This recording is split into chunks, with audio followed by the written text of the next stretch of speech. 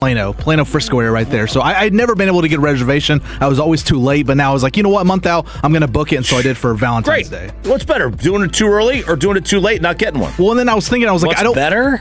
Right, like they want to make fun of them.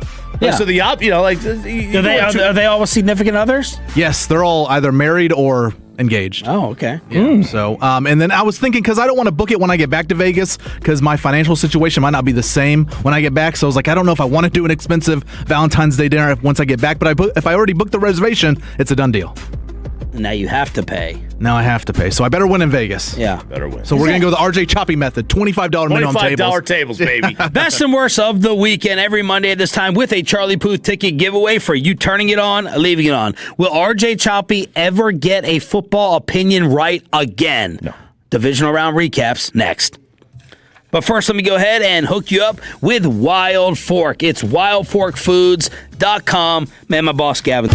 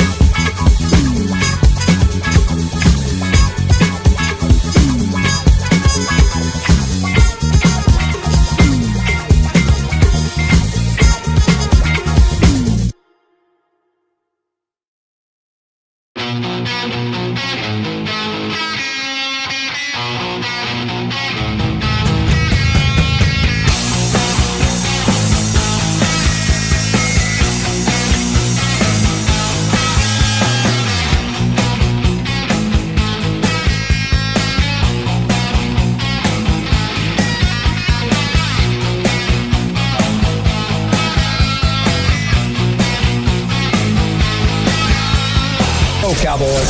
An Odyssey sports station. Driven by our D&M Leasing Studios. This is Shan and RJ on 105.3 The Fan. 4th down and 4, 14 of the Rams. Shotgun snap, goes back 4-man rush. He's chased, he's flushed, he's all the way back to the 40. He's backpedaling and throws a pass into the end zone. Caught! Touchdown! Touchdown! Chicago has caught a touchdown pass with Cole Kmet open in the corner. If you hadn't seen it, you would not believe it. Kevin Harlan with the call in Westwood won the Sean McVay image with the camera shaking as it looked like he had seen a ghost. Looked like he had seen a ghost with the Caleb Williams miraculous 4th down touchdown that even beat the one from the week before. He had Tom Coughlin face. He had Tom Coughlin face working in that Green Bay game where he had the frostbite. So the 14-yard game-tying touchdown, it's going to go down as a 14-yarder to Cole Kmet. Tolo Semi next gen. The ball traveled 51 yards in the air, the longest completed pass by air distance in the red zone. In the next gen era since 2016, the completion probability was 18%. And that seemed high. That was 0.18%. No, absolutely not. Absolutely not. And maybe from the 14. And he cleared he was fading away, got hit, had the arm strength, and the defender still wasn't within 2 or 3 yards of Kmet. An all-timer. An all-timer. Did you think Chicago was winning when they went to overtime? I did. Well, I thought initially they were going to go for 2 and just end it. I thought because I was like, you got them. They're dead to rights. That the Rams were just shell shocked at that point. But I figured they would win in overtime.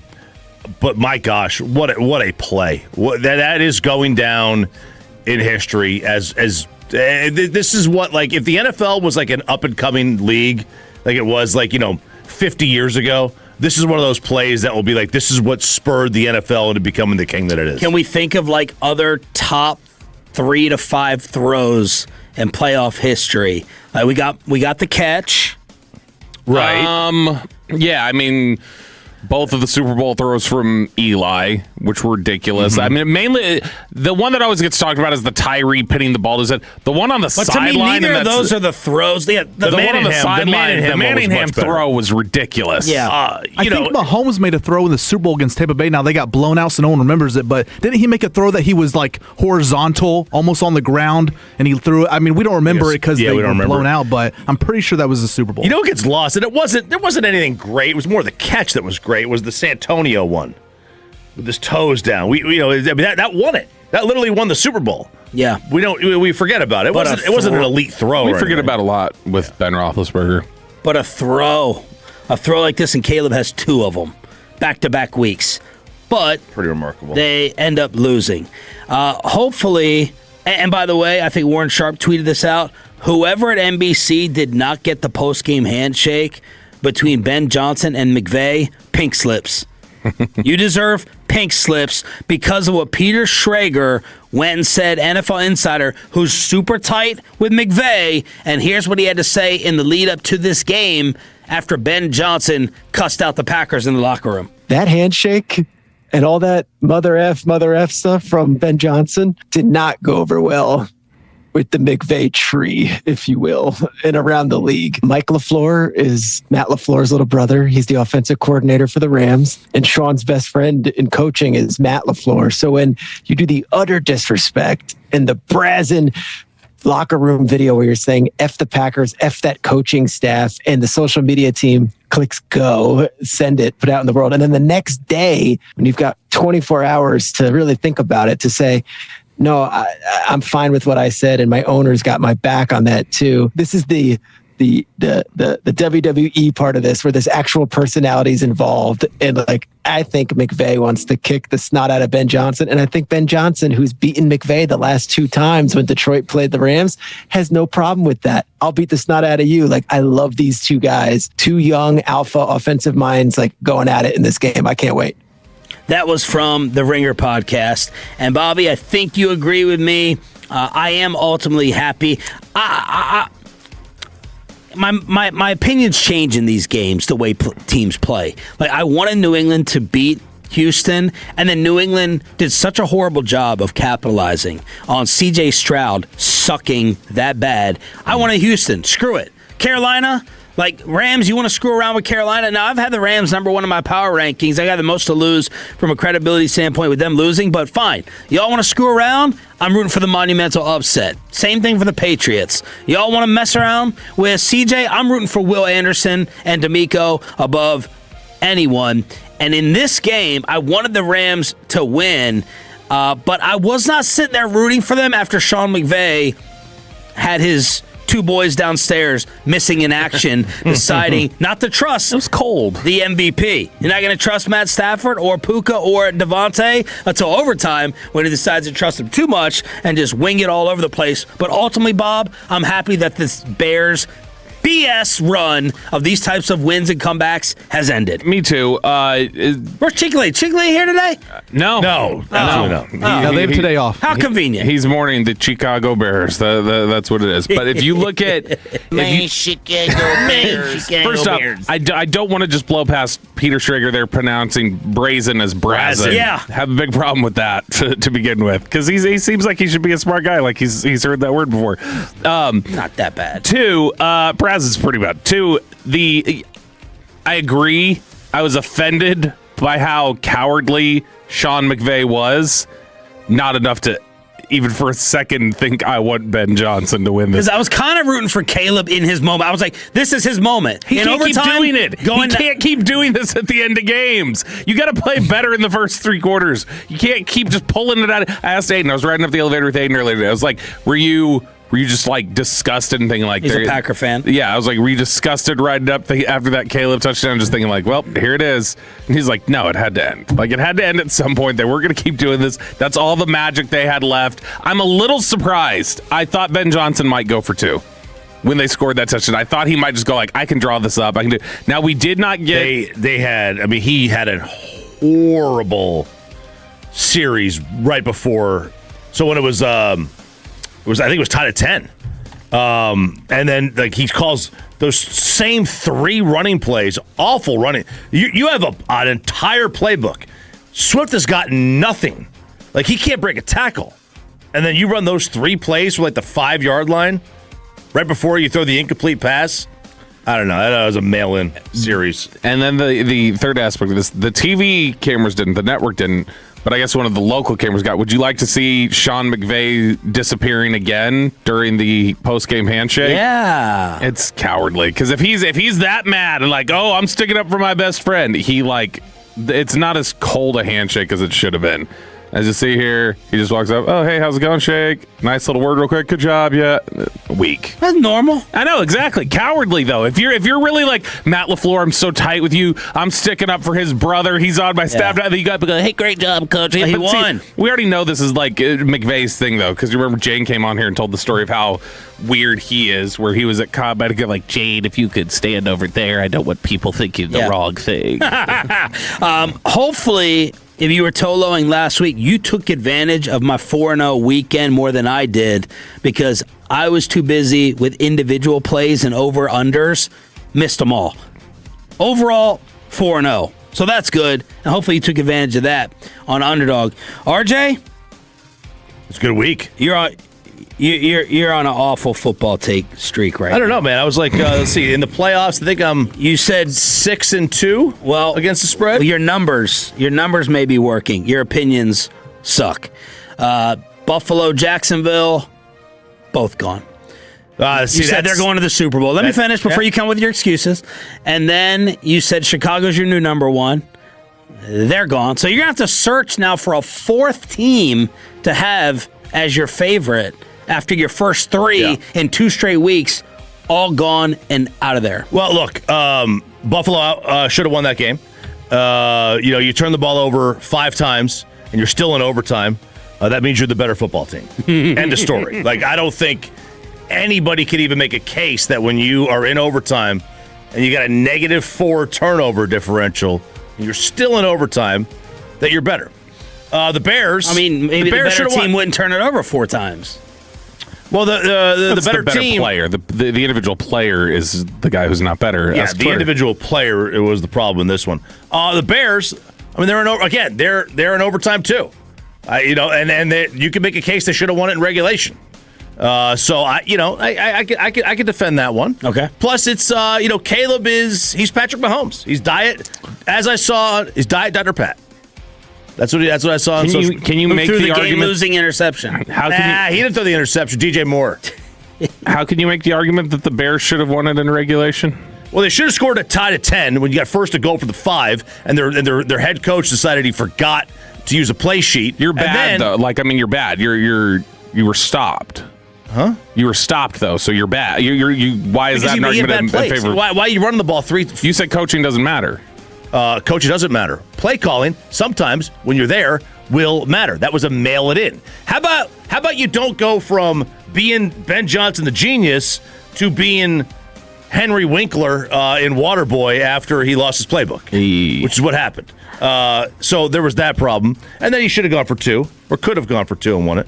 I don't know. When you lose overtime games, I don't think it's a referendum. How about your unwatchable playoffs take? Well, that Patriot game was unwatchable. Okay, you pick him one game. That Seattle game was unwatchable. Hasn't been a great playoffs. It's been a really good playoffs from a competitive standpoint, yeah. Especially the wild card round. But that's also what I want great quarterback play. I could do without defense. If I never see a defensive stop the rest of my life, I'll be happy. But then you were complaining about Denver's defense not playing well enough, and that was. Listen, don't try to get inside my head. No, we got to hold accountable. And Denver's defense is a fraud.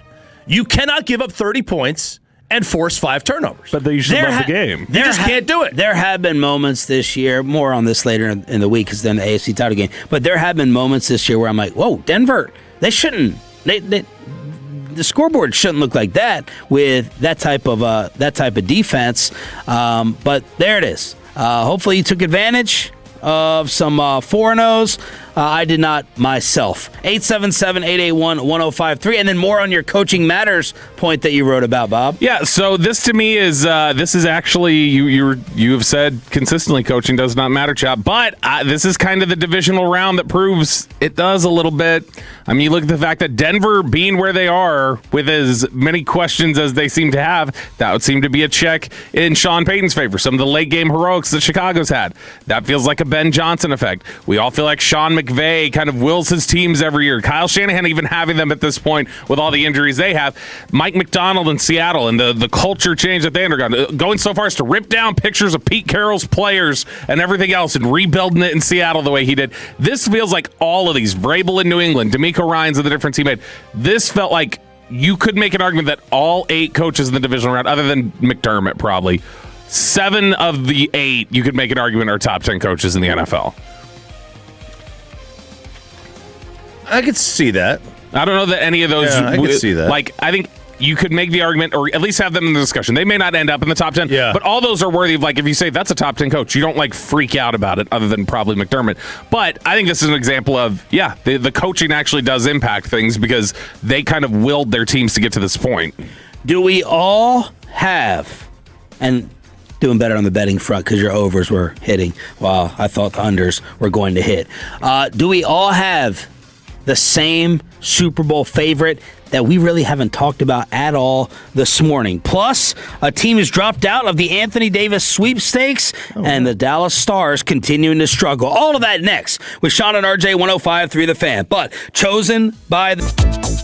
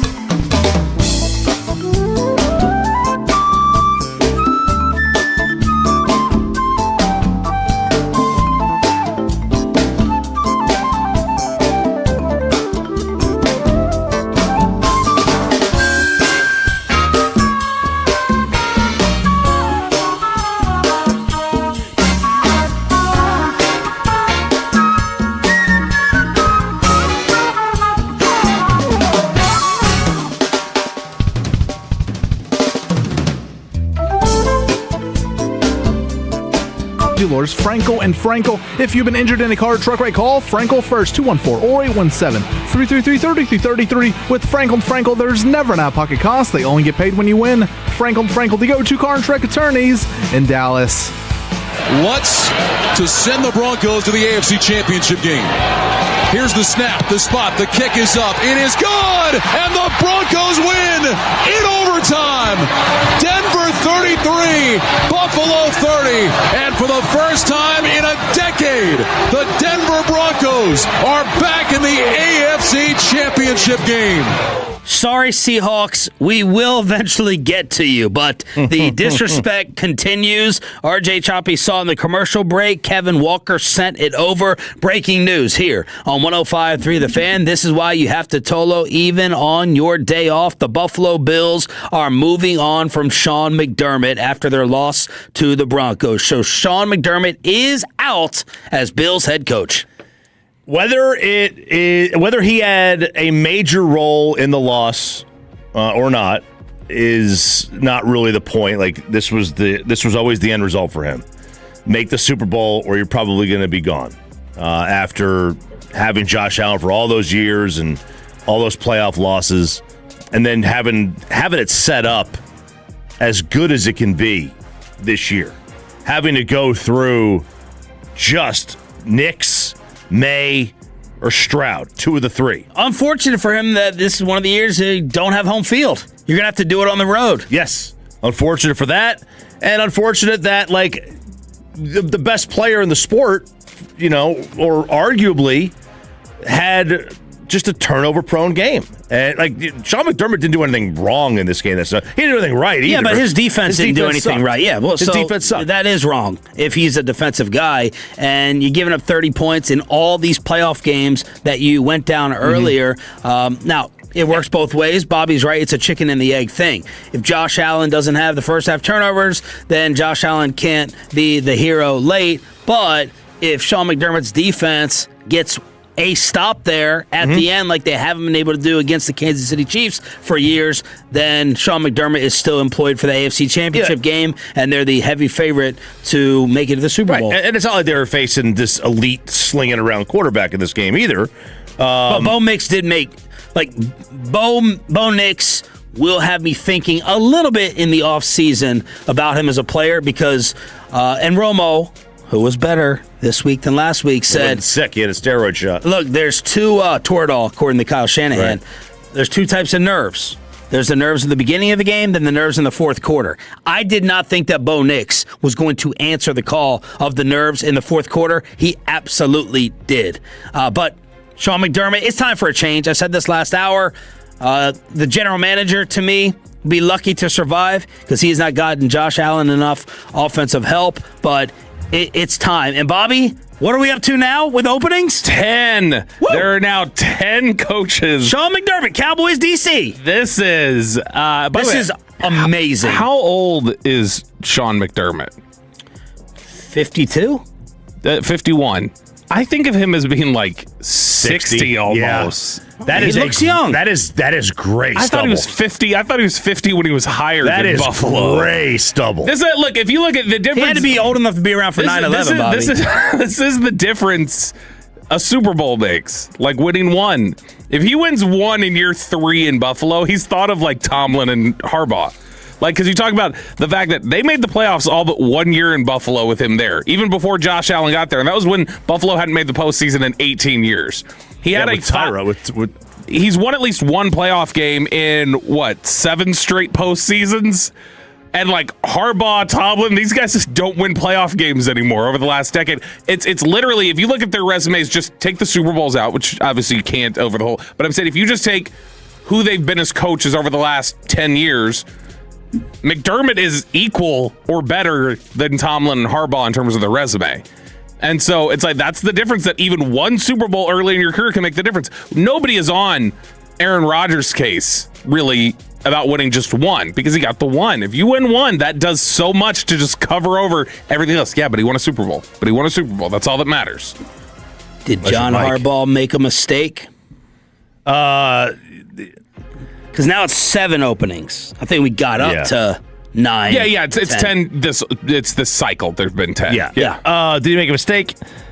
I mean, obviously, you could say that he did. He did it quick. I mean, that was a quick acceptance. It was like, it seems to me that he wanted the job. Like, he wanted the Giants' job. Or he wanted $20 million. If that's true. Now is this the number one most desirable job? It has to be. Let's go through them. Well, you got to live in Buffalo. Arizona. No. Baltimore. Maybe. Cleveland. No. Vegas with the number one pick. Dolphins. Steelers. Titans. All right. Oh, man, this is freaking fun. Pittsburgh is enticing because they will give you as much room as you need. They will let you go a decade without winning. Ravens, then Bills, probably. Ravens? Yeah. Why? I trust management more. Okay, not quarterback. I mean, they're both losers, so they both have settled themselves as they lose. So, whew. I don't know, man. I love the harshness, the strong opinion. I'm going to take the Bills job for a couple reasons. One, I like Allen more than Lamar, and I get 4 free wins a year. Jets and Dolphins. Yeah, really 5 because you're going to split with New England. They never sweep the Dolphins. I know, but they should. Now you got now you got New England. Right, New England. They'll split with New England. They'll split with New England. Man, you're going to sweep the Jets. And you should sweep Miami. Is this, I think maybe Josh Allen, if he goes upstairs and says, I really like the OC, maybe he vouches and they just promote Joe Brady, who has been getting interviews. Maybe that's it. Yeah, maybe it's just that simple. Because McDermott's a defensive guy. Maybe, a lot of these teams go opposite. Yeah, I mean, it may be that simple, that it's just if they just say, well, Brady's here and he's the option. I do just think of Buffalo, which is funny because Buffalo historically has had some great offenses going back to the Jim Kelly years. But I do think of Buffalo for some reason. I guess it's just the cold of just like, yeah, that's a defense coach. That should be a defensive coach. But I mean, yeah, turnover. Go ahead. You let him run Stephon Diggs out of town, Josh Allen. Let him pick your coach. Let him feel as comfortable as he can when he loses his next playoff game. Man, we're gonna put some on the line for Josh versus Luka. I'm go ahead. Yeah, let's hit it. Whatever. Another one of those bottles. In the next 3 to 5, you're right. We're gonna offset the bottles. Yeah, so no one's gonna end up winning. So this is a reset of the bottle. This is a reset of the bottle. I'll think of like the next, whoever ends up, or it's hard. You got to go like 3 years. That's gonna suck to have her immediate bet payoff. But in the next 3 to 5 years, Josh Allen will win one before and end up with more than Luka Doncic. I'm not calling my boy Josh a loser yet. The 940 Bills hire Belichick. No. You. No. All right. I think they do need to. If they're not going to just promote Joe Brady, they probably. Would you guys say they do need a coach with experience? Just because you want to be ready now, you got to throw McCarthy in there. You need somebody who knows how to build a championship program. There's probably other guys. Let's throw them. Who are other fits? Brady makes the most sense immediately, just internal. Just immediately, yes. But I don't know if you view it as no, you can't just carry things over. You need somebody who's going to come in here and do something different because we're just carrying over a culture that's not different enough. Then Stefanski hired in Atlanta, Harbaugh with the Giants. Who are the other names that have been tied? All of a sudden, a coordinator who we thought was just going to be, pigeonholed. Clint Kubiak. He's somebody who's gotten just a ton of marks for how much he's been able to maintain what Sam Darnold's doing. This was Sean McDermott and his final words as Bills head coach on a game day talking about the pass interference that took over the world. It's hard for me to, and I've had a chance to look at, it's hard for me to understand why it was ruled the way it was ruled. If it is ruled that way, then why wasn't it slowed down just to make sure that we have this right? That would have made a lot of sense to me, to make sure that we have this thing right, because that's a pivotal play in the game. We have the ball at the 20, maybe kicking a game-winning field goal right there. So I'll just leave it at that. You're right. But I'm saying it because I'm standing up for Buffalo, damn it. Oh, yeah. Standing up for us. John, what went on is not how it should go down. That was such a forced, cheesy add-on. Yeah, cut it off. Like, please, I got a job to save. Just don't interrupt me. For Buffalo. Yeah, I'm saying it because I'm standing up for Buffalo, damn it. Then the Bills account was like, for Buffalo. And I think I said pass interference. I meant to say the interception that took over the entire sports world. 903 says, call the 49ers and offer them trade capital for Shanahan.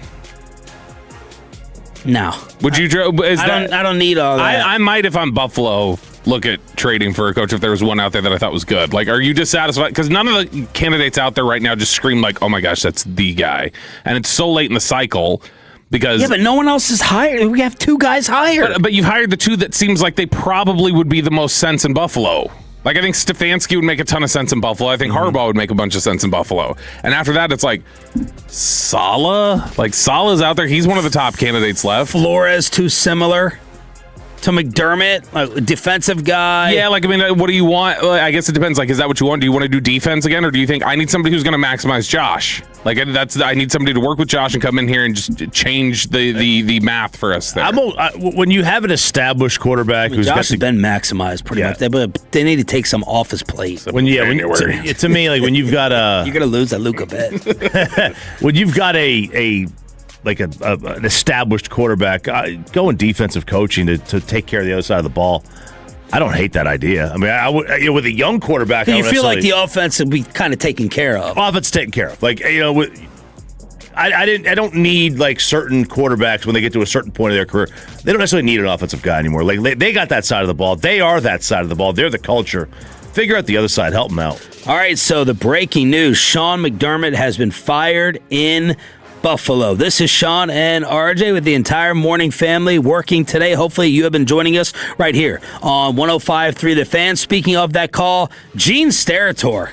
Man, this guy is hated. I think he has taken over the Dean Blandino, maybe not in the Metroplex, but he's taken over as the most hated rules official in the game. And Steratore is just out there tweeting it like he wants the interactions. He's like, here's my poem setting up. Here's the video. He's not ducking and hiding. He is all over Twitter, and he explained the controversy. Does he have a case? That's the question, Gene. No, I don't think he does, Jim. I just don't think Cooks really has firm possession of the football when both players hit the ground. Quite honestly, I think by the time they both get down there and you're defining firm possession, I think it's on McMillan. I mean, he's got it up top, but I thought he lost it as he was falling toward the ground there, which wouldn't put him down by contact. And amazingly, all of us, I can't believe it, we're all in agreement that they actually got the call right, even though 80% of the sports world thinks that it should have been a catch. Aiden, you think they got it right as well? Look at that. We're just different. All in sync. This is That's stunning because it's 80-20 everywhere, and people are losing their minds. And why is that? Like, why would it be 80-20? Is that Allen sympathy? I mean, the fan text would tell you it's Allen sympathy. You would think that I just said like something glowing about In and Out on the fan text whenever I talk about Josh, where they're just like, leave him alone. It's because people refuse to fully understand the rule. There's plenty of rules. Like Choppy and I, we didn't like the Dez rule, but the interpretation was fine. Depending on how you interpret what a football move was. We read it by the letter of the law, and we're like, the rule is stupid. The call was right because of the stupid rule. And people won't allow themselves to move past the still shot of Cooks' knee down with the ball in his hands, and they refuse to take it through the ground. That part of the rule. Yeah, people are cutting off their brain and not allowing that part of it to be factored in. Yeah, it's not to the ground, it's through the ground. I don't know that the ball was ever not moving. Like it was pretty much like, especially now when you slow it down, it looks like for a second like, oh, there it stopped. But if you want to talk about in real time, that ball is moving the whole time. Yeah, like look, I can't call it a catch. This because he didn't come away with the football at the very end, so I can't call that a catch. It's like, yeah, but people are saying he was on the ground with it, should have been dead, and the ball was taken after it should have been whistled dead as a catch. But I'm just giving the other argument. I know. I'm just saying, like, that's also, and it also doesn't look like an interception to me. An interception is when you jump in front of the guy. An interception is when the ball's tipped up and you catch it. An interception is not when you tackle the guy and rip the ball out down. You know that because that's your normal. Oh, no, but yeah, that doesn't mean. No, I know. It's the technicality of replay that none of us like. It's literally they both had their hands on the ball at the same time. It's the same question. If Cooks comes away with it ultimately, it's the same play, only it ends up as a catch. He didn't come away with it, so it's an interception. Like they both had the ball at the same time, basically. Yeah, Cooks didn't even put up a fight, but he just put his head down like, oh my God, I lost the football. What percent of the fan text disagrees? A lot. Everyone, right? Yeah, a lot do. It's not every, but it's like maybe 60-40 think it should have been a catch. Should have been a catch. 877-881-1053. Breaking news. Sean McDermott is out in Buffalo. How is that going to affect? It probably is not going to help the Cowboys defensive coordinator search. Bobby updates that from the weekend in Below the Belt right here on Shan and RJ 105.3 The Fan. But let me go ahead and get you set up with...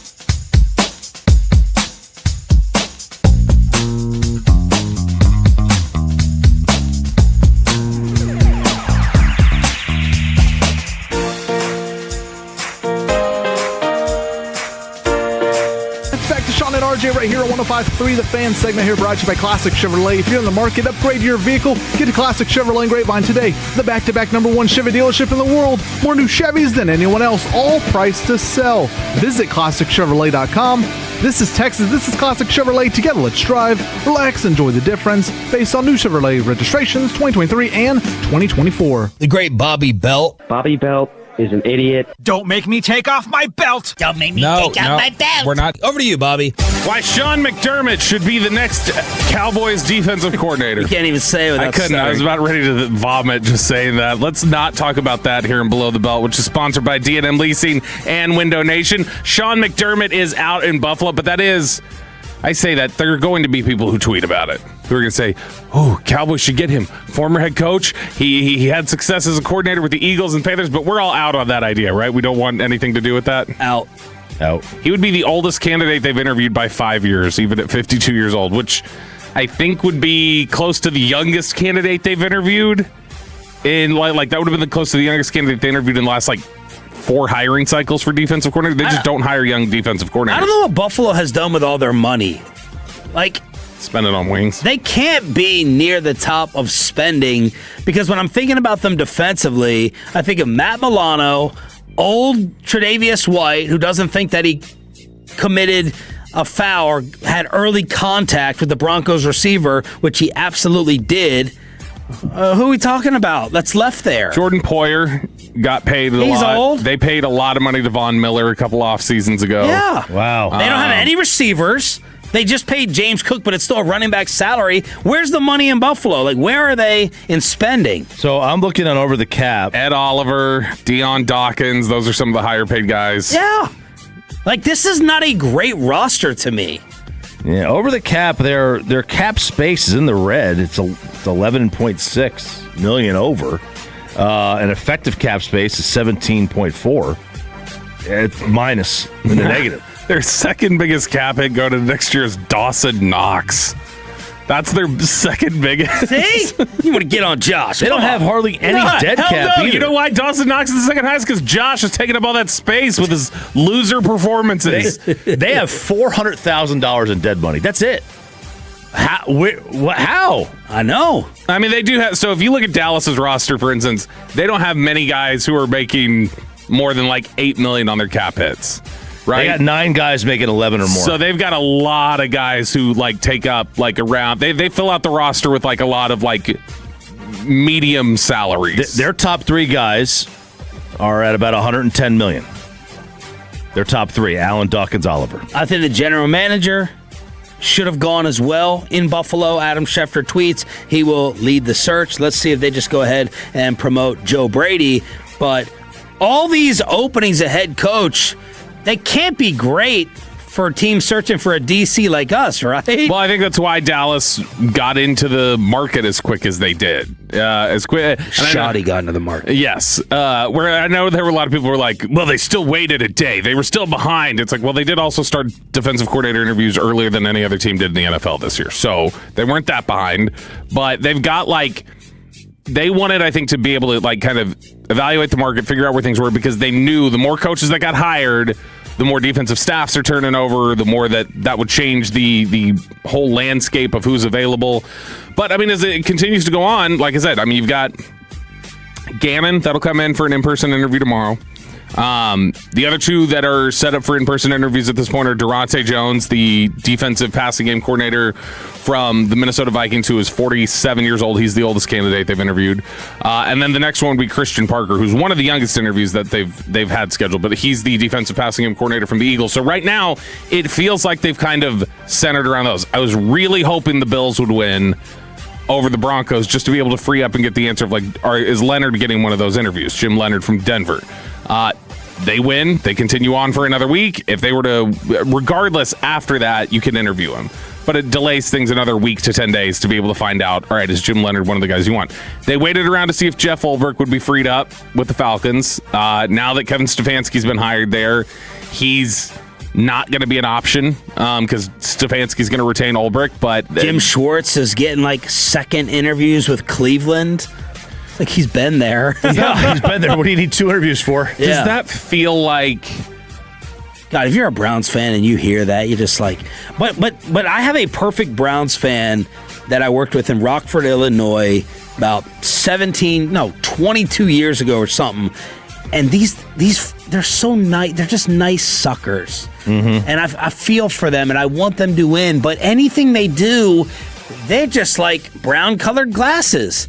Like, yeah, I kind of want Schwartz and McDaniel. I'd be fine with McDaniel. Let's go Dylan Gabriel. Like, they're just like your nice friend that supports anything that their crappy loser organization does. They hired Jim Schwartz. That's a ugh. Would you like that, Holland? Derek Holland, if you're listening, no, tell us if I you guarantee would he would love not like Jim Schwartz. Nobody wants Jim Schwartz running their organization. You want him running your defense. Yeah, you want him running your defense, maybe. Although he is... Reports, everybody says he's dirty. Dirty. I think that's because they mix him up with Greg Williams sometimes. Honestly, it's the whole Jeff Fisher. You're connected with Jeff Fisher at all, right? Nick Harris tweeted over the weekend, Cowboys Insider Forward Star Telegram, hearing some good reviews on the Cowboys interview from Durante Jones for DC. He impressed some people in the building. Efficient communicator, a big deal in this search. Confident in what he preaches. He's been the surprise of the search so far. Team now directing attention to Jonathan Gannon on Tuesday to start the in-person interviews. And that's the thing, is that if Jim Leonard is part of this process, if they want to wait around and get a chance to interview him or whatever else. And remember, people think that John Harbaugh could be getting Leonard. Yes, that could be the direction that it's going. If Leonard is somebody that they're waiting on, then I do think that this might be it in terms of the candidates that they're looking at. It might be those four.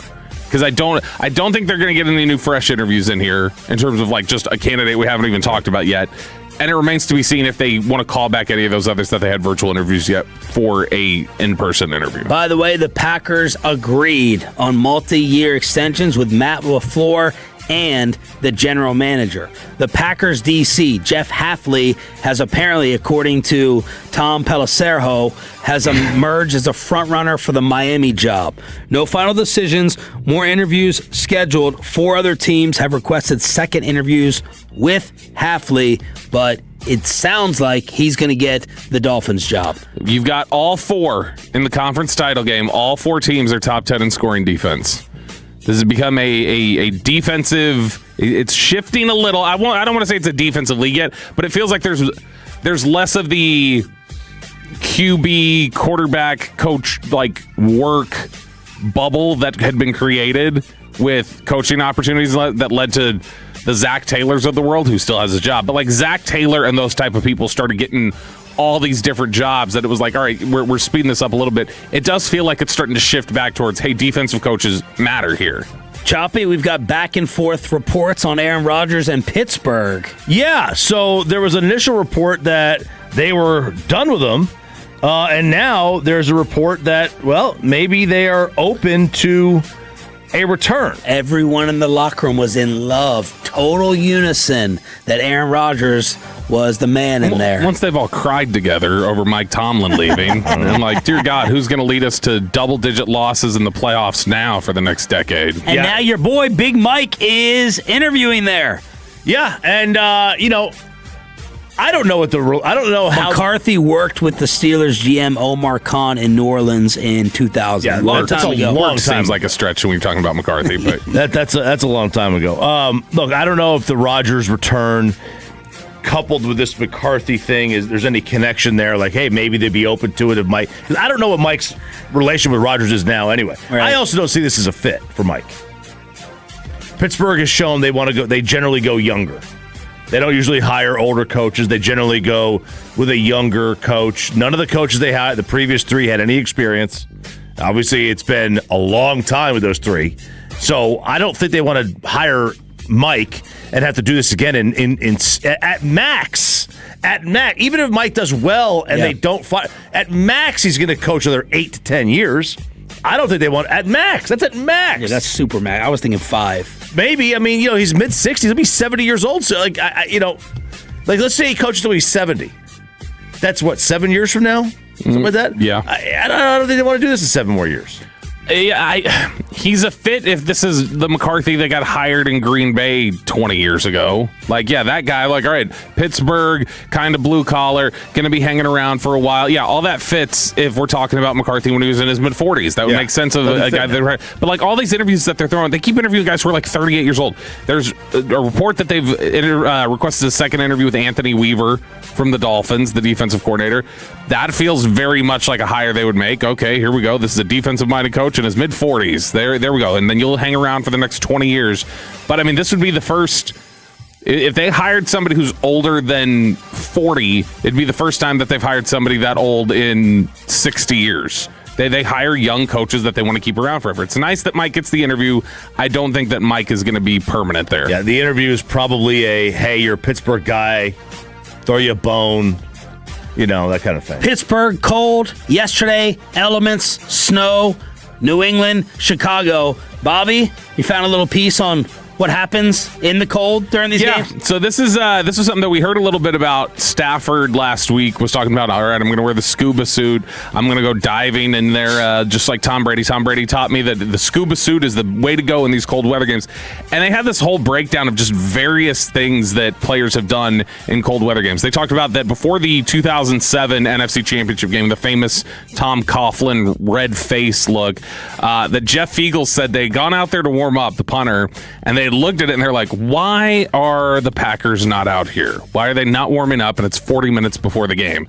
And they realized, they know this weather. This is freezing. So it's just an example right there of a small thing of just how guys handle it. So Fiegel said before that game, he realized, I'm not going to punt. It said it's the only game in his career he didn't practice punting because he didn't want to get in his head about how hard and how painful it was to punt the ball before they were into game time. Wow. He talked about, Von Miller said he loves it. The colder that it is, the better. He said guys' hands start hurting. They're not able to actually grab hold of you. He said offensive linemen aren't willing to hold the colder that it gets. And so he said the colder that it gets, the better for defense typically. But they talk about all these different guys that some guys wear turtlenecks. Other guys say the more you start running around, you start sweating and it weighs you down and you can't do anything. So other guys say, I just go sleeveless because you can warm yourself up on the sideline. Von Miller specifically said practicing in cold weather is way more difficult than playing a cold weather game because you have all the heat resources when you're on the sideline, and then when you're running, adrenaline takes over, heat, everything else. But they said that all these players vary how they do things because of the weight that it causes. That was the most common thing they listed in there, is that the weight that it adds, all the different layers that you have, and guys just are like, I'd rather be cold than weighed down. Rams were practicing in 80-degree temps. They put cayenne pepper. Has anyone done this on the fan text? They're putting cayenne pepper in their cleats, underneath their socks. They said it warms you up a little bit. Cayenne pepper. And then they had chicken broth, hot chocolate, and marshmallows on the Bears sideline. Bone broth is another big one that people sip on. Now they say, is that the same thing as like the garlic clove that they say if you put it on the bottom of your feet, you'll taste it in your mouth later that night? How can you run with the garlic clove? No, I'm just saying that the pepper flakes, I would assume that that does mean that your feet could like absorb some of that stuff. Let us know. B-Lo every day at this time. Got the entire morning family working on Martin Luther King Day. Have we disrespected everybody's number one Super Bowl favorite left? Final hour, and RJ Choppy has put them all on the table. Next. After we get you.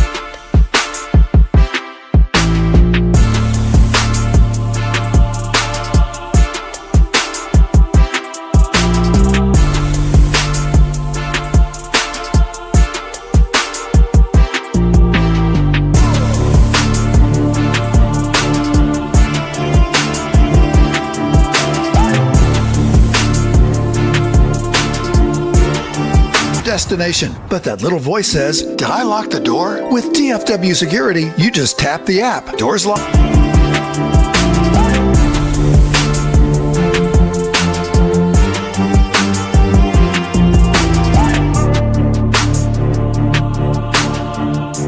The Fan. Go low, baby. KRLD-FM and HD1, Dallas-Fort Worth. An Odyssey sports station. Driven by our D&M Leasing Studios, this is Shan and RJ on 105.3 The Fan. Pinheiro tees it up, looks downfield, strides forward, and we're off and running, end over end. Shaheed at his own 5, across the 10, 15, 20, cuts straight upfield, has a gap, across the 40, midfield 50, trying to trip him, don't get him, flag is down, Shaheed to the end zone. Holy catfish! Open the game with a 95-yard touchdown, Seahawks! Good morning, Metroplex. Final hour, fist pump time on the Fan Cam, Twitch, and YouTube. We got the entire squad here. Sean, Trafe, RJ, Choppy, Bobby Bell. We got Peyton and Aiden, and hopefully you. Thank you for turning it on, leaving it on. That is what Tolo stands for, and the disrespect paid to the team that is going to be the favorite, I think, to win it all, and probably everybody's remaining top team. We've had Brandon Cook's controversy, Sean McDermott fired, CJ Stroud stinking, and that leads to the delay of the Seattle Seahawks. And Peyton, you tweeted it, and yes, this is a loser approach. What a loser. And I'm in the category, all of us are, because this is what you're left with as Dallas Cowboy fans, to root for the playoffs to end up this way. Well, it happens in all sports. You know, when your team's not in the playoffs, it's not just a Cowboys loser mentality, although I consider myself a loser being a Cowboys fan sometimes. But yeah, you know, when your team's on it, you got to root. The best thing to do is root against teams you don't like. And so you had the Eagles lose last weekend, the Packers lose, and now the, you had San Fran lose as well. So there you go. And so now you're just, it's house money now. There was a TikTok that I saw this weekend of this guy going like, it's almost as good, as watching your own team is hate watching your friend's team, or hate watching like one of your rivals. You love watching your rival lose. It feels really, really good to watch them get beat.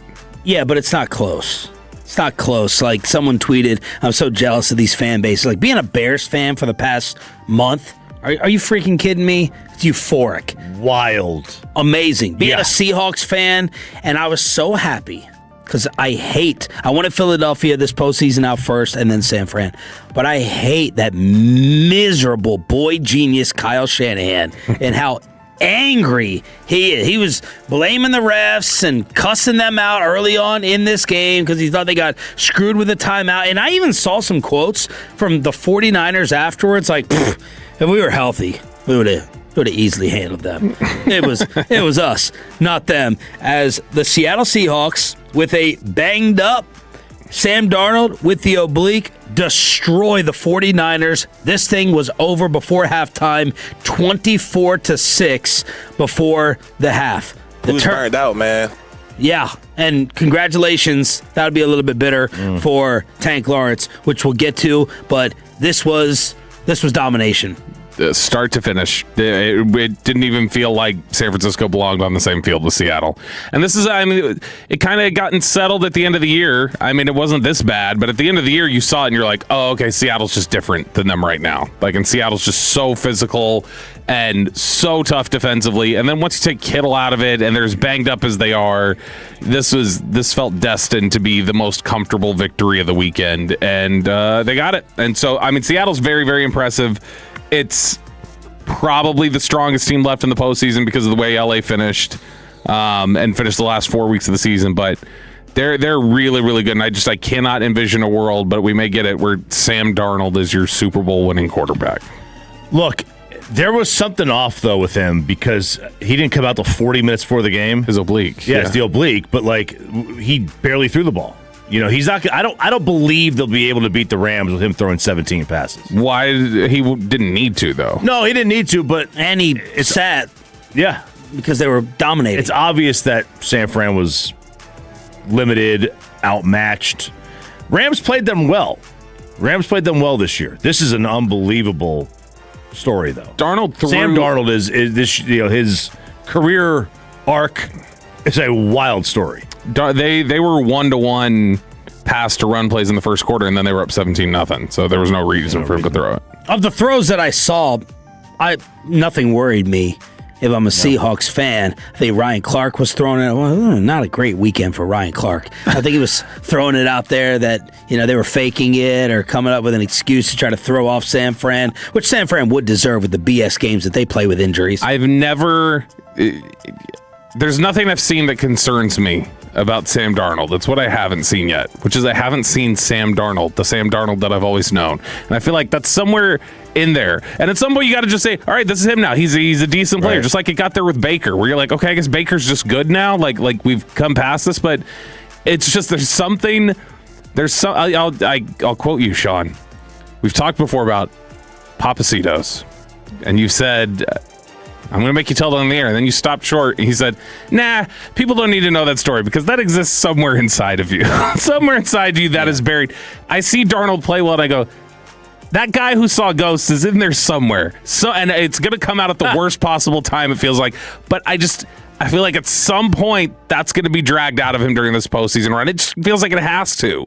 But it's not there yet. Yeah, he hasn't had to do. Right. He didn't have to do anything really against the 49ers, but I was so happy to see them get taken apart. Yep. So happy. Brock Purdy crying, showing off some tears on the sideline. I just wanted them out of there. And now I am surprised that the Seahawks are only a 2.5-point favorite in the NFC Championship game over the Rams. I thought it would have been higher. Yeah, I would have thought it was higher as well. Patriots-Broncos is 5.5. New England favored on the road. Yeah, I would have thought that the Seahawks one was closer to 7. I would get 6.5. But I mean, like Bobby said, they Rams did play them well this year. They should have won that second game in Seattle. They were, what was it, 30-14 or something like that? Yeah, they just went on that. They had a punt return for a touchdown, which their special teams makes a difference, but had a punt return for a touchdown, and then there were a couple turnovers in there, I think. Likely not going to happen again. You're probably not going to get another punt return. It is the Rams. They did fire their special teams coach a couple weeks before the playoffs. By the way, I just noticed this. CJ Stroud's QBR for the season is 6 points higher than Darnold. Yeah, Darnold was like 18th. We probably got to start questioning QBR a little. Oh yeah, yeah.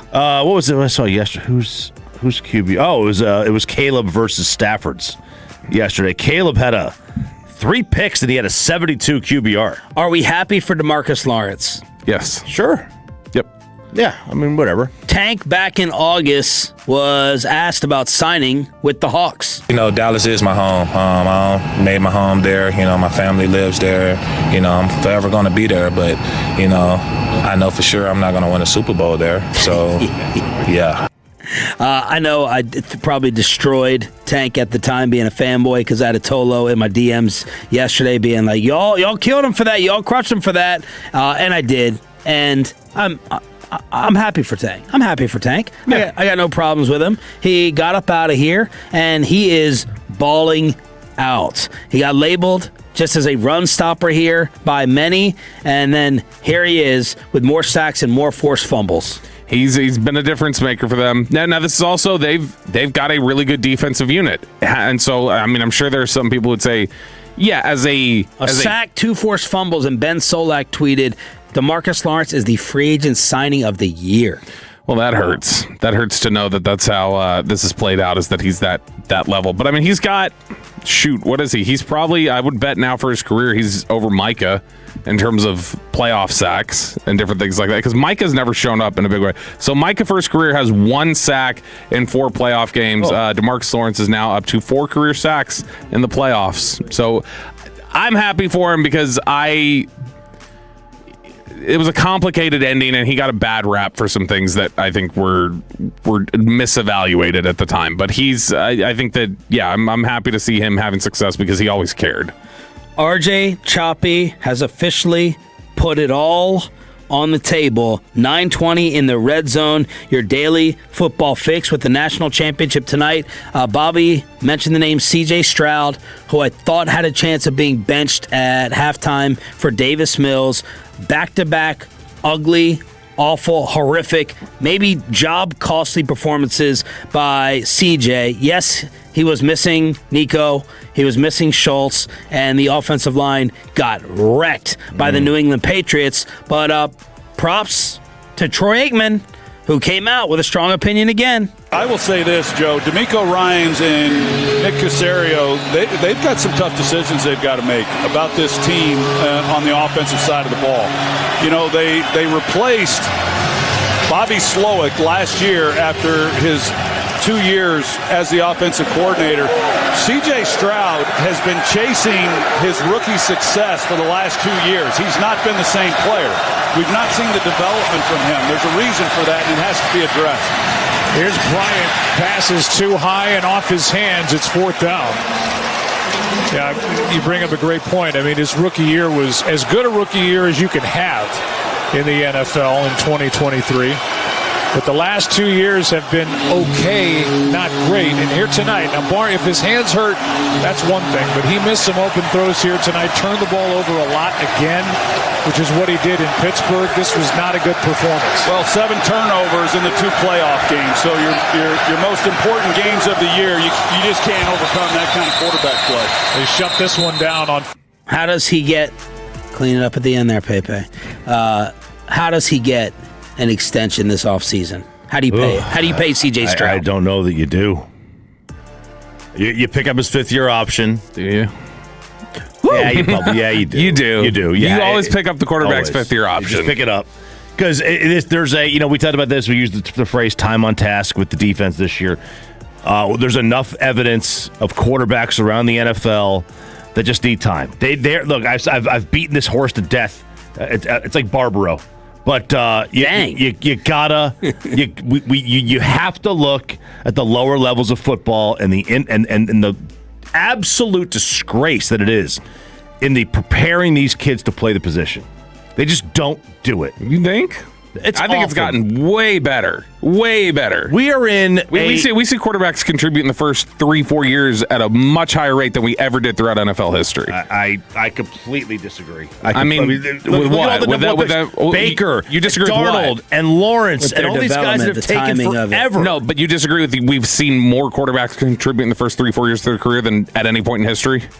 Look, man, I'm going back to the golden era of quarterbacking, which is like 2000 to 2020 or 2018. This sounds like a project off, a book report off. Listen, the amount of all-time greats that we had in that era to the lack of all-time greats that we have now. Allen contributed. Regressive. Allen became Allen by like year 2 or 3. Mahomes became Mahomes by year 2. Okay. And those are all-time greats. And we have a lack of Burrow became like a Super Bowl winner, like Super Bowl competent quarterback like in year 2. What about all the other top picks that take 4, 5, 6, 10 years? Yeah, guys like having developmental issues in bad areas has been an issue. But to say like the position is not guys contribute year 1, year 2 faster than they ever have. You never had guys like Burrow who were year 2 quarterbacks jumping up and making the Super Bowl. That didn't happen in the 80s and the 90s. It just didn't happen.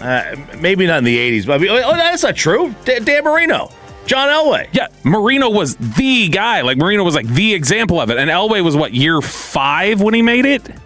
No. Yeah, it was 83 to 87. Well, I know. 86, whatever it was. The nerds will be out tonight with their research projects to prove. 85 Bears played the Dolphins. Right? 86. So year 4. Giants, yeah. So who was right on that? Me. We just established it was 83, 84, 85, 86. That's 4. All right, RJ Choppy lays it on the line. He just showed me in the commercial break for the college football championship tonight. We'll unveil it next and say goodbye to White Boy Wednesdays along with the armpit. The Red Zone, your football fix, is next on The Fan. But look, I've talked about Trajan wealth.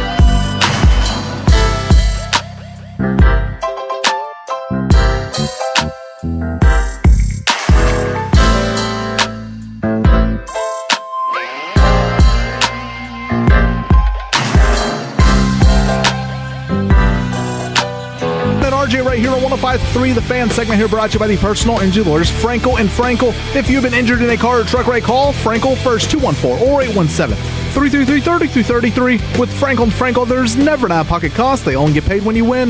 Frankel and Frankel, the go-to car and truck attorneys in Dallas. Caleb Williams para atrás, lo presionan, da la vuelta. SOS para Caleb Williams, termina soltando el balón a la zona. ¡Touchdown! ¡Touchdown! ¡Bear down! ¡El milagro en Soldier Field! ¡Cole Kmet! ¡No lo puedo creer! How many people want to eat a W tonight? You know what I like about the media? They think you can just dial 1-800 and get a quarterback.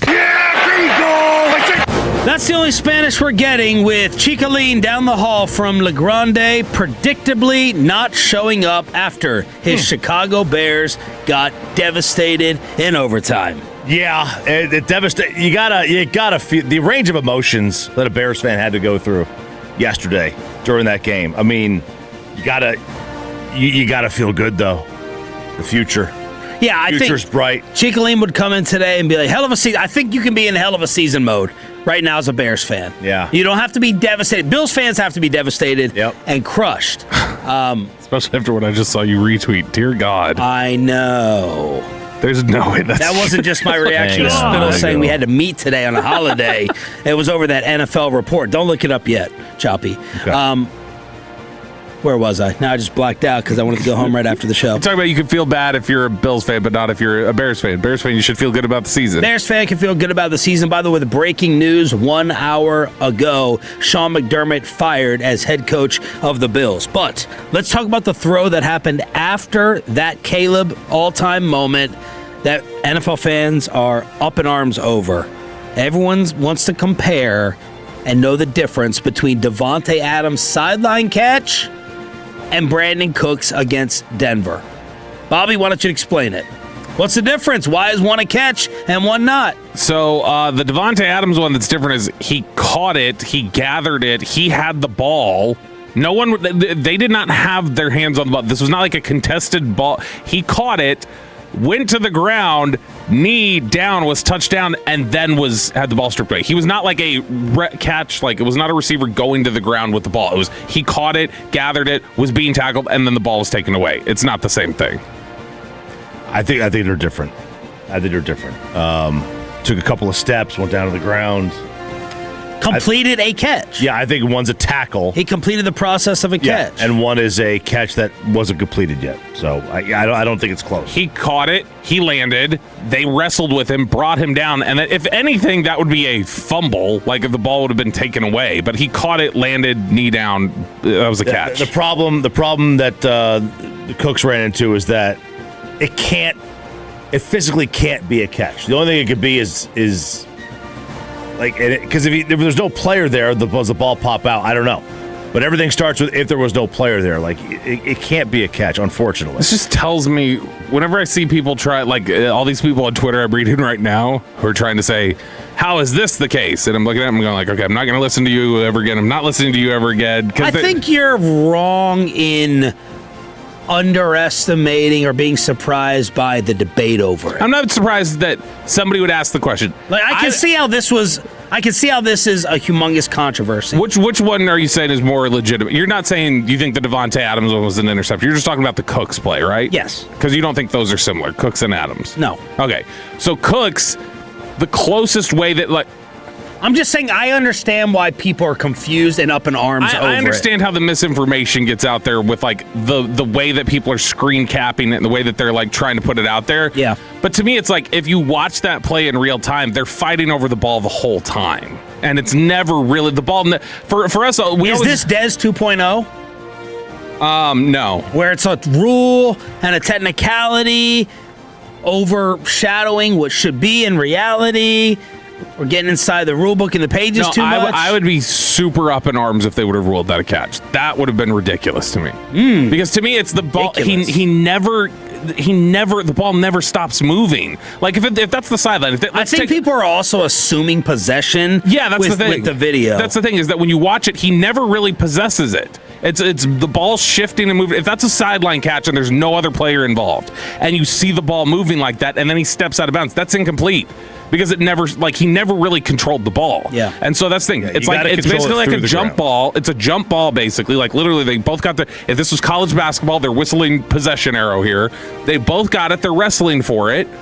And then as he goes to the ground, he still doesn't have it, and it gets stripped out. That's when the ball died, is when the ball finally was possessed by McMillan. We talked about this earlier. I wish we could call it an incomplete pass. Yeah, that's the feeling I had in the moment. It's like I know what a catch is, and I know what an interception is, and it doesn't look like either one. Like, you can't call it a catch when you don't come away with the football. End of story. And, it also doesn't look like... and people are like, it needs to be blown and whistled dead when Cooks hit the ground, which like Devontae's knee. Right, but that's not the same, because Devontae had a couple of feet, and then the ground. Like, the Devontae is closer to the Dez one than it is to this. Which one are we talking about, by the way? Because the fan text is thinking we're confused. On Devontae, are you talking about the sideline grab with the toe tap, or the one where the ball was wrestled away? The one where the ball was wrestled away. Right, that's what I thought we were talking about. Okay, so those of you on the fan text who are saying we're confused. I may have set it up wrong in terms of that sideline catch. That was a catch. He did get his feet in. Sorry, I'm talking about the one where Devontae was stripped. Yeah, middle of the field. There were two Bears players over there. That one, if you see, he catches, comes down, and they're wrestling him to the ground, and then his knee is down, and they pull the ball out. They're completely different plays. Yeah, it's not, sorry, that was my bad. I think I painted it as the sideline one, setting it up. So it's not. People say it's down by contact. It's not down by contact. Like, you have to control the ball through the ground. Like, you have to survive the ground. It's not. The only call it can be is an interception, and I hate that because I don't like that that's an interception. But that's the only, you can't call it a catch because he didn't catch it, and you can't call it an incomplete pass because it didn't hit the ground. So the only thing you can call it is an INT. Guys, on the fan text 903, Cooks was definitely a catch. 817, it was an interception. 325, Cooks literally caught the ball. So it's a mixed reaction on the fan text right now. He literally didn't, because it was never, secure. Here's Gene Steratore, CBS Rules official on Twitter. Seeing it full speed, I thought it was an interception and would have ruled it that way if I was on the field. My perspective on it is that Cooks lost the ball as soon as his body hit the ground. In my opinion, if there was no defender near him and he lost the ball when he hit the ground, the ruling would have been incomplete. I would have liked to see the game stop for a more formal review with an announcement from the referee on exactly how they ruled. Of course, all those replays, they're out of the coach's hands in an overtime. They needed to go and review that, though. And I know there are conspiracy theorists out there, and if this is true, holy cow. If they were saying we're not going to review this because the game was already in overtime and they wanted to get to the other game, even though it was on another network, but the league is like, we're protecting this, that is shameful. It's criminal. It's not shameful, it's criminal. I hope that's not why they did it. There's no other reason for them to say we need to get the game moving along. If that referee told McDermott we need to move the game along, that's unacceptable. Like, you have to go to review on this. You have to spend 10 minutes of review on this. Just as long as the Dez thing. I had no idea that everybody in DFW had just become Buffalo Bills fans, the way they're caping for Josh Allen on the fan text, and there's no way that that's an interception. I told you it was 80-20 everywhere. I'm looking at thousands and thousands of people voting on different polls. Both polls were 80-20 was a catch. I don't think that you guys are watching too much in slow motion if you think that's a catch, because there's no way that's a catch. Yeah, and they just don't understand the catch rule. But this is... Because the people keep saying it's 2 feet and one knee down with this, but no, you have to survive the ground with the football. It's not that simple. Again, I can't even get to that point of it because he just never secures the ball.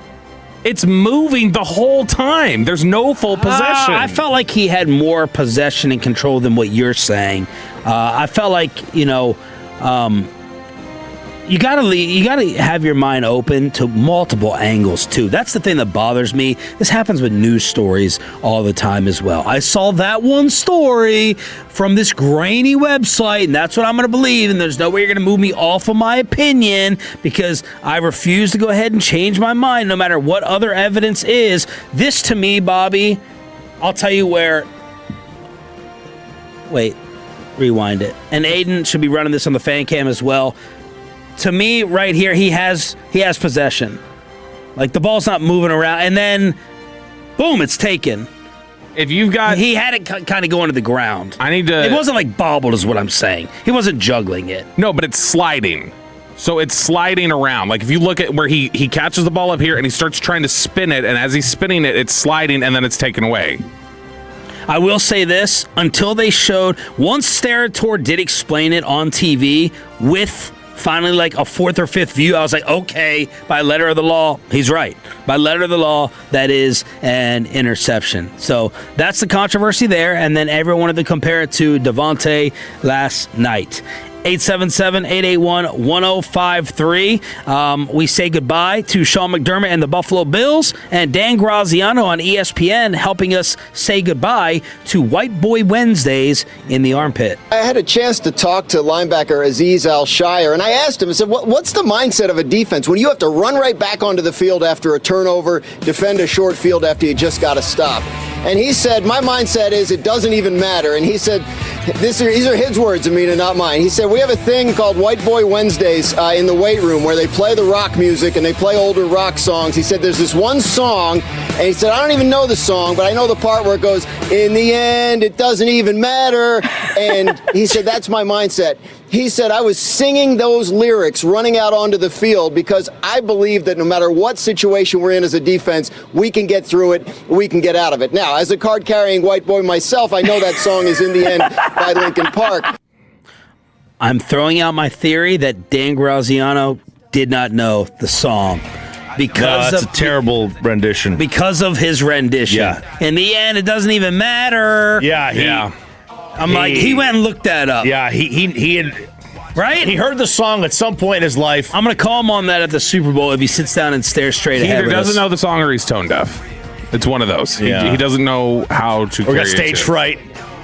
He needed to commit to the bit. He needs to really stand didn't on the commit to the stage. bit. Maybe he didn't want to commit. If you're gonna go sing the song, you really got to commit to the bit here. But like this is, I'm also surprised that Azeez didn't know this song. Like, how do you miss this? In the end, it doesn't even matter.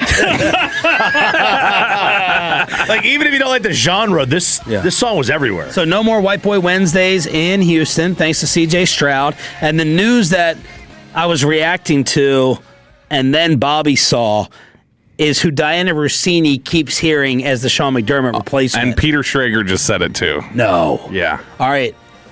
I'll give you a guess or two. Former head coach. Matt McDaniel. No. Fired in the same... No. Fired a little bit before. They Wait, on the same topic? On Bills. Okay, fired a little bit before Mike McDaniel? Do we need to tease it? If you want. It's not like a huge... Okay. No, he was in Buffalo. Brian Daboll? Yeah. She keeps hearing Dayball's name, and Josh Allen is in support? Yeah, and they promoted Brandon Bean. To what? President of football operations, and he will oversee everything with the coaching stuff. He got a promotion out of this, Brandon Bean did. He's trending. So he'll hire a GM? Fire Brandon. Terry Pagula announces not only Sean McDermott out, but Brandon Bean has been promoted. Wow, Dayball. Hey, they deserve anything they get now. Dayball. You screwed my boy Josh Allen. You got Bobby going off on him, and you get a promotion for giving him no weapons and an old-ass defense as well, and a head coach who can't get you past that hurdle. Fire Brandon Bean is trending on social media. RJ Choppy lays it all on the line tonight. Is he brilliant, or will the bad football opinions continue? Crosstalk with K&C after this.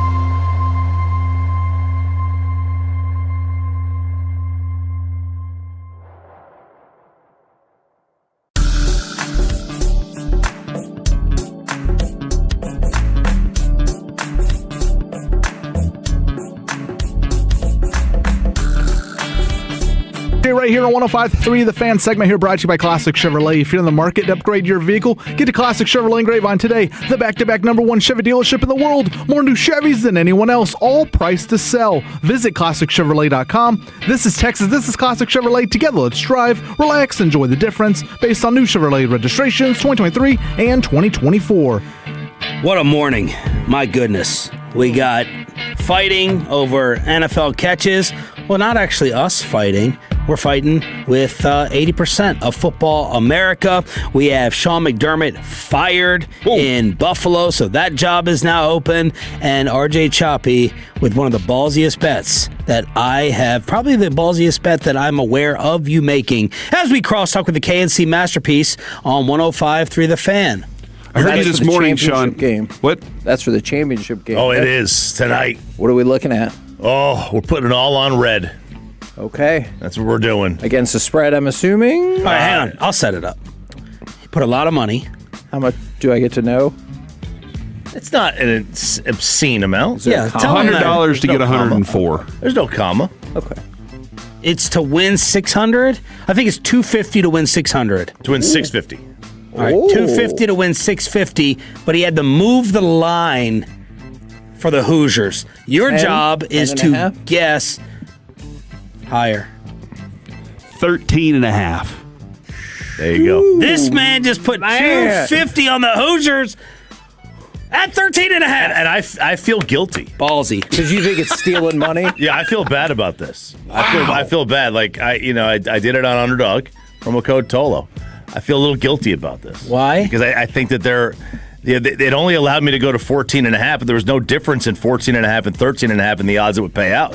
So I was like, well, I'll just take the extra point. Yeah. I mean, they should really make this.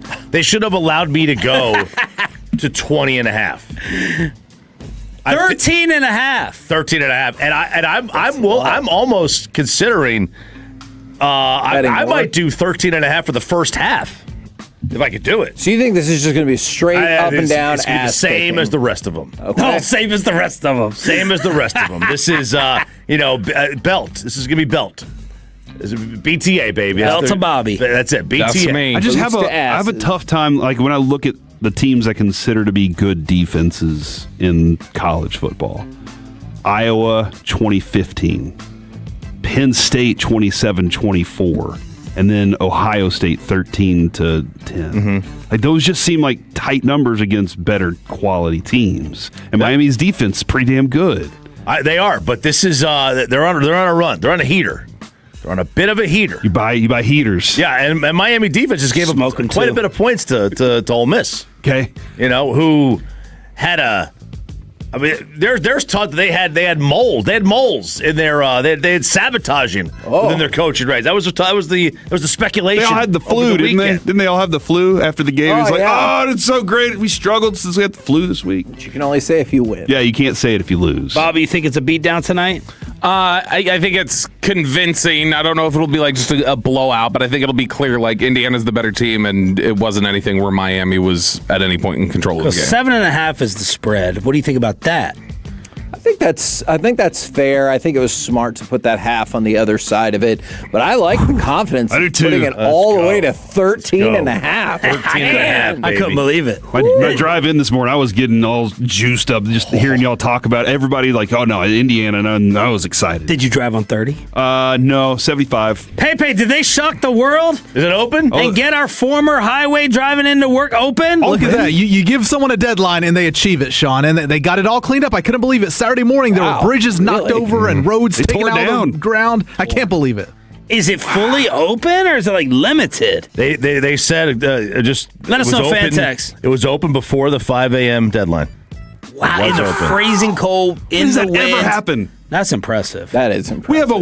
We have one lane that they've been working on for 3 years in Plano. Like, and just I still have to go all over the place. Yeah, Peyton was saying, if these same people were in charge that had 635, we'd be here till 20. Flying down that road, man. Yeah, can we give them more money to go do that?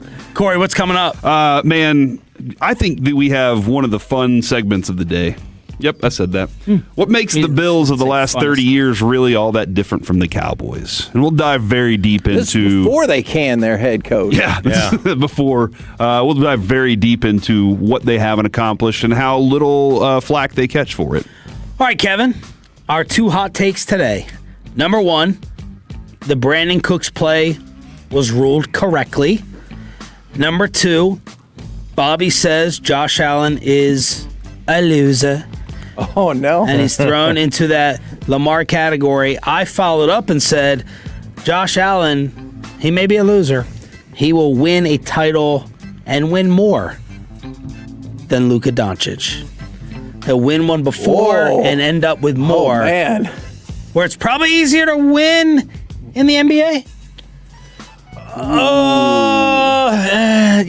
Which hot take would you like to attack or vehemently disagree with? And the Devontae Adams catch and strip was totally different from the Brandon Cooks play, despite Twitter. So I don't have as much of an issue with. Oh, you're a genius too, then. With the first one, I was just surprised that they didn't take a little longer to evaluate it because it felt like for a second they weren't even going to review it. Right? Yeah, they're like, they wanted to rush that, didn't they? Yeah, they're like, nope, it's an interception. Let's snap the ball, which I get. And then they reviewed it. It felt like they reviewed it for 5 seconds. They're like, yep, interception. And so I was just surprised it didn't take them a little bit more time to kind of break that down. And for everyone who's like, when he goes to the ground, he has control of the ball. I do not believe that was the case. It looked like the ball there. You could see plenty of space for the ball, and so I'm with you guys on that. It was worthy. It was worthy of a good hard look, though. Yes, exactly. Ooh, that second one is interesting. I need the Bills owner to sit at the press conference and be asked if Cooks is ruled a catch. What happens to Sean McDermott? Is he coaching next week? For a week. For a week. Like Steve Bisciotti dropped on Harbaugh. And by the way, is it weird that the GM who can't 1000%. put any players skill position-wise around Josh Allen Get him a number one receiver. keep his job, That was my and argument. Sean McDermott doesn't? I would have assumed they would have swept them both out. That was my argument back to Bobby. Ain't got no help. He's the guy sitting up next to the owner during the games, though. He gets to keep his job. I would like to see a microphone follow general managers or presidents of teams to see the amount of ass kissing towards team owners. Like that all-time ass kiss, Bruce Allen. He kept his entire career. Who's that? Rich McKay, maybe? He may have been another one. I don't know, but I know Terry Fontenot. I know Bruce Balky. Allen. Who? Balky. Oh, yeah. Trent. Yep. He kissed someone's butt. The right one, the owners all the time. It was nobody else. And this The guy, dude up in New York. obviously in Buffalo. Shane. Oh, Shane. Shane.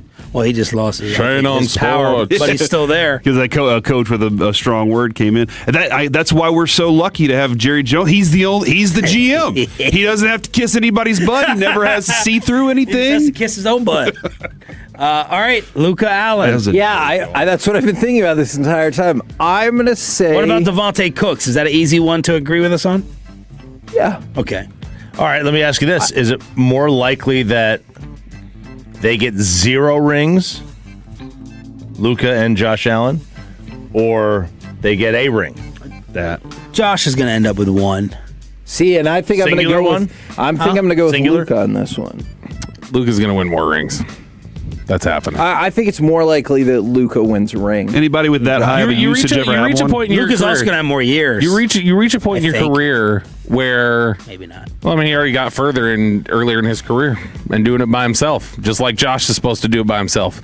But ultimately, Josh, he may be able to he can turn it around. He had Kyrie. He ran him out of town. He ran Stephon Diggs out of town. Yeah, I'm going to hold you to this now. I'm going to hold you to defending Stephon Diggs. Just because you listen to Cardi on the way in doesn't mean you have to do this. So, no, ultimately, he can still undo it. Yeah, if he wins, he'll undo it. Until further notice, Josh Allen is a loser. This was the year to do it. He didn't. He's a loser now. I hear you. I mean, he's been to 2 AFC championship games. He has more wins than any starting quarterback in the history of the NFL. He's blown his best opportunities. He blew not make the Super Bowl. He blew it against the Bengals, and this was his opportunity this year, and he blew it again. Yeah, I mean, he played poorly. And now he's got Drake May in his division for the next decade. So you think Drake May is going to be like the dude? He is falling for Drake May. That is like I've hear you. Luka wins more titles in the next 5 years than Josh Allen wins division titles. Woo! Wow! Wow! Deal. I don't know. Deal. Oh, man. By the way, speaking of bold proclamations and payoffs, have y'all figured out a plan of attack yet for the head shave? Oh, we're probably doing our meeting. Okay. What day is that meeting? It depends on this news Corey just dropped on us. I may have to reschedule it for today. Right afterwards, if Corey's information is true. But sources. Probably the Friday before the Super Bowl, before we leave. Okay. How would you feel about that, Bob? I mean, I wanted to do it there at Radio Row, but I think, Yeah. I thought Corey's idea was amazing. I could see how Bobby would think it was less amazing. Yeah, I would think it's less amazing, but I mean, whenever. I'm down. You'd be down at Radio Row? I'm down whenever. You think we could... It's less about you, more about like to bring clippers through security? How much do you care about the Tola? That's a problem. They're right. Do you want a razor? Do you want a razor head shave? What do you mean? Like an actual razor? I don't know who I trust with a razor. Yeah. It could be a safety razor. It doesn't have to be like, I'm not going to sit here Paul Hogan What do you mean style. Or like late What do you mean 1800s? Al Dundee style. What do you mean You're assuming you're going to just run my head. Yeah. I wonder if this could help us get a guest that we don't have previously scheduled and be like, if you sit down with us at... Well, we're not allowed to book anybody directly. At 9 o'clock. You know what? Meeting tomorrow. We'll meet tomorrow. Let things cool down a little bit. 9 o'clock, we'll say, if you sit down with us as an interview, we'll let you shave his head. That has to get a whale. It'll get somebody. A sperm whale. Yeah. We're back tomorrow with another Charlie Puth ticket giveaway. Are you a sperm whale? And let's go chop. Let's go humpback at my place. Let's go choppy 13 and a half Hoosiers. The K&C Hoosiers by a millie. K&C Who's your daddy? Is next.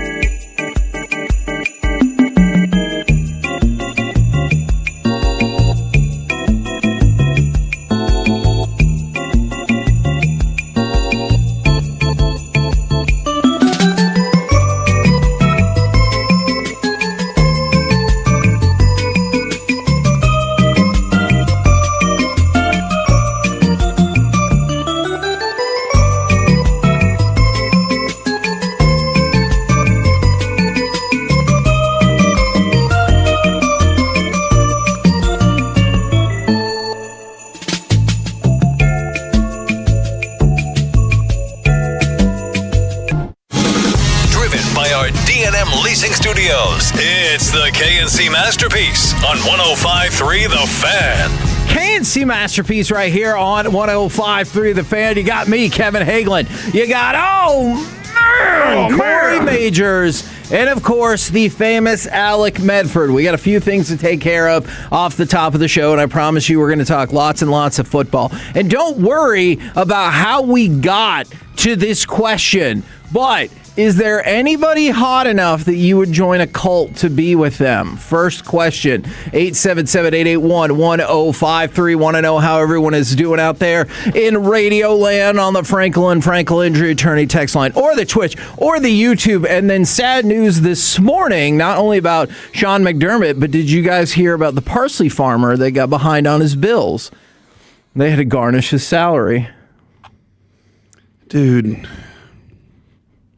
that was the first thing that was said today. Somebody texted that in. That was the first thing you could blame them done today. All right, we started the show with that. There's so much more. I had a great question that I don't even want to ask now because you decided to talk about herbs. Herb puns.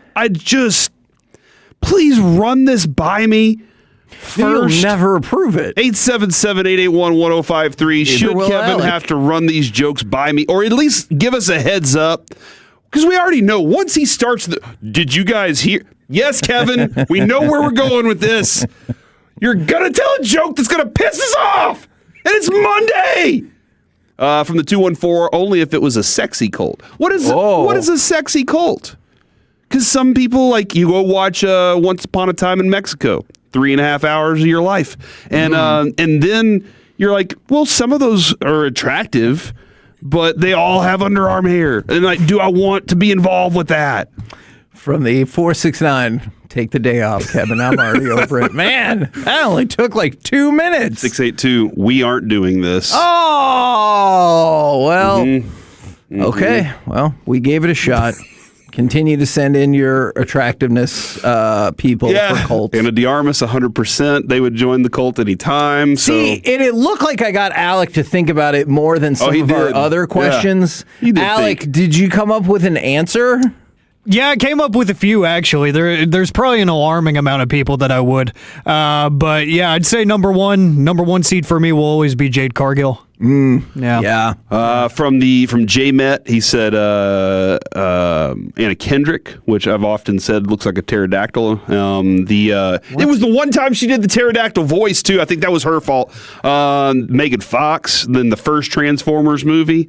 So there's options, is what people are saying. Okay, Alexandra Daddario or Natalie Portman. So they're doubling up on the cult. See, I'm a little concerned, Alec, two cults. by that person and by you, who are like, oh, there's numerous people. Yeah, join a cult for. That is a little concerning. All right, so as we dive in to the NFL playoffs, I know we can break down all 4 of the games, but then obviously we were thinking before last night's Bears almost miraculous comeback. Is it all going to be about Buffalo and Denver with the refs and Bo Nix? Do you want to go to cut number 1? Because it feels like this is what people are most focused on. So now a third down and 11. Allen in the gun gets the snap. Blitz coming. Allen backpedals. He's looking. Has time. Going deep. Down the middle. Brandon Cooks is there. And he could not make the catch. And the pass is intercepted. It's picked off by Jaquan McMillan. All right. So when I first saw that, I was like, holy crap, did he catch that? That's amazing. And then the other player rolled out of the pile with it. And I was like, wait, what just happened? Yeah. That's not an interception, right? And then obviously they ruled it an interception. And I'll go back to this. I see the logic by which they made the call. And once they made the call, I was like, I don't think they're going to overturn it. But I was surprised at how quickly they made the call and moved on with the game. I thought this was going to take like 8 minutes. Yeah, it was. I was at my buddy's house, and he lived in Denver for a while. So he was there 8 years. That's long enough to be a local fan of the team, right? Sure. Yeah, so he became, like, he's still a Cowboys fan, but he was like, look, man, when are the Cowboys going to be in this situation again? Right. And so we're watching the game. I'm pulling for Denver too because that was kind of the plan all along. And I see that happen. Everybody's in another room, and I'm watching by myself, and I got one of those, what the F just happened? Because it caught me off guard. Just, he stood up, and he has the ball, and they're like, all right, everybody's running out on the field like it's just normal. And I was like, no, I need to re-see this. Please show me again. I need every angle on this. And they did. They did it. They gave us every single angle on this. You're right, though. Those referees knew it immediately. Whatever it was, they knew exactly what they wanted to go for. And it felt, because of that, it felt a little bit like the fix was in, because weren't there a couple other plays before that kind of felt like ticky-tacky here and there, but you're like, okay, I can see that. I know and they went against the Bills sometimes. I know the one what I thought was a bogus pass interference was offset by what would have been roughing the quarterback either way. And then I was actually having a conversation with somebody about this. Why wasn't the guy flagged for taking his helmet off in celebration? So I went back and watched that play some more.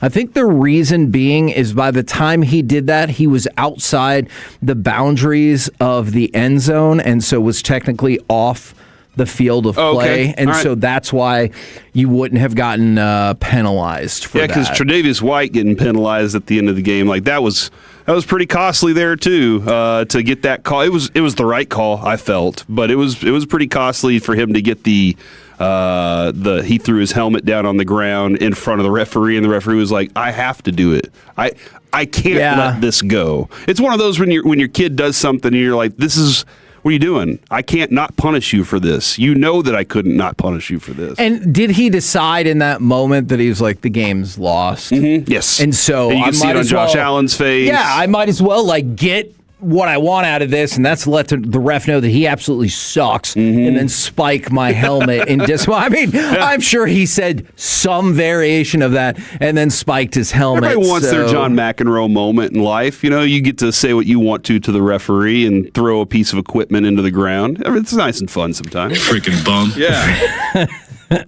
And then from the 903, it was said that both in the stadium official review and New York that they thought he didn't maintain possession. I mean, good for them for streamlining the process. It just feels like they have spent so much longer on so much less significant plays that were significantly more clear-cut than this. And then for the announcers, I always think that the announcers just go along with whatever their rules expert says, and then they're like, oh, yeah, and the rules expert a lot of times is like, here's what I think is going to happen. But I'm gonna. Whenever the referees say it, I'm just gonna agree with them.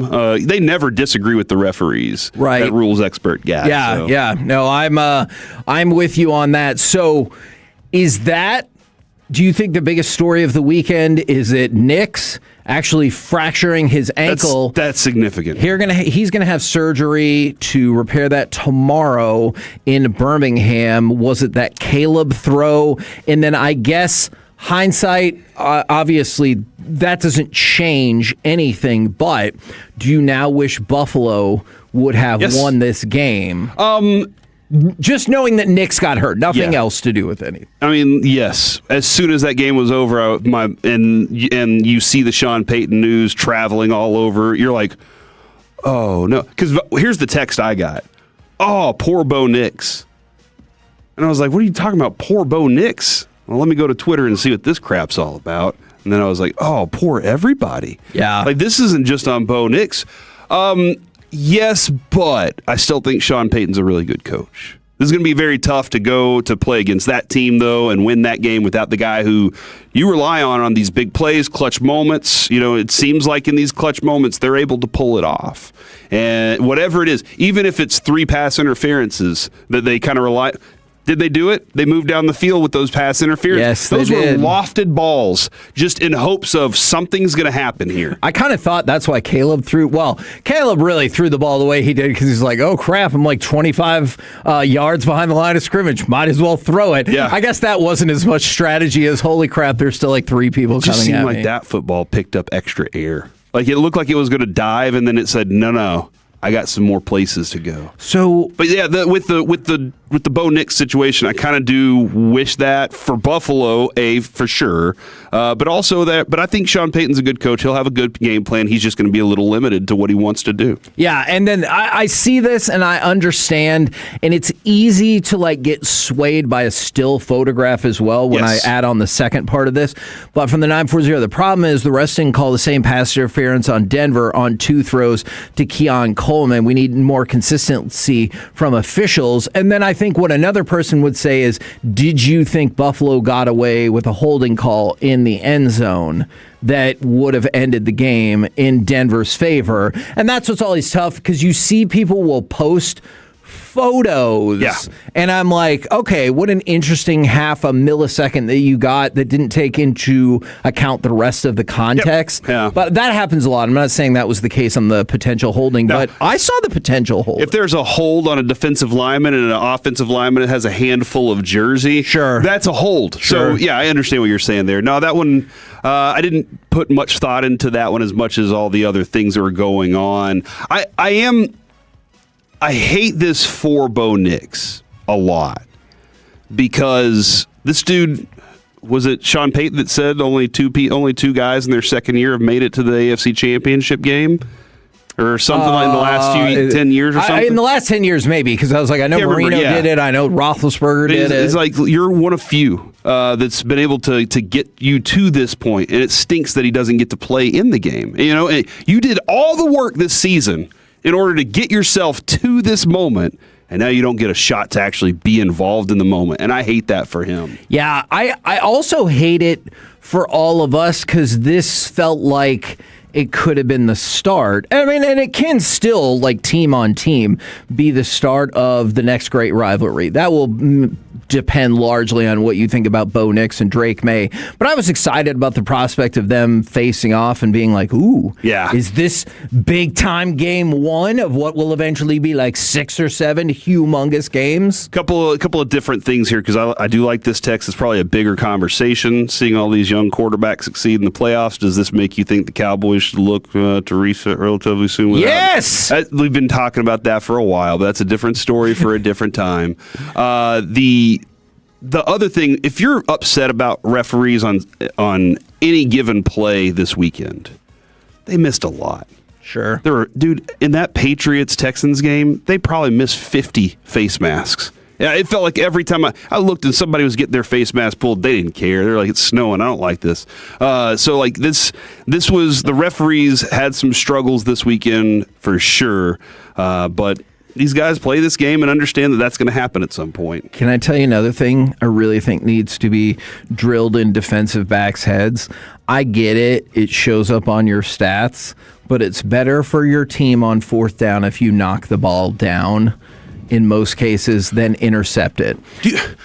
Okay, go ahead. Because there's something else I want to ask about. Because there was 2 incidents. I believe they were both, sorry if the first one was in the Denver-Buffalo game, but I believe they were both from the Chicago and Rams game, where a DB dove kind of on the sideline and couldn't come up with a pick on 4th down. And I'm like, well, think about it. That pass went 12 yards. You were already going out of bounds, so that's where you would have gotten the ball. As opposed to you just knocked it down, you get the ball 12 to 15 yards over. And then the celebration's so much more fun. I get it. I really do. Go ahead and give me cut number 7. And I want to just tell you this. I think one of the reasons, besides the bat-ass nature of this throw, I think one of the reasons that Caleb Williams connected is you could see that Rams DB bite because he thought he might be able to get an interception. All you have to do is knock the ball down and you win. But he moved forward 2 steps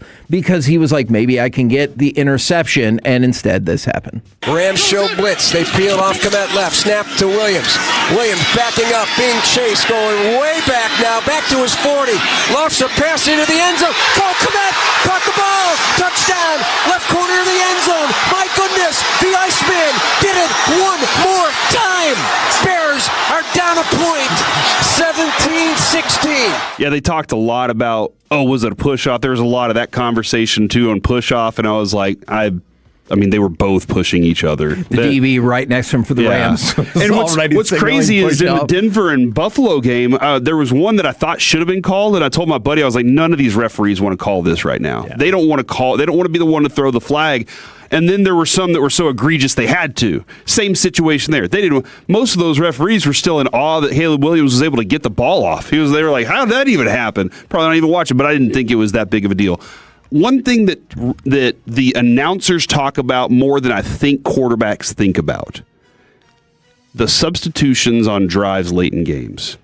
Defensive substitutions. Don't you feel like Chris Collinsworth is going, hey, he needs to make a great throw here because they can't substitute, and that no quarterback's really like even considering that at this moment because the rule still is new and it's not just ingrained into us is that this is how we do it. Man, when Caleb had his throw toward the right sideline that sailed by like a good 4 yards, Chris Collinsworth didn't want to talk about how that throw was just bad because it sailed. He was like, oh, you really effed your team because now you can do a substitution. Yeah, and he's right. I get it. But I do wonder if most coaches and players are thinking about that because if they were, I think the plays would be a little more efficient. Aaron Rodgers was brilliant at that kind of stuff, right? If he knew a little loophole that would give his team a little edge like that back in the day, he used them all the time. Brady did too. So I wonder if most quarterbacks are even thinking about that stuff at the moment. And from the 972, I agree. That wasn't a very exciting call from the Bears guy. I thought he was going to be way more fired up about it. I wonder if maybe... I think he was probably trying to figure out if his coach was going to go for it on for 2. Clearly he should have. I wonder if we would get a more exciting call if we went to cut number 8, perhaps? 4th down and 4, 14 of the Rams. Shotgun snap, goes back 4-man rush. He's chased, he's flushed, he's all the way back to the 40. He's backpedaling and throws a pass into the end zone. Caught! Touchdown! Touchdown! Chicago has caught a touchdown pass with Cole Kmet open in the corner. If you hadn't seen it, you would not believe it. It's true. Yeah. Kevin Harlan's the best. That's why. Call is so much better. We're the K&C Masterpiece right here on 105.3 The Fan. Coming up next, the segment that is sure to get me yelled at by some people. What makes the Buffalo Bills of the last 30 years really all that different from the Cowboys? Next on The Fan.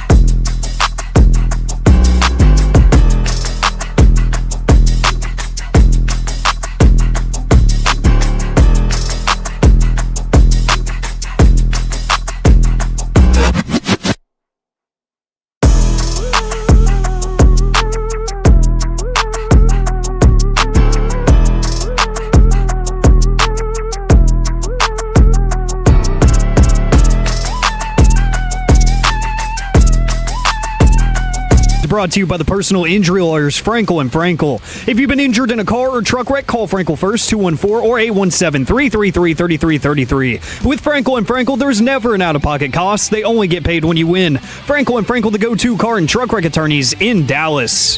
What's to send the Broncos to the AFC Championship game?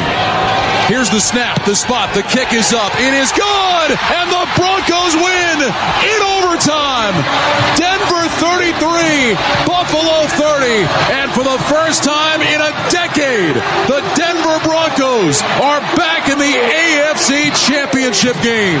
K&C Masterpiece right here on 105.3 The Fan. We're going to talk about what makes the Buffalo Bills of the last 30 years really that much different than the Cowboys, and I'm going to go ahead and tell you my hypothesis. Not really that much. Now, tonight, the Success. Fan. See? Interesting. I call BS on that. Tonight, the Fan. Stop it. The Fan is teaming up with the Rangers and Hurtado Barbecue Dallas tonight for a winter warm-up event. The first 100 people through the door will get to meet and get an autograph from Josh Young and Tyler Alexander. The guys will then join Jared Sandler from 7 to 8 for a Rangers hot stove. So get there early, get an autograph, get delicious barbecue, and then listen to baseball knowledge. I just want to point out, I'm pretty proud of this moment. I don't know if it's going to go any further than this. My oldest son will be there. Oh! He's going to be hanging out, learning some stuff in life. So good for him. I like that. Hey, as Carter tells him, you're a grown man living in your parents' house. Go get a job. He's trying. You know, Man, he's trying. That really does seem to have made an impact for him already. Yes, Now, it does. I want to point out that I had the idea for this segment before the Bills decided to fire Shan McDermott. And by the way, they've made another interesting move and promoted Brandon Beane to president. Now, here's my question. I know exactly what's happening. Was this a loser promotion where they're like, we're going to pretend to give you a better title, maybe kick you a few extra bucks, but we really want you the hell out of the way so you have no say in football decisions because you're not good at this? Or is it a real promotion where they're like, we're actually going to give you the final say on everything now, which feels like a massive mistake given that people talk throughout the playoffs of, do the Bills have enough offensive options? Okay, I'm with you there. Your best receivers, go through the names. You be like, all right, Brandon Cooks was your best target. Keon Coleman has not lived up. You have all these limited good little options, but nothing that you're just like, man, what a George Pickens move that was. Right. And Amari Cooper, you were kind of hoping, right? But it didn't quite work out because he was aging out. I think this is a get out of the way kind of thing. All right. It's in title only. Now, like Chris Young moved to president of baseball operations. I think that's a real one. Him and Ross Finstermaker with the Rangers are really working together on their roles and those things. This one, I think, is we're going to hire somebody else in the GM spot. They're going to be in charge of the scouting and all these other things that are technically your job. You get to go glad hand. You get to go shake hands, kiss babies, and you get to smooze because that's what you're good at. What was that? Schmooze. Okay. Smooze. Yeah. That other one sounds... Both of them are words, you're saying, is what you're telling me. No, that other one Neither sounds one of like them it'll are get you words. sent to jail. Okay. Oh, interesting. So yeah, I think this is definitely one of those where you're saying we gotta add somebody else to the mix because we need fresh ideas. We're gonna pair that person with the next head coach. They're gonna work together on what they want to build this team as. But we like having you around, so we're gonna give you the title of this for direction purposes. Because the Bills need another direction, right? Yes. All right. My contention, or I will start here, and I'm sure a version of this will get clipped, and they'll be like, 105.3, The Fan always defends the Cowboys. Listen to our show. All right. I don't think the Bills of the last 30 years are really that different from the Cowboys. And then I've seen a couple of different things of... Yeah, but the Bills are always in the playoffs and they win. Do they? They're in the playoffs now. But let's take a look at the Bills of the last 30 years versus the Cowboys of the last 30 years. And the reason why I bring this up, and I understand the main contention is probably going to be, is because the Cowboys are the most popular thing in all of sports across the entire globe. And they probably move the needle much, and that's probably why they get the most crap. I get that. But take a look at the Bills. The Bills made it to 4 straight Super Bowls, very famously, from 1990 to 1993. Since then, they've been a pretty winning organization, right? Mm-hmm. Have they? Because let's take a look at the numbers. In that time, since their last Super Bowl appearance, they have had 7 general managers. Since Marv Levy left the team, they have had 8 coaches. You know how many of those have had a winning record? 2. And you just got rid of the second one. Sean McDermott and Wade Phillips. And that's it. All right? Okay, I get it. Here's the next contention. Yeah, but they're always successful in the playoffs. Are they? Because they have made it to all of 2 AFC championship games. And then last weekend, not yesterday, but the weekend before, they just got their first road playoff win in 33 years. Why do the Bills not get anywhere near dunked on by national media, local media, although to be fair, I don't know their local media market as much, or their fan base, when what they have done in the last 30 years is make it to 2 AFC championship games, despite having a quarterback that I feel like most everyone on the planet would objectively agree is better than Dak Prescott, and they hadn't won a playoff game on the road in 33 years. This Bills franchise hasn't done jack S for 3 decades, yet I don't feel like at the beginning of every year everyone's like, well, they're the Bills, but they'll find a way to bill it. I got a lot of different feelings here. On the Cowboys front, you'd love to get to an NFC championship game, right? Sure. That's been your goal. Step 1. Can we just get there? What? And then we can start discussing other things if we can just get there. They've been there, so I think that's one of the reasons. I think another reason, Kevin, is a lot of the national media does look at Josh Allen and just goes, he's good enough to get you there every year. You know, he's good enough to get you to this spot. The team isn't good enough around him. And so I think Josh Allen does get a lot of love. Now, I think Josh Allen also makes the big mistakes that end up costing you often. I still can't. I wish we could go back and have that extended game against Kansas City just to see, because again, we got cheated as fans because we could have gotten more football out of that. It was so much fun. But since then, is he 0-3 in overtime games since then? Oh, I actually didn't know that. Yeah, it's something ridiculous like that. Maybe even 0-4. So there is this, like, they believe in the quarterback. The other thing too is, and because you're right, national media does not take a hard enough swing at them. Local media for them, I've heard a couple of hits here and there with Bean hopping on radio and yelling at guys for being like, you guys saying we don't give him receivers? And he's like, to be fair, he did just get promoted, so maybe he won. Yeah, maybe he did win. You really do need to watch Holiday Touchdown, Buffalo Bills story, Kevin, to really understand the passion that fan base has for their football team. Okay. It really does. Like, you see it. They love their football team. It is their opportunity every Sunday in the coldest weather on the planet, I feel like, a lot of time. Well, maybe not, because there's further north and south. But it is super cold and snowy. And every Sunday, all those fans are like, we get to go hang out together and watch a Bills game. I think it's less about the Bills and more about their community than anything else. And they just don't want to be, hating fans that just trash their team. They're like, we don't care. We'll just support you guys. We love you. Because they can't believe they get a football team. Pretty much. In such a small market. Whereas, it's the second smallest market in all of football. Is Green Bay the Green Bay's the smaller market. The other two around it, New Orleans and Jacksonville. Those are the 4 smallest markets and media markets in all of football. So, yes, the media is probably just as tied into it, for one, but they're also small towns where it's a sense of community more than it is in DFW. You know, it's funny that you say that, because I think about it with the Mavericks when there were, like, people thought they might move the team to Las Vegas. Where did everybody go? Yeah, then we'll just get a new team. Like, that's the thing. I'm sure in Buffalo they're not not ever like, oh my God, if Buffalo moved to Toronto, we're definitely getting another team. I don't think that they feel that way at all. And I did just see somebody say they've been to 2 more championship games.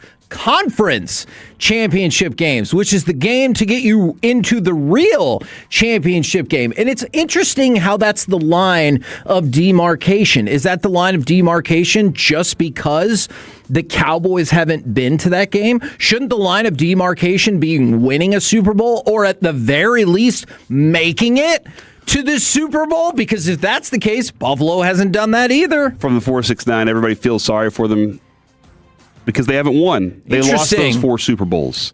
You feel like people are just like, oh, man, so don't kick them too hard. Do you think if Norwood would have made it, then they would have been like, well, at least you got that one? Yeah, you talked a lot of trash after you won it, too. So, yeah, we kind of don't like you because of that. I think that probably might have something. The lovable loser is a real thing in sports, man.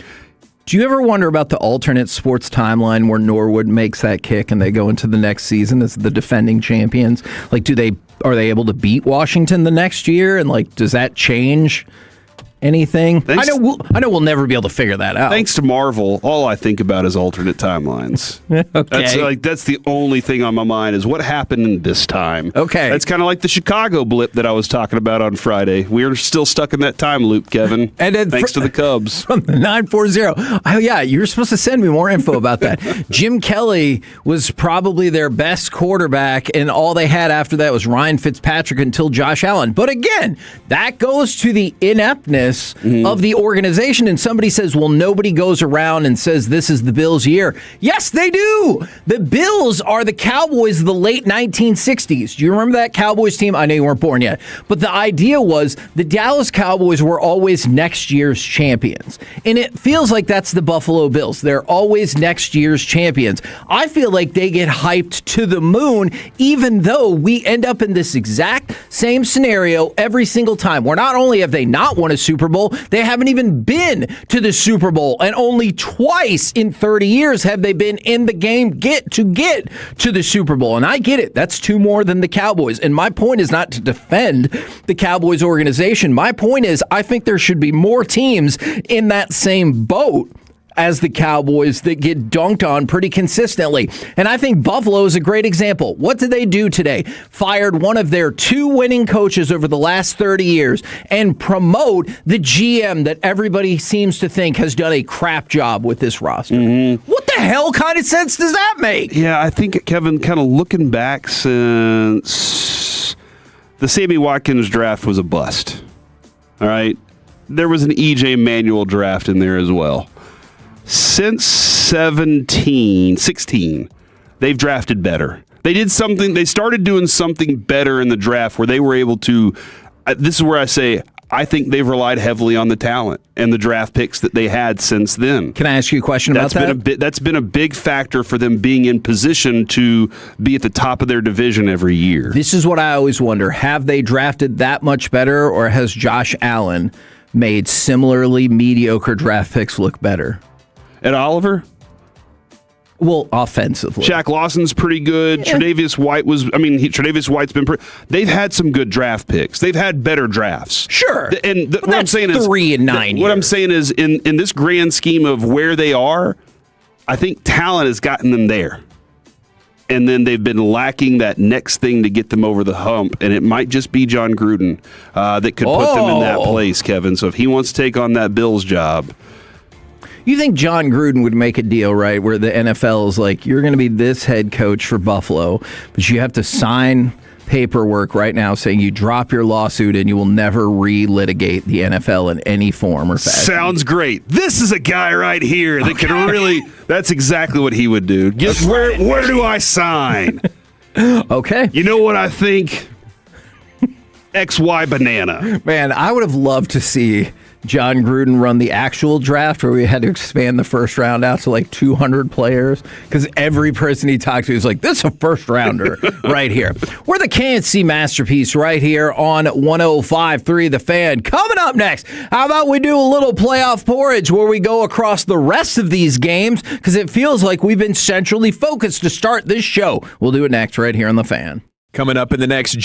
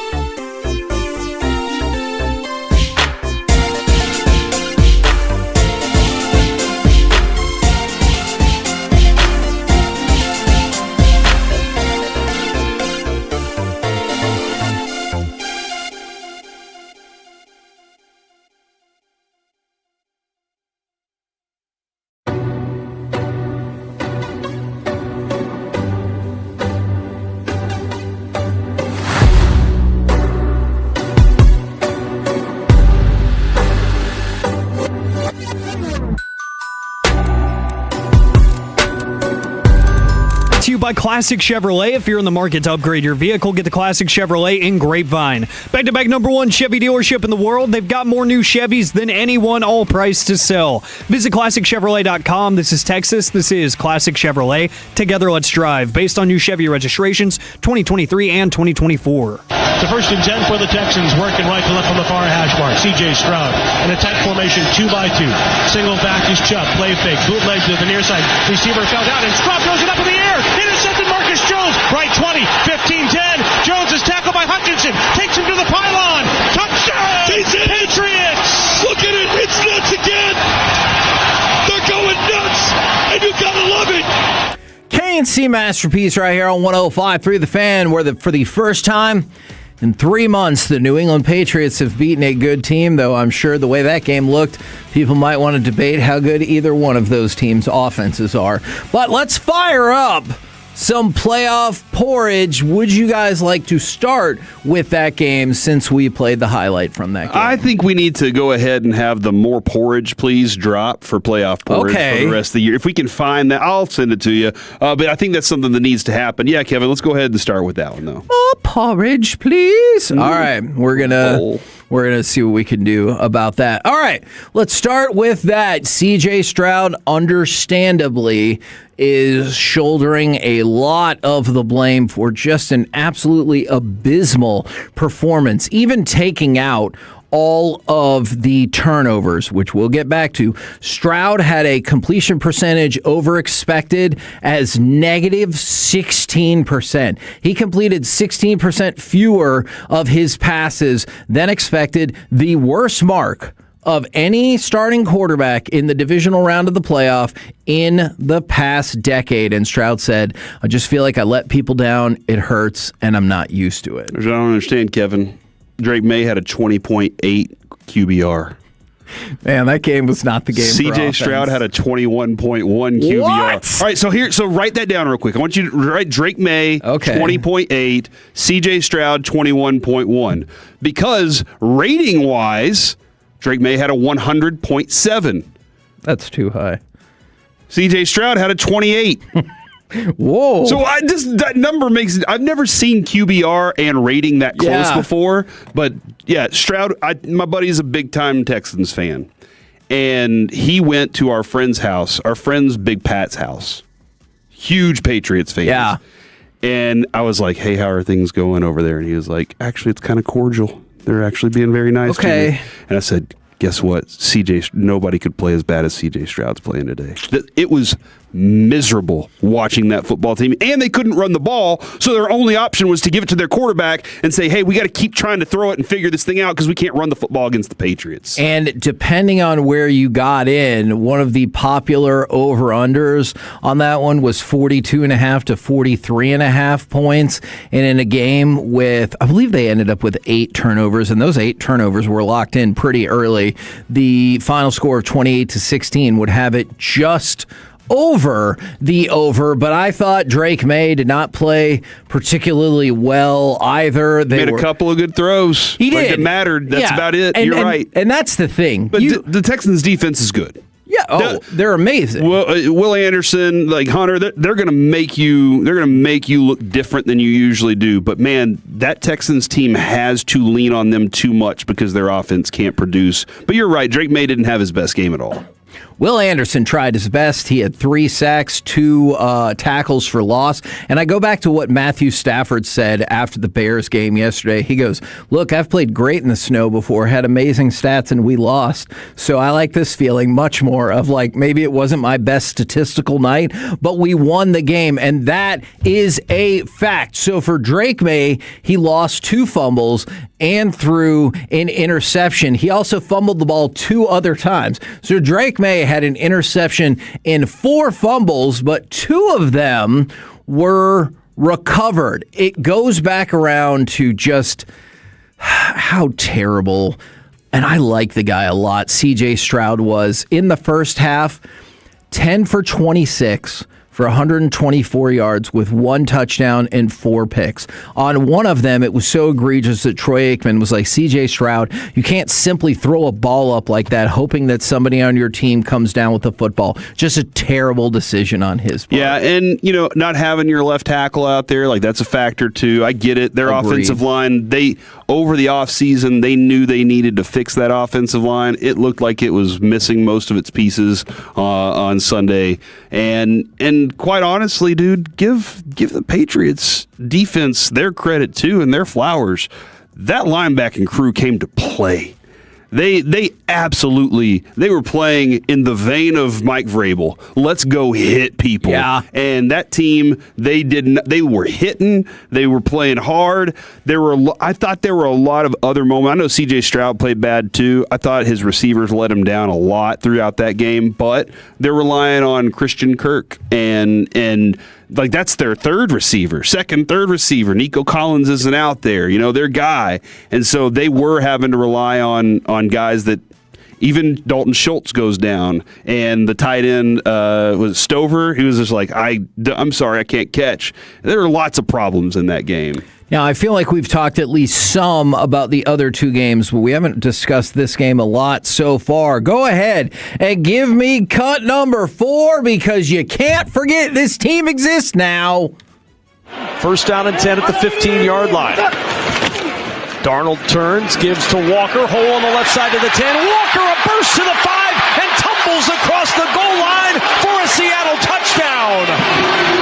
15-yard burst for Kenneth Walker III, and the route is on in the Pacific Northwest. It's 33-6 Seattle. Kenneth Walker, 19 carries, 116 touchdowns. Nope, 116 yards and 3 touchdowns. I was getting ahead of myself because I saw this graphic that was truly impressive. The Seahawks, they scored 40-plus points, ran for 150-plus yards, had 0 turnovers, gave up 0 touchdowns, allowed fewer than 10 penalty yards, and scored a special teams touchdown. They're the first team in NFL history to do that in a game, regular season or playoffs. Wow. And, that's a lot of specialized excellence because you talk about the offensive excellence right there, having fewer than 10 yards, penalties, while also giving up 0 touchdowns and then having a special teams touchdown. That's incredible. They were firing on all cylinders, and man, this game felt like it was over in the first quarter? Or yes. did you at least by the second quarter you're like... It was second quarter when we were out of the room trying to help set up some stuff, and then we popped back into the room and looked up, and it was like, what happened? Yeah. This has already happened? And by the end of that one, my question is still, at what point do you think the Niners didn't want to be there anymore? Because there was a moment in the fourth quarter I saw lots of give up. Like they were just like, I don't even want to get hit anymore. I'm tired of it. Right. And Seattle came to absolutely wallop everybody that they saw. And what I continue to see, we'll see if this plays out, but the early opinion from a lot of people on our fan text this morning is that they think whoever wins the NFC is going to beat the crap out of whoever wins the AFC. I have a question for you, though. Sure. Is this he didn't have to do much? Because, yes, Sam Darnold was efficient, 12 for 17, but he had 124 passing yards in this game. He Mendoza'd it. He's like, our team's going to win by 15 million points either way. This is a very Jimmy Garoppolo thing. Yeah, I think by the end of the first quarter, he was like, just freaking give the ball to Kenneth Walker and watch them do nothing against our defense. And yeah, you can't run this defense. You can't run against them. And we all gave them hey, I think that McCaffrey's going to pop one because.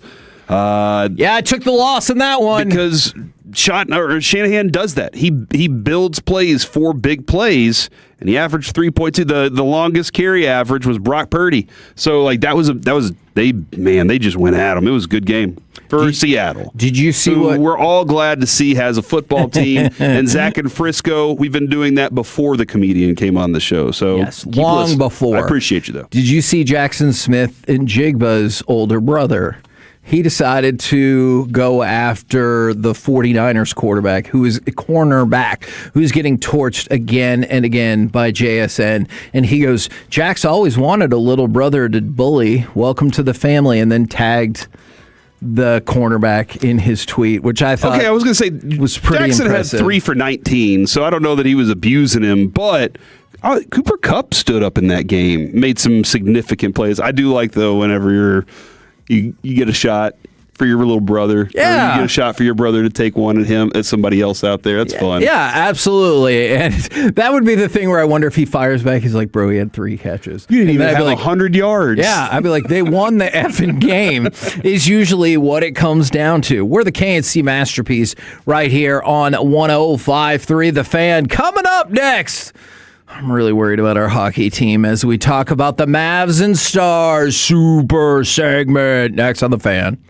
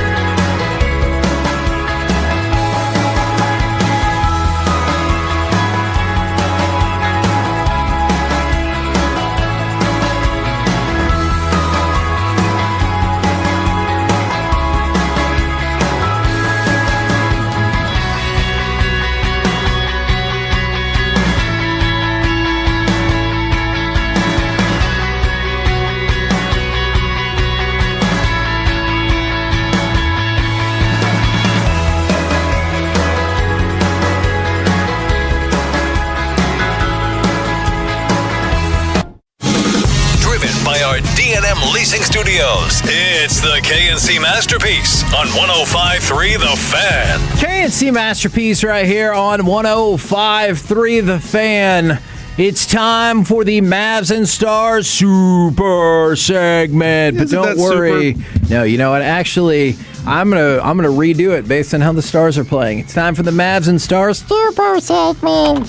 That's how they're playing right now, and I am officially moved into worried category about the Stars. Will you join me there? Yeah. This is funny, too, because told a buddy this weekend, I was like, man, the Stars stink. And he was like, no, they don't. And I was like, have you been keeping up? And he went and looked at I was like, look at their last, 10 games. And he went and looked and was like, oh, crap, we're not good. He goes, how are we still second in all of hockey? And I was like, doesn't make sense. Yeah, and so I guess we will start with the Stars right here. Spoiler alert, I'm going to play not a Stars goal. Give me cut number 11, will you please? Anthony's running back to right in front of shot. Rebound, Kucherov down low. In behind. No, yes. It's in. It was tucked into the side by Hagel. And the Lightning do get one to make it a 2-1 lead. What's worse? That guy saying no, yes, or the guy in the CBS Sports Minute from a few minutes ago who said they should fire Shan McDermott? Whoa! When they did a couple hours before that. No, yes! Okay. Just wanted you to consider that. Now, the Stars are interesting because you're right. If you look at the entire body of work, they have had still a really, really strong season. But how do you explain this time period? Since the Christmas break, they've won twice in 11 games. They have gotten points in 5 of those 11 games. They are 2-6-3. And then for the third straight game, they scored all of 1 goal. Juxtapose that with the Tampa Bay Lightning, who this is their 13th straight game with a point, and in the vast majority of them, they have gotten 2 points. They are 12-0-1 since December 20th. That is a staggering mark. But is that too much? What's that? Is that too much, though? Being 12-0-1, what are you doing right now? You want them to be 10-2-1? No, I mean, it feels like they're showing off. Okay. With that. Well, please allow us to take that mantle yes. and show off just a little bit. So, the Stars scored early, and that was it. Yeah. And here is one of the concerns. Actually, there's a whole lot of them, but let's start with this. You had 5 high-danger chances in the first period, 5 in the second period.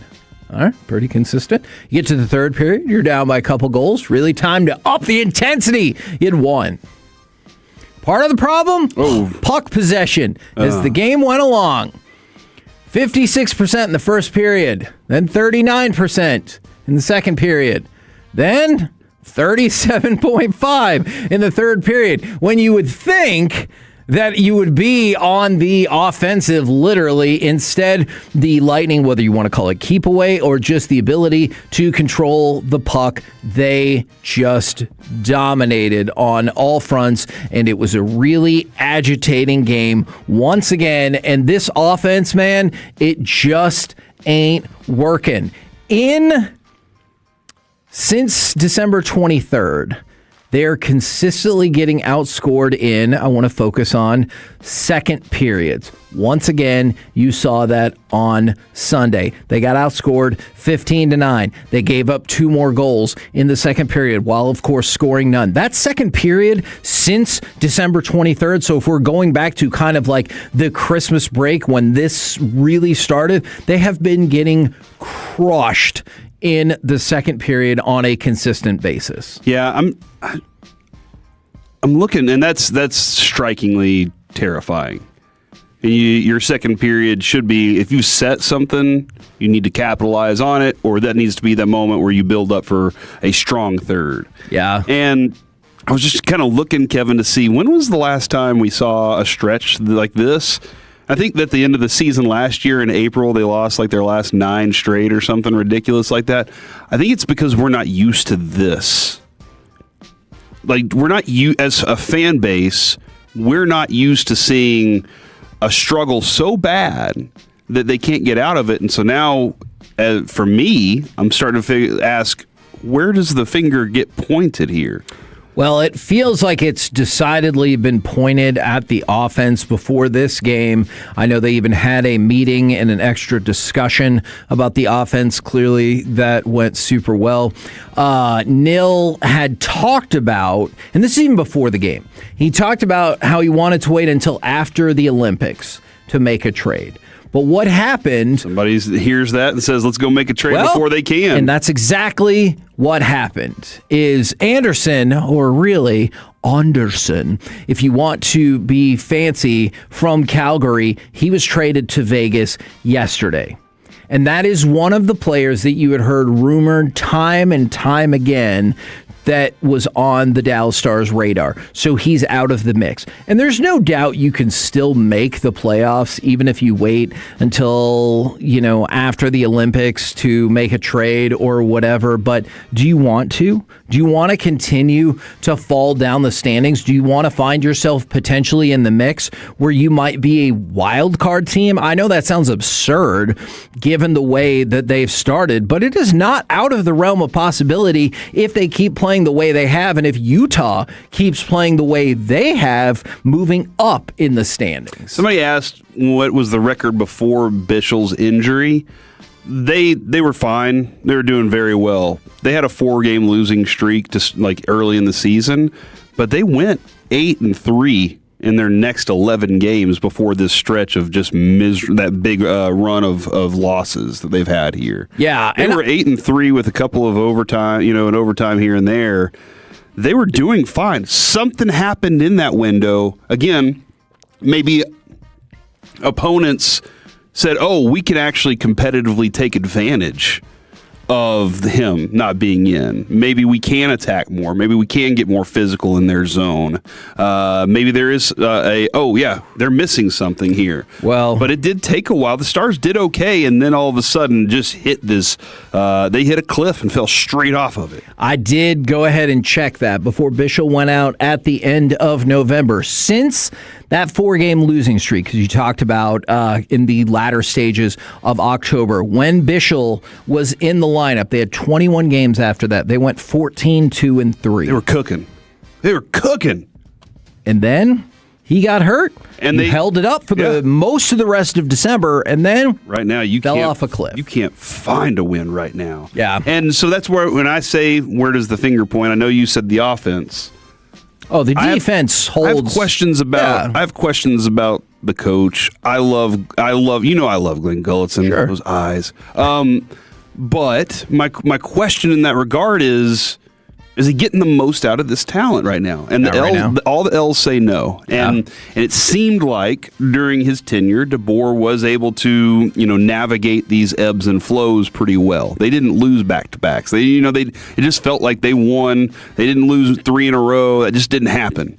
And it seemed like he had a good understanding of that. And I don't know where Glenn is and going, all right, do I need to go ride this team a little harder? Do I need to back off?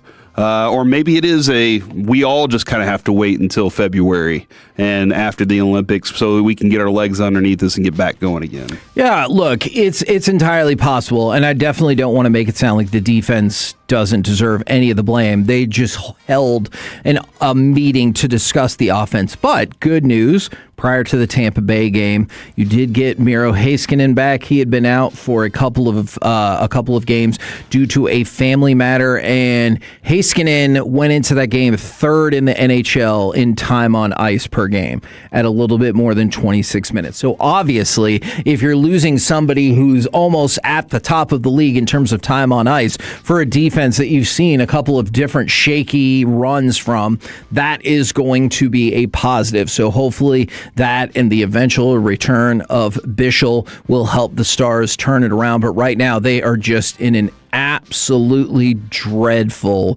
free fall. They will get back after it on Tuesday when they host the Boston Bruins. I'm sure everything will be fine after that. Okay.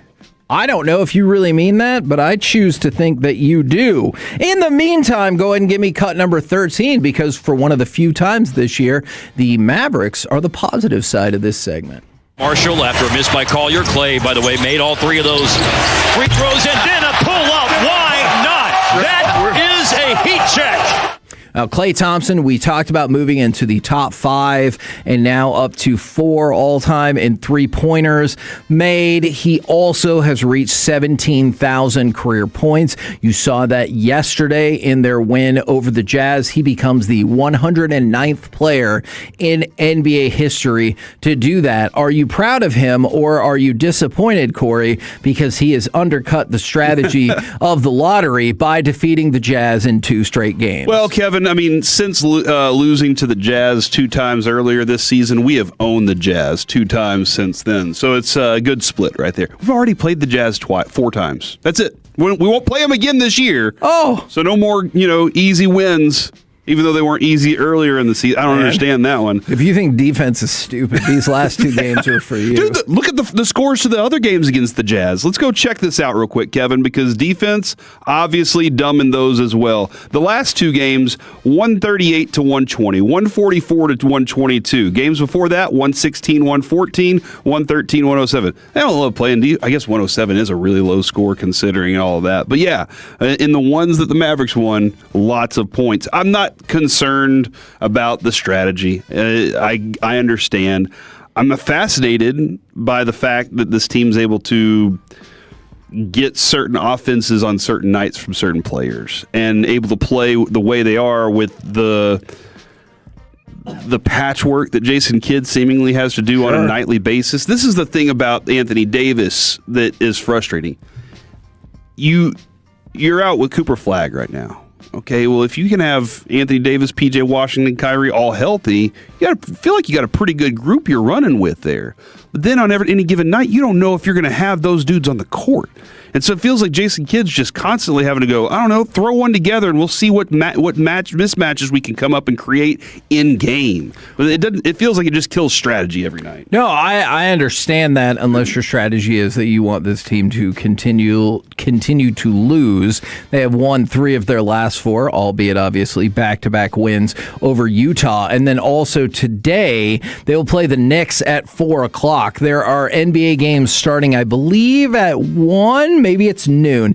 At 1 o'clock, I think, though, on Peacock, there's 9 games sprinkled throughout the day to celebrate Martin Luther King Jr. Day. So I just wanted to throw that out for your scheduling purposes. But you talked about the potential hodgepodge nature of what you've had to do. So you have seen more points scored by Jaden Hardy. However, the shooting efficiency is still not the best. If you were hoping that he was going to ramp up his trade value leading into the trade deadline, you've seen more from Najee Marshall, which is obviously a positive. And then Max Christie was talking, I believe, yesterday about how, well, pretty much stuff that he already told us when he was our guest a couple weeks ago on the show. But he talked about the consistent role has given him a growth in confidence, but also his teammates' confidence in his shot is one of the things that has had him feeling more like he has a green light, which I know you know because he talked about that with us 2 weeks ago. Is that when you talk about his teammates' confidence in they're distributing, they're finding him for those shots? And they're watching him in practice and they're like, man, I just love your shot. See, I think it's more the second one, but also that in the games, he's been converting. Like, he's one of the best corner 3 shooters in the league. He's right now has a career high points per game.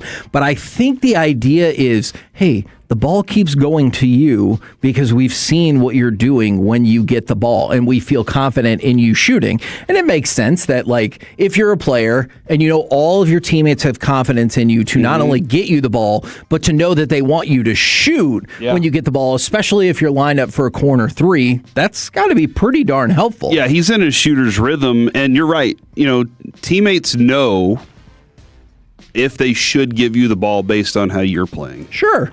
Everybody knows on the court. You see it how many times where they'll be like, should I pass Dwight Powell the ball right now? No. Pass it to somebody else. Or, whoever the player is, that dude's not supposed to be standing there. He should be down by the basket right now, not out here on the perimeter. No way I'm giving him the ball. Go ahead and move so I can go with somebody else. Right. But that's you're dead on right there where they see it, they give it to him, he's feeling it. The hoop's the size of a trash can and the ball's the size of a tennis ball. He feels like it's going in, and he's like, feed me more, and they're all willing to do it. And I like seeing it because I like Max Christie's. He says when he dunks, it feels that good to be athletic. I like his athleticism. I like some of the way he plays defense, and I'm hoping his offensive game continues to produce this way. And I know for a lot of people, this is probably not going to be a winning formula, but I still think if you see Cooper get better throughout the year and Najee Marshall and Max Christie, where they look like they have to be a part of this team, I think that is undoubtedly a positive step for the organization. We're the K&C Masterpiece right here on 105.3 The Fan. Coming up next, it's time for AM on the FM. We got the question of the day, plus my new spirit animal lives in the NBA. Next on The Fan.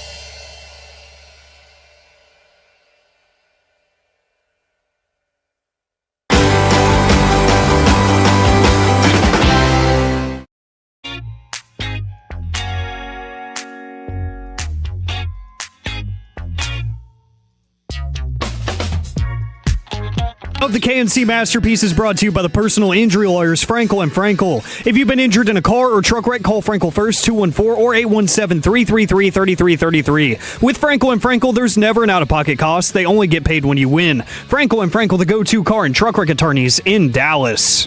K&C Masterpiece right here on 105.3 The Fan, and right now, it's time for this. What does this button do? Please, please, do not push the button. You have no idea what it... Alec, you be quiet. Alec, that was awful.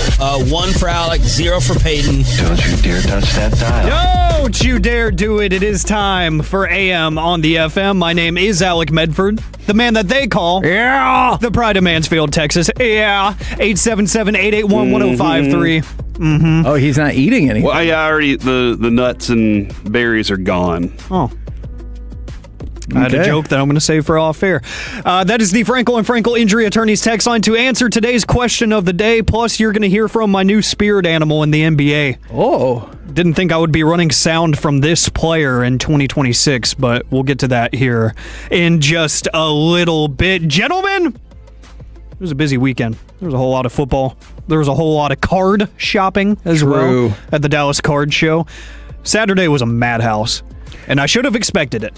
Because we were there on Friday. That's right. And helped boost the popularity That's right. of an already super popular thing to an all-time high. And I should have known it was going to be bad when I was talking to our buddy Ryan from RJ Dukes, and I was like, yeah, I'll be back here tomorrow on Saturday, and he laughs and goes, good luck.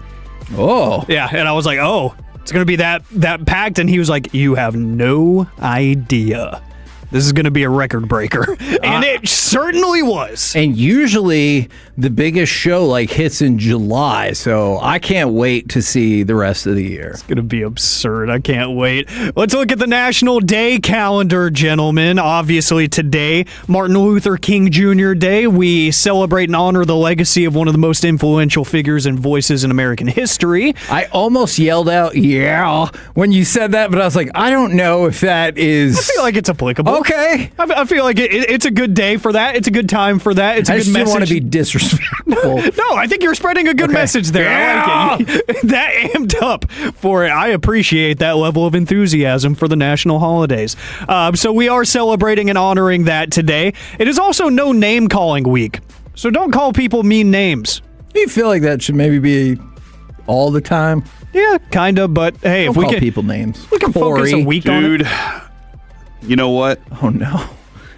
Kevin and I, we've had what, 2 significant moments of tension. Right. There's been other tension moments. Oh man, but one day I thought he was going to punch me in the We clear hallway. those pretty quickly. Yeah. There was a moment I wouldn't do that because I didn't want to get fired, but if I'd have just seen him in public, maybe. But we cleared it up real quick, right? That was a real... I told you, here's how I feel, please, if you can. You said, sounds fair. But there was one time, I don't know, I dropped an MF-er on him. Ooh. And oh, yeah. And he was Spicy. like, don't call me names. And I was like, oh, I didn't know that name calling was a big deal for Kevin. But it was. And so I was like, well, I guess I won't do that again because that's what he asked. What a good way to disarm somebody, make all these points and finish it with an MF. And you're like, hey, don't call me names. Despite all your facts, don't call me a name. Oh, man. There were some fair critiques in there. Look, like all people, I'm far from being a finished product. Yes, we are all imperfect. That's nice. It is also Brew a Potion Day, so if you're a witch, it's a big day for you. All right, Alec, let me ask you a question. question. Did you say what, brew in person? Brew a potion. Oh, wow. And that changes the dynamic Yeah, of that because quite brew a bit. person was like, what is happening here? I don't think you can do that. All right, Alec, let me ask you a question. Oh, no. If you are a witch or a warlock... Love potion. Mm-hmm. When in the first date process do you need to reveal that? Let's say that you didn't meet each other on hemlock.com or whatever, and you just met each other on just, Plenty of Fish or I don't know if that's still around, whatever. When do you need to reveal to the other person in the date, if at all, that you like to cast spells and make potions? So... I think personally, Not at the end, though, right? Yeah, personally, I would kind of lead off with that. You know, if you're doing the coffee shop thing, you know, or a nice, cute little date or something at dinner, you know, right when the appetizers come out, you say, okay, I got something going on here that I need to let you know about before you get too comfortable. Sure. That's me as a decent human being, but I'm sure that's probably not how it usually goes. I get this feeling from your aura that you have something going on, and I can fix it. All you got to do is hold these emeralds. So there's my next question. If you're not into that... And Wolfsbane.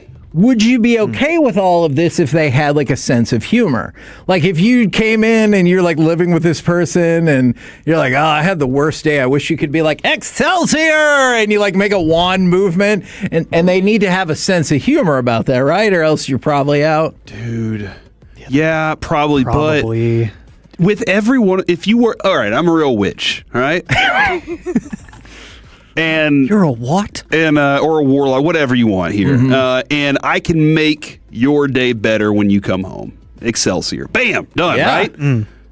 That'd be awesome. But doesn't it seem like everything we've ever seen is, but it comes with a cost? Oh, man, that's a good point. Yeah. Like, was my day that bad? And just be like, hey, before you do that, what's going to happen? Yeah. Because what if I end up in like the basketball player in Bedazzled? Oh, yeah. He's Remember got a he was teeny weenie. Yeah. Sorry, I just watched that movie again like 2 months ago. And the love of his life, and she was sitting there looking at it going, nope. And I feel like I would have a hard time explaining that to the Jesus podcast. I'd be like, well, my wife's a witch, so she performed a spell. Yeah, that would be a tough sell there. Did God not make witches? The devil did? Oh, I feel like we probably shouldn't dive into that right here, all right. right now. All right. It is Elementary School Teacher Day, so shout out to all the elementary school educators. My wife teaches at an elementary school. They have the day off. Oh, that's nice. Do you think that's a little weird that they are not working today, or they get rewarded by it being that day and MLK Jr. Day? Yeah, I was actually thinking about that because I was driving to work today and there was like no traffic. I was like, dang, really everybody gets to be home today. And I was like, I'm kind of conflicted because I feel like it would be a good day for kids to learn, you know, and really focus in on some civil rights stuff. But at the same time, it's like, you know, it's a holiday. Cool. I get it. I was like, I'm conflicted, but the lack of traffic, I'll take it. Yeah. I will always take that. And then today, we're going to focus in on this, and you can focus in early. I tweeted this morning at Alec on the radio. You're going to want to follow me because I'm going to start tweeting out the question of the day before the show. Oh. So if you want to get a head start on that thought process, at Alec on the radio, ALEC on the radio, you will see it there. And then the K&C Twitter page, I'll retweet it there as well so it can get spread out to the masses. But today is National Popcorn Day. So what is the go-to snack in your life? 877-881-1053. Oftentimes, I use the question of the day to steal y'all's great ideas. So really, this is me just trying to, you know, spice up my life a little bit when it comes to snacks. I feel So like you're asking crunchy Kevin Cheetos. what the good snacks are. Yeah. You think he knows what a snack is? Depends what context. Oh, for sure. I get what you're saying. Kevin, do you like, is snacks a good thing? Yes. Some people are like they're Should eat really healthier snacks. Some people are very good with entrees. Yes. Some people are very good with sides. Some people like their wheelhouse is the snack world. See, I feel like the snack is my downfall because I will eat too much of said snack and be like, it was just a snack, and like the people from the Cheetos Corporation would be like, come on, dude. That was a meal of Cheetos that you just ate. And I'm like, it was just a snack. So, yeah, I feel like snacks, they take me down. Yeah. Go-to snacks, though, like Cheetos definitely. Do you go crunchy Cheetos now? I used to be the Puffs, but now I feel like I've moved more towards the crunchy Cheetos. Oh, yeah. I'm on the crunchy original side. I used to be as a kid. I love the Puffs, but I realized they are a pain when it comes to getting stuck in the teeth and stuff. Yes. Like they feel gross That's after you eat a whole bunch. nother process after. It's bad. Somehow out of nowhere, our house has converted to a Ruffles house. Oh. It's a plain potato chip with salt on it. All right, Ruffles have ridges. They do have ridges, right. so you can get more dip. You know, obviously, if you, I'm a big fan of French onion dip, so I do like that. But also something that's changed in my snack world. Oh, Never been this person before. Ooh. And I said eat a bowl of cinnamon Chex the other day. I meant a Cinnamon Life. That's a good cereal if you ever try it. I have become a Chex Mix fan. Oh, yeah. Chex Mix is good. Because my wife and 3 children love Chex Mix. And so every time I go to find a snack, it's just Chex Mix in the house. And I'm like, well, I guess if that's all I got, I can go hard boil some eggs if I want to, but do I really want that? So I go grab some Chex. And this bold and spicy Chex seasoning, pretty good. Okay. Yeah. And I used to, as you know, because they've added the Gardetto's brown bread loaf thing, the sliced bread. Oh, yeah. They've added that into it. And so I'm like, this is good. This is good. Pretzel, all right, I can do without. But this bold Corey and spicy Majors, Chex. who once said pretzels are the food they serve in hell. I can sort those out if I want to. Just like with the Lucky Charms, I can sort out all the marshmallows and just eat those if I want. Okay.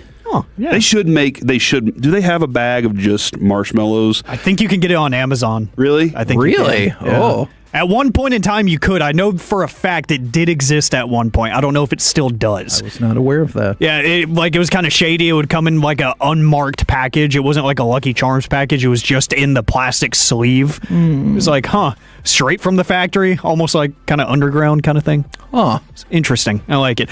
Lots of people agreeing with the Gardetto's take, by the way. From the 817, the Trader Joe's version of Takis are the most addicting thing in the world. I've heard Trader Joe's has their store brand has some of the best snacks. Yes, my wife thinks a lot that too. about it. Yeah. A lot about it. French onion dip and pretzels from the 469. Nacho cheese Doritos from the 425. I'm more of a Cool Ranch guy myself, but the nacho cheese ones are very good as well. Not downplaying them by any means.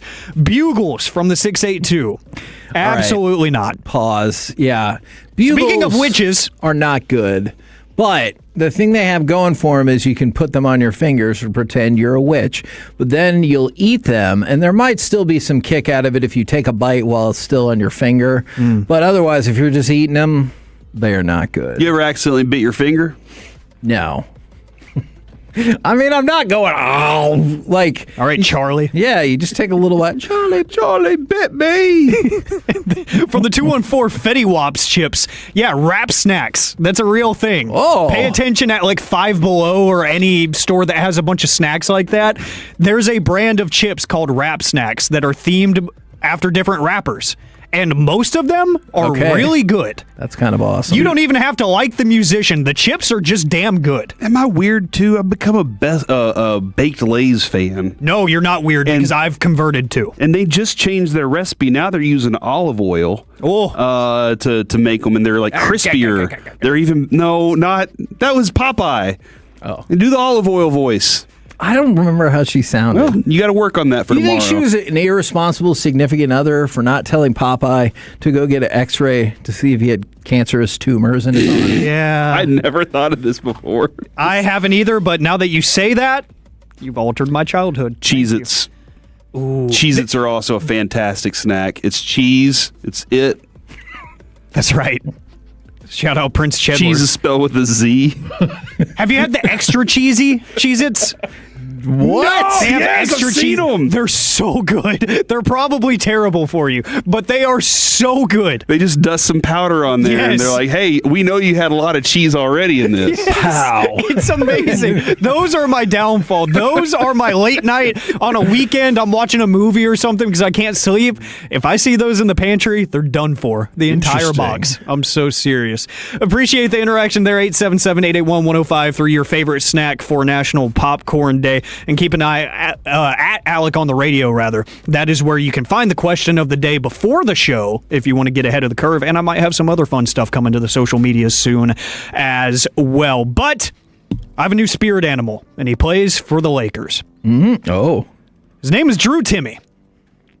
I didn't think I would be saying that in 2026. Richardson Zone, I believe. Yes, and he took the podium post-game, and the first question he was asked was about his T-shirt that he was wearing, and I'm not even going to explain. You're sitting up here at a podium at a Laker game wearing a T-shirt that says "Sexual Tyrannosaurus." I'm sorry. I'm not big into fashion. I disagree. It looks like a Predator movie reference on the helicopter This is my fashion. I like just some tees, I guess. My bad. Amazing. Yeah, and if you want to see the video, he's wearing a yellow, like Lakers yellow shirt that says sexual Tyrannosaurus on it. We're the K&C Masterpiece. Man. Does that mean predator? Like the movie Predator? I mean, Tyrannosaurus was a predator. So that means sexual predator. Or Tyrannosaurus is just really hot. Huh. I should not ask this question because now I feel like there's... Never mind, guys. Coming up next. Dump the last 30 seconds. It's time for Gridiron Gravy. More playoffs, hopefully more from Corey. Plus, coaching decisions, contracts, and a new hope for McCarthy. Next on The Fan.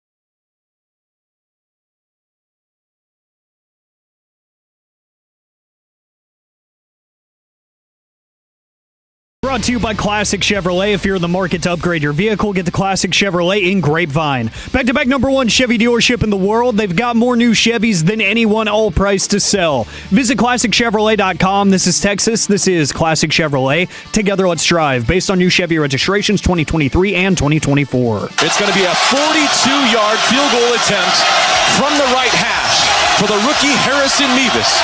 Out of the hold of Ethan Evans. Here it comes to send the Rams to Seattle for the NFC Championship game. It's good! The Rams win it 20-17 in overtime.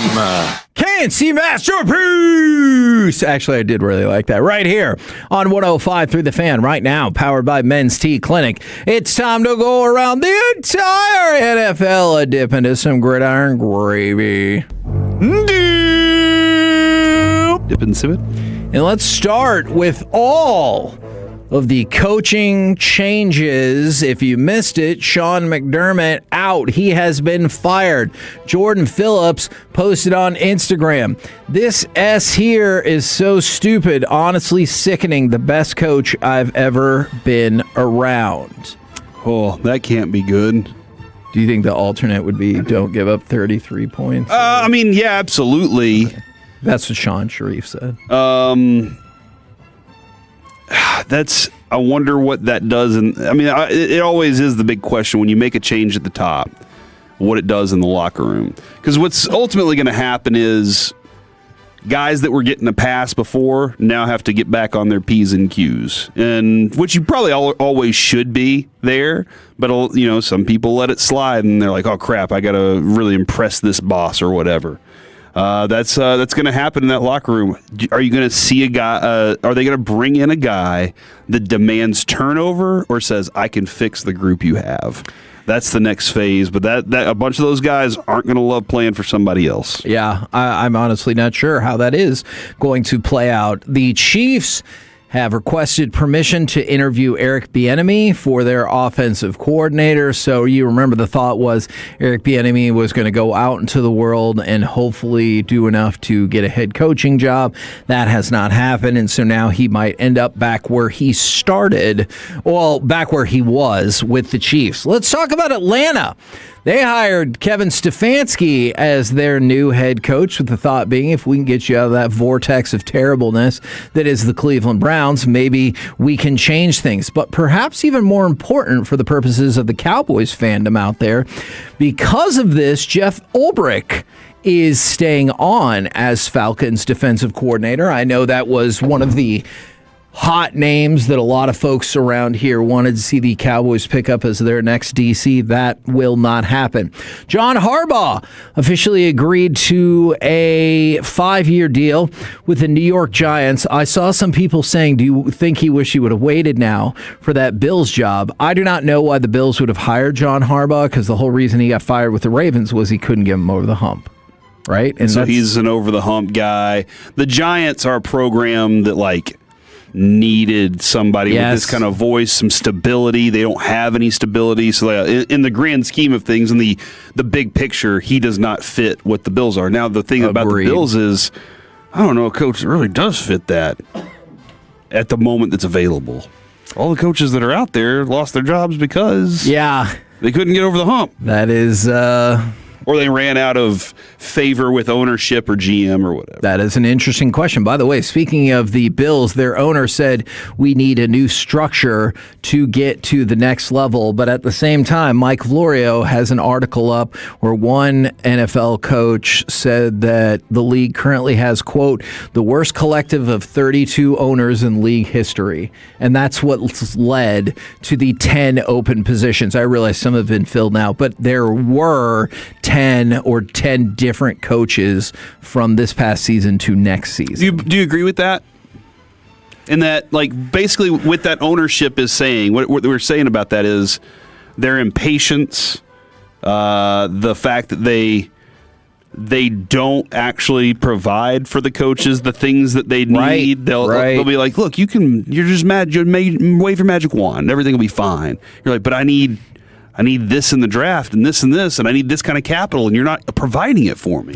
Yeah, It's tough to say because there's at least 3 different primary reasons for a lot of these coaches getting fired. Yes. But coaching, players, and ownership. Well, yes, but that is not what I meant. I meant 3 different ideals. But it does look bad for the league when there's 10 positions that were open. It does make it look like people have no idea what the F they're doing. Yeah. Hey, speaking of which, Mike McCarthy is a candidate to be the next Steelers coach. He's done that before. Yeah. He's as in coach before. Now, yeah. where is he from? Has he ever mentioned that? I think his family had a bar in Pennsylvania. Oh, has he ever mentioned that before? Not sure. I'm not sure if he has or not. Well, this might be He's a shot. big Pittsburgh guy. Oh, yeah, you actually, don't say. I just Googled it. There's lots of. You don't say. So he is going to. He's a candidate, at least, for the Steelers position. By the way, the Packers did bring back Matt LaFleur on a multi-year deal. I really did wonder if when they were like, oh, yeah, no, we're going to totally try to work it out, if that was just something they were saying or if they really meant it. Well, it appears as though they do because he signed a multi-year contract extension. We'll see how that works out for the Packers. Let's talk about Aaron Rodgers. The Steelers, depending on who you listen to, because you will see some articles floating out there that say a reunion is unlikely, but there are multiple sources saying that the Steelers are open to an Aaron Rodgers return, as players were really high on the on-field and locker room presence that Aaron Rodgers brought to the team. Dude, when I heard Omar Khan told Ryan Clark, you know who you'd really like to have played with? Aaron Rodgers.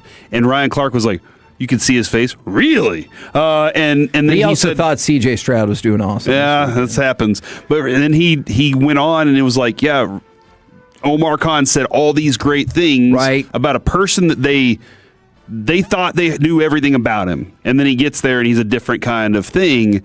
That's great. Physically, he can't do it. So all the great person things is cool. I'm with you. Coachy, not play-y.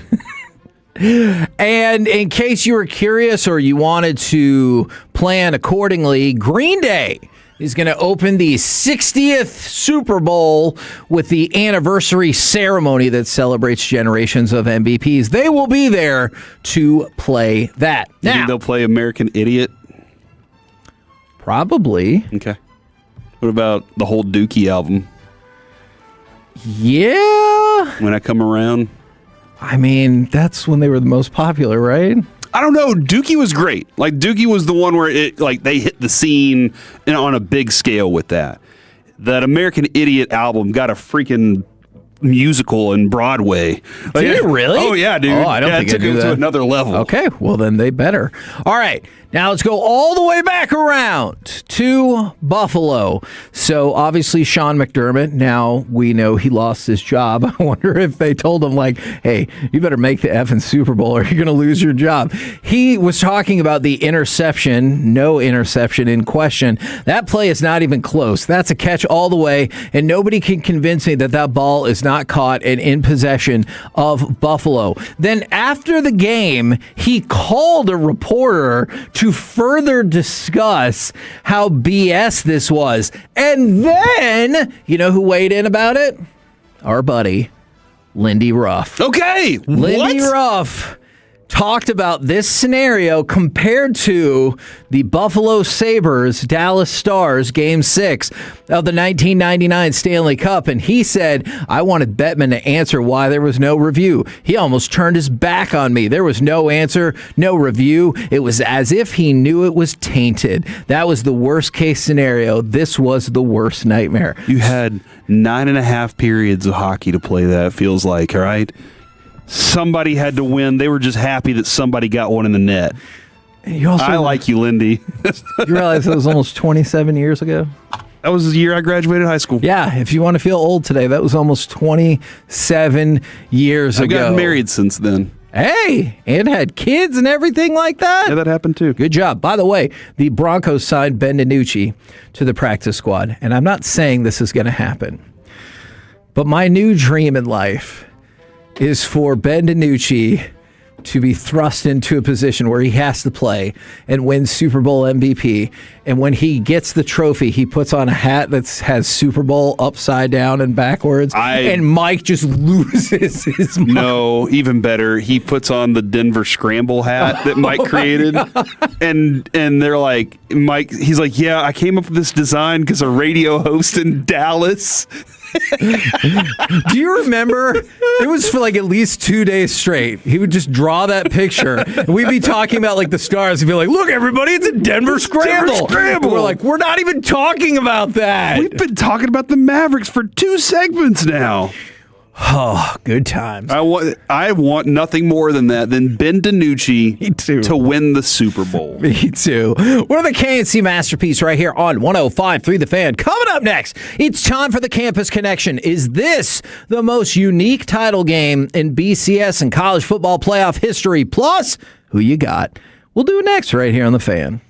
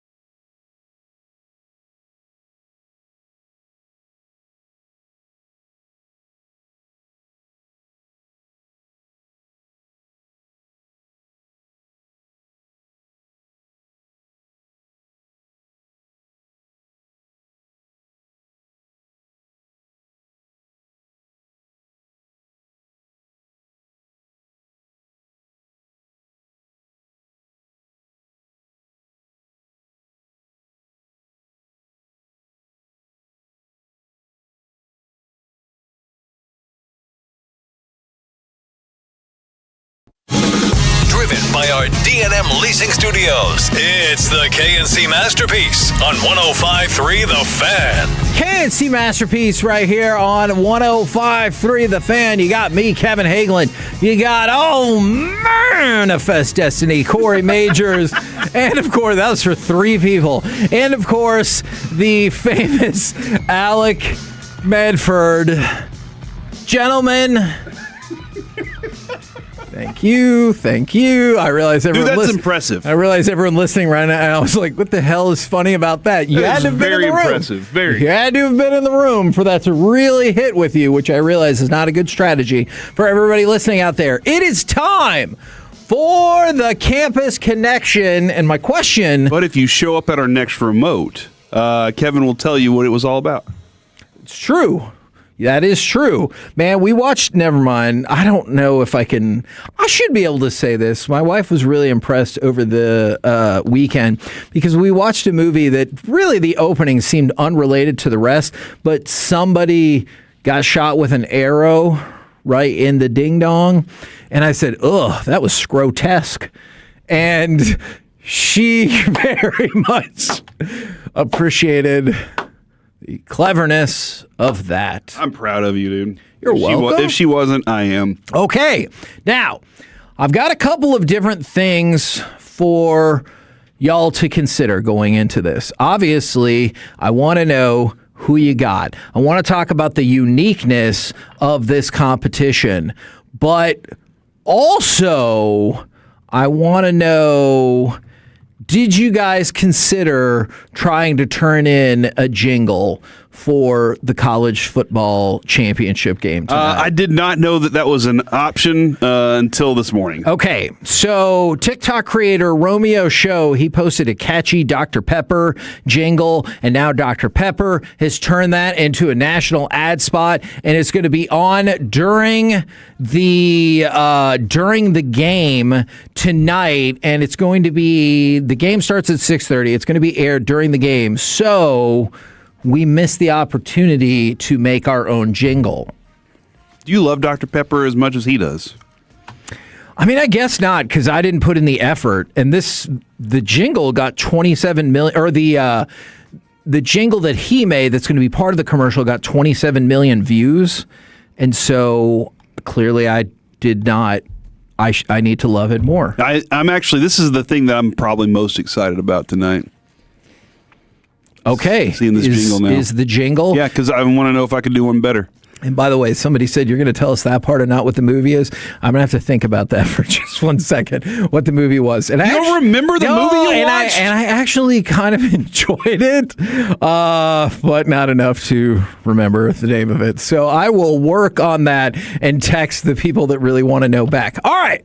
For the campus connection, let's talk about the uniqueness of this game. In one corner, you have the number 1 seeded Indiana Hoosiers, the second losingest program in FBS history with 715 losses. So the Hoosiers are not only attempting to win their first national title, but to become the first 16-0 team in FBS history. This is a team that 2 years ago lost to Michigan 52-7. Oh, wow, yeah, for this sure. year, in their 2 college football playoff games, they have beaten Alabama and Oregon by a combined score of 94-25.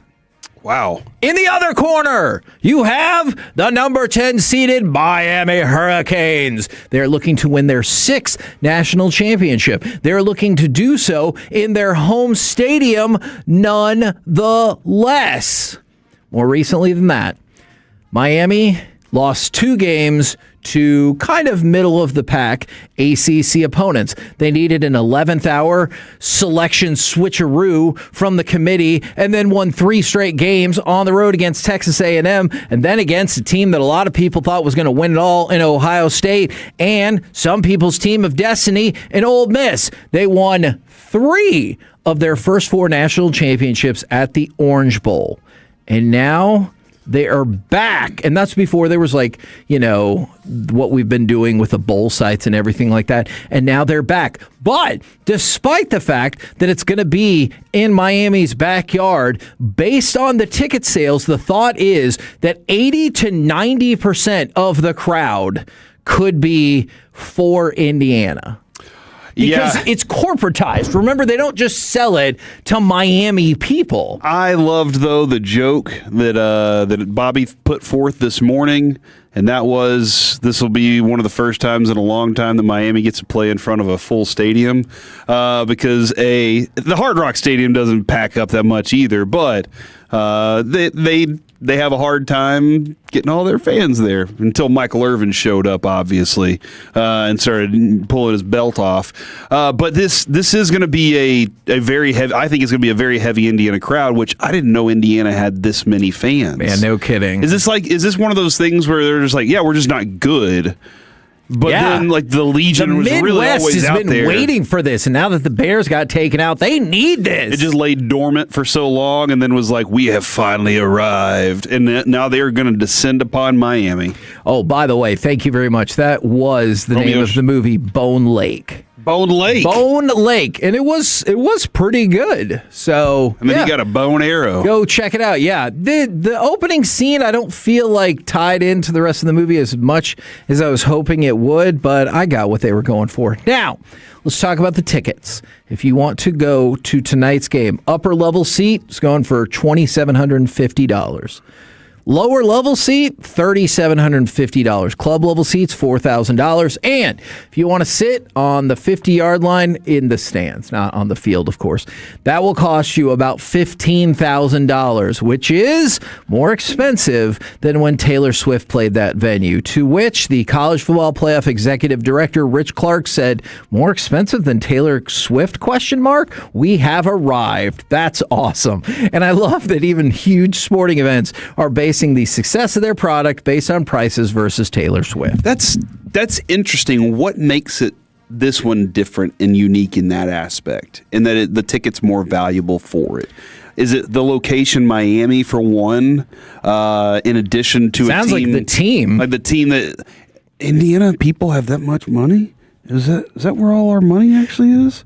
Let me ask you this. Do you think it's possible they got in early and the prices have skyrocketed because now other Indiana faithful who were not as confident in this are like, ooh, I want to go. And then Herb from down the street, he bought his tickets 3 weeks ago because he believed in the Hoosiers. And now you're like, damn it, Herb, I can't afford it. It's pronounced Herb, but it's not there. It isn't.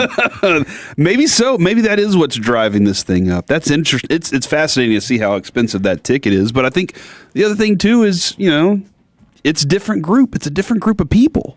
It's different teams. It's exciting to have these teams involved in this. All right. Now, with all that said, who you got? I will tell you that this morning when Choppy was like, I've never been more. He said, and then stopped. He goes, I've never been, you know what? I have never been more right about anything in my life, like more certain about anything in my life than this. And then Bobby followed up and he was like, look, I don't know about because Choppy said there isn't a number that I wouldn't bet them on. And I was like, even minus 40? I feel like that's got to be not a number. I was like, okay. And then Bobby immediately followed up and was like, yeah, minus 7, I'd take that every day. That just tells you how good of a product Indiana has put together, and being 15-0 and being able to run through this the way that they have with a well-rounded team. It's not just that they have an elite quarterback that's carrying them. I agree. They are a well-rounded team that's built with a guy. Have you seen the video of Kurt Signetti walking through on his way to the game, and he's doing Leslie Nielsen style, punching people and throwing them out of the way and all that? And I think it's great. Have you seen this video? Cut number 17. Let's go to Kirk Signetti. What to expect tonight? It's time to go play a game against a great opponent. We got to have a sharp edge going into this game. And, you don't go to war with warm milk and cookies. You don't go to war with warm milk and cookies. No, you don't. So what would scare you go with MREs, and maybe you get lucky and can find a couple packs of cigarettes to help you get by. Huh. So what would make me worried about that is what if Indiana has another level to turn it up to against Miami? Like, I know, and Miami's had an incredibly difficult road to get here. I think they are a very worthy opponent. I am pumped about this game, but man, oh man, if Indiana has another level to flip it up to, it's going to be blowtorch. Cow. It's going to be blowtorch to the city of Miami. Like, that's what it's going to look like. Considering what they just did to Oregon, if they go, see, I think that's the other thing. They're very good as far as like personnel. Yeah, the psychology that Signetti works with, though, he's very willing to talk openly about what he's going to do to you. And that's something that, like, I think he has everybody in that locker room in the same mindset of, we know the plan better, we prepare better, we're more detail-oriented than any of you out there, and we're ready to go rock this. I think that's one of the big things. The mental part of this game is between weeks, and then getting out there is the fun part. Yeah. No, I understand that. By the way, somebody heard that quote and said Indiana by a million. From the 940, IU fans have been saving their money since their last basketball run, and they've had a long, long time to save. Alec, RJ Choppy bumped the line up on Underdog to 13.5 points and still confidently took the Hoosiers. Who you got? I'm with RJ. Do you think it's going to be a beatdown? I do. I honestly do. I think this is where Carson Beck returns to the form that I think he actually is. And he's going to go against guys that are his age for once, because Indiana has a bunch of, like 26 and 27-year-olds playing defense for him. Right. So he's going to go against guys that also don't have college classes because they also aren't in college, which is weird. But anyways, I do think that Indiana is just an absolute unit. There's no way around it. The way they play defense, I don't think, like, Miami gets all the love defensively because that front seven that they have is just not of this earth. But Indiana, they have a bunch of names that you might not have heard of, but they play so hard and so physical. And then they've got the better quarterback in this scenario. It's going to be a win by double digits. It's just going to be a matter of if Miami makes it look a little more interesting than it should be at the end of the game. Do you feel like their running game too crushes you and you didn't even realize it? Yes. You're like, they've been running the ball and you're like, oh yeah, no, they're doing pretty okay. And you're like, what? They had 200 yards? How the hell did that happen? Because they're committed to it and they're effective at it. It's not like they bust loose for big, 60-yard gain touchdowns all the time. It's just they're committed to it being part of what sets up Fernando Mendoza for significant passes. And then he can strike big downfield and has receivers with real strong hands that are pulling those in. Yeah, man, like I said, well-rounded offense, yeah. I also think Indiana's going to win this game. I'll put it more conservatively at a 10 to 14 point victory, which I know for RJ could be more nerve-wracking. By the way, off air, we had a discussion there. 10-4? No, 10 to 14. Oh, okay, I'm sorry. Margin of victory. I love this idea. No, margin of victory. And there is a scenario in which RJ would have considered moving the line up to 20.5. for the game tonight. So I do not, he has not, as far as I know, but that's true. That could still happen. We're the K&C Masterpiece right here on 105.3 The Fan. Coming up next, we move into the Expressway where we've got a ticket giveaway for Rangers winter warm-up plus NFL playoff overreaction and Wanker of the Weekend. Woo, that's a lot. It's next on The Fan.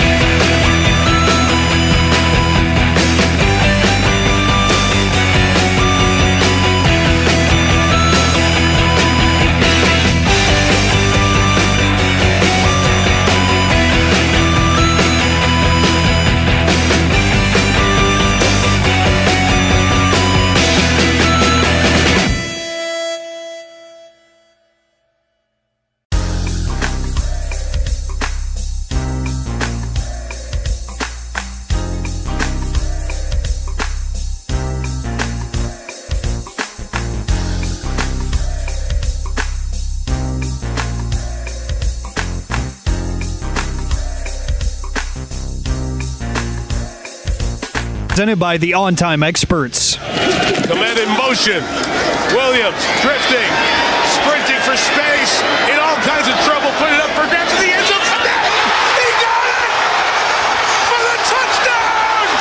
They've done it again! K&C Masterpiece right here on 105.3 The Fan. That Caleb Williams pass officially went 14 yards for the game-tying touchdown. In reality, it traveled 51.2 yards in the air, the longest completed pass by air distance in the red zone in the new Gen Stats era, which makes sense. You're in the red zone, you're at the 20 or closer. You wouldn't think you would get a 50-yard in-the-air pass, but that's exactly what we saw. And the Bears tied the game, but it also leads to the first question of NFL playoff overreaction or reality. And I want to point out for the record, we asked this question before they kicked the extra point in our text chain. Overreaction or reality, the Bears should have gone for 2 after that touchdown. It's so easy to say now, but in at the retrospect. time, No. in real time, no. I thought you agreed with it. I thought they would. I thought Ben Johnson would. And in my mind, I was like, man, you want to end this thing. But nothing good had really happened for them leading up to that. Yeah, like they had several unfortunate attempts on fourth down. Yeah, and so I don't think Ben Johnson ever trusted. I think he was trusting his defense and that happened earlier in the game too. He probably should have taken a field goal, but he decided to go for it and then didn't get it. And Chris Collinsworth was talking about that around halftime, maybe second quarter. He was like, hey, you know what? I feel like I can get points because my defense is standing up against the Rams right now. So at the time, Kevin, I was very fickle on whether or not I would go for it.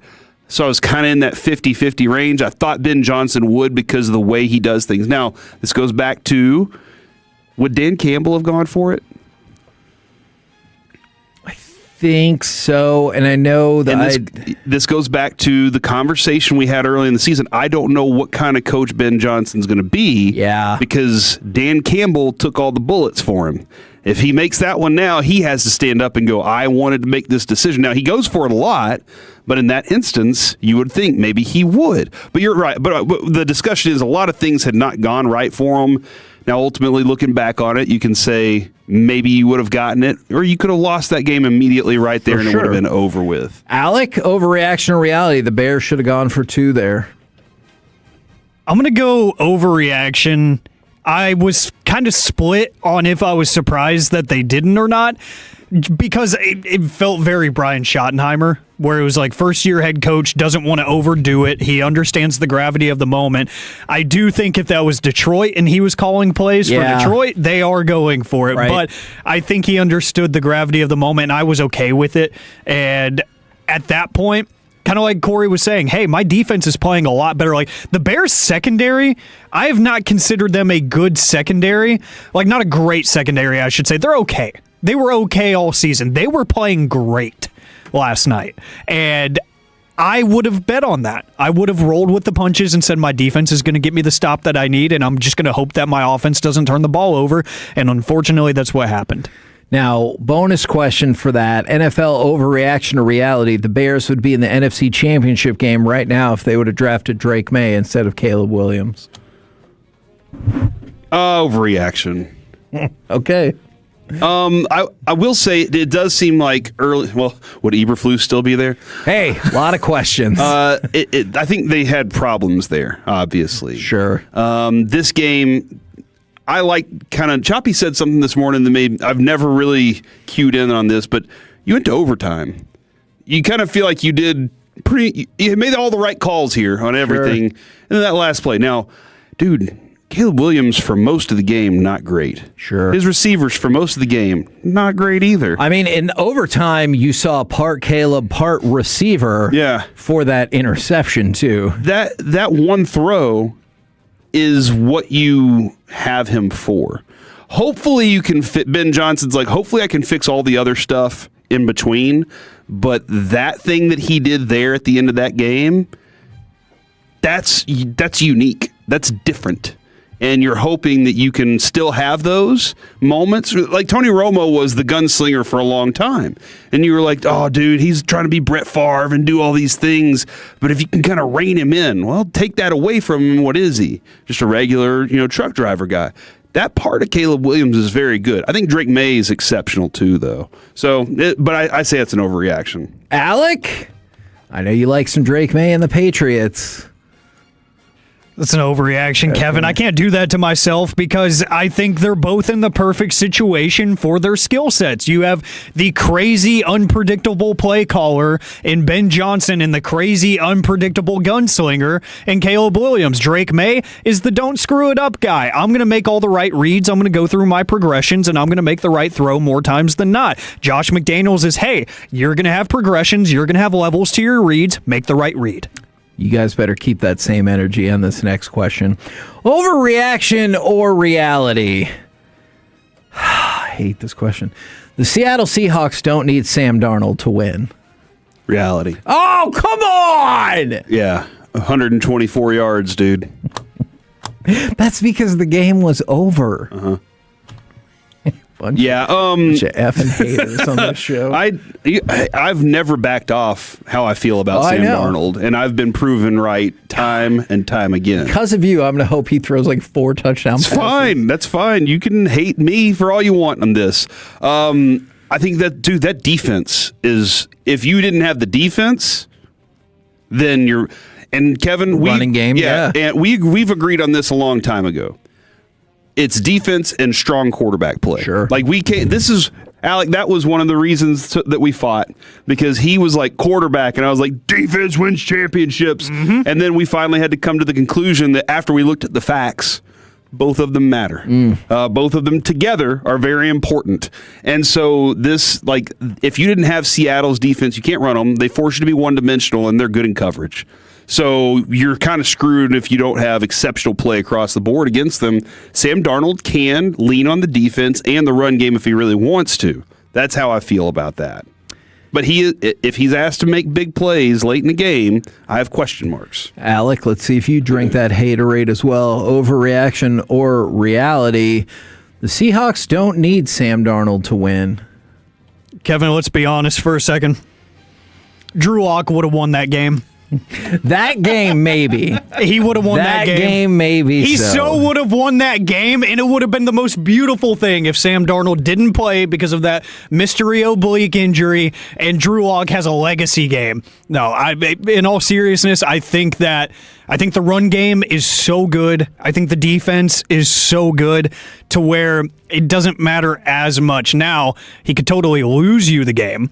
He definitely could, but I think that they definitely had an advantage in the offensive area because he was making the right decisions with the football in the limited opportunities that they gave him. So I'll give him credit there. He looked good in what he did do, but I don't think they really needed him. NFL overreaction or reality, and I know this has been the popular sentiment of the weekend, especially after we found out the news on Saturday. The Broncos are done without Bo Nix. I guess I need to watch more Jared Stidham film before I make a decision on that. You and everybody else. I think he's not the catalyst, because I think Sean Payton's the catalyst for that offense. I could see that. He's exceptional in calling a game. Their defense has been really good this year. RJ this morning said their defense isn't as good as you think it is. Oh. And then pointed out the good teams they played. So he's basically going with the Patriots' lack of schedule strategy. And I was like, huh. When I watched the games, though, is whenever I felt like I was watching a good defense. I don't think that they're the same team by any means, Kevin. So if the question is they can do it with Jarrett Stidham, no. So one rival NFL executive told Mike Sando, I'm assuming from GBAG, Sean Payton is going to do whatever he can to make the quarterback look good because it's his guy. I think they might be better with Jared Stidham. So overreaction or reality, Alec? Broncos are donezo without Bo Nix. I want to say overreaction so bad, but I just can't. It's a reality. I don't think Bo Nix is perfect by any means, but I do fully believe that Sean Payton's offense is more derived from Bo Nix and his ability than Sean Payton's offense per se, because it's always felt like, especially when he took the Denver job or when he got traded there, whatever, he had this kind of idea floating around him that there is the Sean Payton offense. There are these Sean Payton schemes, which, yes, he has things that he likes and tendencies that he has. But I do think that is really catered to Bo Nix, and I think their game plan is going to be a lot more impacted than people realize. Jarrett Stidham hasn't had a completion since 2023. Yep. He didn't throw a pass all year this year either, I don't think. He does in 24. He did have a QBR of 100. Oh, look out. I have no clue how that. He didn't have a pass. League leader. All right. They're going to be just fine. Yeah, I'm guessing so. Overreaction or reality?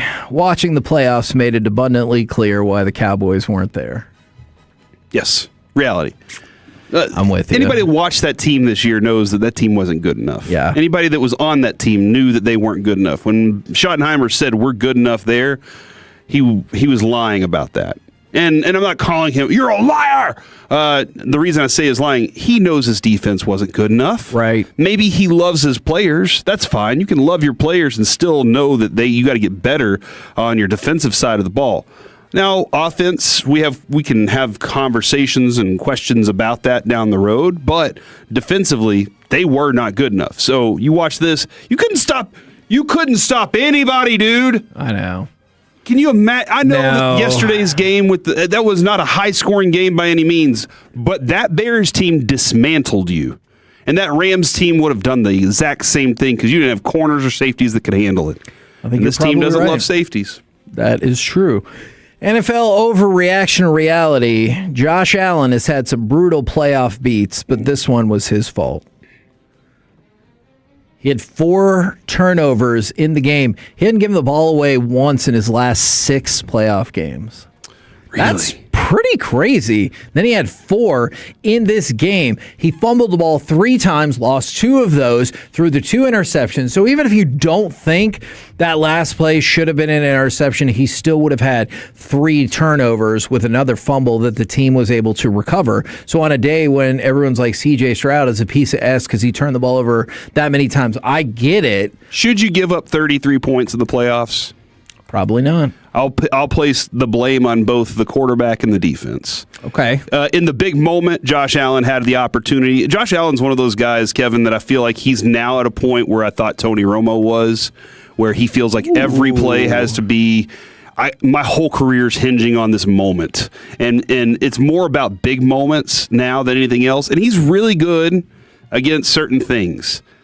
But he just tries to do too much, and I think he thinks he has to do everything and put on a cape all the time. And sometimes he just has to play within the game. You really just have to do what the game asks of you, and he sometimes forces the issue.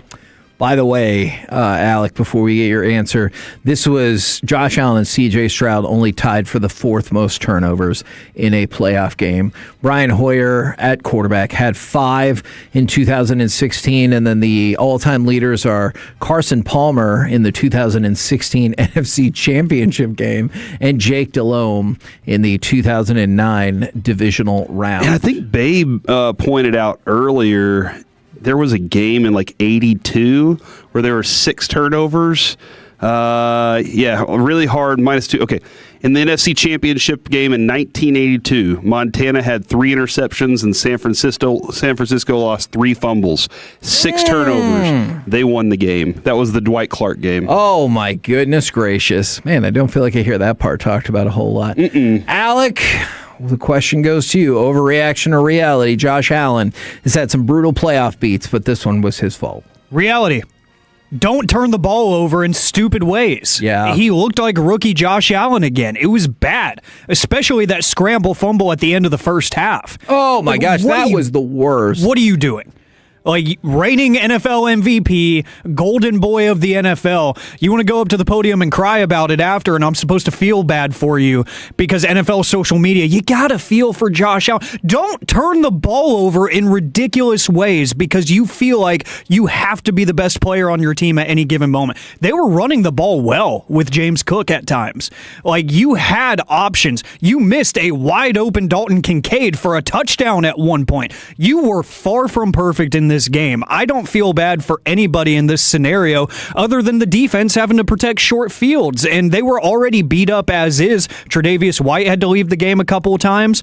Ed Oliver makes his long-awaited return, and he only plays a couple series before he's sitting again because his knee's bothering him. Like, I feel bad for the defense, if anything. They gave up a lot of points because they had to. They were pinned against their end zone too many times. Now we move back to the NFC. Caleb Williams, after the game, he said, it's a good lesson for us. First time being in this situation for me and us as a team. I'm excited for what's to come. Overreaction or reality, the Bears are going to be a force to reckon with going forward. I think so. They can get better on defense. They have a pretty good offense built in. If Rome Odunze can turn into a legitimate receiver, I'm interested in what DJ Moore's future is there, because he might be mad at DJ Moore, and Ben Johnson might be too after he goes back and watches. It looked like in that moment. So I think I think they're going to be a really good team. They're going to run the ball effectively. Now the question I have is, look at how big this window has been for Detroit. Yeah, the way that they play the game, they might have been beat down just a little bit. And I wonder how long they can keep that up. Bears are going to be a force to be reckoned with going forward. Reality, because they showed that they are well coached on both sides of the ball, and they showed that really, in my mind, personnel is the only issue, and they made it that far when I had no hopes for them going into the season. I thought they were going to be fun to watch. It's kind of like I'm talking about the Rangers this season. I thought they were going to be interestingly mediocre. Like, I thought they were just going to be fine. But they would have those games where you're like, okay, in 2 years, I understand what the vision is here.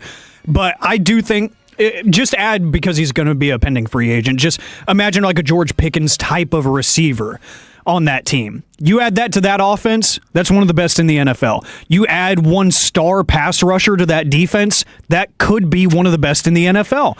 They are literally just a couple players away in my mind. All right, can you go ahead and cue up cut number 12 for me? Because it's time for us to do a little bit of Wanker of the Weekend. Finally get it out.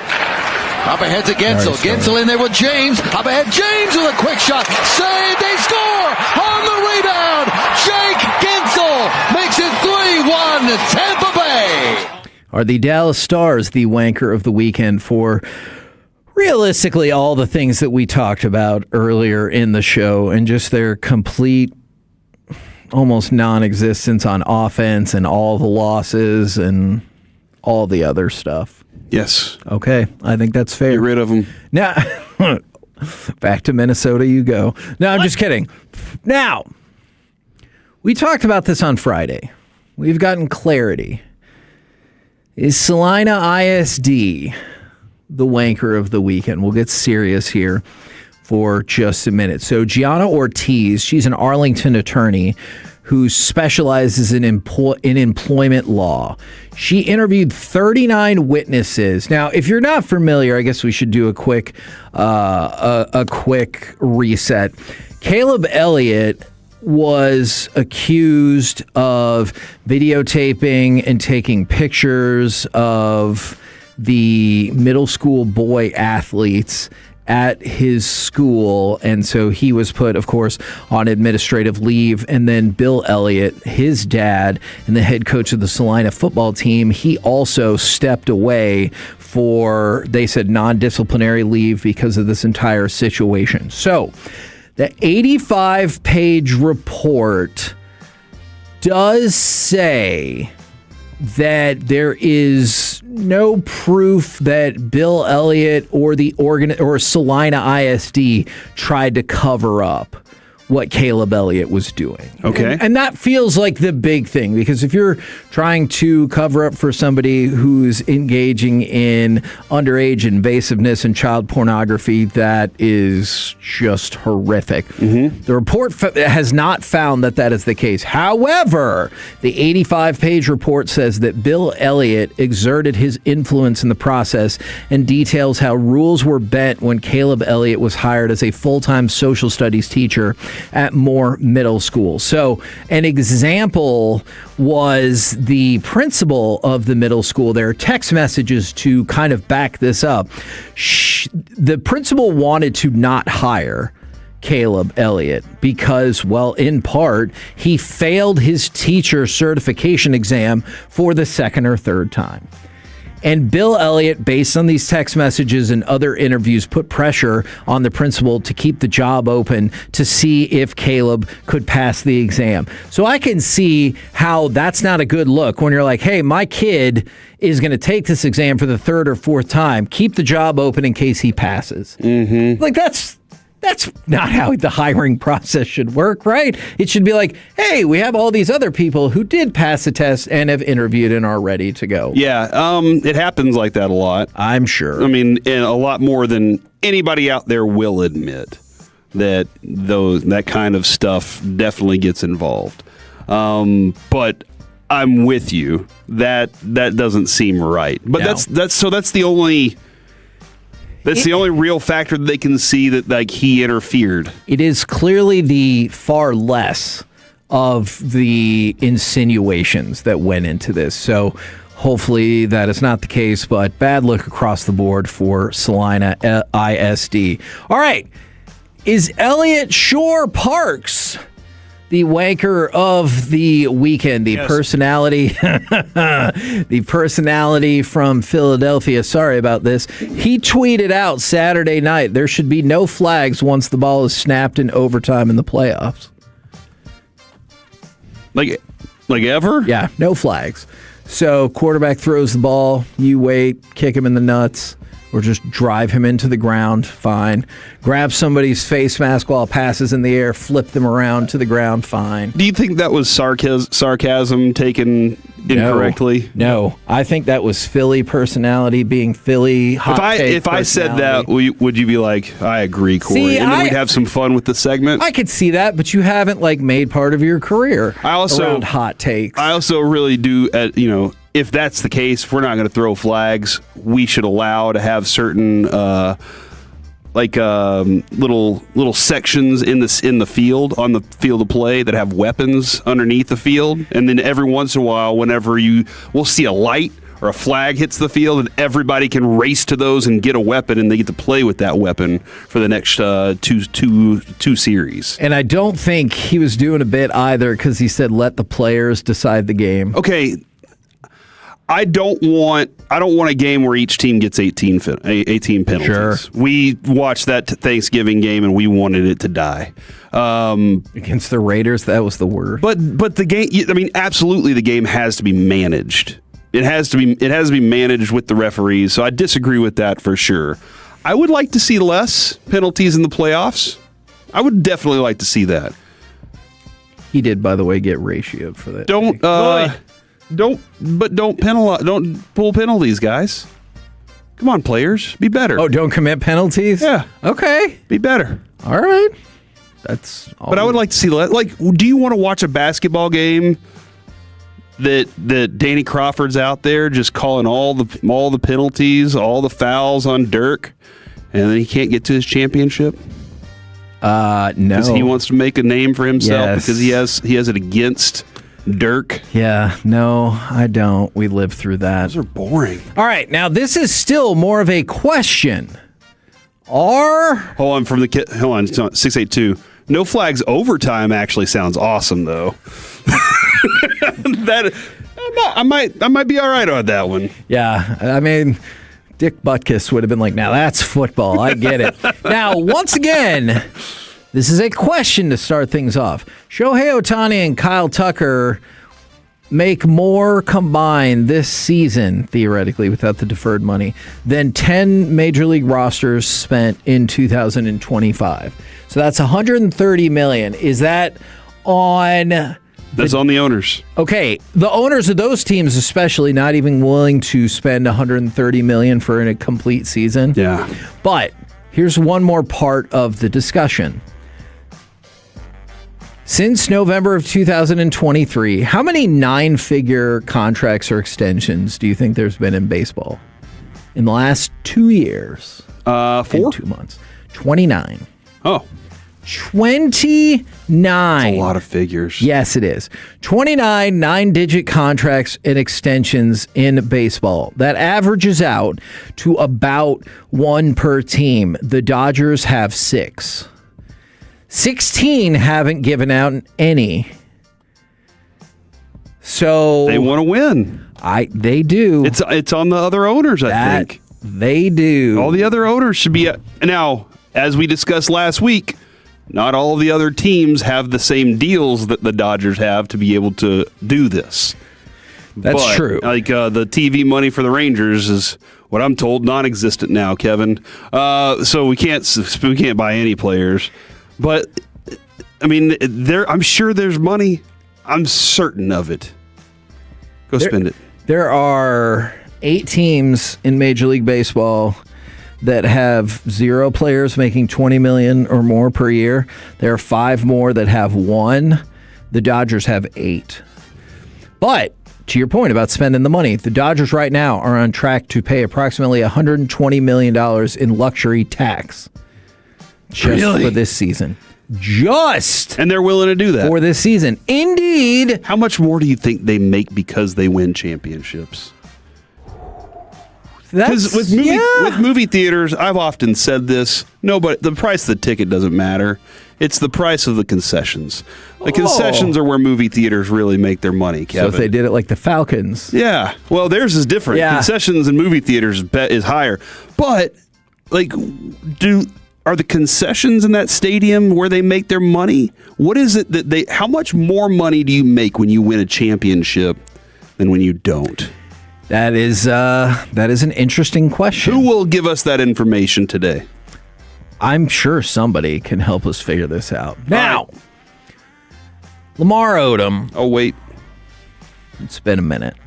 But this is truly terrifying. He's still around? He's still around. He's trying to make sure he's not and other people aren't based on this. He was arrested over the week in Las Vegas for a DUI, right? So that's not good. But there's also 2 other charges. I think you'll note which one feels more egregious.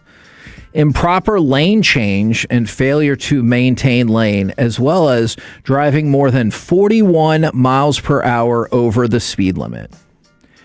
He was driving more than 41 miles per hour over the speed limit while he was drunk and not staying in a lane. Dude should never be allowed behind the wheel again. Agreed. Ever. And should serve serious jail time. I don't think that's going to happen, even though he's a previous DUI offender. I don't believe that's going to happen, but that's terrifying. It's a miracle he is okay and nobody else was harmed. Yeah, where was this again? It was in Las Vegas. So depending on where you're at in Las it doesn't Vegas, it doesn't make it any better. No. By any means. Like, come on. That is just not. You have a responsibility when you get behind the wheel, sober or drunk. See, man, and I'm with you, because if you think your life is S or whatever, don't endanger other people who are following the rules and happy living their life and everything like that because of whatever reason.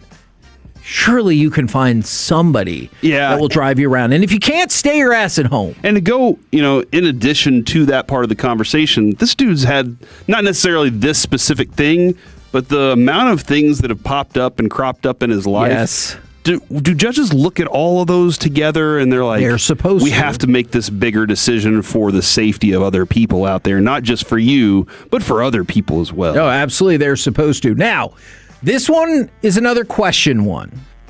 Are these Indiana University students the wankers of the weekend? They have camped outside in 11-degree weather for a seat at a bar to watch the title game. Now, it is a beloved and popular Indiana sports bar, but still, would you camp out in 11-degree weather to sit in a bar? It's Kevin, an upstairs pub. When you have a coach who's asked, what would it mean to win the national championship? And he answers, it would mean we're national champions. That, I would sit outside for however long it takes for a coach like that. Okay. To have an answer like that to a question. Okay. Man, wouldn't you love that person is on the news? What does this mean? And they all, like, to a person go, means we're national champions. Mm-hmm, mm-hmm. And Signetti's like, you're damn right. The message has worked. Fernando Mendoza, they're like, what are you feeling? What is this? And he's like, I am a national champion. Yes. And that's it. That's all he says. By the way, Air Force men's basketball coach Joe Scott has been suspended indefinitely pending an investigation into his treatment of the cadet athletes from the Air Force basketball team. We're the K&C Masterpiece right here on 105.3 The Fan, and I feel like it's about that time. Let's give something away! 877-881-1053, caller number 10. Not tomorrow. Now. We'll win a 4-pack of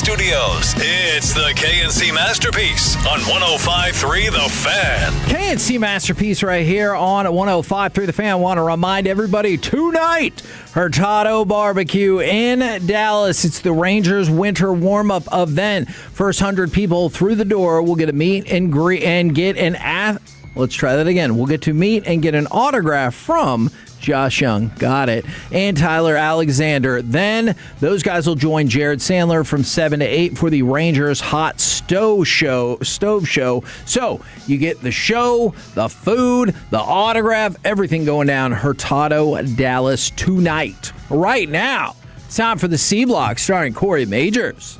Damn right it is. Thank you for that introduction, Kevin. Hell yeah. Guys, I got to ask the question that somebody asked on the fan text to you fellows first, and then we'll get into the rest of the C Block because I'm sorry I haven't already asked this question. Oh. From the 817, what was y'all's coolest pickup at the card show over the weekend? Ooh, I was really excited. So my PC, so personal collection, is Greg Maddux. And I found a Greg Maddux Tiffany rookie out there, which it looks very similar to the 87 Topps, but there are some subtle differences. And I found the Tiffany version. That's the first Tiffany of that card that I got. And so I love it. Can you explain to me what makes it a Tiffany? I don't understand that. So it's a little glossier on the front, plus 30,000 of these sets were created as opposed to the who knows how many of regular 87 Topps. And on the back, the background's a lot lighter, and it also does not say made in the USA. So like on the Topps cards that are regular, it says made in the USA and Tiffany. So you have to look for all of these points to make sure that it's not fake. And ungraded, that's gone up in value a lot over the last year. So that's fantastic. That's wonderful. If I go into my collection, Kevin, and I find that I have one of these, can I overvalue it and sell it to you? Probably. That would be surprising if you came across just a Tiffany set among all your other stuff, but probably I would get it. 321, so you have breakfast with your cards. Exactly. We need to bring this up to Robert Tiffin. That person gets it. Be like, hey, do you want Greg Maddux at Tiffany's? That person gets it. Alec, did you land the haul that you were hoping for? Oh, I know his answer. Yeah, I got one card. So I feel like it has to be my coolest pickup.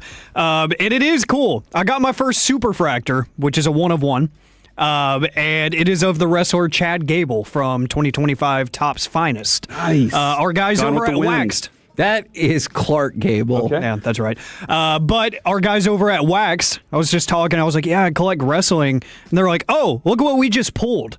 And they showed me, and they're like, you want it? I'm like, yeah. So we made a deal.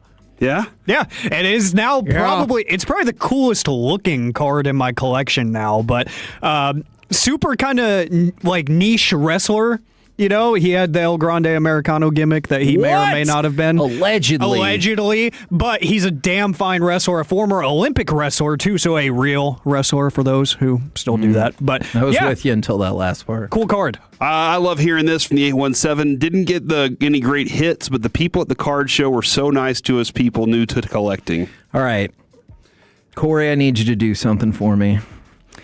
There is a proliferation of Tolos at this event. They've seen Alec.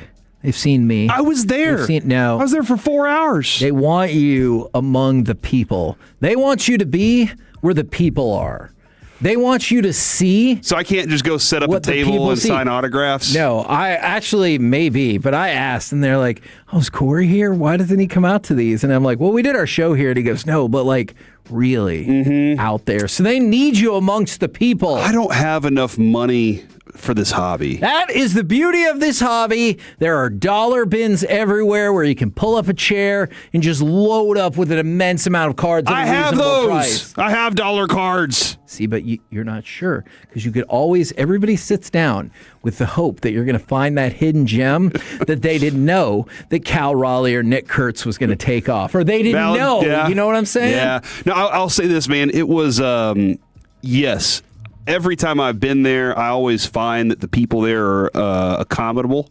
Is that the right word? Sure. Accommodating and fun. Like they're fun people and good people. I've run into some really good people. I've run into some trash people just in life. And there have been trash people at those shows before. I'm pretty sure the DCS people will agree with you on that. But not in the grand scheme of things that it's all a bunch of good people. But I will say this, man. I don't know how long it had been, the Dallas Card Show had been going before we started doing these. Right. But I remember the first one we did, and I was like, this was cool. Yeah. And then I remember the third and fourth, and I was like, this started to catch on. Kevin, that room on Friday, when I left, I've never seen it as busy as it was when I left on Friday alone. And I think that was just about the time that other people, the general public, could come in. Right. You already had VIPs filling this place up. Leaving the parking garage, I was like, oh my gosh, there's there's cars here. The place, the vibe around it was as busy as I've ever seen. And watching it go from something that was cool to something that people have to get to, I'm going to take a lot of credit on this one. Well, they keep coming out to find me, and maybe one day. Saturday was the busiest day I think they've had in the history of that card show. Maybe one day, Kevin, I'll be that gem that you find in the $1 box. Okay. Man, I like that. Plus, I'm going to ask around and see if I can get a number on this. Alec, I have estimated that there's approximately $100 million worth of stuff at the card show. Ooh. Yeah, and I do not think that is an overvaluation. It sounds fair. Just the first table you walk into, just pick a random table. You could easily find a $20,000 card sitting there. Oh, for sure. Right in front of your face. And maybe see somebody with a briefcase of cash handcuffed to their wrist. Mm-hmm. And I said bye to our friend Kate on the way out. Man, because I wanted everybody to. A lot of people had thoughts about that. She's cool, man. She's really cool, and like I said, cool people there all over the place. You guys answer one more. What? My son and I, they said they've gotten into Magic the Gathering. Do they have them there? Yes, they have Magic, they have Pokemon, Digimon, One Piece. Every conceivable thing you can imagine around the hobby is there, more or less. They even have some dirty cards there. I don't know what that means. Like pornographer? Yeah, I definitely saw one table that had some Anna Nicole Smith, and the price tags were dude, specifically placed in. Is there a market for that? I mean, I don't think he traveled there for nothing with those cards. Do we need to create a line? You know what? Of our own cards? I have lots of thoughts off air. All right, let's get the hits and misses, ladies and gentlemen. Which would you like first, the hits or the misses? I want the hits this time. Hits for the weekend. We'll start with Marvin Mims Jr., just like we all expected, leading receiver this weekend. 8 catches, 93 yards, and a touchdown, and the big touchdown, the one that we really cared about a lot there too. And Kyron Williams, 87 yards on the ground, 30 receiving, and LA's 2 touchdowns. So those guys get the honorable mentions. Number 3 on the hits list of the weekend, Carlton Davis. Carlton Davis had 2 interceptions. He did have some significant pass interference calls against him also. He did. But he also had 4 pass deflections. What a game for Carlton Davis. So he was the busiest player, is what you're saying. Yeah, they were like, attack that guy. He might stink, but we don't know. Yeah. And so they went at him, and he was like, I'm going to turn this into 6 plays that are nil for you. Okay. And actually advantageous for us. And on top of that, isn't it cool that you get a couple of big pass interference calls, but then you get the 2 interceptions, and you're like, I redeem myself every time. Absolutely. Every time I redeem it. I agree. What a catch, too, by Booty. Yeah, that catch was incredible in a game where an one-handed offense grab was hard to come by. And I love the stat that I think Joe Buck then threw out as they came back from commercial. They have a stat in the category of they have a stat for everything. That is the first one-handed grab or one-handed touchdown for Kenny Booty in his career. And I was like, who keeps those stats? Are you more impressed by that? Or I finally just saw this on our phone bank. We have the hotline, but right before that we have the warm line. I'm not kidding. That's what it says on our phone. That's weird. That's kind of funny, right? Are you me right now? Getting distracted? Yes. Sorry, we've been already sitting here for 2 months. I never noticed that one time. It was probably like that at the old studio, too. I'll believe it when I see it. Number 2, combo. Nick Bonito and DeMarcus Lawrence both had 2 forced fumbles and a sack. Congratulations to them. You upset here? Do we need to talk about that one time when DeMarcus Lawrence went to go play for Seattle, and he's like, I want to go a place that I know have a better shot at winning the Super Bowl. And we all, myself definitely included, scoffed at that notion. And yet, he is in the NFC Championship game, which, as we've discussed many times, don't know if you've heard, the Cowboys haven't been to since 1995. So clearly, DeMarcus Ware was right. Or Lawrence. Oh, DeMarcus Ware was right when he left, too.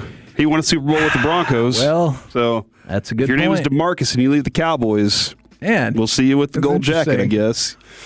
Oh, man. Or hoisting the Lombardi. At least a Super Bowl ring. Number one on the hits of the weekend, Kenneth Walker, who's probably going to have to be number one again this week as we heard the news on Charbonnet and his quarterback, Sam Darnold. But 113 rushing yards, 3 touchdowns for the Kenneth Walker Seattle Seahawks. Unbelievable. Would you consider him to make a play on right now as your dark horse Super Bowl MVP? Oh, yeah. Because I wouldn't put my money on Darnold. The matchup's going to matter a lot, but you got 2 good defenses coming out of the AFC, no matter what. So, yeah, I would probably look at that. And those are 2 good defenses that don't love to give up a lot of running yards either. So that's an interesting one. On the misses side of the football, Caleb Williams, maybe the greatest touchdown we've ever seen in the history of the sport.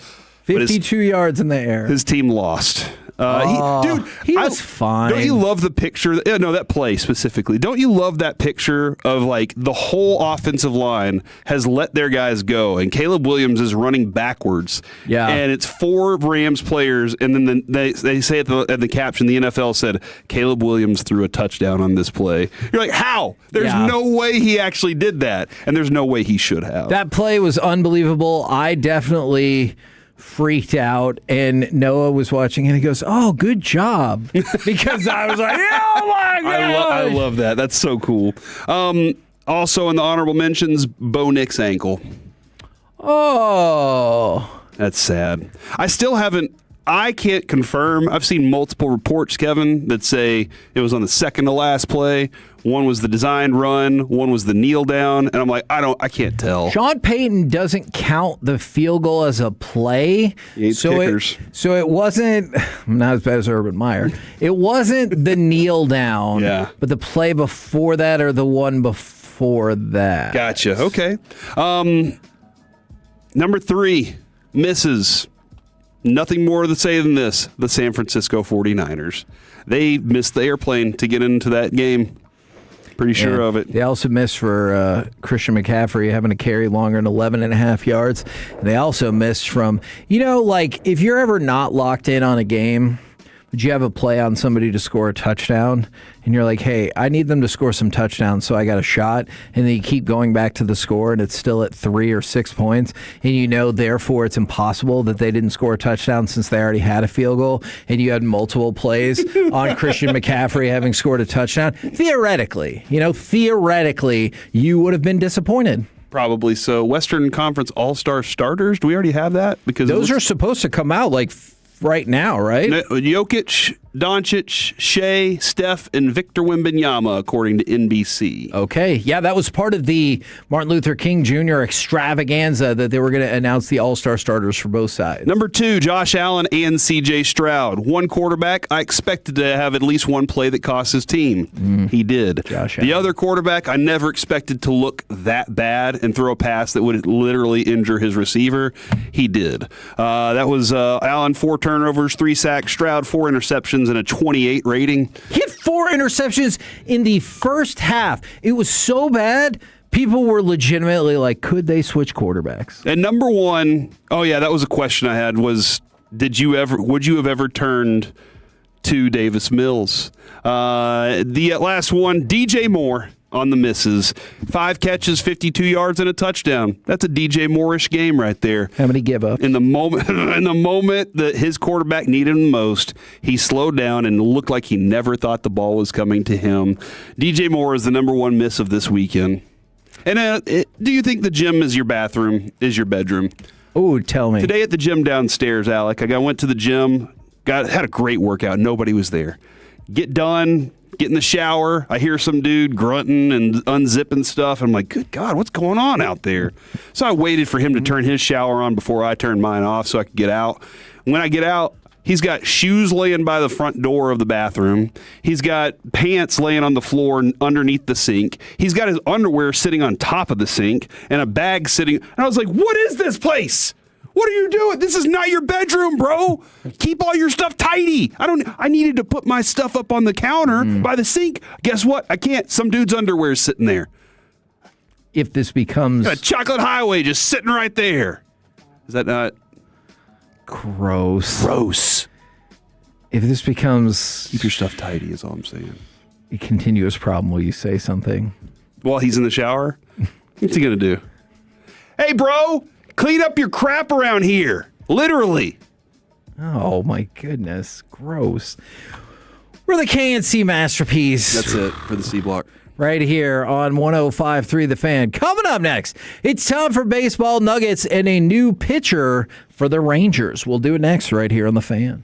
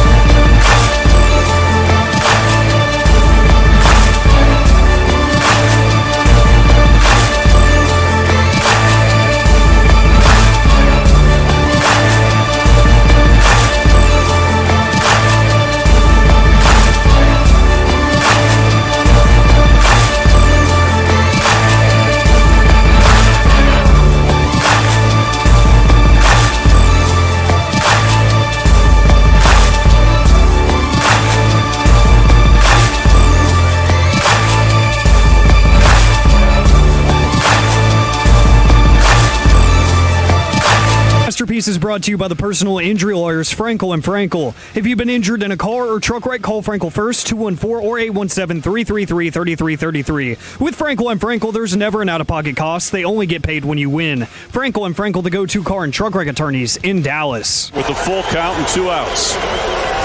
Swing and a miss, and Junis gets out of it with back-to-back strikeouts.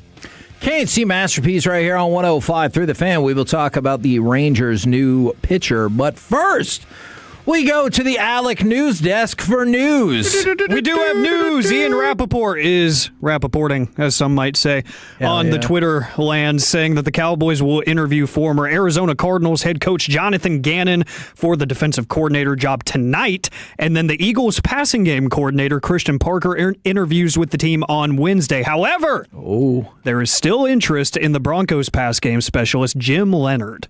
So they may wait it out to get a conversation in with him.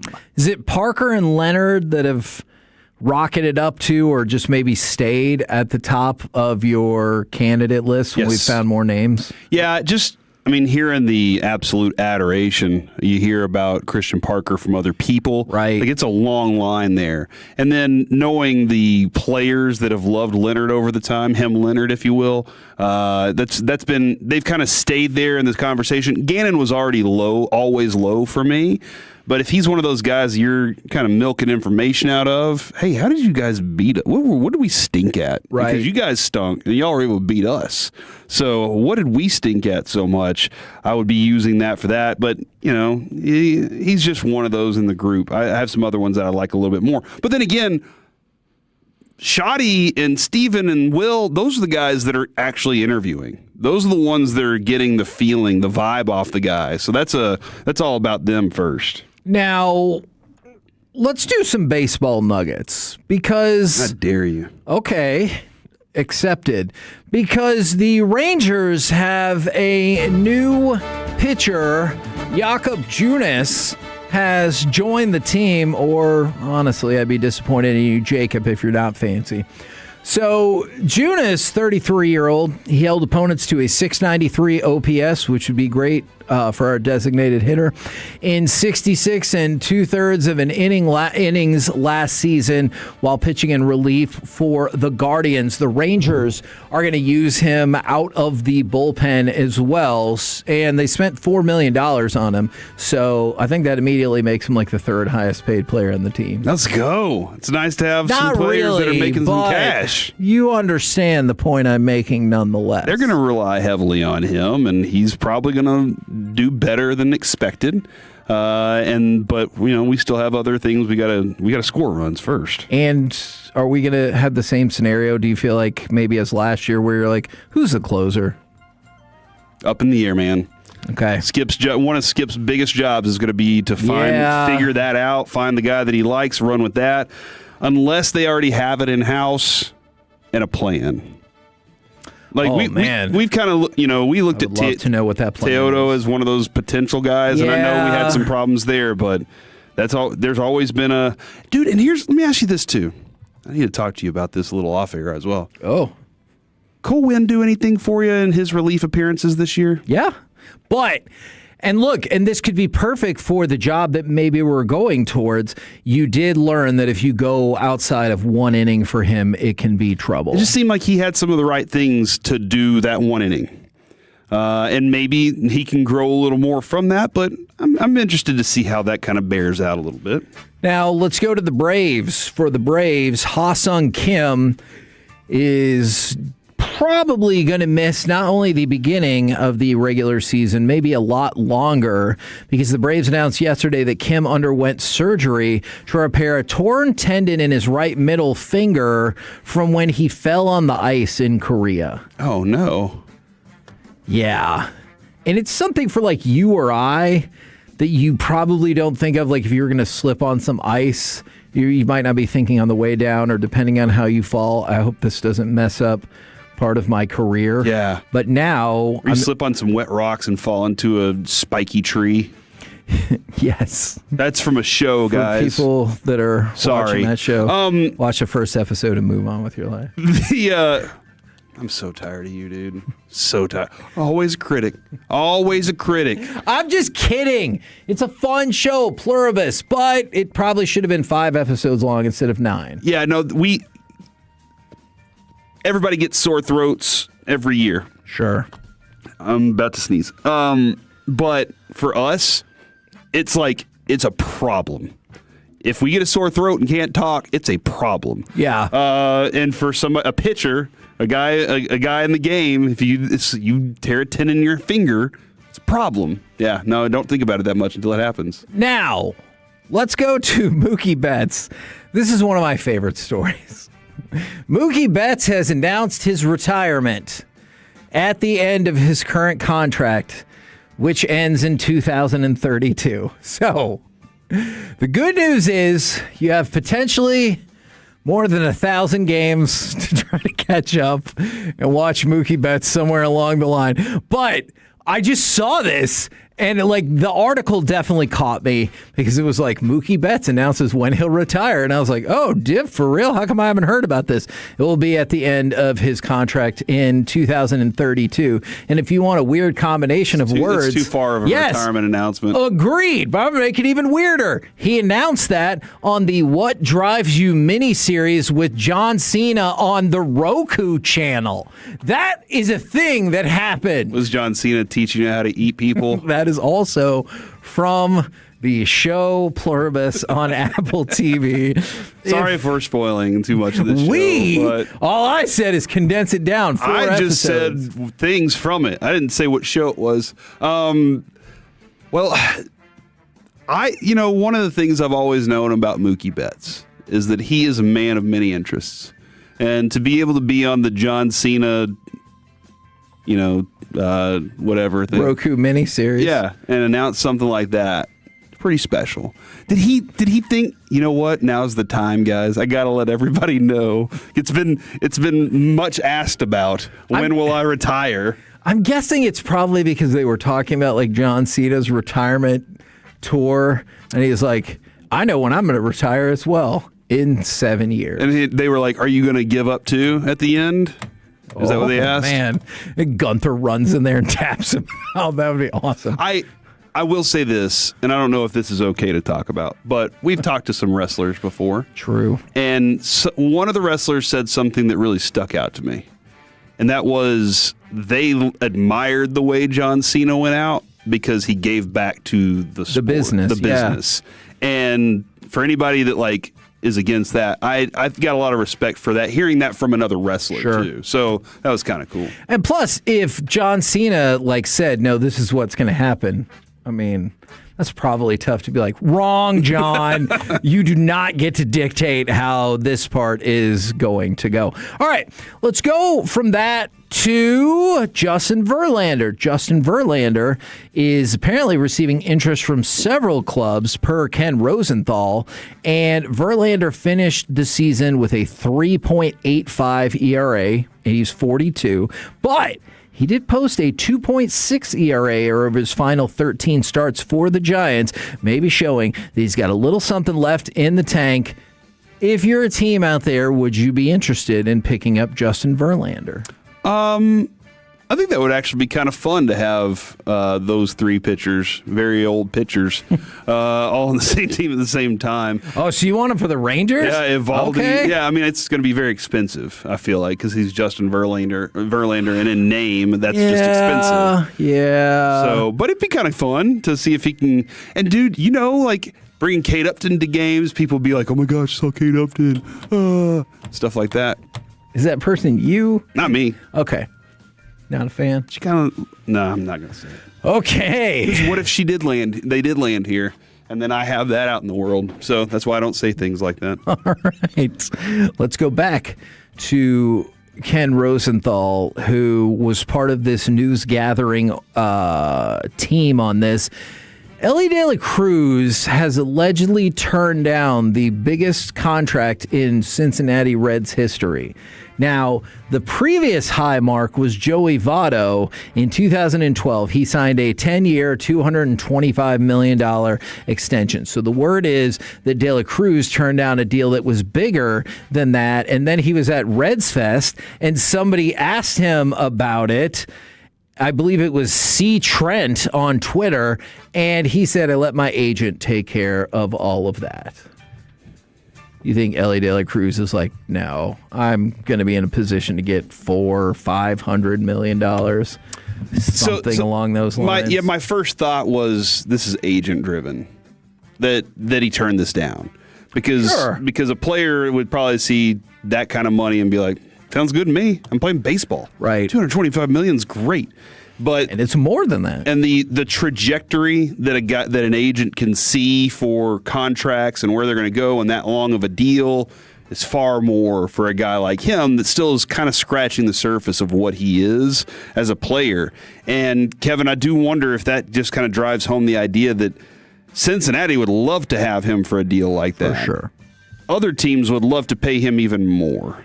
And I don't know when that all hits for him or what team he could get traded to that'll help him out the most in that situation. But if he hits the market, that could be significantly more. And to your point, you want to lock up your seemingly franchise cornerstone for a long time to come, where people are like, even if the team is struggling, you're like, hey, do you want to come see Ellie De La Cruz? Dude, he's an exciting player to watch. He is. It's not one of those where you're just like, in name alone. You get to watch him play. That's a very fun thing to see. Absolutely. Now, you mentioned the Western Conference All-Stars on the NBA front. I just want to give an update for the East as well.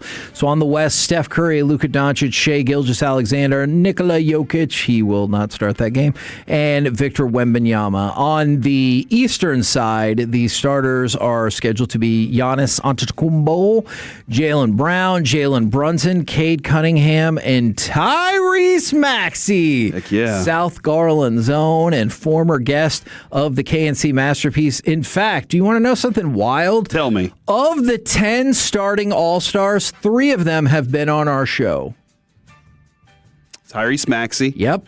Name the other ones. Luka and Jalen Brunson. Luka has been on our show. So is Jalen Brunson. Jalen Brunson was on our show multiple times. So 3 of the 10 played Call of Duty starting All-Stars for the NBA have been on our show. He was like, you're probably never going to be good at this game. Good for us. He might have been right. Also, none of those players are on the Mavericks. We're the K&C Masterpiece, sorry. I'm sure they're not doing anything on their own teams now, though. Well, they are, because they're All-Stars. Yeah, but that means you're kind of a really good individual player, not a team guy. What's our team doing? Coming up next, let's chit-chat with the fellas from the GBAG Nation right here on 105.3 The Fan. Coming up Tuesday morning on Shan and RJ, did Choppy win his national championship bet? We got PP in the morning at 6:40 and Ask Credit at 7:40. It's a Tolo Tuesday.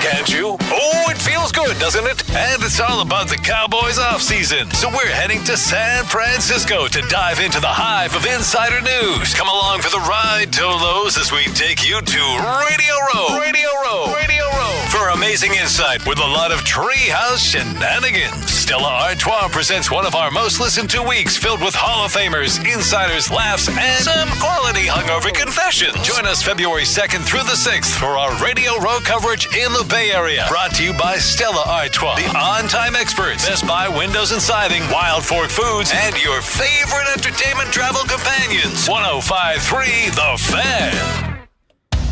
This segment is brought to you by Classic Chevrolet. If you're in the market to upgrade your vehicle, get to Classic Chevrolet in Grapevine. Back-to-back #1 Chevy dealership in the world. They've got more new Chevys than anyone, all priced to sell. Visit ClassicChevrolet.com. This is Texas. This is Classic Chevrolet. Together, let's drive. Based on new Chevy registrations 2023 and 2024. They're showing pressure.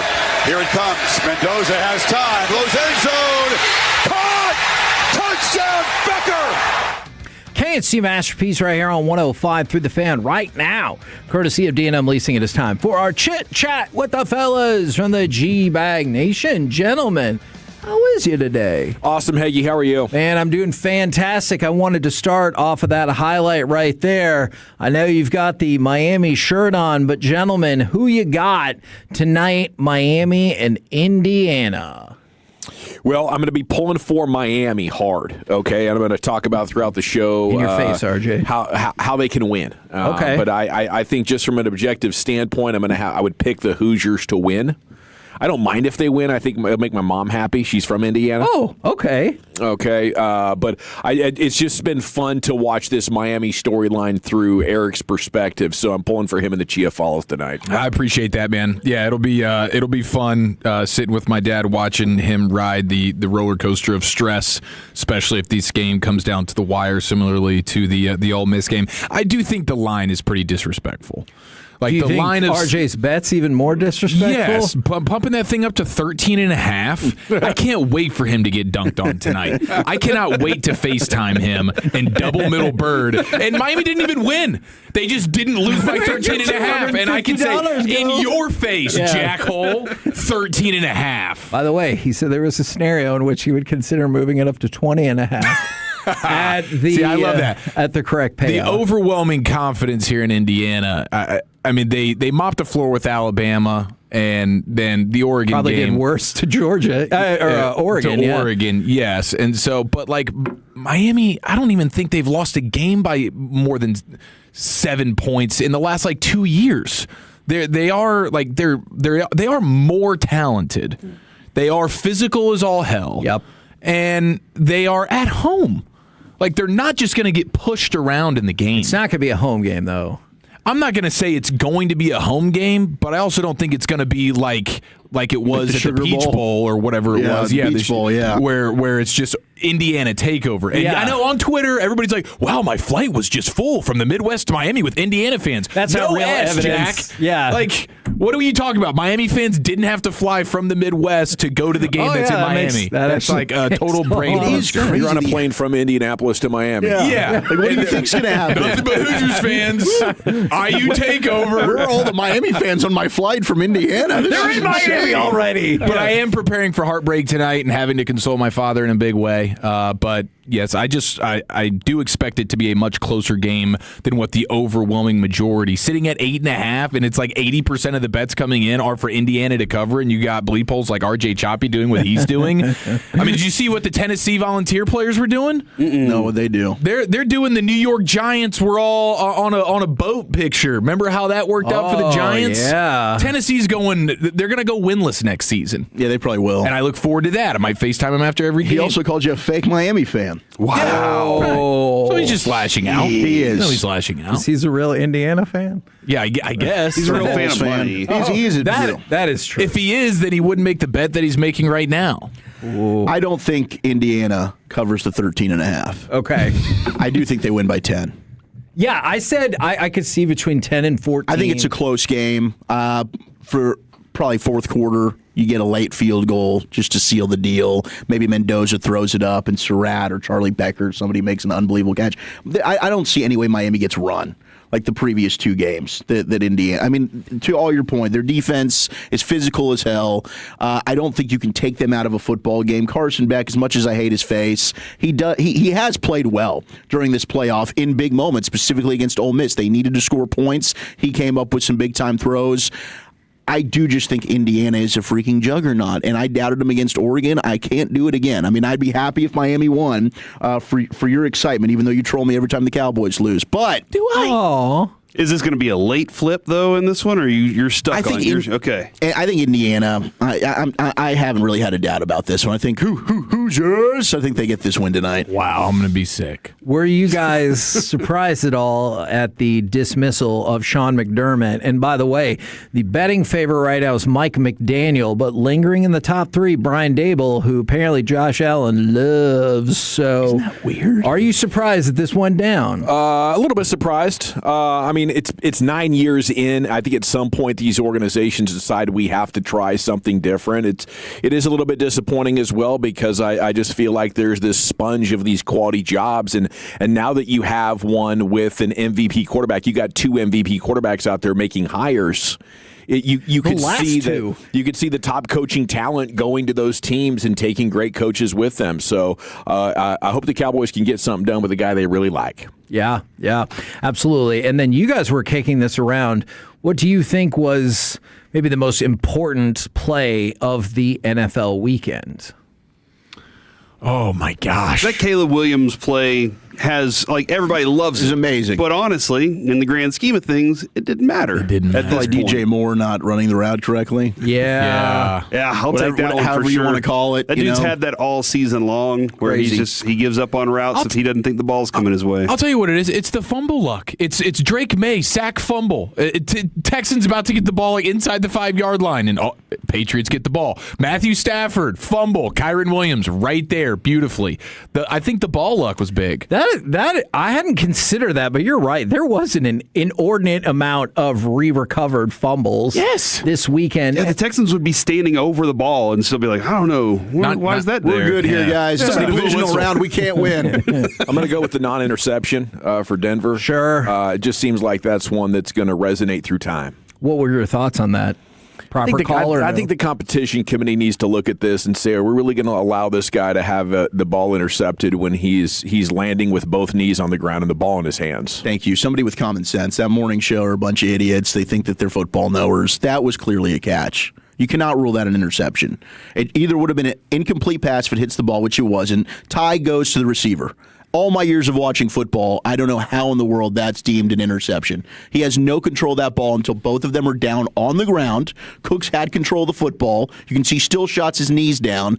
They got jobbed like the Dez catch did. I don't know how in the world that gets ruled an interception. And they had the same problem with the didn't Adams have a similar play in the Rams game? Yeah, where it was Adams in the middle of the I thought was way more clear. Me too. In that situation, I didn't think it was nearly as close as the other one was. And credit, the Broncos defensive player for making that even close, but he clearly rips the ball away after both of them are down, then flips over, and it's like, oh, I got it. It's like, come on, dude. It's the same thing when a runner's down and now you're knocking the ball out and saying it's a fumble, which is what happened in the Adams play. Well, okay, let me ask you this. If they're rolling like they did, but instead of the Broncos player ending up with the ball just squirts out and it lands on the ground. Then Are you calling that a catch or an incomplete? That would be incomplete. It would be incomplete. You didn't have Exactly. control So of the what's ball. so what's the difference?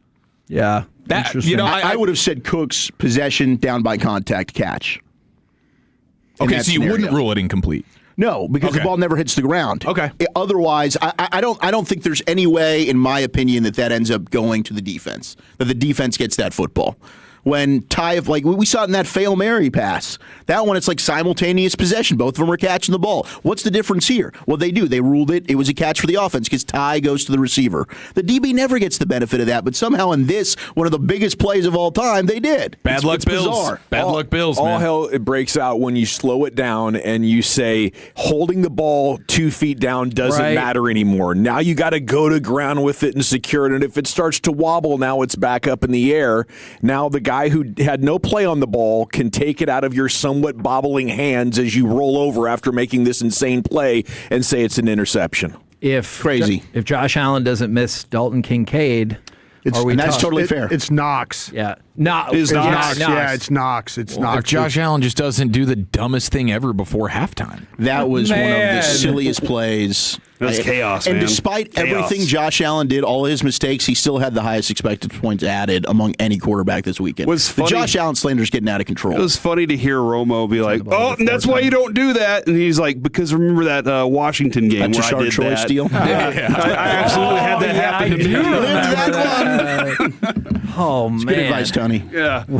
What do you guys got coming up on the program today? Pure Gold as always, Heggie. Thanks so much for asking. We will be talking Divisional round and Natty a lot. And Alex Dono from WQAM in Miami is going to join us coming up at 2:40. Love it. By the way, word is the sharp money is coming in late on Miami, and that has pushed the number back to 7.5. There you go. So, I mean, there's a little common sense. They're not going to lose by 9 tonight, guys. Roll home with the GBAG Nation. We have been the K&C Masterpiece. Make your way back with us tomorrow, 10 a.m. to 2 p.m. right here on 105.3 The Fan. Say goodnight, Kevin. Good night, Kevin.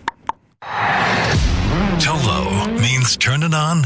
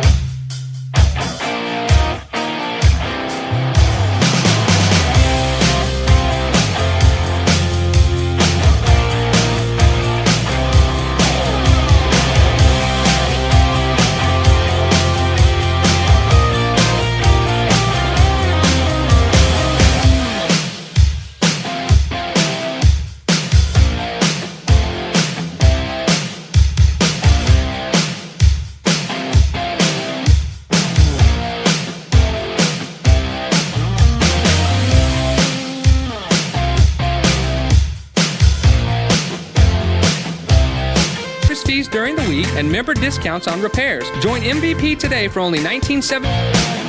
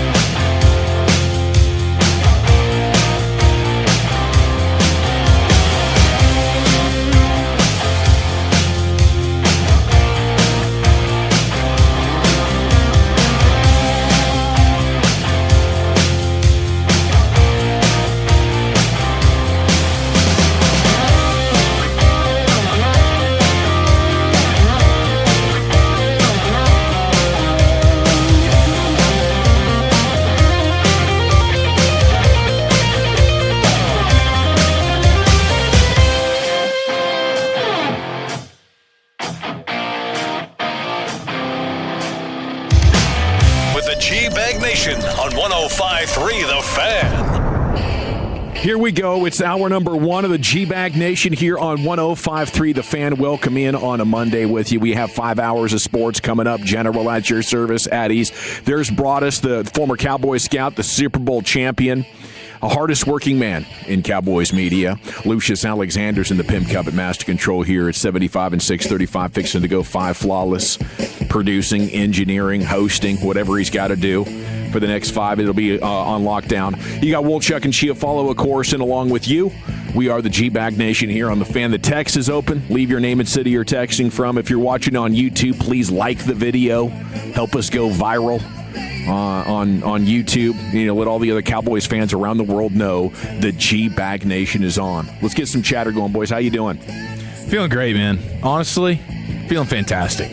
Great football weekend. It was bookended with great games, overtime games, and now we prep our bodies for the Natty. What'd you do for the Seattle game? I put my kids to sleep and fell asleep with them. Did you? At halftime, I was like, what's the point here? Yeah. What's the point? Might as well just snuggie up Everything here in the else bunk was bed. outstanding. Very impressive. Slept in a bunk bed, bro. Wow, that must have been good sleep. That's when you know you're tired. In a bunk bed? That's how much of a snooze fest the Niners game was. I'm like, all right, girls, it's time to, we're Take going a to nap. bed, whatever. And then next thing I know, I'm waking up at like 4 a.m. and I'm snuggled up with like a big giant bunny rabbit thing. It was great. We got to talk about that game because maybe, just maybe, there is a dominant team this year, and their name is the Seattle Seahawks. We do have the association on TV in the background as it is a Martin Luther King Jr. Monday. The Mavs are going to play coming up in 2 hours. So how about that? For a sports Monday afternoon and into the evening. Cooper Flagg's been upgraded to questionable. I suppose there's going to be an update coming up here in about 30 minutes as we get 90 minutes to tip to make it official one way or the other. But Jalen Brunson and Josh Hart both questionable for New York. Mavs are a 10.5-point road dog. Last time I saw, but New York's defense pretty bad, and right now you have to be concerned with the Mavs going the wrong way in the lottery. Back-to-back games against the Jazz where they got to average like 140 points. Utah is just like zero cares about stopping anybody. They are tanking their absolute balls off, and the Mavs are now tied with Milwaukee for the 9th fewest wins. So you could turn around and be 10th in the draft lottery in the blink of an eye, or you could get back to 8th here pretty quick. New York 25-17. They have lost 3 games in a row, so it is nervous time if you're a proper team tanker, as you should be. Right? We don't need to watch this basketball team win games. I don't need that. I don't need that level of entertainment. Yeah. You know, I guess it's somewhat cool when you can beat a rival. But in tank seasons, you really got to lean into this thing. You guys are with me on that, aren't you? You're not these guys where you enjoy empty victories, are you? Not at all. Not at all. Are you kidding me? If you were somebody that were cheering, You're trying to drag us along, huh?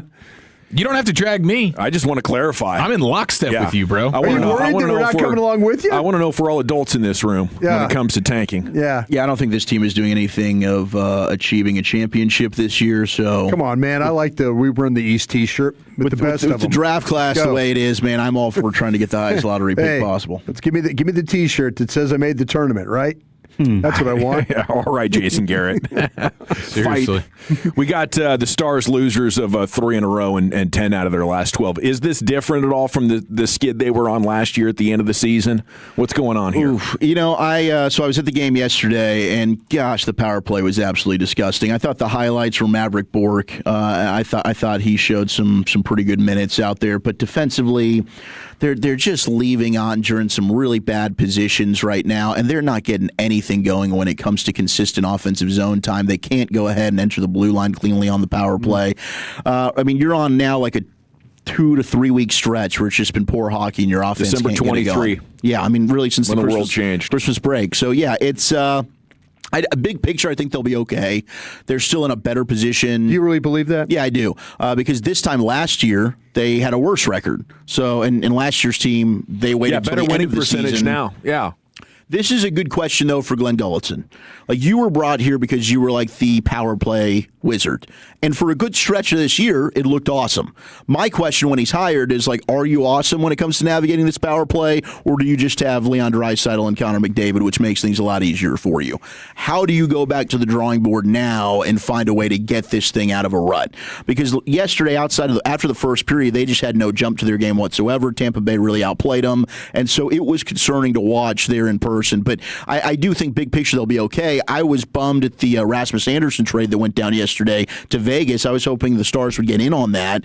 Now, I guess Jim Nill said he doesn't want to make any trades until after the Olympic break, and there's a couple of names that are rumored out there, but I really thought they needed to get ahead of this thing because they need just some injection of life and some juice right now. But they played really poorly, and this offense has been looking atrocious lately. Maybe the Olympic break will get them right. I hope so. It's a good year to have an extended stretch off there, a couple of weeks, starting in just a couple of weeks.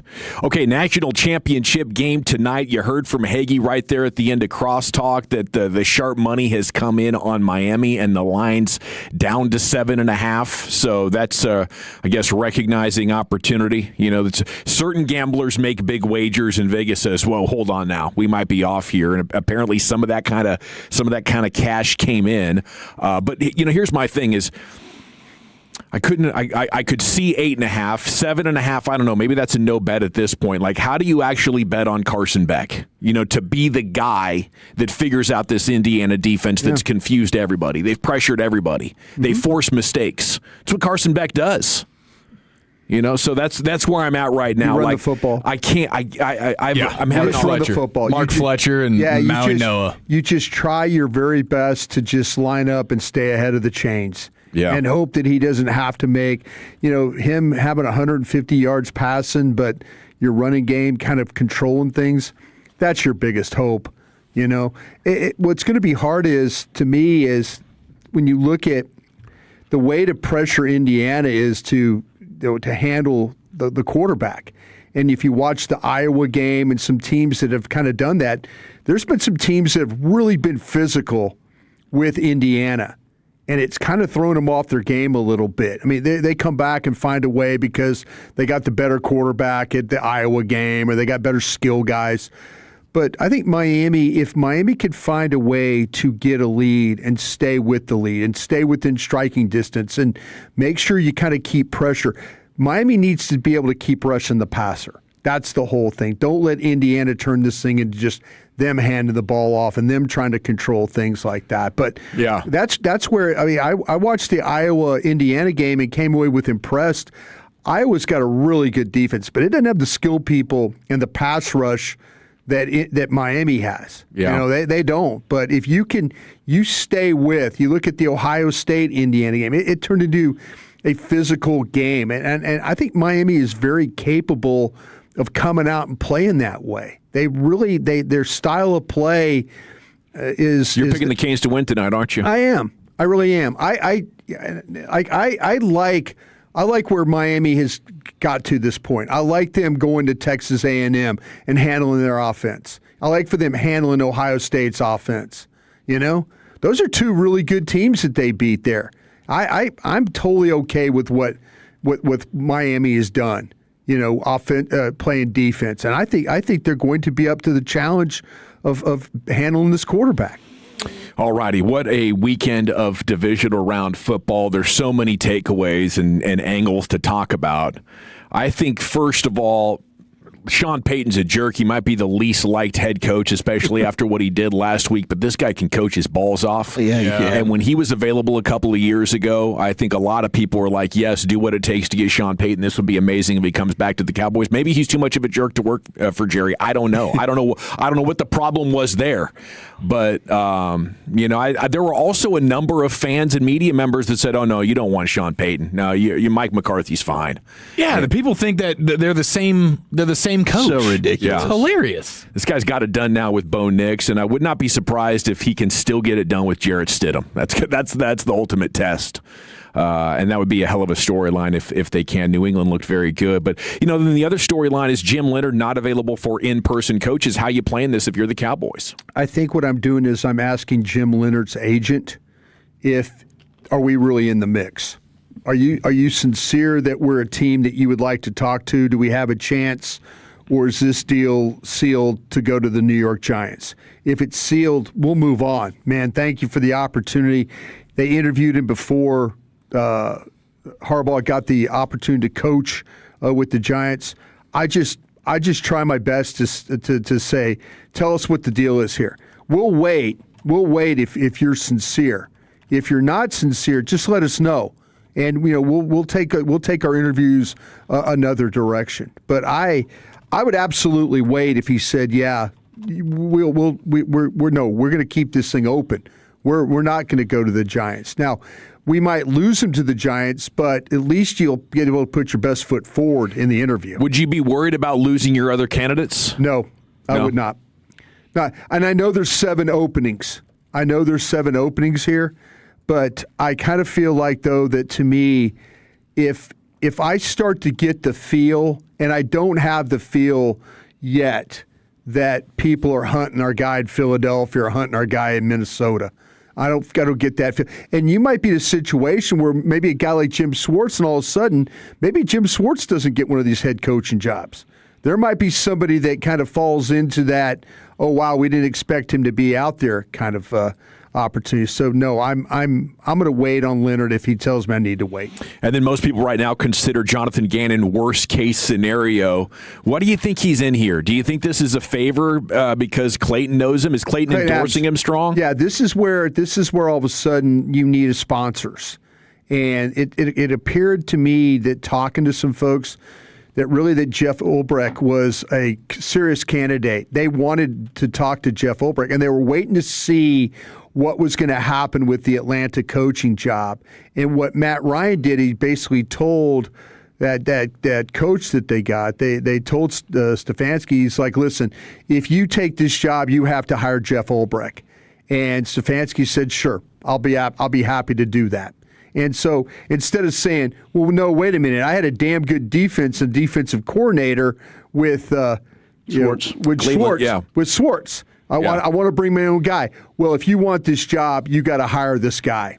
And he did. He so now they have the best beards in coaching. Yeah, they sure do. But let's see. Those are amazing beards. Let's see how this thing plays out for Jim Schwartz and guys like that. And he might get the head coaching job in Cleveland. I mean, he's got a second head coaching interview there in Cleveland. I guess Archer just updated. Gannon tomorrow, which we knew Christian Parker interviews in person Wednesday. Durante Jones was done. So those are the 3 in-person interviews. And then Leonhard remains in the running per Todd Archer. But I'm sure Monday they'll be able to talk with him once New England beats Denver. Well, it's good that we're not hearing they're going to speed this thing up or panic. I feel like they're going to be patient with it and ultimately make a quality hire. But Gannon's presence at this point in the interview process, I think, is making some fans nervous that maybe it's not going to be that much different. C.J. Stroud was worse than the wild card round, and this time it really cost Houston. Yeah. They failed horribly and brought us delivered some meatball sandwiches today that were outstanding as a result. Thank you, sir. Thank you very much. No problem. For all the meatballs that C.J. Stroud was throwing. He was a meatball player yesterday, man. Ooh, 20 for 47 for 212. Awful. And a million turnovers. Yep. The hot take down there is they shouldn't even exercise the fifth-year option on him. I can't do that. Like, the entire resume is pretty solid.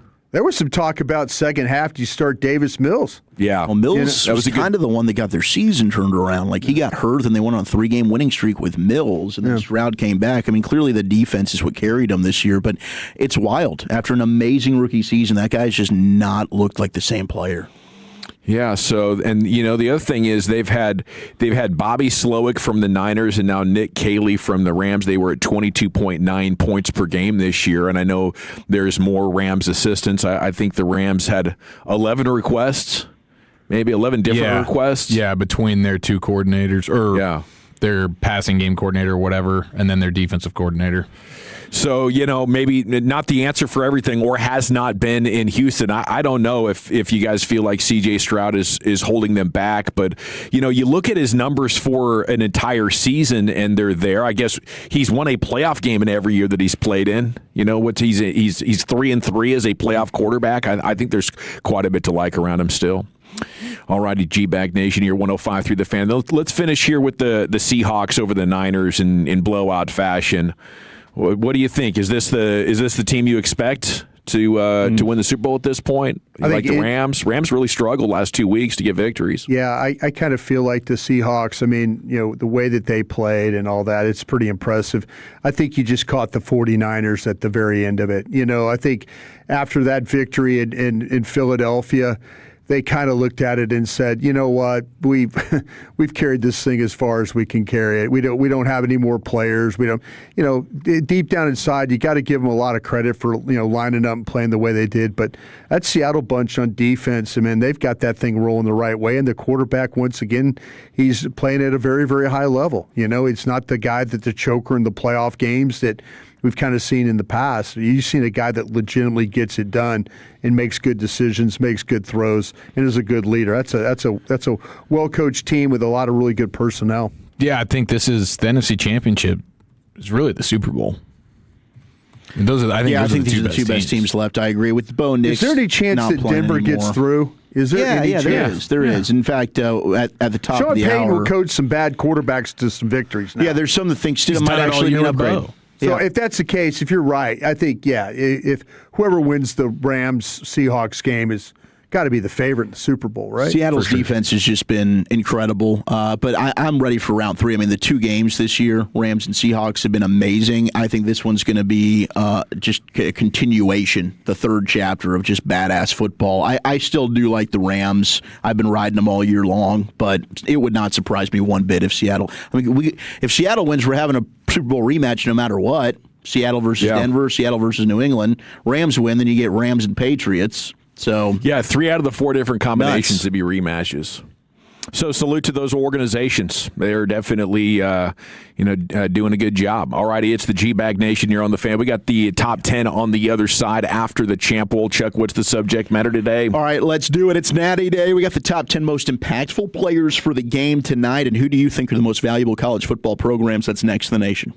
When your friends say, "Hey, did you hear?" you can proudly say, "I heard it on the fan." Keeping you sports informed with some quality laughs along the way. Turn it on and leave it on. 105.3 The Fan, the Odyssey app, iHeartRadio app, and TuneIn app. A paint job cannot be financed, but Rhino Shield can. It's Gary with Rhino Shield of DFW. With our ceramic coating and 25-year transferable warranty, you'll never worry about cracking, chipping, or peeling paint again. Rhino Shield also helps insulate your home and can lower your energy bills. And with our easy financing, payments can be under $200 a month. Visit us online at rhinoshielddfw.com. Protect your home for decades to come. Don't paint your house, shield it. Never paint your house again. Rhino Shield. D&M Leasing just delivered a truck to a customer who'd heard their ads for over 25 years. He always thought leasing was just renting, but when the dealership offered him an 84-month loan, he realized he'd be stuck upside down in payments again. That's when he remembered D&M Leasing. We showed him leasing isn't about what you can afford. It's the smarter way most people pay for their vehicles. So, are you ready to stop financing negative equity and start driving smarter? Call 817 or 972-35 lease or visit dmautoleasing.com. We make leasing easy at B&M. I know that hiring can be challenging. You need someone to match your role perfectly. Well, now you can meet them fast on ZipRecruiter. Build your team, build it sooner. Meet your match on ZipRecruiter. Just head to ZipRecruiter.com/free right now to try it for free. That's ZipRecruiter.com/free. Meet your match on ZipRecruiter. Try it free. As a mom, comforting my family is what I do best. Vicks Vapor Stick provides soothing, non-medicated Vicks Vapors in an easy-to-apply stick, and it dries fast, so there's no mess. I use it to comfort myself and my family. Thanks, Mom. Vicks Vapo Stick, soothing comfort for the whole family. And try Vicks Vapo Shower Max for steamy Vicks Vapors when you need more comfort for yourself. Use as directed.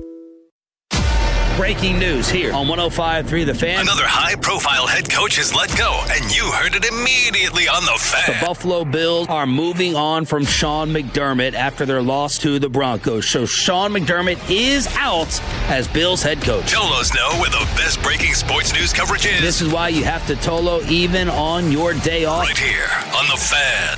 Hi, this is Pete Thompson from the Consumer Team. If you're dealing with a furnace breakdown, call the On-Time Experts. 7 days a week, they'll be at your home same day, or the service and diagnostic fee is free. And their technicians are here to fix your furnace and get you warm again, and not just try to sell you a new system you may not need. Set your appointment online right now at theontimeexperts.com. Theontimeexperts.com. The On Time Experts, the official HVAC partner of the Dallas Cowboys. I'm Tiffany, founder of Harlem Pilates. When I couldn't find Pilates in my neighborhood, I started a studio from my studio apartment. Chase Inc. helped me grow from one Pilates studio to 3. Because when you start small, you're going to need some big help. With the Chase Inc. Business Cash Card, you can earn up to 5% cash back on business essentials, so your business can go from here to possible. Chase for business. Make more of what's yours. Real business owner compensated for their participation. Cards issued by J.P. Morgan Chase Bank. N.A. member FDIC. Subject to credit approval. Terms apply. From military life to a rewarding career in IT, kickstart your new journey in a matter of months in the fields of IT and cybersecurity, including AI. Learn more at mycomputercareer.edu/CWP. Financial aid is available for qualified students, including VA benefits. $5,000. That's the average amount of money people in the U.S. are now spending on gas in a year. $5,000. That's crazy. If you drive, you have to download Upside, the free app that gives you cash back every time you get gas. That's right. You can earn real cash back with Upside just by buying the gas you're already buying. You can literally start earning cash back today. I use Upside every time I fill up, and I've already made around $300. You're putting gas in your car anyway. Why not get real cash back? If you like free money, download Upside. I'm saving the cash I earn from using Upside to help pay for a vacation later this year. Download the free Upside app now to earn cash back every time you buy gas. Use promo code FRESH to get an extra 35 cents per gallon on your first tank. You can cash out anytime right to your bank, PayPal, or a gift card for Amazon and other brands. Just download the free Upside app and use promo code FRESH for a 35 cents per gallon bonus on your first tank. That's code FRESH for a 35 cents per gallon bonus. RJ Choppy here. Hair thinning can change how you look and feel. I know because I'm one of Dr. Mark Bashara's actual patients. What makes him different is his bio-enhanced robotic hair restoration using advanced robotics and your body's own natural growth factors to help your hair grow stronger, thicker, more naturally without a linear scar and only 2 or 3 days of downtime. Perform the first robotic hair transplant in Texas, one of only 500 surgeons worldwide, board certified in hair restoration, over 3 million grafts. MarkBasharaMD.com. MarkBasharaMD.com. This segment of The Fan is brought to you by DAZN. 2 global superstars in their prime square off at Madison Square Garden. Here we go. Teofimo, the Brooklyn-born king of 140, looks to retain his world title as Shakur steps up to become a 4-division world champion. Don't miss Lopez versus Stevenson, January 31st. Watch only on DAZN. Welcome back. It's the GBAG Nation here on the Fan. Segment is brought to you by the Frankels. If you've been injured in a car or truck wreck, call the Frankels first, 214 or 817-333-3333. There's never an out-of-pocket cost. They only get paid when you win. The Frankels are the go-to car and truck wreck attorneys in Dallas. Alex Dono from Miami is going to join us in about 20 minutes. Let's do it. Here's Lucius with your GBAG of the Day champion. Nice. It's like being in San Francisco, the foghorn. Yeah. Chomping at the bit. Here he comes, Big Godzilla, stepping down to North Dallas right now. Hey, our winner and champ of G-Bag of the Day is a woman from Washington State harassing some duck hunters as they do what they're supposed to do, hunting ducks. She wants to save the ducks. Here we go. She's going for 2 today. Would be at 5:30. How about that? Here we go. Oh, by the way, she sounds like a bird. Yeah. She sounds like a bird. That's what's funny about her. I am. Hey, bro, what bird is that? What bird is that? First. I think it's a legend.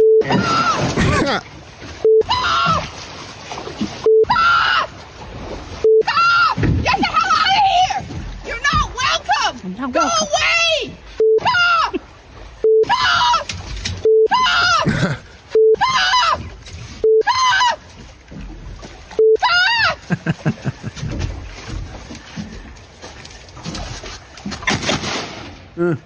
Those are decoys, not ducks.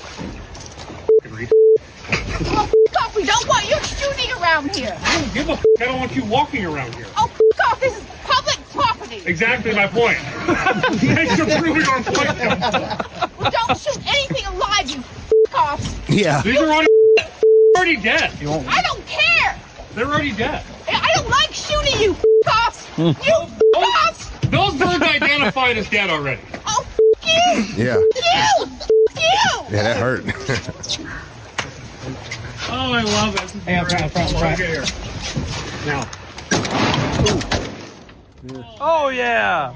You get that on video? Yeah. Yeah, you sure did, and we played it right here for G-Bag of the Day. Yeah. Bleep off. Bleep off. Bleep off.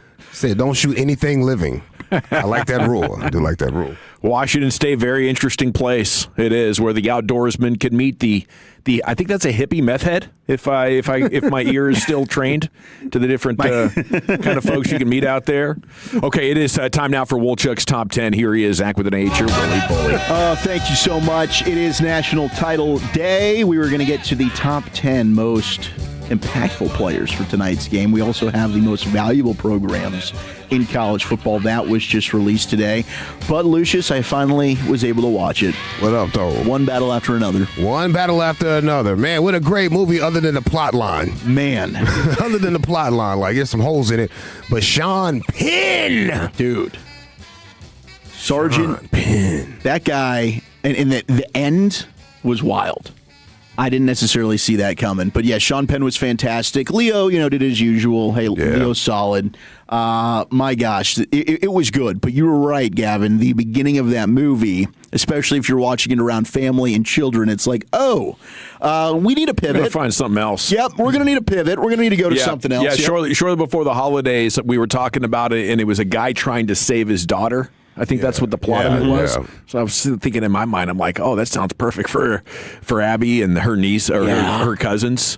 So we put that on, and it was a little bit more. Maybe probably never with your daughter, but especially not your 14-year-old daughter. This isn't funny. Yeah, I mean, it was interesting. It was like a movie. Perfect dude's movie. It was. Or grown-up couple movie. Yes, yes. I enjoyed it. I thought it was really, really good. Marty Supreme, also worth your time, especially if you watched Uncut Gems, similar style of film.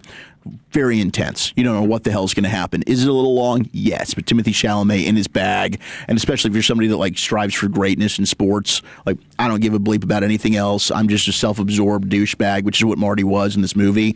But he's on a mission to be the greatest ping pong player of all time, and I respect it. Definitely 2 of the better films of the year. Nice, worth your time. All right, let's get into the guessing game. Top 10 college football programs in terms of value. How many of these can you guess? I've got a list of 20, but we'll go through the top 10 here before we get into our little Natty preview. CBS Sports just ranked the top 10 most impactful players. Yeah, just go ahead. Just throw me some schools. I mean, number one, Texas. Texas has got to be number one. Texas is number one at a 2 point. They're the only team whose valuation is over $2 billion. Texas is number one. Ohio State. Number 3. University of Alabama. Alabama, number 9 on the list. Ooh. Let's go with Michigan.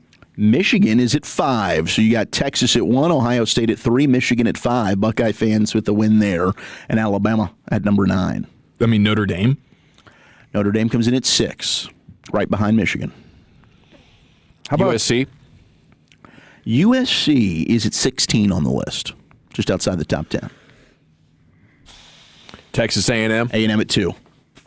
So Texas with the top 2 schools in terms of college football program value. Texas at 1, A&M at 2. I believe A&M was 1 previously, but they slid past Texas. The difference in valuation, you got basically $2.2 million for Texas, $1.6 billion. Excuse me, $2.2 billion, $1.6 billion for A&M. So Texas is shot out big time. What are we missing in the top 10? What number? 4. Number 4? Florida State. Oregon. Florida State and Oregon are not. Oregon's at 19. Florida State is not in the top 20. How about Florida? Florida, no. They're at 17. Penn State. Nittany Lions are at 8. So you guys have gotten number 1 Texas, number 2 A&M, number 3 Ohio State, 5 Michigan, 6 Notre Dame, 8 Penn State, 9 Alabama. You're missing number 4, which should be an easy one for you, Brian. LSU. It's LSU. Yep, LSU at 4. You need another SEC school. That would Georgia? And a Big Ten school. Georgia at 7. That would be, you said Oregon was not part of this, right? Oregon was 19. Okay, Oregon was not part. Okay. Nebraska? Oklahoma's at 11. It's Nebraska. Nebraska, number 10 on the list. So the highest valued college football program. What's my school worth now? LSU is up to just over $1.5 billion. $1.5 billion. $1.5 billion. Gosh. Yep, up $213 million. That's what 7 wins will get you every year. That'll do it for you. So Texas 1, A&M 2, Ohio State 3, LSU 4, Michigan 5, Notre Dame 6, Georgia 7, Penn State 8, Bama at 9, and Nebraska at 10. If I had whatever billions of dollars, I'd go buy one of these programs. They've talked about doing this. They've talked about people taking this over, like these universities selling their sports programs. I think there's a lot of upside to it right now. Yeah. To your point, I mean that the valuation of it would increase. Plus, there's tons of operating revenue. With the television money the television money is great. Yeah, no doubt. Be raking it in. It's even going to get better when we get to the 40-team conference. No doubt. Yeah. And we're probably headed that way. Yeah, I mean, we definitely are. Especially, God, did you guys see over the weekend, who was it, the SEC or was it the Big Ten? One of them wants like 24 teams in the playoff. The other one wants 16. Like, we don't need to be going to 24 teams in the playoff here. 16, okay, fine. We're going to stop there. Otherwise, now the regular season's just watered down. It doesn't mean as much. We don't need 24-team playoffs. And maybe eventually they'll just do that anyway, because at 16 we'll just bitch about 17 and 18 not getting in. But like, if you're not one of the top 16 teams in the country, you don't need to be in the playoff. We don't need these kids playing 18 games. Good Lord. That's kind of crazy. Is it possible that we just go right into conference play in week 1? I like that. Yeah. Yeah. Just all of a sudden, we're not. I'm sorry, North Texas. You don't get to play Arkansas this year. Oh, to try and get like $1 million to go play them? Yeah, but you know what I'm doing? I'm just going to immediately go to Tennessee versus Georgia week 1, Alabama versus Ole Miss week 2, LSU versus Florida week. I'm going to play the conference schedule right off the jump. Is what I'm doing. I'm not going to play any other like games that I'm just going to play conference games. Maybe play 10 games in a conference and then get into the playoffs if you want to add more teams. Sure. Instead of spending 3 more weeks of playing against all these teams that for a cash game. Yeah. I mean, lower seeds are showing up in the national championship game. I wouldn't have a problem pushing it. A team gets hurt, their quarterback is hurt in September and October, but they're really dang good. They got 4 losses. Mm-hmm. Finding a way for more teams to get in, I think, could make it more fun. There is a challenge of making the regular season relevant. Yeah, I think that's kind of the beauty of it right now. It's like, okay, you can lose the one game now, that's not going to crush you.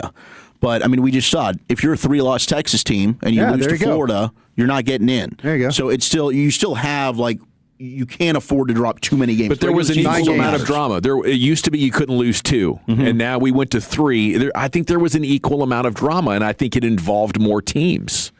Yeah, I mean, I think if you just go to 24, then it's like pretty much everyone's getting in here now. You know, I mean, you're putting the top 24 in, and it's just tough. There's now not enough drama on who's out. Maybe that's what it is. But also, yeah, it's just most likely you're going to have, like, Texas will be in at that point. I mean, if we looked at this year, like North Texas would have made it. We wouldn't have. We were 25. North Texas would have been the one team not in. Yeah. And it'd been like, should we have been in? Probably not. I don't know. It worked for the NCAA tournament, the Cinderella aspect of it.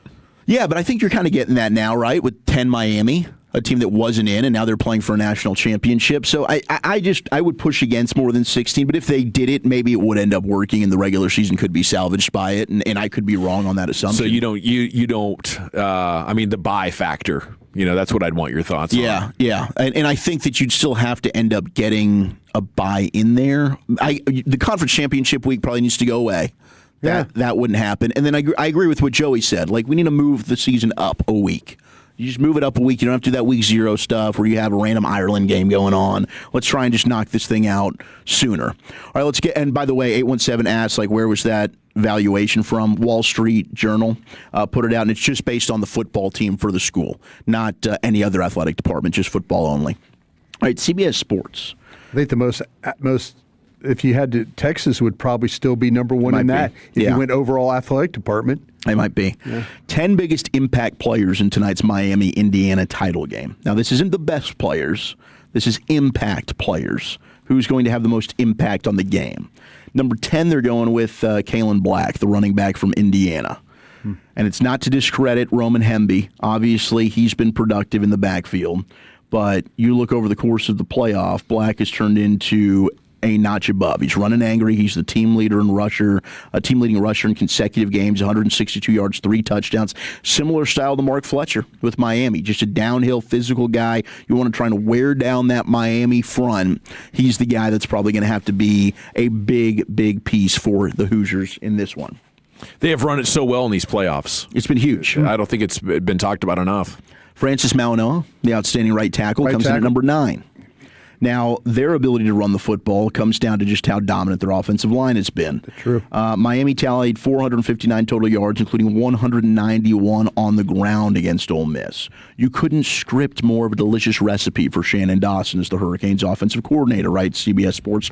Beck was sacked 4 times, most of those coming on blitzes.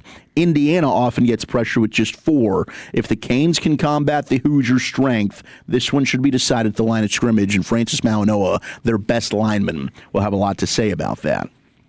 8 is Charlie Becker, Indiana wide receiver. He's come along, huh? Yeah, he's been good. He's averaging 20.5 yards per catch. Yeah, big play guy. Big time, big play receiver. So he's going to be huge down the field. Just as important as Surratt. Yeah.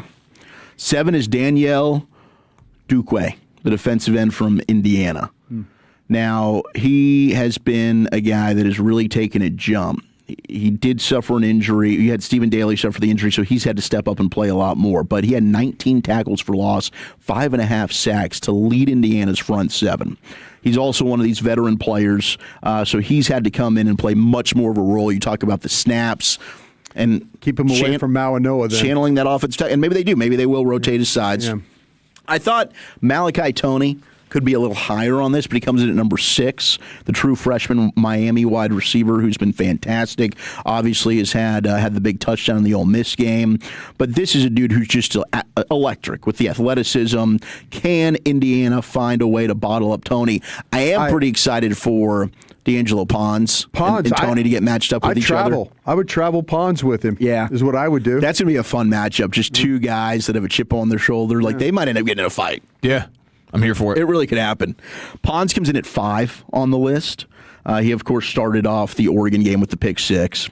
4 is Carson Beck, Miami quarterback. Top 10 most impactful players of the game. 3, Reuben Bain Jr., the defensive lineman from Miami. And people were knocking Ruben Bain for the Ole Miss game. I still thought Bain was really good. Now, 6 pressures. Did he look a little bit more? I think he had the flu. Worn down. That would have made it because he definitely did look like he was fatigued in that game, and so the flu would justify that. Mark Fletcher Jr., the Miami runner, comes in at number 2. Like 131 yards a game in this playoffs? He's got 75 per game. Per game? Is what Indiana's defense is allowing. Oh. They're running for him carrying the ball. He's averaging 133.6. Okay. 7 yards a carry is what he's got. Okay. So he's been a tackle-breaking machine. So this is going to be important for Indiana. Number 1, though, they say the most impactful player. Not a surprise. It's the Heisman winner, Fernando Mendoza of Indiana. But a pretty good even split there. I do think Miami ended up with 3 of your top 4 guys, though. So can the Canes find a way to carry that over and get the victory tonight? I can't believe they didn't mention Surratt. Thank you, Wolchuk. We got to continue the college football discussion and get to Alex Dono, WQAM in Miami. He's going to talk Natty with us and what the Canes have to do to get the win tonight against Indiana. That's coming up next year. It's the GBAG Nation, the fan. Coming up Tuesday morning on Shan and RJ, did Choppy win his national championship bet? We got PP in the morning at 6:40 and Ask Credit at 7:40. It's a Tolo Tuesday with Shan and RJ with a Charlie Puth giveaway in the Expressway. Listen up, guys. Are you size conscious? At Body Up Medical for Men in Southlake, Dr. Mitchell performs male enhancement with HA and PMMA fillers. There's no cutting and no surgery. The procedure is done in the office with local anesthesia. Gain from 1 to 2 inches in girth. Dr. Mitchell is one of the best male enhancement physicians in the country. Men travel from all over the U.S. for this procedure.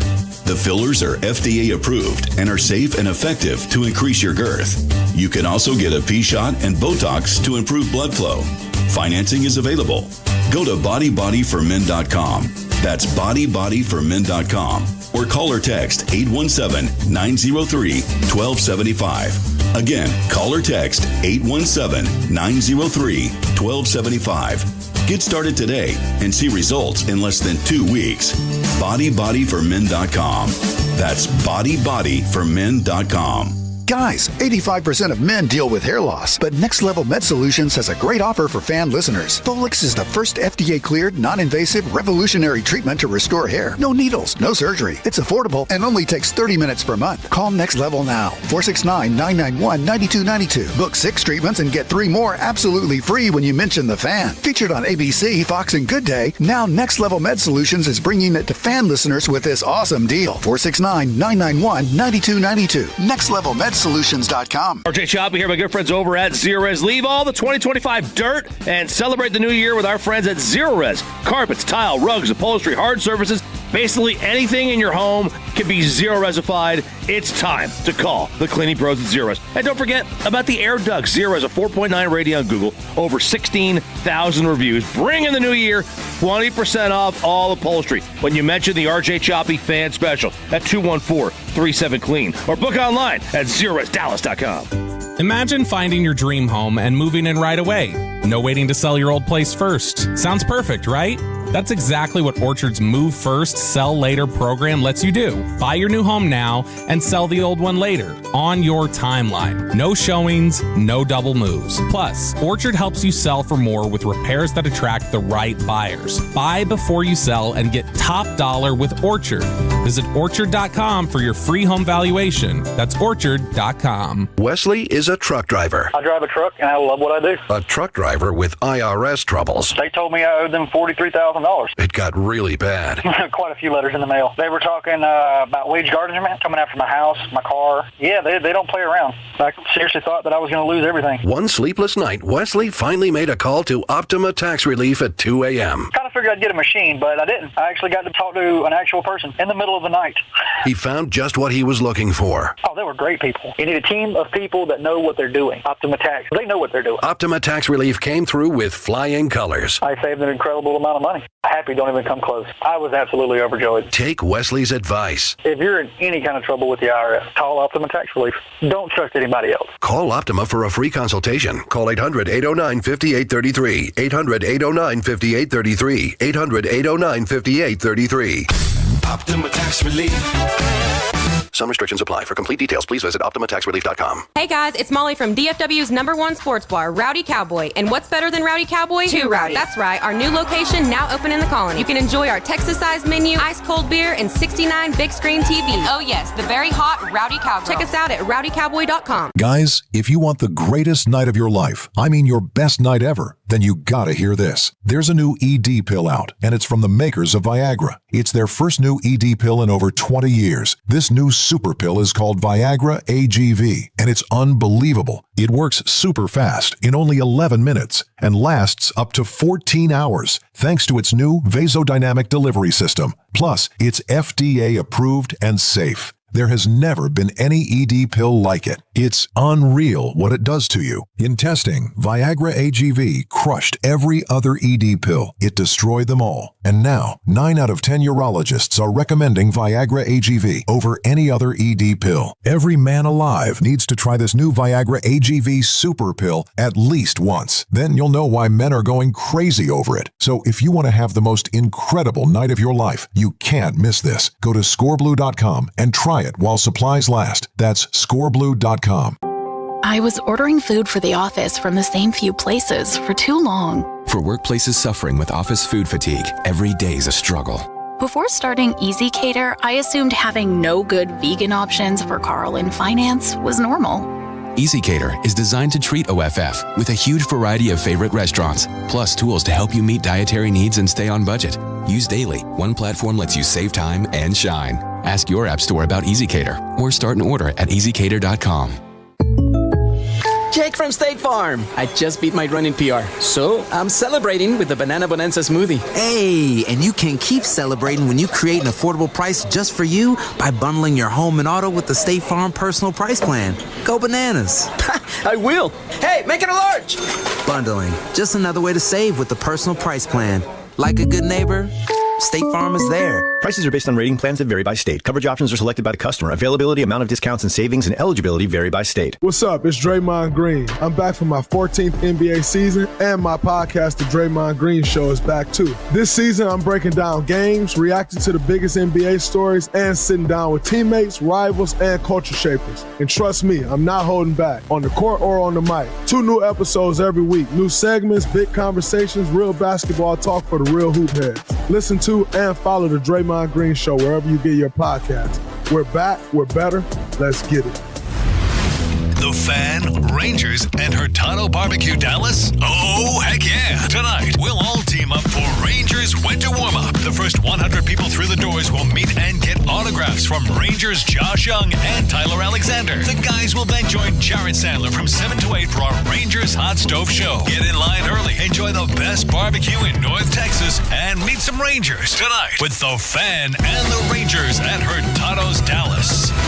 If you're in the market to upgrade that vehicle, get the classic Chevrolet in Grapevine, back-to-back #1 Chevy dealership in the world. They've got more new Chevys than anyone, and they're all priced to sell. Silverados, Tahoes, Blazers, Malibus, Equinox, and more.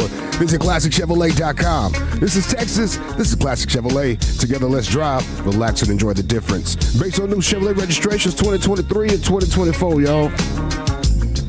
Thank you, Lucius. GBAG Nation here, 105.3 The Fan. Thanks for making us part of your day. We got the Daily Football Fix coming up at 3 o'clock, and joining us right now from 104.3 in Miami, it's Alex Dono here with you in the GBAG Nation. And a good afternoon, Alex. How you doing down there? Good afternoon. It's crazy down here. All the anticipation, being around town here in Miami, seeing, and all of course, the residential areas. Everybody's got Miami flags flying in their cars. Then you go to the touristy areas. There's a ton of Indiana fans. So this city feels ready, that's for sure. Where are you taking in all the action? Where are you working from today?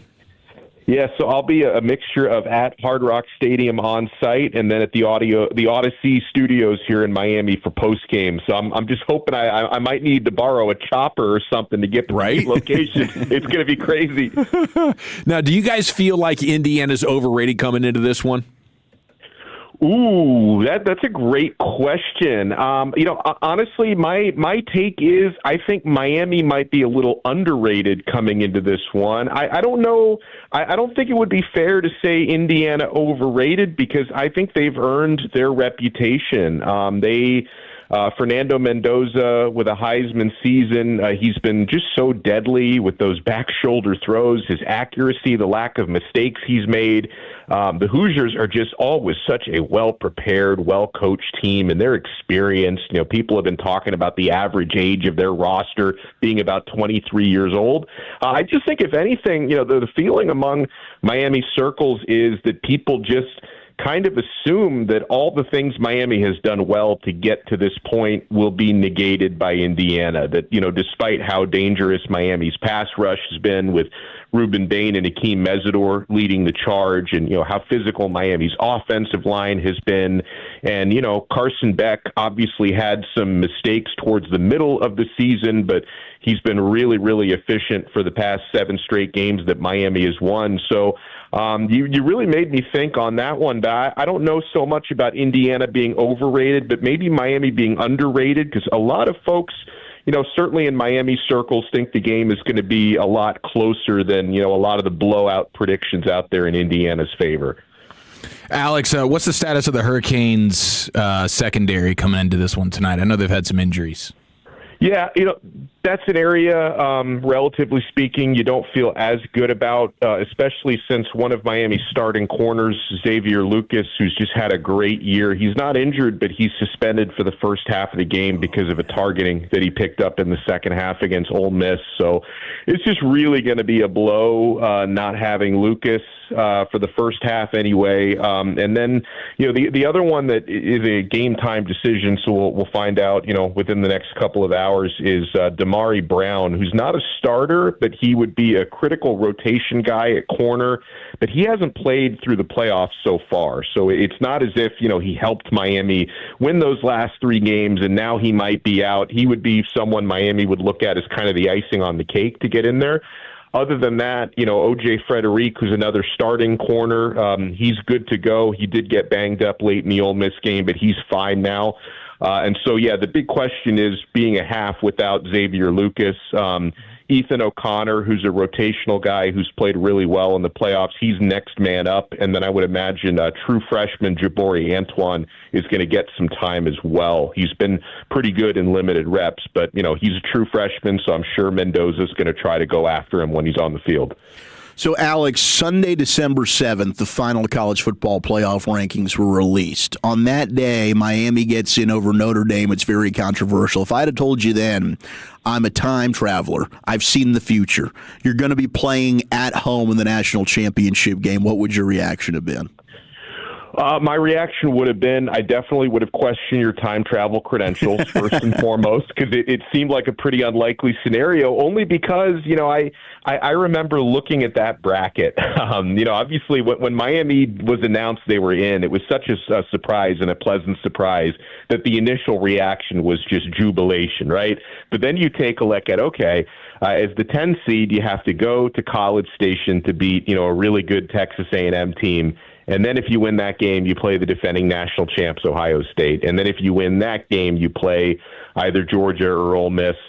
So, there would have been a little bit of disbelief. And it's not to say, I didn't, see how Miami was trending so well at the end of the regular season, and that they have the physicality and that they've got playmakers as well, like Malachi Toney, who could get them to this point. But, I've said it before and I'll say it again. If Miami can pull it off tonight, they would be the most battle-tested national champ ever in terms of the run through the playoffs, because it's been an absolute gauntlet, and that gauntlet only continues because all the good teams they've beaten, Indiana will be the best among the teams that they've played. So it really does seem like a whirlwind and like a dream that they're in this game tonight. Hey, Alex, I know this is going to sound like a really stupid question, but are they at a disadvantage of playing at Hard Rock Stadium tonight? You're not the first person to phrase it that way. I got perspective on that from, I was having a conversation with Miami Hurricanes color analyst on the Hurricanes radio network, Don Bailey Jr., who played for the Hurricanes, in the 80s. And I kind of, when I was talking to him about the game, I was like, hey, isn't it great that, they get to play at home in their home stadium? And he said, actually, he would kind of prefer if they were on the road again, because I guess in his mind, there's something about, and obviously they've had 2 trips out to Texas and a trip out to Arizona so far. I think there's just something about like the extra camaraderie when you're on the road and you're away from your home distractions. So there might be something to that, honestly. I mean, my feeling has been, and I guess one of us will be right and one of us will be wrong between me and Don on that. I do feel like it's got to be an advantage that they've been able to practice in their own facilities for the entire week, and they haven't been displaced. So I just think the big question will be for these players who obviously they've got their friends and girlfriends and significant others and stuff down here. If they were able to just kind of shut out those distractions for the past week and a half, hopefully that's the case, and they were able to completely focus on this game tonight, because that is something that might be a little extra challenging when you're at home and not on the road. What's your feeling on kind of how this crowd's going to look tonight? Indiana's traveled so well. The prices have been absolute insanity that we've gotten reported this week leading into it. Should Miami still have the home field advantage? I think it's going to be really close, and like I'm yet to kind of walk into the stadium, so I can tell you I've seen, as I mentioned, a lot of IU fans around town, but I've seen a ton of support and a lot of Miami fans I've talked to who are not only walking around in their gear but also going to the game. But it really would not surprise me if Indiana either keeps it 50-50 or even has a slight majority, because I saw what they did taking over the Peach Bowl in their last game, where it was like 90-10 Indiana fans to Oregon fans. And I think, they've been waiting their entire lives for a game like this. Miami fans have been waiting 20-some years, but Indiana fans have been waiting forever to be playing in a football game this big, and they have the largest alumni base in the country. So I definitely don't think it's going to feel like a pure home game for Miami in the stands. If anything, whichever team scores more, you're going to hear more cheers from whichever side, because I think they're both going to be well represented. Back to the time traveler thing, Alex Dono from Miami with us. I'm a Back to the Future 1, 2, and 3 guy, so me too. I'm wanting to know what that score is so I can make a play. And this point spread is. Are you guys still feeling pretty good about 7.5? Yeah, it was 8.5, and then it shrunk a little bit to 7.5. I've been picking this week. Maybe you could call this a little bit of a homer pick if you want to, but I've been picking Miami 23-20. Oh, you homer! Money line. Oh yeah, Dono. Thank you.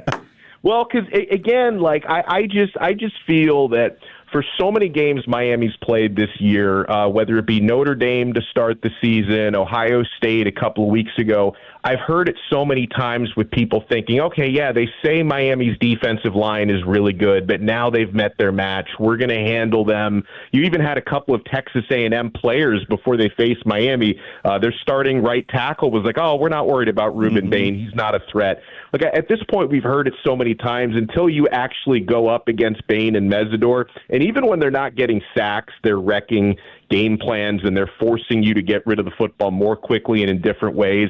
So I still, just in my heart of hearts, I feel that no matter how well coached and organized Indiana is, it still comes down to physics for me. And I think the bigger people will be moving the smaller people around tonight.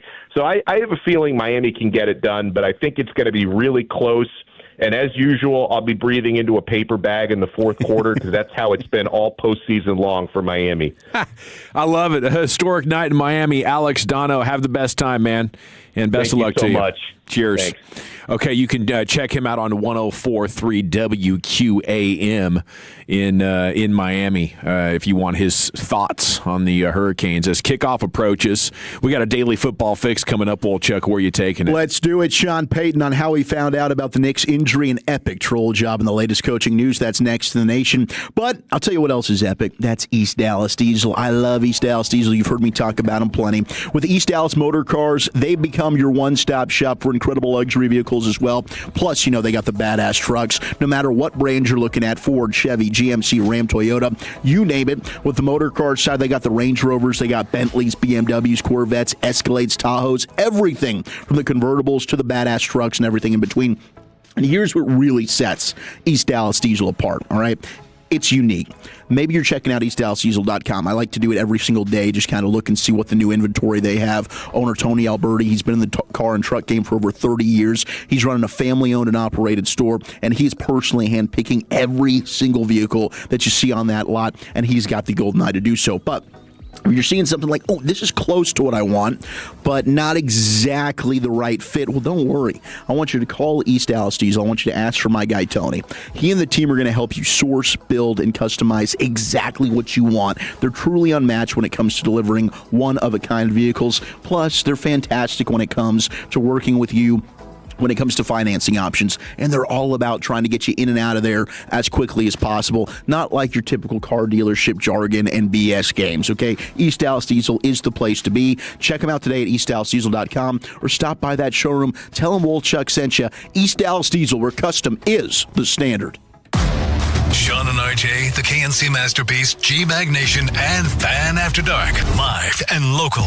Turn it on and leave it on. 105.3 The Fan and our Odyssey, iHeartRadio, and TuneIn apps.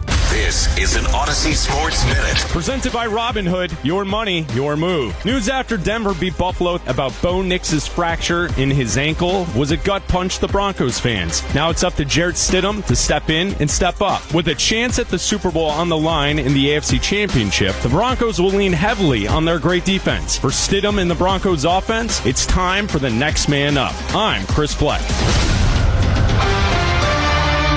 Are you paying too much for term life insurance? There is a tremendous price war in the term life industry. Rates have dropped dramatically in the past few years. For example, a man age 45 non-smoker can get $1 million of coverage for $75 per month level rate for 10 years, or a man age 50 non-smoker can obtain $500,000 coverage for a month premium of $110 level rate for 20 years. That's right, guaranteed level rate for 20 years. If you're a smoker, we have great rates for you as well. At Term Busters, we specialize in policies of $500,000 and above. If you're looking for a new or replacement term life insurance, call Term Busters today for a quote at 1-800-908-7636. You're probably paying more than you should. Call 1-800-908-7636. Remember, 1-800-908-7636. Rate and availability may vary by state. Sample quotes based on preferred non-smoker. Underwriting and exam required. Call 1-800-908-7636 for details. Paid for by Robert Levenger, insurance agent. This is Nick Post with K-Post Roofing, Waterproofing, and Solar. For more than 20 years, my family has been dedicated to sheltering what matters most to the DFW. Your home, your business, and your loved ones. At K-Post, our expert team delivers top-tier roofing, waterproofing, and solar solutions, all backed by an unwavering commitment to safety, quality, and value. We're the proud roofer of the Dallas Cowboys and the Texas Rangers, and we're ready to serve you. Schedule your free, no-obligation inspection today at kpostcompany.com. K-Post is your commercial and residential roofing, waterproofing, and solar experts, securing your world since 2004. And Doug. There's nowhere I wouldn't go to help someone customize and save on car insurance with Liberty Mutual, even if it means playing in a football game. Boom! 42! You're going down, Doug! Oh, yeah? Your price on car insurance when you customize and save is going down. Hey! Limu?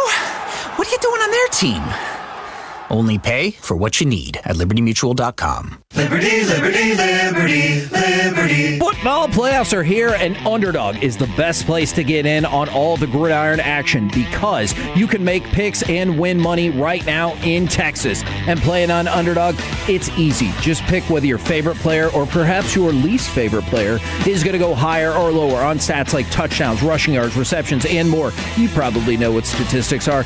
Get them right, and you can win up to 5,000 times your cash. So what are you waiting for? Download the app today and use the promo code MASTERPIECE to score $75 in bonus entries when you play your first $5. That's promo code MASTERPIECE. Underdog, make picks, win money. Must be 18 or over and present in Texas. Terms apply. See assets.underdogfantasy.com/web/play and get terms _DFS_.html for details. Concerned with your play? Call 1-800-GAMBLER or visit ncpgambling.org.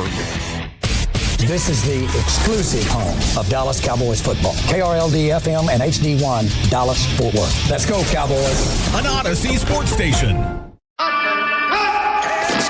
Driven by our D&M Leasing Studios, you're rolling with the GBAG Nation on 105.3 The Fan. Hour 2 of the GBAG Nation on 105.3 The Fan. Thanks for making us part of your day as our reactions continue to the divisional round and our previews of tonight's national championship game. The kickoff 6:30, another early one. You want to bail out of here a little early, Chief? I really do. I really do. Probably after this segment. There he goes. Oh, just kidding. Aye, Captain. Yeah, we'll get things heading in a national championship direction throughout the afternoon. More content coming up for you on that. Here's Wolchuk with your daily football fix. All right, let's get our fix right after this. You think football is still fun? Yes. Sir. Wrong side! Left side! Wrong side! Left side! I use these for acid indigestion. So what are we going to use these for? Intimidation. You know I got to get my fix, man. Oh, what a weekend it was, and the coaching carousel never stops, as indeed Sean McDermott gets bleep cans after the Bills lose on the road to the Broncos of Denver. Now, the weird thing is Brandon Beane, their general manager, he's still got a job. Not only does he still have a job, he ends up getting a promotion. He's not just the GM, he's also now the president of football ops. Here's an interesting nugget about one Brandon Beane. Out of 56 draft picks, he's had 2 Pro Bowlers he's selected since they took Josh Allen. That would be James Cook. That would be Dawson Knox. I think this was a great opportunity to just go ahead and clean house if you were the Bills. And nobody circles the wagons like the Buffalo Bills. Nobody BS. cleans houses like the Buffalo Bills. They can't Nobody circle the S's wagons. the bed more. Hell no, they can't. Sean McDermott now going to be a really, really attractive candidate for some of the openings that remain right now, and I'm sure the Bills' job has just shot up to arguably the most coveted. It could be that. It could be Baltimore, but a lot of players or a lot of coaches are wanting to be able to go to Buffalo, coach Josh Allen, but man, when you look at that roster around him, I don't think there was a ton of help. It's an aging defense. I get McDermott and the defense did not pull their weight this year, and specifically in the postseason in the game they just lost to Denver. But, man, Brandon Beane's sticking around there, and a lot of the players echoing the same sentiments. They're not happy that McDermott's gone. It seemed like they loved playing for him. I just think this was a weird decision for the Bills, especially if they pivot to Beane's buddy, Brian Daboll. And I understand the quarterback likes him. Yeah. But that seems to be one of the hot rumorooskies of who might get that job. I know Diana Rossini's put that out there. You also have Peter Schrager saying not sure if this is the dynamic they'd want. But Davis Webb a year ago, quote, I love Buffalo. It's my favorite place I've ever played. Mm-hmm. My friend is the starting quarterback over there. So, like, do you want your buddy being the offensive coordinator? He's the Broncos OC now. Davis Webb could be a head coaching candidate, or maybe he just goes over and ends up being the OC since he doesn't call plays under Sean Payton in Denver. I don't know. But you've got him. You've got Joe Brady in the running. It's going to be interesting where the Bills go from here. But the most egregious turnover for me from Josh Allen was right before the half, that fumble. Like, what the hell are you doing? Yeah. Otherwise, I mean, the guy clearly has to be Superman out there. We knew that was going to be the case, but it is just more and more glaring, the roster construction and the inability to really put a championship team around him, specifically the last 2 years on offense, but you've seen the defense now deteriorate year over year as a lot of their key guys have just gotten older. Yeah. Yeah, and you got to wonder if you're John Harbaugh, are you kind of kicking yourself that you didn't wait this one out? Yeah, that'd be a nice situation, wouldn't it? You know, like, isn't that the clear of all the spots that have become available? Like, Josh Allen and the Bills would be the most exciting vacancy? Kind of depends on what kind of lifestyle he wants. I think New York City compared to Buffalo is significant, but on a pure football perspective, yes. Right. Going to Buffalo is clearly the best job. But it also makes sense because I saw from Josh Dubow of the AP, he's really good with different like nuggets and stats and stuff like that. And by and large, if you're a coach that's winning a Super Bowl, you're doing it in the first 4 or 5 years of being with your team. Like, you're not seeing, like, there's only been one coach that's won a Super Bowl in his 6th year with a team, one coach in his 7th, 1 year in one coach in his 8th year, and then there was one coach who did it in his 14th season with a team. But otherwise, for the most part, you're winning as a head coach, you're winning your Super Bowl with your team in the first 4 or 5 years of being the coach there. Well, and a lot of people are now using the comp to Tony Dungy in Tampa. He gets fired, Gruden comes in, they win a Super Bowl. John Fox in Denver, he gets fired, they have Gary Kubiak come in and win a Super Bowl. So whoever indeed gets hired here Will it end up playing out that way? It's going to be tough because I think every year we've said this about Buffalo. I know the last 3 I think I have. Are they ever going to get a better chance? And this was the year. You did not have the other elite quarterbacks. Like Drake May's now putting himself in that conversation. I thought that throw Bo Nix made, the touchdown late in the fourth quarter, Bo Nix is a guy that, to me, I think he's legit. I was wrong about Bo Nix. Yeah. He's done enough to show me like this guy is a bona fide, legit NFL quarterback. I don't know that he's ever going to be a top 5 kind of guy, but you clearly can win a championship with him the way that Sean Payton has this thing schematically around him. Mm-hmm. But in terms of just stepping up, making a big-time throw in a big-time moment, he proved he's capable of doing that, and it's unfortunate the injury.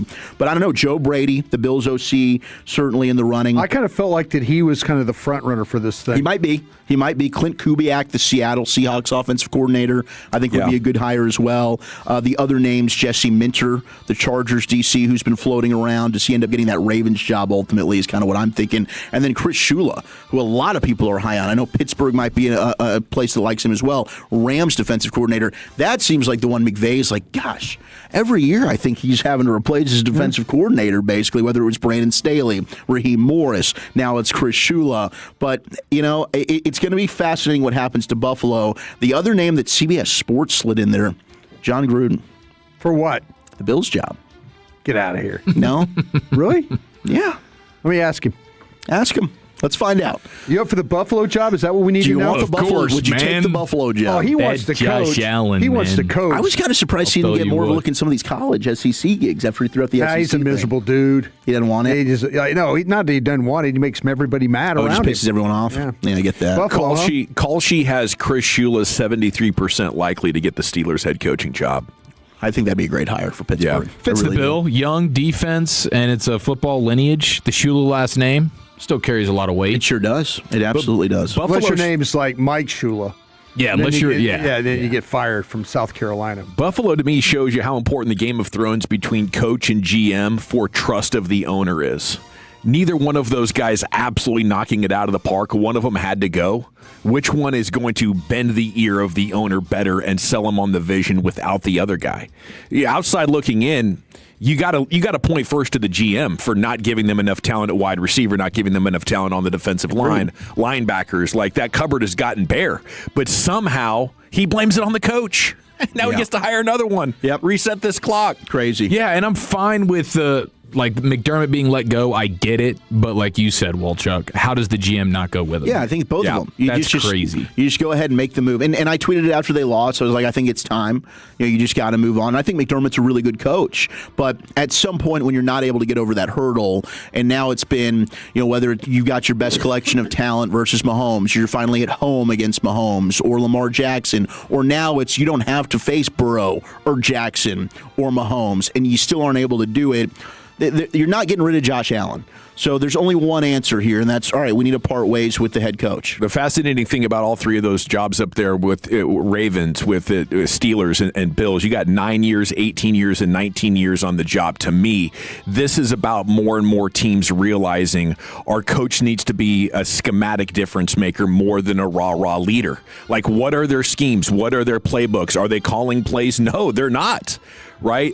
So you got a total of 10 jobs have come open now? 10 of the 32? Yeah. It is now 7 open right now, I believe. We've been talking about this for over a decade. Yeah, I think 8 are open right now.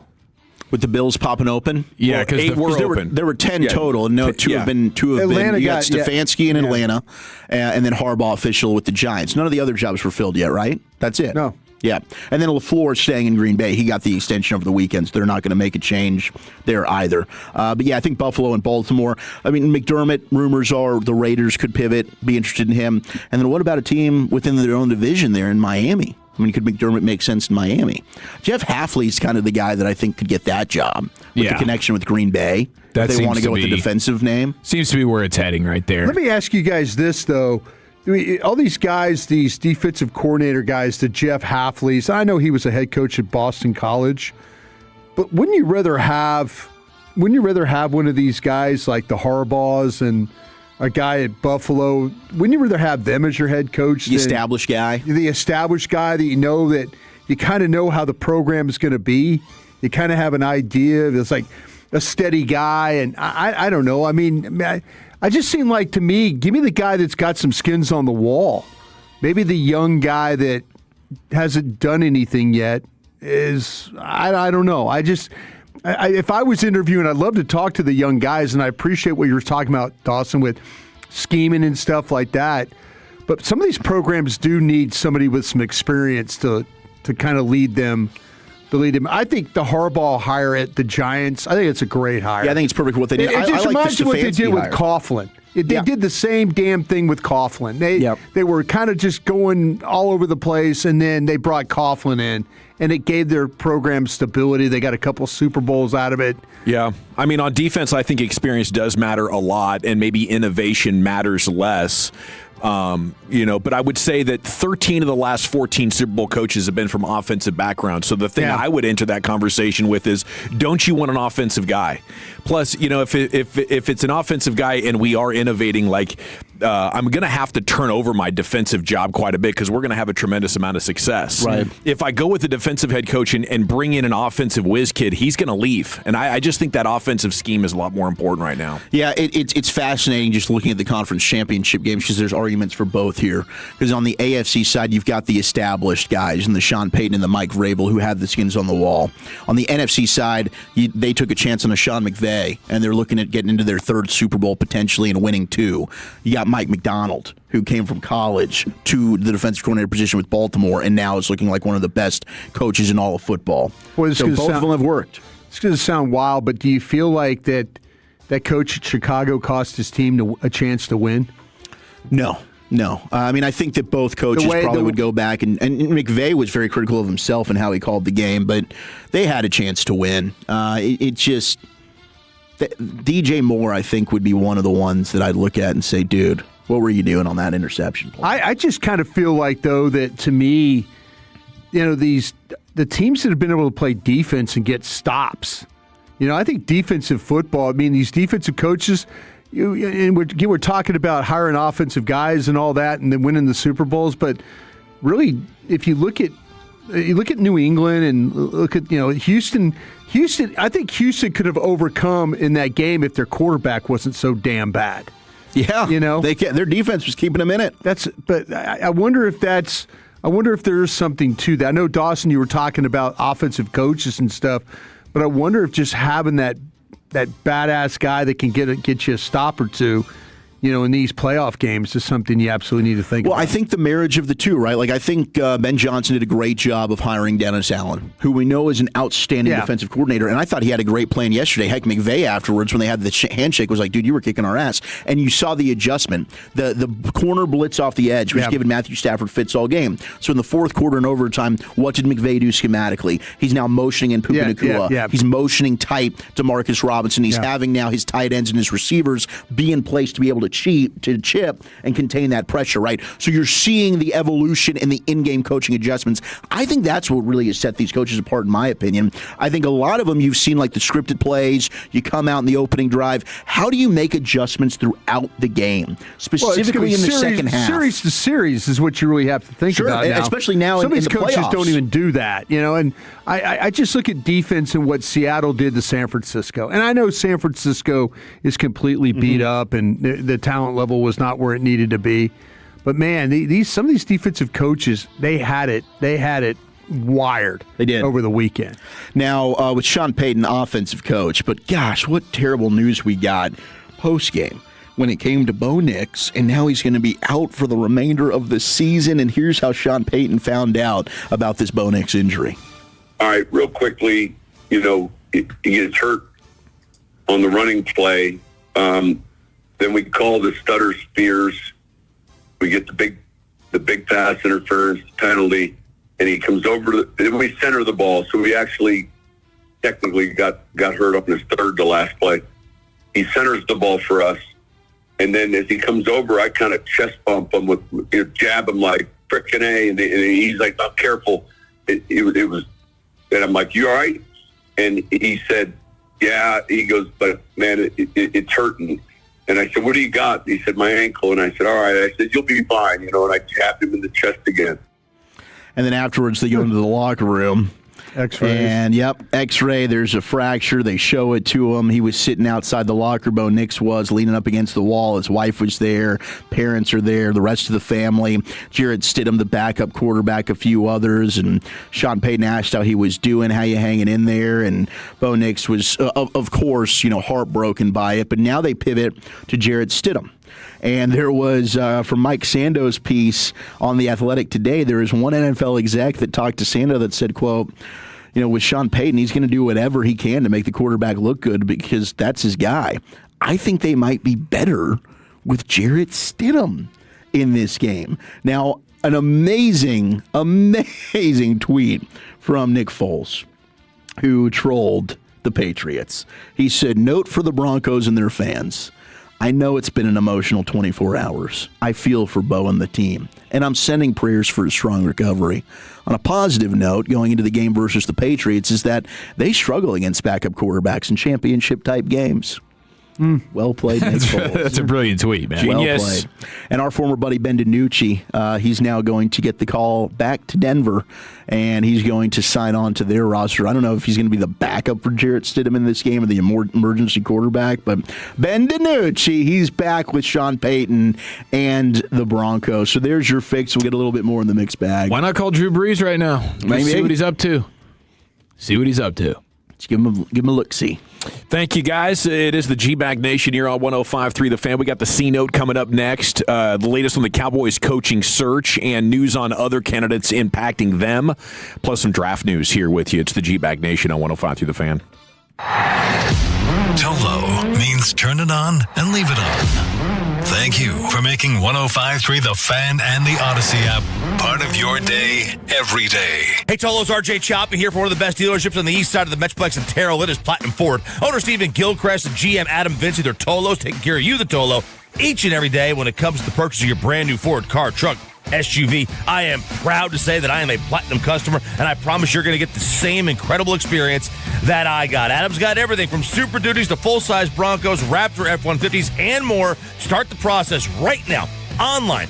PlatinumFord.com, and then drive a little further to save a lot more at Platinum Ford. Now, it's your time to make more money and be your own boss. Come to the Franchise Show January 31st and February 1st at Dallas Market Hall to meet with the best money-making franchises. Learn how you can open a successful business. This life-changing event is your only chance to see all the hottest money-making opportunities in one place. Find the perfect business for you at the Franchise Show, presented by the Entrepreneur's Source, January 31st and February 1st, Dallas Market Hall. Get tickets at DallasFranchiseShow.com. Are you tired of falling short on your health and fitness goals? It may be your hormones. Optimizing hormones can have a dramatic impact, both physically and mentally. BioT is the world's leader in training healthcare providers on bioidentical hormone optimization. BioT's providers treat low T, low energy, muscle loss, low sex drive, and performance. Get your edge back in 2026 by visiting myhormonelevels.com to see if you qualify for a reduced cost program offered by a BioT certified provider. That's myhormonelevels.com. This is a special alert to all Americans who own a vehicle with less than 200,000 miles with an auto warranty about to expire or with no warranty coverage at all. Due to a decline in the economy, CarShield is announcing a low-cost month-to-month vehicle protection plan that is now available to the public to save any driver out-of-pocket expenses on future auto repairs. Call now to find out how you can pay almost nothing for covered auto repairs. Yes, you heard that correctly. Pay almost nothing for covered auto repairs. An open phone line has been established for all drivers to call for a free quick quote.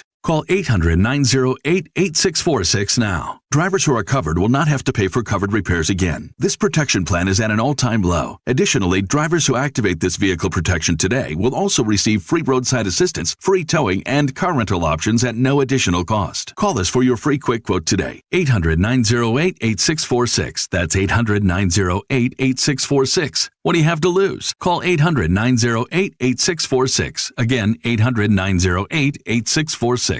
Home means everything to you. So when rates drop, you don't just sit back. Rocket Mortgage watches the market to help you save money when the time is right. We make refinancing simple and savings even simpler. Never miss a new lower monthly payment with Rocket Mortgage. Learn more at rocketmortgage.com or call 1-800-4ROCKET for cost information and conditions. Conditions apply. Not a commitment to lend. Rocket Mortgage, LLC, licensed in all 50 states. NMLS ConsumerAccess.org number 3030. Hey Texas, this is Ryan Watson, owner of Alliance Hyundai. We have over 600 vehicles in stock like the all-new 2025 Hyundai Elantra. Plus, every new Hyundai comes with America's best warranty. 10 years, 100,000-mile powertrain, limited warranty, and owner assurance. Visit us at alliancehyundai.net today. Hey guys, it's Gabby here to remind you that today is Super Tuesday at DFW's #1 BYOB establishment, Bucks Wild. Special so hot, we can't mention them on air. You have to come see for yourself. Everybody loves Bucks. Find out why at a location near you and at bucksclubs.com. Hey y'all, this is Post Malone. Back in '86, Stevie Ray Vaughan inspired Texans to take pride in ending roadside litter. Don't Mess with Texas has meant don't litter for 40 years. Let's keep it up. Brought to you by TxDOT. Fellas, feeling tired, sluggish, or not yourself? Gavin Dawson from Men's T Clinic, they have the fix. From testosterone therapy to hair replacement, joint recovery, bedroom wellness, they do it all. Same-day appointments, fast results. Get your edge back right now. Visit Men's T Clinic today. Hi, I'm Texas tax attorney Nick Namath. And I'm Dallas tax attorney Jamie Flores. We are pleased to announce that the law offices of Nick Namath will now be known as the law offices of Namath and Flores. For help with any IRS tax problems, call 972-484-0TAX or visit myiRSteam.com. Every day is a great day to rep America's team. That's why the On Time Experts are proud to be the official AC heating and plumbing partner of the Dallas Cowboys. Fast, reliable, and always on time. The On Time Experts, official partner of the Dallas Cowboys, only on 105.3 The Fan. Buyers Barricades is a full-service traffic control provider, taking care of your project from the evaluation and planning to setting up, maintaining, and taking down the equipment when the project is complete. The Texas Authority in Barricade Rental. BuyersBarricades.com. Shopping with your parents can be embarrassing. Why would they sell jeans with holes in them? I'm going to speak to the manager. Mom! That hoodie is giving. You should get it. YOLO. Thanks to the Chase mobile app, your kid can shop independently while you keep an eye on their spending. So you can go from We can be twinsies to How was shopping? Saw you stayed on budget. Thanks, Mom. Freedom for kids, control for parents. That's family banking from Chase. Account subject to approval. Chase mobile app is available for select mobile devices. Message and data rates may apply. JP Morgan Chase Bank N.A. member FDIC. This is the story of the one. As the purchasing manager at a manufacturing plant, she knows the only thing more important than having the right safety gear is having it there when you need it. That's why she partners with Grainger for auto reordering, so her team members can count on her to have cut-resistant gloves on hand, and each shift can run safely and efficiently. Call 1-800-GRAINGER, click Grainger.com, or just stop by. Grainger, for the ones who get it done. Let's go! You've still got it, but your immune system weakens as you age, making it harder to fight flu, pneumococcal pneumonia, RSV, and COVID-19. Ask your doctor or pharmacist which vaccines you need. Sponsored by Pfizer. Snakes, zombies, public speaking. The list of fears is endless. But the real danger is in your hand when you're behind the wheel. Distracted driving is what's really scary and even deadly.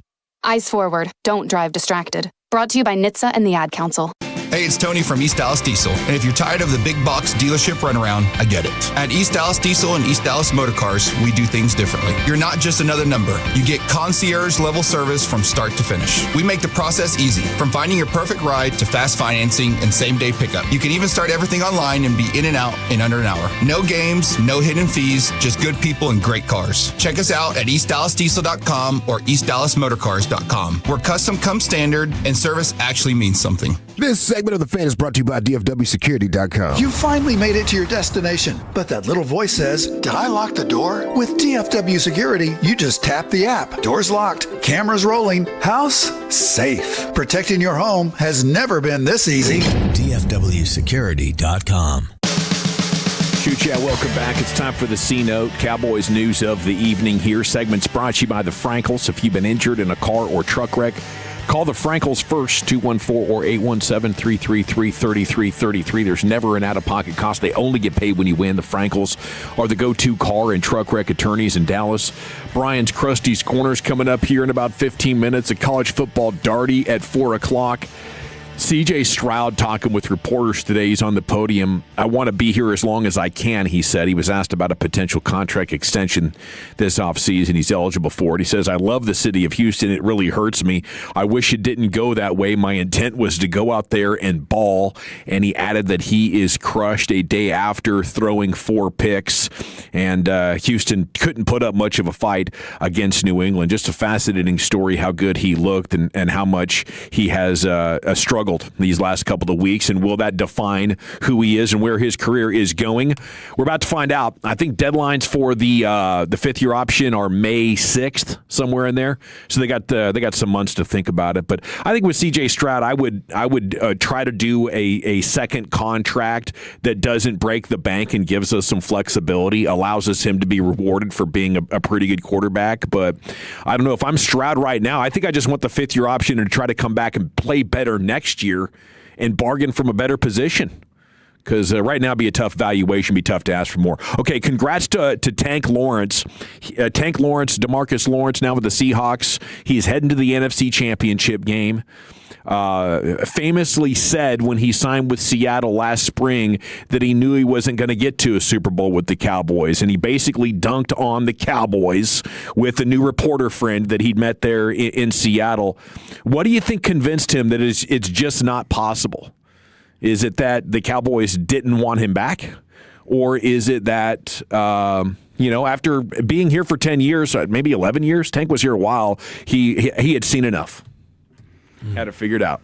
Yeah, I think that it's you've seen it. I mean, you're here for 10 plus years, and you're not able to get over that hump. I mean, I think last night, as I was watching overtime with the Bears, and the Bears didn't end up winning. But there was a moment there where it was like, okay, before the interception happened, like they're about to be in field goal range. Is Chicago about to go to the NFC Championship game? And you're going to have two coaches in their first year with a team. Ben Johnson with the Bears, with a second-year quarterback, taking his team to the conference championship game. They were that close to doing it. Mike Vrabel, first year with a new team, and a second-year NFL quarterback, taking that organization back to a conference championship game. And we're sitting here selling ourselves on the culture and all the messages that Brian Schottenheimer is giving us, when in reality, the bottom line is success on the football field. And I know that I've said this before, and I understand it. This defense was terrible. They were poochies. But they allowed 50 points more this year than they did the year before. And Mike McCarthy's run out of town, rightly so. I didn't have any issue with that. But you won 7 games. You won 7 games this year. Like, it's just... There's something rotten, kind of, with the way that the expectations are greater, but I don't know if the expectations are where they need to be when it comes to actually shaking up and changing things that matter. And I'm hoping Brian Schottenheimer, by what we're seeing with this defensive coordinator search, like, you're trending in the right direction. But still, he's got to prove it on the football field. Like, you're seeing 2 coaches that the Cowboys didn't even interview for a head coaching job go out and have instant success for 2 teams that were in a worse position than what the Cowboys were. Front office not serious enough. Yeah. Yes. Maybe Tank knew that we've messed up a lot of drafts and the Joneses aren't going to spend the kind of money to bring in a player of his caliber even. I mean, it's not like Seattle had to break the bank to bring in Tank Lawrence, but they did more than the Cowboys would do. Mm-hmm. I wonder if Tank Lawrence looked at how good his teammates were and just thought, these guys can't take me where I need to get. I think he also looked at the coach there at Seattle as a guy who actually helped him, with Aiden Durdee. And he probably said, boy, this would be a really good opportunity. Aiden probably stepped up to the plate and said, hey, this is a guy you could bring in. Maybe John didn't have a really great understanding of what Tank. He could watch the tape and kind of see what Tank was. But I'll tell you what, having a sponsor like that and Aiden's just really done a great job with that defensive line. So he probably said, listen, I'm going to go to an opportunity where they've got players and I'm really comfortable with the coach and how he understands me as a player. Both DeMarcuses now, though. We got a tradition here. We got a trend of DeMarcuses leaving the Cowboys and then going farther than they ever had with the Cowboys almost immediately. Jonathan Gannon has his interview tonight. Christian Parker is going to interview on Wednesday, and they're hoping for some Jim Leonard. And that's what I wanted to talk about because a fascinating story over the weekend. The Giants almost let Harbaugh wiggle off the hook. He was asking for more influence, and Shane was trying to hang on to some. I was hoping this was going to happen. Yeah, you were, and it played out exactly like that. And I guess at one point, like John was telling people close to him, I'm not sure if I'm going to be head coach anymore. But it did work out. So now the speculation is that they're waiting for Jim Leonard too. And what I've heard, Brian, is that if the Cowboys want to get the hot coach and make the right hire, they might have to win a negotiation for somebody or win a bidding war for somebody. And I just think that if the Giants just gave Harbaugh that much power and he wants Leonard, you better bring your checkbook, or you might as well just pick your DC now. Yeah, this is kind of why I think that you might lose out if you were talking to Brian Flores. That do you want to pay a coach? And somebody asked, pointed out to me on Twitter, well, wait a minute, you paid, Eberflus was making $4 million and, here's your head coach is making $5 million. Well, Jerry wasn't paying the freight for Eberflus. Bears were footing the that Bears, bill. yeah. So might be why Gannon's in tonight. There's a possibility. There's like Jerry's trying to sell Gannon. I don't know if maybe he's got to help with Clay. I think Clayton Adams is really pushing for this one. Is he? Yeah, I do. That's disappointing. Yeah. Well, that's what coaches do. That's what coaches do. They kind of look out for each other. When these guys were together at Indianapolis, now they're together at Arizona. Families become friends, and you're inside the building. You say disappointing, and you're not wrong, but you can have blind spots for your friends. That's easily. What I'm saying. Yeah. You easily put up with stuff like that, to get your buddies in who maybe gave you an opportunity. Yeah. Right. You're kind of repaying the favor here, if you want to say. And that shouldn't be a surprise with Flores. That's why I thought it was a pipe dream from the beginning. When's Jerry ever overpaid to just get a coach? That's the whole notion of like I do believe Jerry wants to win, but don't tell the fans, gosh, you don't know the size of a check I'd write to go get a Super Bowl. That's a lie. Yeah. It is. Yeah. And it's proven because there is not a salary cap on coaches. So the one thing that you can write a big check at is your coaching staff if you want the best possible coaching staff money can buy. So Flores, you glazed the hell out of him after he kicked your ass when he came in here with Minnesota. Yeah. And he's going to go interview for the DC job with Washington. He might still get a head coaching job. But if you really wanted that guy, write the check. Pay him. Jerry doesn't want to glorify a coach because then there might be a bigger star, with bigger skins on the wall. Mm-hmm. I think there's a lot that goes into it. Plus, he's kind of cheap. But yeah, it is unfortunate. Or maybe he just genuinely believes all coaches are about the same as long as they have great players. But then he doesn't want to give them great players. I think so much of this comes back to the front office. The Falcons did hire Stefanski, the former Browns head coach, and they're going to retain Jeff Ulbrich. The Cowboys wanted to interview him, but they're not going to get the chance to. He is staying in Atlanta. SI's Josh Sanchez headline.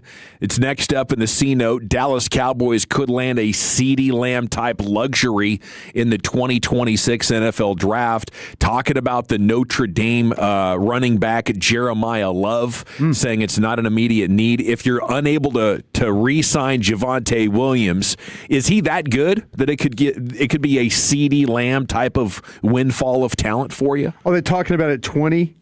They didn't put one of the picks on it. At 20, I would say yes. I still probably would not take the running back there, even though I like Jeremiah Love a lot. At 20, yes. I don't know about at 12. There's scenarios at 20 where you're kind of wiped out on edges, corners.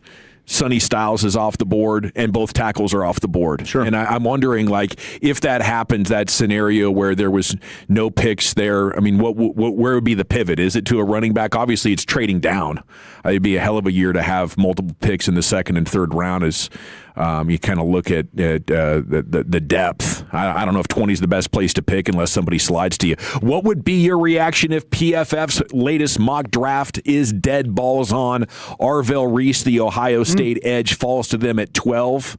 They had the Jets take David Bailey at 2, by the way, so congrats to him in this scenario. At 20, you kind of got this situation where Cassius Howell is off the board at 7, and just like I was saying, Bain, Bailey, Styles, McCoy, Terrell, Delane, they're all off the board. So they go with Keldrick Falk, the other edge at Auburn that's popping up in a lot of these mock drafts, kind of painting the picture that the Cowboys might want to go with balanced ends who can play the pass and the run equally. And if that's what they want to do, I wouldn't have that big of an issue with it. But one of these guys has to be a star. Would Reese be that pass rushing star? You using him at linebacker? Like, I don't know. I rewatched Reese this weekend because I was just trying to update how I feel about him, and I can't tell. I watched him against Indiana. They did a hell of a job neutralizing him with RPOs and running at him. Yeah. Yep. Like, he didn't do jack squat that game. No, it's probably his worst tape was that Indiana game. 100% I agree with you. I just think for his body type and how physically gifted he is, if he spends full time at edge and you coach him up, I think he's going to end up being a star. I really do. I think that's, to me, he just fits my eye moving to edge. I think it's much like, it's a different body type and player to Micah. But like coming in, Micah was an off-ball linebacker, and then it takes the broken foot to Tank, and then they move him over, and it's like, where did he end up being after that edge? So when I first saw him, my initial reaction was, I'm not screwing around with the linebacker stuff. I think his best traits are go get the quarterback. I'm just going to play him at edge and say goodnight to it. The idea of him falling to 12 is very interesting, though, because like, what is the thing that he does that's elite right now? And you can watch him and be like, wow, here is a great football player. He is some kind of great linebacker. But what's the thing that you're going to put him on the field his rookie year and he's going to crush? I don't know what that is. Brian, would you be surprised if he's available at 12? I would be very surprised if he's available at 12. I think we're way overthinking this one. He's going to go get him? I think he's going to go get him, yeah. Okay, we're going to go get some Krusty's Corner coming up next, buddy. Where are you taking us? Yeah, this is the numbers always do tell stories, and we'll get into the playoff numbers. We'll do that next. All right, let's get into the prize pick numbers. And mine over the weekend, they weren't good. They weren't. I'll be honest. I'll be vulnerable with you guys for a second. And it was the games yesterday. It was really down bad. I went more on the Brandon Cooks passing yards. And what happened? Well, they decided to rule that an interception. So I missed it by half a yard. I also went more. Crap call. On the DJ Moore receiving yards. What happened? DJ Moore decided, just going to jog on a route here, and results in an interception to Cam Curl. And, well, I missed it by half a yard on the Moore. So those are a couple of bad ones. But you know the beautiful thing about Prize Picks is we're back at it tonight, baby. We got the national championship game. I'm going more on the Fernando Mendoza passing yards. I'm going more on the Malachi Toney receiving yards. Who's with me? Let's do it. I'm with you. Thank you. I appreciate somebody is. Except for that Mendoza crap. Hey, the Mendoza crap, I get it. And you know what? Maybe I'll dabble just for you. Maybe I'll just go more on the half a passing touchdown. They got tons of great options. Plus, Mav Basketball about to tip off for MLK Day. You want to go more or less on any of your favorite Maverick players, whether that's Cooper Flagg, whether it ends up being Daniel Gafford, PJ Washington, Max Christie was crushing over the weekend, you name it. And Tolo's for you. I got the hookup. Download our Prize Picks app. Use our promo code TOLO. That's TOLO. You're going to get $50 in lineups after you play your first $5 lineup. That's code TOLO on Prize Picks to get $50 in lineups after you play your first $5 lineup.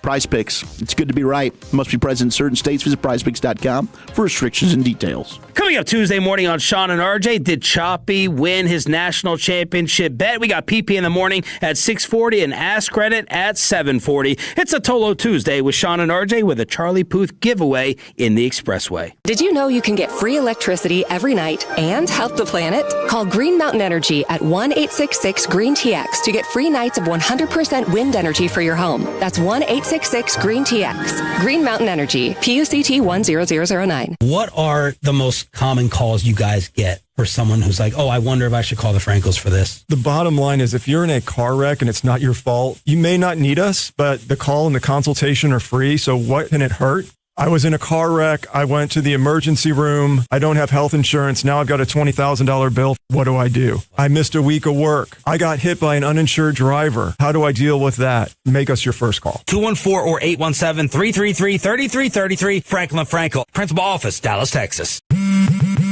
Straight Talk presents the math of more. Here's how it works. When you say yes to more with Straight Talk, you're left with more for all the other good stuff. So getting an unlimited plan starting at just $25 a month equals more savings for your family's weekend adventures. And with a network covered by Verizon, you can share more from wherever you go. It's simple math, really. More equals more with Straight Talk. Available at straighttalk.com and Walmart.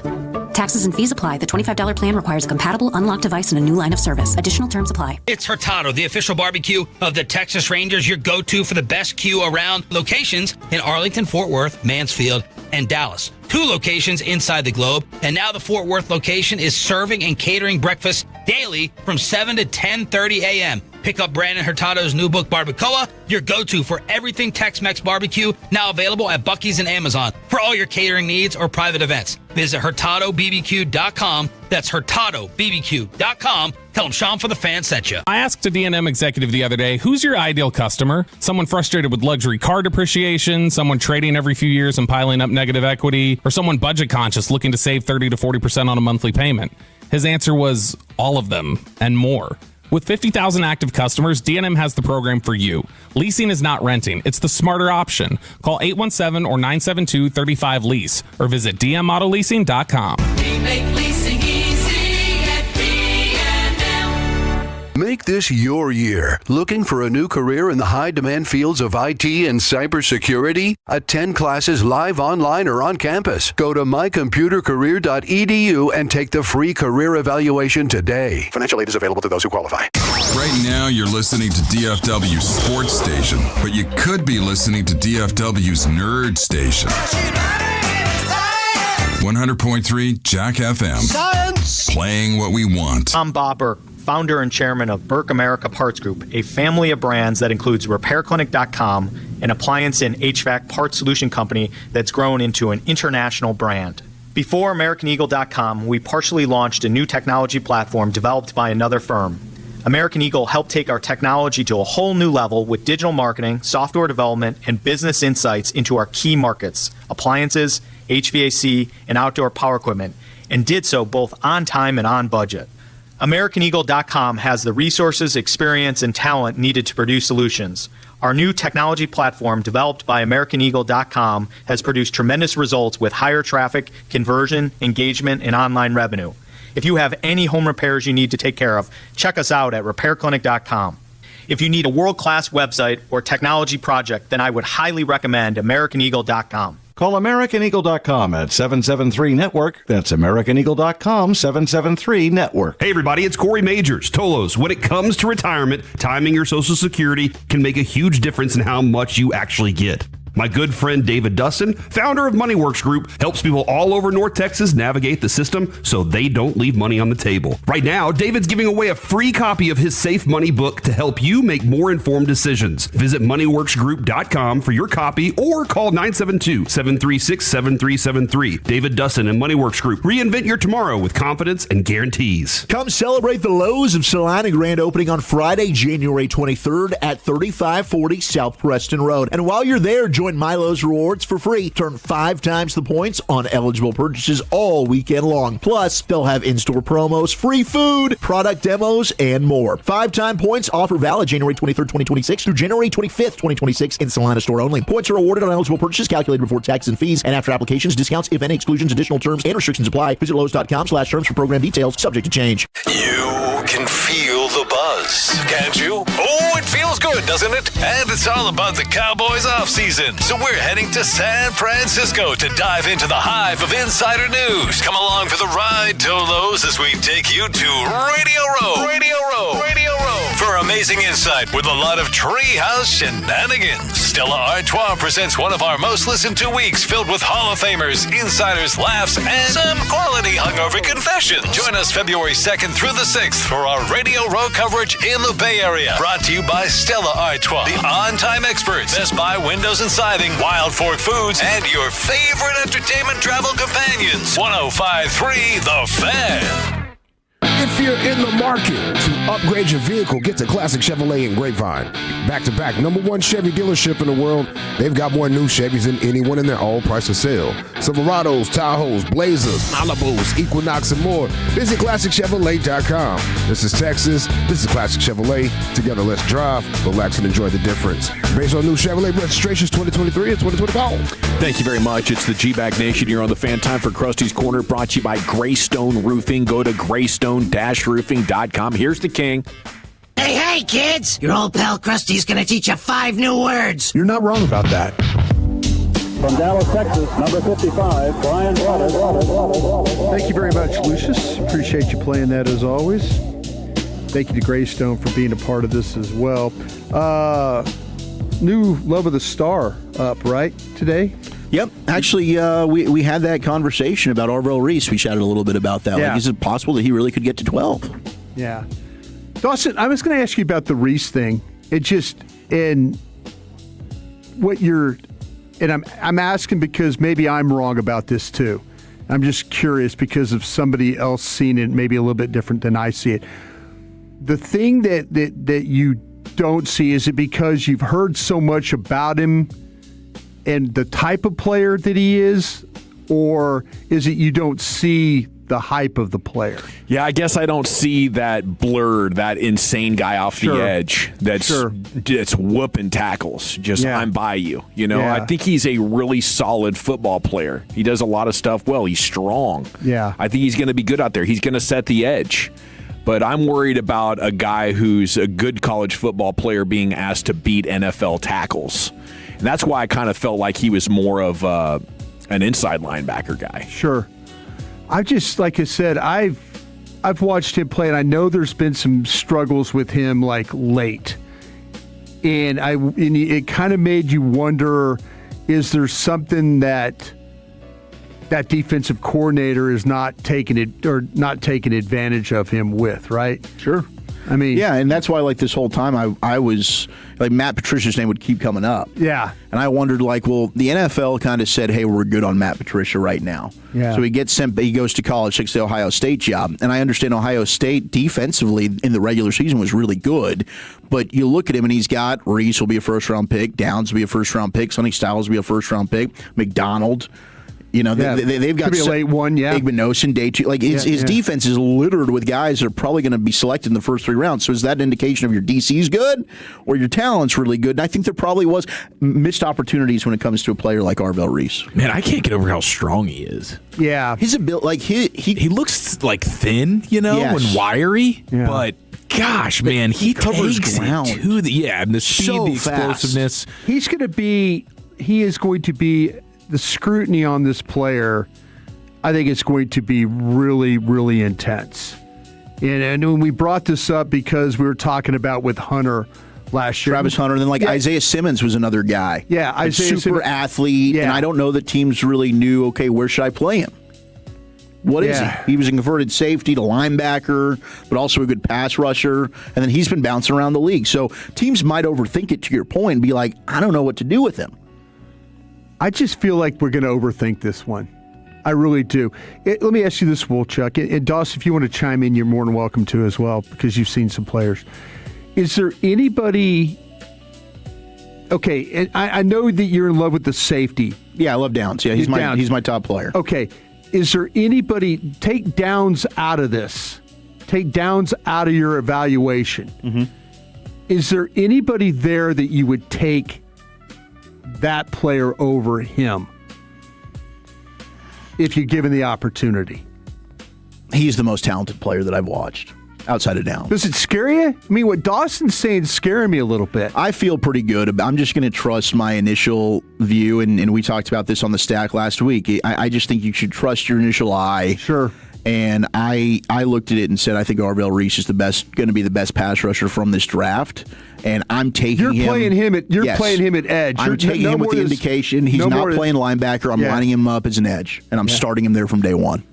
Yeah. I'd love to try it if I'm the Cowboys. I'd love to get Reese there at 12 and try that. I don't know if it's going to be a home run. I don't know if he's going to be a better pass rusher next year than Ezra Rocco or Dante Fowler or Clowney. See, what scares me a little bit is that I thought that Donovan Ezra Rocco was one of the 3 best pass rushers in the draft last year. And it was not that he wasn't a factor, but he wasn't the type of player that I thought. And I don't know if that's Donovan Ezra Rocco is that White Cotton coaching him up. You know, that's the concern I would have a little bit.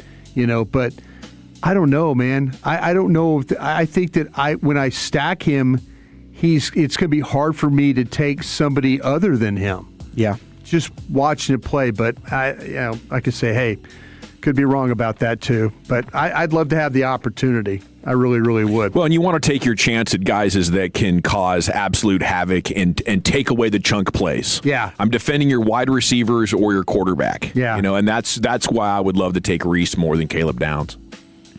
Reese more than Downs. Yeah. I got guys to tackle. Yeah. I'll tell you the one thing about with Downs, he just does so much. You talk he can cover, he can play your nickel slot if you need him to. He really does fill a lot of holes on the defense. Do you feel like, though, the Miami guy... Bain would be in the conversation for Not me. Miami. I'm talking Mesidor? about the corner. The corner. Keontae Scott. Yeah. Scott. I thought Keontae Scott Is can that a cover. poor man? Is that a poor man's Downs? Yes. Yeah, I could see that a little bit. The problem is you don't have a day 2 pick. You're not going to take him at 20. Watch me back up. I'd be fine with that. Because I love his play temperament. He'll come up and smack you. If you want to move him to safety, you can. I think he can be a nickel corner. I thought his coverage ability was better than you did, but I also sought out games to specifically try and watch him cover. Yeah. And so SMU and Florida State were the two. But otherwise, you're right. I mean, all of his plays are right around the line of scrimmage. Yeah. And he's so you're saying SMU's a game? SMU, yeah. Okay. SMU's probably he highlights his range the best. Gotcha. Okay. Well, I do need to mark that one down then. All right. I promised you some numbers. You guys tell me if this is surprising to you guys or not. I just went through and looked at some of the stuff, through the next gen, and see if this is the way it actually went during the game. How about this one? Josh Allen, first no blitz, 12 of 22 for 172 yards, 1 touchdown, 1 interception. Versus no blitz. Versus the blitz, he was 13 of 17 for 111 yards, 2 touchdowns, 1 interception. So much better against the yardage. Will tell you he was much better against no blitz, but against the blitz, his percentage was much better. This is where the killer was for him. In passes that were 20 yards plus, he was 0 of 9. Yeah, I mean, they had some unfortunate ones. Obviously, the interception too. Yeah, he had the miss on the tight end down in the end zone right there. That was a big miss. And then the one to Cooks on the right sideline. Gosh, that was so close. If Cook's hand doesn't land out of bounds before the knee, then that's a beautiful play. I mean, he did have the amazing touchdown pass to the tight end as well. But yeah, that's a really difficult thing to overcome. None of the 5 Denver starting offensive linemen gave up more than 2 pressures in this game. 50 drop back passes. Wow, it's a hell of a team. None of the Broncos offensive line, the 5 starters, none of them gave up more than 2 pressures. That's unbelievable. Deion Dawkins, the tackle for the Buffalo Bills, gave up 9 during this game. That was the most by anybody. Yeah, he's the one that gave up the sack fumble to start the second half. Christian McCaffrey had no 10-yard runs in the game. That's no surprise. He had 11 attempts, 35 yards, no 10-yard runs. On the other hand, Kenneth Walker had 3 10-yard runs out of 19 carries, 3 touchdowns with that. How about Drake May? Drake May was 7 of 17 for 72 yards, 1 touchdown, 2 interceptions against man coverage in that game the other day. Yeah. Wow. Is that going to be is that going to be the killer for them? Is him? Do you think? Yeah, I mean the way he plays. Yeah, the way he's playing, he's gotten some fortunate bounces. I mean, Absolutely. now two games in a row where it's sack fumbles that stay with the Patriots and don't become ginormous turnovers. And he's playing against, I mean, think about the defenses that he's got to go up against here. I mean, the Chargers, one of the best in the league, Texans, maybe the best, them in Seattle, and then now you got to go into Denver. Yeah. That's a juggernaut. And you saw what they were just able to do to a guy like Josh Allen. Yeah. I mean, those are 3 championship caliber defenses, and now you got to go on the road to do it. That's a tall order. Here's where I think this game might hinge to is Will Campbell, my LSU guy. Mm-hmm. He had 4 quarterback pressures, 2 sacks. They're leaving him alone like 88% of the time over there. That's ballsy versus those guys. Yeah, well, it sure is. Like, come on, man. Help out your rookie left tackle. And maybe save your second-year quarterback's blind side a little bit here, too. Like, Josh McDaniel, what do you Maybe thinking? he doesn't think his tight ends can block. I don't know. I mean, I don't know if it's like he doesn't think Hooper and Henry can block well, or he's just not giving him any help. I don't think you can leave Will Campbell alone in that New England-Denver game and expect things to be. No, you got to do something. No, I mean, you saw Deion Dawkins Yeah. I mean, that's a veteran who's one of the better ones in the league. Yeah. And Benito's going to smoke you a couple of times. Were you guys, and this is my final one, were you more impressed of Matthew Stafford throwing the ball underneath or down the field? His throw in overtime to Devontae Adams from the opposite hash was one of the best throws you'll ever see. Couldn't agree more. It was gorgeous. That's the best throw probably of the weekend. He threw in that conditions. He was 16 of 24 for $188 in things under 10 yards. Everything that was 10 yards and beyond, he was only 4 of 16 in that game. The Bears secondary was playing lights out. Yeah. I mean, for most of that game, like Brisker and Stevenson and Gordon, like those guys were coming up big. Jalen Johnson, and the snow was certainly a factor there with like the route running was a difficult thing to do. But yeah, I thought the Bears defense, give them a ton of credit for the way they were able to slow that thing down. Dennis Allen called himself a hell of a game. I mean, both Stafford and McVay admitted it. Acknowledged that. Yep. Oof, we were not our best. That's it. All right, thank you, man. Thank you, Brian. Krusty's Corner brought to you by Greystone Roofing. We got to college football Darty coming up here as we're just short of 2.5 hours till kickoff. Chief, where are you taking us? Crack 'em if you got 'em, ladies and gentlemen. All you need to know. Natty info next here in the nation. All right, well, on a Natty Monday, make sure you have a game plan for your retirement. Find out how easy it can be by calling Trajan Wealth today for that absolutely free consultation. Don't wait your precious time looking for somebody else, all right? I want you to go ahead and do what Eric and I did, and that's go be a client with Trajan Wealth. The free number to call, 469-579-3500, 469-579-3500 to set up that free consultation. You also check them out online at TrajanWealth.com. That's TRAJAN Wealth.com. I love the spot in Frisco. Say what's up to my guy Steve out there. They've also got locations across the Metroplex in Arlington, Fort Worth, McKinney, and Eric's closest to that South Lake spot. Yeah, shout out to Trajan Wealth, man. They got me taken care of at the highest level, and now I, too, have the confidence and peace of mind that retirement's actually a possibility for me, and I would encourage you to check them out at TRAJANwealth.com. Go ahead and schedule that free, no-obligation consultation because at Trajan Wealth, your needs come first. They're a fiduciary firm, so they're going to be prioritizing your financial well-being above all else. And the more money you make, the more money they make. So trust me, they want to see you win, and they are in this with you. Now, Trajan Wealth is also family-owned. They're veteran-led. They've brought decades of experience to the table, and their team of advisors actually specialize in helping individuals in or nearing retirement. I mean, my goodness, trying to navigate the complexities of today's financial landscape, we all know that can be extremely challenging. But great news for all of us, Trajan Wealth is here to help. 469-579-3500. That's 469-579-3500. Advisory services through Trajan Wealth, LLC, SEC registered investment advisor, client paid advertisement. Additional disclosures at TrajanWealth.com. The more time you give, the more our crush grows. Together we continue to build something special. Keep turning it on and leaving it on 105.3 The Fan and the Odyssey, iHeartRadio, and TuneIn apps. This is an Odyssey Sports Minute. The best job in the NFL is now open in Buffalo. Former head coaches and coordinators should be beating down the Bills' door at the chance to coach a quarterback of the caliber of Josh Allen. The roster is clearly ready to win, and with a few tweaks, this team will be right back in the mix for an AFC championship next year. I'm Adam Abdallah. What if your instincts could pay off? With Robinhood Prediction Markets, you could put your knowledge to work on the events that matter to you. Prediction Markets isn't just sports. It's the Fed rate decision, your favorite award show, and so much more beyond the playing field. Trade events with Robinhood.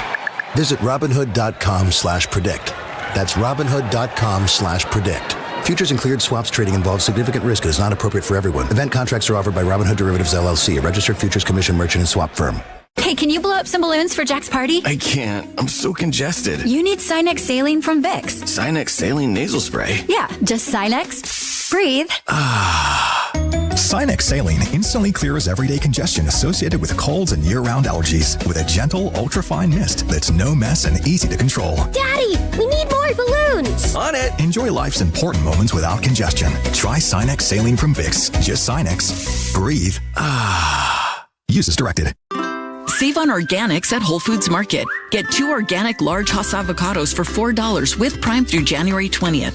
Top your toasted sourdough or hearty grain bowls with this creamy addition. While supplies last, shop in-store or online. Terms apply. Each weekday at 5:30, Gavin, Lucius, and the guys bring you the G-Bag of the Day. The craziest audio sent in from you and all of the Tolos. That's every day at 5:30 and replayed the next day at 2:30. Driven by East Dallas Diesel and East Dallas Motor Cars. There are two ways to get home equity loans. You can get a first lien home equity loan or a second lien home equity loan. The second lien home equity loan happens when you want to keep your first rate the same. That's your current COVID rate that you have, but you want to get cash out of your house. TexasHoney.com can help you with home equity loans on second liens on your primary residence, your second homes, or investment properties. Call us today, TexasHoney.com, because we got them. 4201 Spring Valley Road, Suite 1150, Dallas, Texas, 75244. NMLS number 2297. Equal housing lender. Texas, we did it. Classic Chevrolet and Grapevine. #1 Chevy dealership in the world for the third year in a row. Out here, you don't wait to dominate. You move first. That's why we're rolling out our best offers before anyone thinks we will. All new Chevys priced below market value. We're paying top dollar for trades. Trade up before the best are sold. This is Texas. This is classic. Visit ClassicChevrolet.com. Together, let's drive. Based on new Chevrolet registrations 2023, 2024, and 2025. If you owe back taxes, listen carefully to rule number 1. Never go up against the IRS alone. They're cracking down, freezing bank accounts, garnishing paychecks, canceling passports. Even your home or business could be at risk. But here's what they don't tell you. The IRS has powerful tax relief programs that could save you thousands if you qualify. That's why smart people call Optima Tax Relief, America's #1 tax resolution firm. Nobody knows these programs like the experts at Optima. Their team of tax attorneys and licensed professionals have resolved over $2 billion in tax debt for people just like you. The IRS is not stopping, so don't wait and don't take them on alone. For tax help you need, for tax help you can trust, call Optima today for a free consultation. Call 800-809-5833. 800-809-5833. 800-809-5833. Optima Tax Relief. Some restrictions apply. For complete details, please visit OptimaTaxRelief.com. The NFL playoffs are here, and Heed the Call NFL podcast with Dan Hansis and Mark Sessler is your destination for coverage of every round, from Wild Card Weekend to Super Bowl Sunday. Heed the Call covers every game, every storyline, everything that matters, and we have fun. No fake hot takes, just entertaining football talk from your favorite buds at the bar. Wait, Mark, which bar? Well, like the typical neighborhood bar. We're the witty sports guys at a place like that. Ah, I like that. Follow and listen to Heed the Call wherever you get your podcasts. Jeff Cox here, president of Berkey's Plumbing, AC, and Electrical. If your home is over 8 years old, you might be due for an electrical inspection. If you're dealing with breakers tripping, dimming, or flickering lights, don't let these issues leave you in the dark. Save $75 on any plumbing, AC, heating, and electrical repair. $250 minimum service required. Call us today at 877-BERKEYS or visit us at Berkeys.com. Berkey's, we're there when you need us. This is the exclusive home of Dallas Cowboys football. KRLD-FM and HD1, Dallas-Fort Worth. Let's go, Cowboys. An Odyssey sports station. Driven by our D&M Leasing Studios. You're rolling with the GBAG Nation on 105.3 The Fan. Welcome to the Nation. Yes, sir. Hour 3, GBAG Nation, 105.3 The Fan. Hope you're having a fantastic day as we're enjoying this MLK Monday with you. And the Mavs are about to tip off in New York. Little holiday NBA action. And in the meantime, we got a college football darty with the Chief. We do. But first, we have breaking news. The first, and I would call this the more important one. Wolchuk just texted a couple of minutes ago, Sneak S crept up. It's bad. I'm sorry. Oh. So the rare work poo for Wolchuk, who is as anti-pooing anywhere other than the comfy confines of his own place. Home game only guy. Not sure. The Stars game might have got away from him yesterday. That's what I'm guessing. It's the booze and the nachos that are kind of creeping back up. Maybe the meatball sub slammed him a little bit, courtesy of Broadus earlier. The other breaking news. Are you ready for this one? That must one? be a huge sneaker if he's in there. Yeah. I mean, this is historic. We'll have a full report here from Wolchuk if and when he gets up out of that stall. It looks like the Miami Dolphins have officially made their hire. According to Adam Schefter, it is going to be Packers defensive coordinator Jeff Hafley coming with his guy, John Eric Sullivan, who is now the general manager of the Dolphins. They both high-five each other. They go from the tundra of Green Bay to beautiful South Beach. There it's a big win. Big win. They'll both be fired together in about 4 years. Yeah, other than the football coaching. I mean, that's fantastic, man. You and your buddy get to go on a 4-year run and keep a crappy organization crappy for 4 years and then, go about your business after that. So congratulations to Jeff Hafley, who goes from Boston College head coach just 2-3 years ago to Packers DC to Dolphins head coach to future fired Dolphins head coach. It's beautiful. You know what? This is the things that bother me. If I was the Dolphins, is this the friendship hire? Is this the buddy hire? This is I hired you to be a general manager, and you went out and hired a guy you know. That bothers me. That would be right there. If I was Stephen Ross and people working in the organization. We put our trust in you as the general manager to go hire a coach, and you hired somebody that you knew.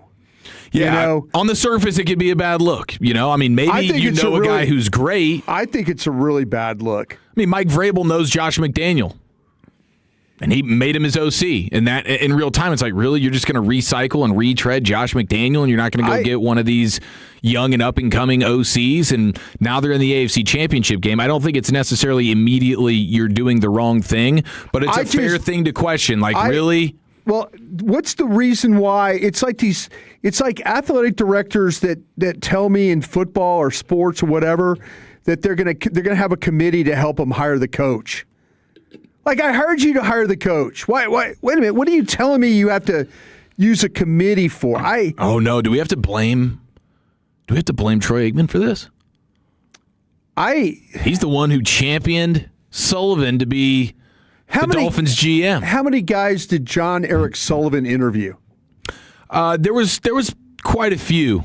Did he talk to every one of them?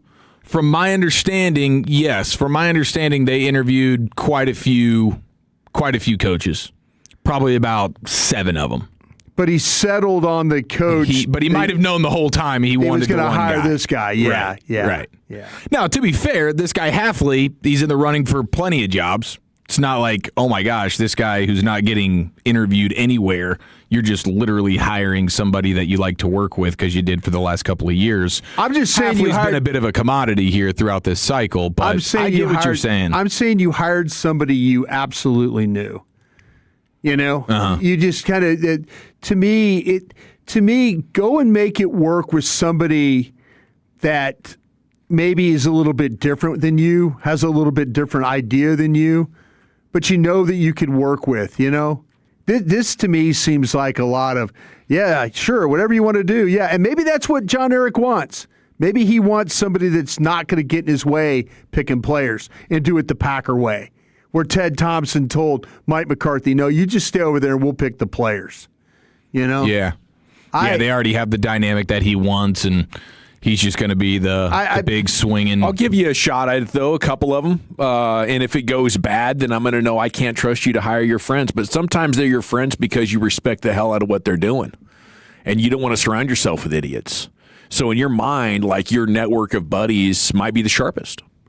I kind of feel like, to me, that the best opportunities are hire people that might disagree with you on things, that might question, okay, why are we doing this? And maybe have a little bit different. See, okay, he's going to, obviously John Eric is going to set this up like the Packer system. So the GM is going to be the top dog here. Right. So now he's going to, and now he has a coach that's going to set it up as the Packer system. I just think that I think you ought to take an opportunity to learn from people. And I don't think hiring your buddies is necessarily the best thing. Listen, I know me personally, I've worked with Voch Lombardi now for going on 2 years. I really had never worked with Voch before, but had the opportunity to work with, and every day I'm like, man, I appreciate why I did that. I think it's important that maybe you work with people that might not agree with you, or people that are different from you, or maybe have some differing ideas. To get everything rubber stamped, I don't think it's necessary. And maybe I'll be dead balls wrong about that. But I think if you go out and you take an opportunity to go work with somebody different, that's a good thing. Yeah. We will see. But the Dolphins get their coach. It's Jeff Hafley, Green Bay Packer defensive coordinator, now the head man in Miami. Walchuk's back from the Esser, and we crank open the Darty. Oh, looky here. Mr. Cold Turkey put a mini booze bottle in his headset? I've never filmed any of you guys when you're using the bathroom, so I don't know what faces you make when you're doing that. Special teams, fucking joke. I want them never to say our name again! Well, I don't get. Bring the head cold. Don't get me started, love. I've had too much stress. Okay, if Indiana wins tonight, will they go ahead and cap off the greatest turnaround in the history of sports? How about that for a question? 877-881-1053. Patriots. And keep in mind here, whoever wins tonight will be the 5th team in the AP poll era to go 5-0 or better against top 10 opponents in a single season. So both of these teams have been really good against the best teams that they've played this year, and now it's all in a collision course, winner take all for the Natty. Pat McAfee, and again, if you're watching this game on television with the sound up, go to ESPN2 and watch the McAfee cast. Can't recommend it enough. He starts cheering for Indiana. Yeah, unless you start sensing a bias there that does not align with your bias, and then perhaps you got to flip over to Kirk Herbstreit's dog and let him bark at you for 3 hours. Now, you also had McAfee on his show today. He's in Miami at the stadium. You got Nick Saban, and he says that he was highlighting the logistical challenges tied to high-profile attendees like the president, Donald Trump, who will be in attendance tonight. And he says that College game day, he's kind of worried that game day is going to have to vamp for a little while, and kickoff might be delayed. He says we might have to fill tonight a little bit. Just something to think about. We might have to fill just because you see how long it took to get in here. Hard Rock is crazy. Trying to get into the building right now, the traffic in Miami through the roof, it's ridiculous. But he says the U.S. Open was the last time the president was at an event with a lot of people, and that was delayed almost an hour. So McAfee's already setting the table that the game could be delayed by some extended period of time tonight just because you have the upped security and just the slow nature of trying to get everybody in the building. Now, the gates have already opened. The president blocks off all those roads, right, going in? Yeah, there's going to be a lot of detouring going on, and traffic in Miami. Don't you bring him in on a chopper somewhere? I don't know. That traffic is nasty. As the president, I wouldn't want to be wasting time sitting in that. Mm-mm. That bottleneck's really bad, doesn't it? You got to go over a bridge. Yeah. There's just I've only been to Miami once, but I just remember the whole time I was there, I was like, wow, this would be miserable to live here and have to drive in this on a daily basis because it was the weekend and things were backing up 30 minutes to get a mile. Mm-hmm. I saw a video of just if you're going to the game, the Ubers to get you've got to walk an hour. You might as well just to get to that Uber area. Yeah, and it gets backed up terribly. So leaving the game tonight, for anybody that's listening on the Odyssey app or maybe watching us on Twitch and YouTube, if you're going, just be prepared. It's probably going to take a while to get home or to the airport after the game. Yeah, it's the way it goes. But potential delay, which I don't think would bother us at all, seeing as we work till 7 and kickoff's supposed to be at 6:40. Let's get an 8 o'clock kick. Curt Cignetti, Indiana head coach, he says he's seen a lot of sentimentalism, hugs, emotion among Indiana players this week. And so yesterday he said, quote, "I think it's time to sharpen the saw now. It's time to throw the warm and fuzzies out the door. You don't go to war with warm milk and cookies." That's such a good line. and then they followed up later, where does that where does the warm milk? He's like, I don't know. It just came to my mind. Makes me want to cheer for the Canes even more. Came to my mind. I think I just became a conscientious objector with that news Cignetti's about an old war. trusty. You should love Cignetti. Come on, I'm out here battling with my life on the line. Could I at least get a cookie? Yeah, no, I do love Cignetti. Hershey's chocolate even sent candy to the soldiers. Come on. Yeah, a little care package. Come on, man. A load of Spunkmeyer. Come on, coach. Yeah, that's true. That's true. Now, you also have the Indiana fans that didn't make it to Miami. They have camped out. There was a line outside the upstairs pub in Bloomington, where students were just camping out and sleeping all night so they can get first dibs on the seat they want at their favorite pub and sports bar in Bloomington. So since last night, where it was probably just colder than balls, they were just sleeping out there, lawn chairs, and so that they could get first dibs into the pub, into their seat. And I respect that.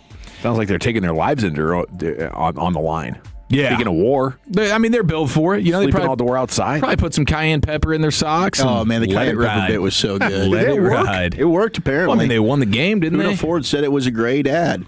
Yeah, nobody lost toes due to frostbite. No. You know, the fans that went to that Miami-Kansas City game from a couple of years ago in the playoffs, they could have probably learned something from this. Lost limbs. We were losing limbs left and right. You get Big 12 officials in this game, and the officiating is going to be hugely important. And I think these are the guys that were the officials in the Miami and A&M game. And the McAfee crew was loving them up. Like the whole game, wow, huge hit. Is there going to be a call? No call. So they might be keeping the flags in the pockets tonight, which I think is advantage Miami because they've had some games where the penalties can get away from them. You saw it versus Ole Miss. I mean, they were actively kind of shooting themselves in the foot with all the penalties, and that's one of the things about Indiana is just they are one of the least, maybe the least penalized team in the league. They average like 25 yards worth of penalties per game, so they're just sound as all hell, and they're going to be ready to rock and roll. But it's Big 12 officials that are going to be officiating tonight's Michael game. Vanderveer. Michael Vanderveer. Vandervelde. I love Vandervelde. Excuse me, Michael Vandervelde. What is it, Vanderveer or Vandervelde? Vandervelde. Sounds like Cruella. Yeah. McAfee was loving him up even on his show today. He was like, "This is good for football. This is good for football." So we'll see how that plays out. And apparently, Jenny Dell of FanDuel is reporting from the Indiana side of things today in Miami, saying that Cignetti is so confident with his team's preparation, they're ready to go in this matchup. Cignetti slept in until 9:30 this morning. There you go. Get your rest as no stress retirement age gentleman. He feels like, hey man, we're 8.5 point favorites. No stress. We're gonna go win by double digits. We'll get a pick six early in this game. No penalties. We go home champions. That's how Cignetti's feeling.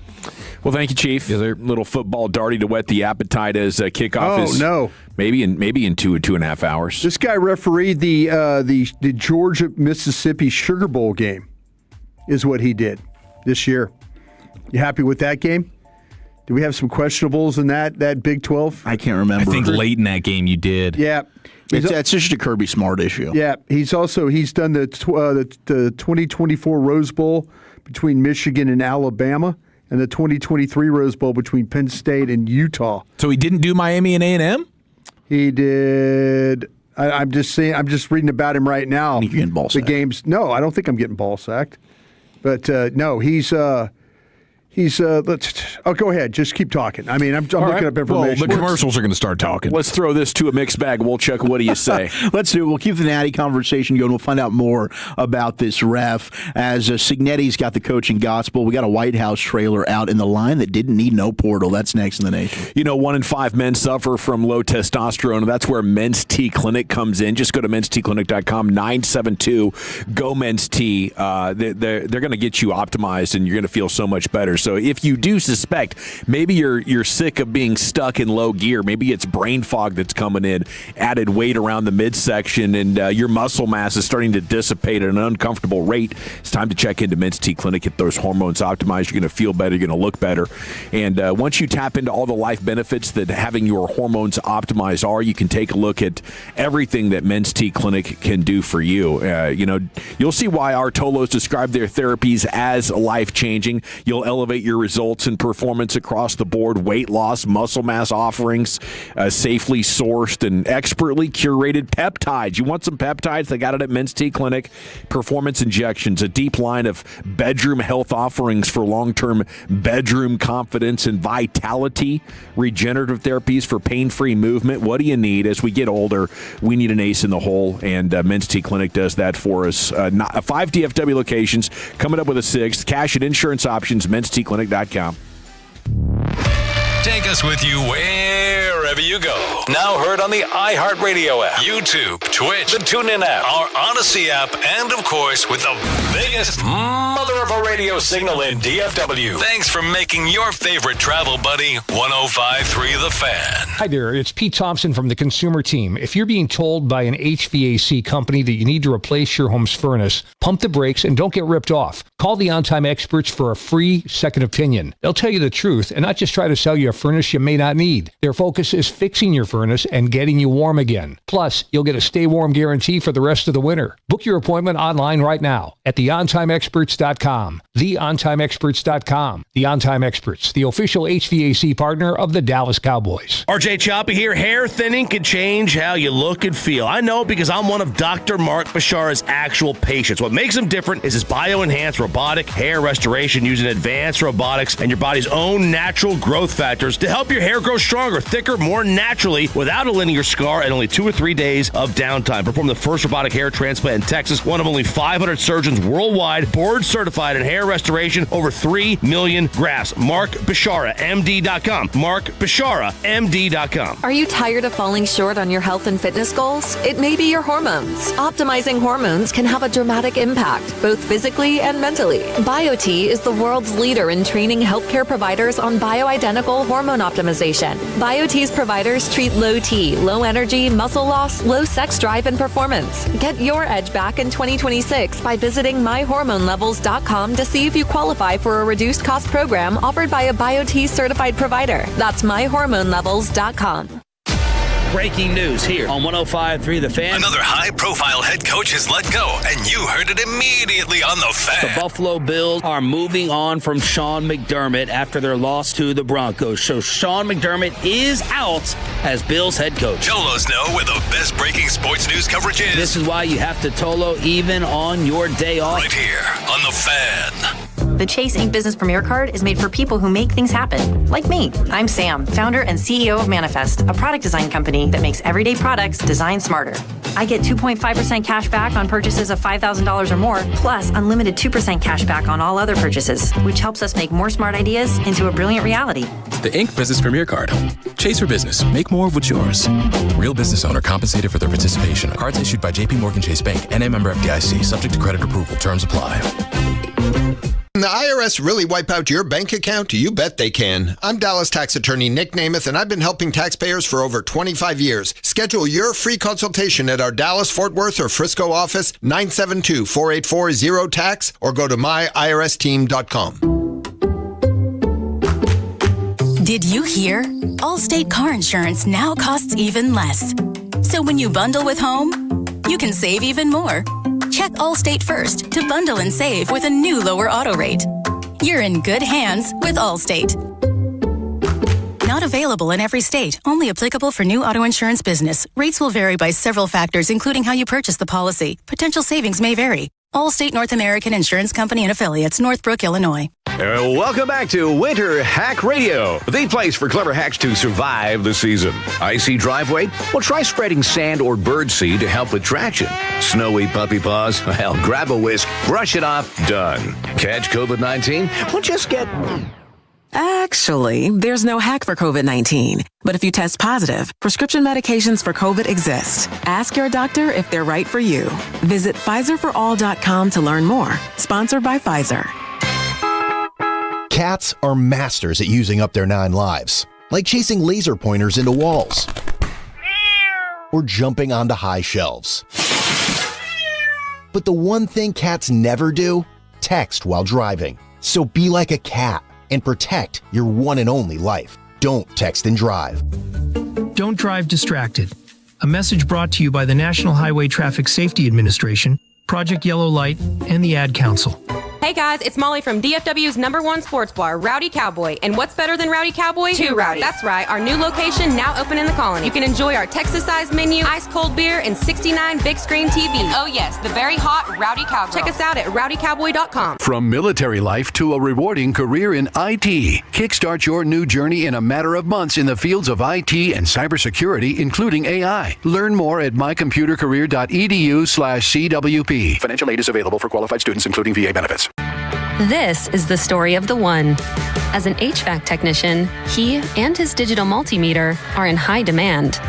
So when a noisy office HVAC turns out to be a failing blower motor, he doesn't break a sweat. With Grainger's easy-to-use website and product information, he selects the product he needs to keep everything humming right along. Call 1-800-GRAINGER, click Grainger.com, or just stop by. Grainger, for the ones who get it done.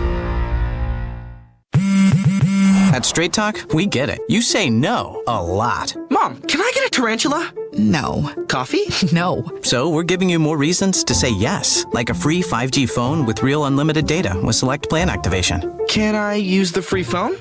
Yes. See? Doesn't it feel good to say yes to more? Absolutely. Face tattoo? Absolutely not. Available at straighttalk.com and Walmart. Taxes and fees apply. In-store activation of Gold Unlimited plan or higher required. For network management practices, visit straighttalk.com.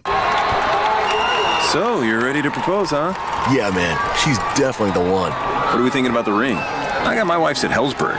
I couldn't recommend a better jeweler. I could use some help with that. Man, go to Hellsberg. I had no idea how many details you need to consider. Did you know you can get a natural or lab-grown diamond? I didn't. Figure out what she wants. Trust me, they'll make it happen. Start your story with Hellsberg. Shop in store or at hellsberg.com. This segment of The Fan is brought to you by BuyersBarricades.com. Buyers Barricades is a full-service traffic control provider, taking care of your project from the evaluation and planning to setting up, maintaining, and taking down the equipment when the project is complete. The Texas Authority in Barricade Rental. BuyersBarricades.com. Welcome back, Nation. Segment's brought to you by the Frankels. If you've been injured in a car or truck wreck, call the Frankels first, 214 or 817-333-3333. There's never an out-of-pocket cost. They only get paid when you win. The Frankels are the go-to car and truck wreck attorneys in Dallas. Here's Wolchuk with that mixed bag we promised. All right, let's do it. We will get to some more college football news after we talk just some highlights from the National Football League. As if you missed it, Eric gave us the breaking news.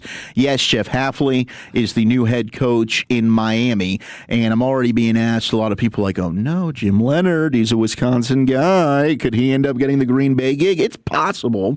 But I would also think Robert Covington, whom the Cowboys also interviewed for their defensive coordinator job, he could be a guy that they just elevate. And then, according to Packers Twitter, there's been a lot of rumorooskies about Raheem Morris maybe getting the job there in Green Bay. So I don't think Jim Leonard would be going to Green Bay, but it's possible. And the Cowboys would be able to interview him, win or loss, following January 26th. So even if Denver is able to pull off what would now be an upset, because New England 4.5-point favorites, the bye week in between the Super Bowl, he would be able to come to Frisco at the Star and do an interview. Thank you to Joseph Hoyt of the Morning News for finding out that information for us. So regardless, anytime from Monday, they could interview Jim Leonard in person for that defensive coordinator job, if that's the direction they want to go. And I would anticipate that happens.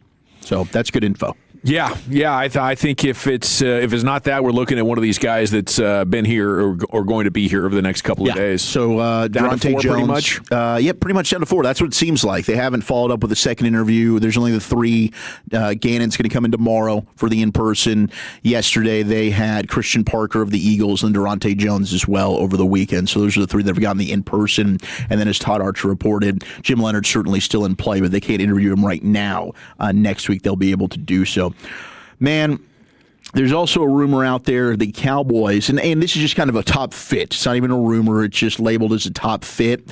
Cowboys for free agent running back Travis Etienne of the Jags, who really had a resurgence and a bounce back year. But if they're not able to bring back one, Javonte Williams, Rico Dowdle, also going to be a free agent. But there was an article recently from Pro Football Focus out about, hey, could Etienne end up being a good replacement if that's the way they want to go. He performed he's been 60 of his first 66 NFL games. He was great. Had a history of availability after returning from a preseason Liz Frank injury that derailed his entire rookie campaign. Since then, been relatively available, and he was a guy this past season at 27 years old. His projection on a contract, according to Spotrac, 2 years, $13.6 million. So that's certainly cheaper than what Williams and one Breece Hall's price would be. So we'll see. I'd be surprised if Javonte Williams gets the upper range of that value. I'm with you. I think he's going to be back. I don't think he wants to go anywhere, and I don't think the market's going to beat down his door for him. Yeah, he's got one healthy season outside of his rookie year. So I would tend to agree with you on that, and I'd love to get Javonte back. Oh, and I saw from Travis Etienne as well, like his pass blocking was actually really good. That's good. His That's good pass to know. blocking grade, I think, was like 6th in the league this year. Okay, that's awesome. So that's one of the attributes that Javonte has that is sort of the unsung super skill of him, and I think there wouldn't be too much of a drop-off based on the way Etienne pass protected this year. We also have, in regards to Eric Bieniemy, he's going to be going back to Kansas City.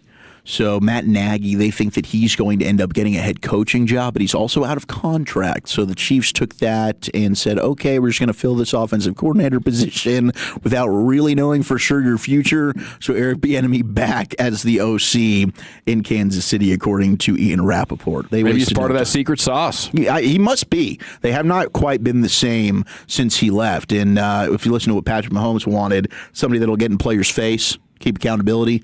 Eric Bieniemy, that was some of the knock that some players didn't like. And the Mavs, goodness gracious, they're up to a 19-6 lead right now early with under 6 minutes to play in the first quarter, so they're taking on the Knicks. You got to throw in a Rangers nugget for you. And by the way, tonight at Hurtado in Dallas, we'll start our first week, I believe, of Hot Stove with Jared Sandler from 7 to 8. Josh Young will be out there. New Ranger Tyler Alexander will be out there as well. Get some delicious barbecue. Go ahead and meet a couple of your favorite Rangers. They're right now, according to John Heyman, in pursuit of Miguel Andujar, one of the available free agent outfielders right now, and he's generating strong interest. He's going to be 31 years old. He's set to enter his 10th season, coming off one of his best years, slashing .318, .352, .470 with 10 homers, 44 RBIs across only 94 games, which he played with both the A's and the Reds. So Miguel Andujar might be a cheap acquisition that the Rangers are able to add. So we'll have to monitor that scenario as this unfolds. But back to the Natty. Eric, by the way, this guy did officiate the Texas A&M Miami game. There we go. Vandergriff. Yep. Love it. Not Vandergriff, like Vandermeyer. DeVille. Truella. Should be experienced if it gets windy tonight. Yeah, it is. Yeah, no kidding. It is going to be like 20 mile per hour wind, 65 degrees. They're kind of talking about this guy like he had a rough middle of the season. I'm looking at his calls in the Big Ten. The Big 12. He had some games where they had 18 penalties, 19 penalties, 18 penalties. Oh my gosh! And so his crew is kind of calmed down a little bit. But like I said, they had a run there. That Texas A&M Miami game, actually only 8 penalties. Between the two teams. You need to have single digits. Like, let's not make this about yourself here. Yeah. Well, he had a run there at the beginning of the year where the penalties they're high on offensive flags. Don't care. Offensive, okay, all right. So Moving get some holding on. calls. Ruben Bain, Mesidor, draw some holding calls. Cam Smith. He's got that super wide stance. What boring baseball thing are you about to tell us about? Oh, I was moving on from baseball and talking about the national championship. Oh, okay. What do you got? Thank God. Like that was the only baseball thing I had. Hot stove league stuff going on. I was just trying to preview for our friends over The stove is hot. Oh, good. Andujar is a legendary name, though. It's Joaquin Andujar used to pitch for the old Houston Astros. How are we with like defensive holding? Actually, defensive penalties tends to call more offensive flags over defensive penalties. Okay. So, but holding accounts for 34% of his penalties. Something to watch. However, his defensive pass interference is called at a higher rate in the NCAA during average with this guy's games. He averages almost 2 a game. So be careful with your defense. Because you do have like some corners that'll get kind of grabby in this one. So that might be one that could play a factor. All right, let's get to a Krusty Signetti. You rate this breakdown from Kurt Signetti on building this championship program in Indiana. There's no magic wand. It's the fundamentals, and you got to have the right people, number one. If you don't have the right people, it doesn't matter on your staff or in the locker room. And then you have to have a plan for development, recruiting, and retention. And then obviously how to practice, how to play the game. So it helps that we've had coaches that have been together for a while. And every day you get better, you get worse, you never stay the same. And that includes me. Every day. If you're not striving, someone else is, so you're getting worse, right? And I'm a film junkie, and I mean, we're not way out there like, wow, what a scheme. But, we're fundamentally sound, and we find the right matchups up to this point. And so, no, there's no magic wand. I'm no wizard, that's for sure. We do have a play called Wizard that we put in for this game, however. Oh, wow, I wonder what that play is. Yeah, we're gonna need that. We're gonna need that big time. Like what was the Chiefs? They had there was like a was a food. It was Debo something. Oh no, it was corn dog. Corn dog. Yeah, corn dog, and that was a huge play. It was in the game. I think it was Mecole Hardman scored on that one, and he scored again the same play this past weekend as well. So yeah, corn dog was a hell of a play. I got to know what the wizard call is, but there's Signetti breaking down. No magic wand, just in general, fundamentally sound, getting the right people, having retention on the staff, and that's Canes. That's true. All that to say, it's all about the you. Yes, go Canes. Both offensive lines in this game, the one area that neither team really attacked at the portal except center. Ironically, you had Indiana center Pat Coogan from Notre Dame, Miami's James Brockermeyer, local product, transfer from TCU. Each have been fantastic this year, but outside of that, both offensive lines have all been with their team for at least 2 years. So no portal, no problem when it comes to building in the trenches for both Miami and Indiana. Great stuff, Wolchuk. Appreciate that mixed bag almost every afternoon here on The Fan. Thank you. Okay, we got football's finest coming up at 5 o'clock. I got 3 things Miami must do to pull off an upset. Maybe some NFL head coach opening rankings.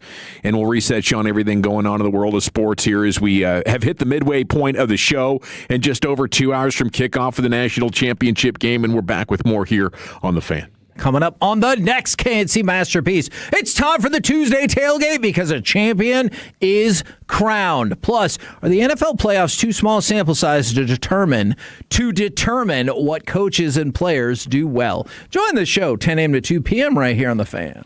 This is Nick Post with K-Post Roofing, Waterproofing, and Solar. Wild Texas weather puts your roof to the ultimate test. Even if your roof seems fine, hidden leaks could be causing extensive water damage, dangerous mold, and even structural issues. Don't wait for the problems to get worse. Schedule your free roof inspection today and enjoy peace of mind. With over 20 years of expertise, K-Post delivers reliable roofing, waterproofing, and solar solutions. Take advantage of our complimentary roof inspection today by visiting kpostcompany.com. K-Post is your commercial and residential roofing, waterproofing, and solar experts, securing your world since 2004. Feeling a chill? Those cold spots mean leaking windows, and that's money literally flying out the windows every month on your energy bills. At Best Buy Windows and Siding, we've got the solution. 10 single-hung, energy-efficient windows for just $59.50. Stop wasting money on high electricity bills and start saving today. We offer transparent pricing, no gimmicks, and a lifetime warranty on every single window. Call 469-WINDOWS or visit BestBuyWindowsAndSiding.com now to keep the cold out and your money in your pocket. Best Buy Windows and Siding.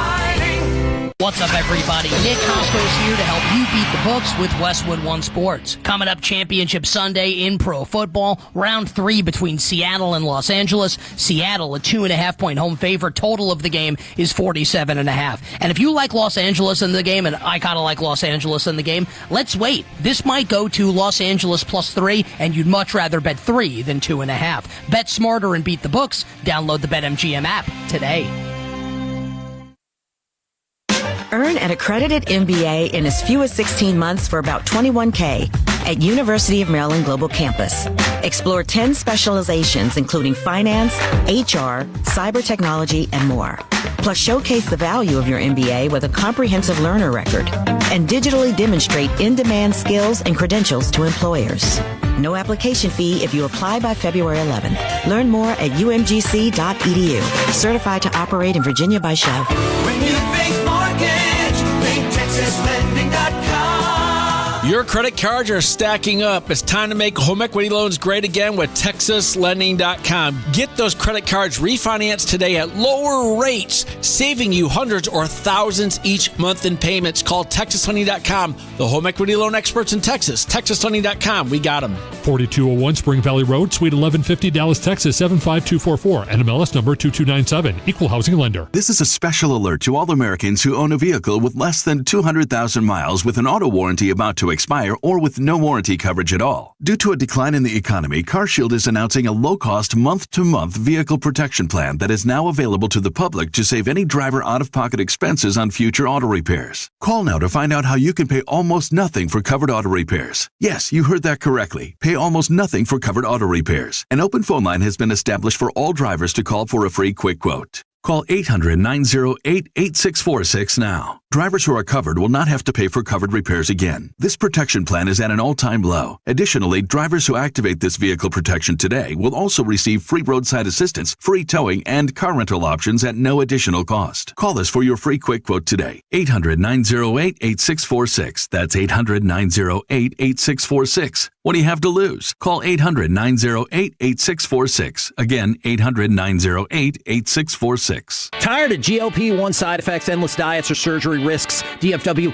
needs Limb Sculpt, the all-in-one transformation at Soza Clinic. Lose up to 20 pounds a month naturally. No whey in food, no forced workouts. Plus, our visceral fat targeting laser blasts deep belly fat. Plus, advanced radio frequency for skin tightening and cellulite smashing. Normally $350 to $850 each per month. Soza bundles all three for just $350 per month. Call Soza Clinic today for your free consultation. 972-479-5187 or weightlossfortexas.com. Hey, Texas, this is Ryan Watson, owner of Alliance Hyundai. We have over 600 vehicles in stock like the all-new 2025 Hyundai Elantra. Plus, every new Hyundai comes with America's best warranty. 10 years, 100,000-mile powertrain, limited warranty, and owner assurance. Visit us at alliancehyundai.net today. Pro Savings Days are happening now at Lowe's. Save $70 on the DeWalt 12-inch miter saw, now just $279. Plus, get what you need delivered to your door or job site with free standard shipping for My Lowe's Pro Rewards members. Don't miss out. Shop Pro Savings Days deals today. Lowe's. We help, you save. Valid through 123. Free shipping not available in Alaska and Hawaii. Exclusions and more terms apply. Loyalty program subject to terms and conditions. Subject to change. Visit Lowe's.com/shipping terms for details. Okay, I have to tell you, I was just looking on eBay where I go for all kinds of things I love, and there it was. That hologram trading card. One of the rarest. The last one I needed for my set. Shiny like the designer handbag of my dreams. One of a kind. eBay had it, and now everyone's asking, ooh, where'd you get your windshield wipers? eBay has all the parts that fit my car. No more annoying. Just beautiful. Millions of finds, each with a story. eBay. Things people love. Okay, I have to tell you, I was just looking on eBay where I go for all kinds of things I love, and there it was. That hologram trading card. One of the rarest. The last one I needed for my set. Shiny like the designer handbag of my dreams. One of a kind. eBay had it, and now everyone's asking, ooh, where'd you get your windshield wipers? eBay has all the parts that fit my car. No more annoying. Just beautiful. Millions of finds, each with a story. eBay. Things people love. Welcome back to Winter Hack Radio, the place for clever hacks to survive the season. Icy driveway? Well, try spreading sand or birdseed to help with traction. Snowy puppy paws? Well, grab a whisk, brush it off, done. Catch COVID-19? Well, just get... Actually, there's no hack for COVID-19. But if you test positive, prescription medications for COVID exist. Ask your doctor if they're right for you. Visit PfizerForAll.com to learn more. Sponsored by Pfizer. The Fan, Rangers, and Hurtado Barbecue Dallas? Oh, heck yeah. Tonight, we'll all team up for Rangers Winter Warm-Up. The first 100 people through the doors will meet and get autographs from Rangers Josh Young and Tyler Alexander. The guys will then join Jared Sandler from 7 to 8 for our Rangers Hot Stove Show. Get in line early, enjoy the best barbecue in North Texas, and meet some Rangers tonight with The Fan and the Rangers at Hurtado's Dallas. If you're in the market to upgrade your vehicle, get to Classic Chevrolet in Grapevine. Back-to-back #1 Chevy dealership in the world. They've got more new Chevys than anyone, and they're all priced to sell.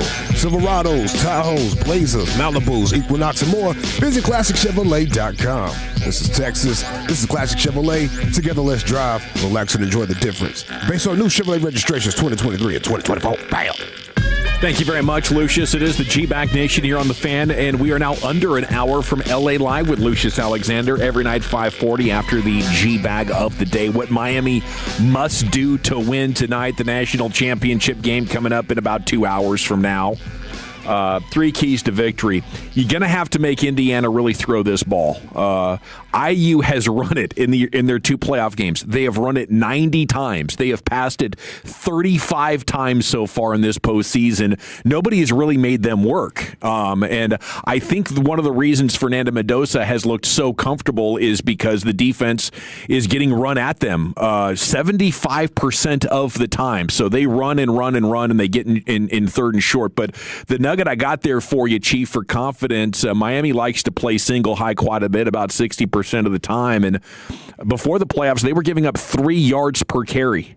For the regular season. I think it was 2.9 for the season. Number 6 run defense per carry in all of college football. So it's reason to believe you can make them actually try to earn it with some 3rd and longs tonight. Yeah, that's a huge one right there. And in some of those games where they've struggled a little bit this year, that Iowa game, that Penn State game, that Ohio State game in the Big Ten championship, they were not able to run the ball as efficiently. Because they run the ball extremely well, and when you allow Mendoza to be in 2nd and short all day and 3rd and short, it's just going to be he will dice you up. But those defenses that have been able to bottle up that run game a little bit, that's where you can start to find some opportunities. And Miami does have a good run defense, so that'll be a fun battle. I mean, the key is keeping this a low-scoring game for the Hurricanes? For sure. I mean, Miami's trying to control the time of possession. They're trying to lean on you. They're trying to crank out double-digit play drives, and by the 4th quarter, just wear you out. Key 2 for Miami's offense, can the line continue to dominate as they have done? Lowest pressure rate allowed in the nation. We've talked a lot about Mao and Noah, but it is not a one-man act there on that offensive line. Running and great protection is an absolute must. That's going to start up front, Brian. Yeah, absolutely, though. I think the one thing that with Miami, they have got to make this a physical game, and they will. Just going back and watching the teams that were able to kind of do some positive things against Indiana, they want to make it a physical game. But you take the fight to them. Iowa did a great job with that. Penn State did a great job with that, some of the things. So I kind of feel like that this is going to be one of those games, though, when it's all said and done, there's a bunch of skill guys and big-time players, but which team is, when you look at this game, and here's Miami in all white, and you see Indiana red, who's got the grass stains on them? If you see a bunch of those Miami defenders with grass stains on their backs and on their sides and stuff like that, that just kind of told you that Indiana got after their ass. But if you see that quarterback with Indiana with a lot of grass stains on him, that just tells you that the pass rush, and they were able to get around him a lot in this game. But I think this is clearly, it's always cliche to say, it is going to be both teams up front. Both teams are capable of controlling the game with their offense and defensive lines the way they play. Game's going to be one of the trenches, and the wise money, the sharp money, if you missed the top of the show, is betting hard on Miami. The lines come down a point. Our third thing is can Carson Beck's experience 42 games as a starter in college football can allow him to recognize what Indiana has done and limit his mistakes. Indiana has not lost the turnover margin in a single game this year. It's crazy. Yeah, it just goes back to they do not beat themselves in any fashion. There's no penalties. There's not the stupid turnovers and that kind of stuff. And so they just wait for you to make a mistake. And that's one of their calling cards. I mean, that is a crazy stat right there, that they have not lost the turnover battle in any game this year. It's been flat a couple of times, but in every other game, they're just limiting mistakes and creating havoc. And, I mean, that's where it's got to start when you look at what Cignetti has pulled together. It's the simulated pressures. It's the twists and the stunts. Yes. Like, guys are just coming from different angles constantly, and if you don't bring your eyes down, you can end up getting absolutely whacked. So, you know, that one right there is key. And who knows, maybe this is, you know, Carson Beck's a crowning moment where he's sort of saving his best for last. We got head coach opening rankings. We go to NFL.com, and this is our gal Judy Batista, right? Yes, it is Judy Batista, senior national columnist. Let me ask you guys. Now, Miami has been filled, and Atlanta has been filled, and New York has been filled. There are 7 openings remaining.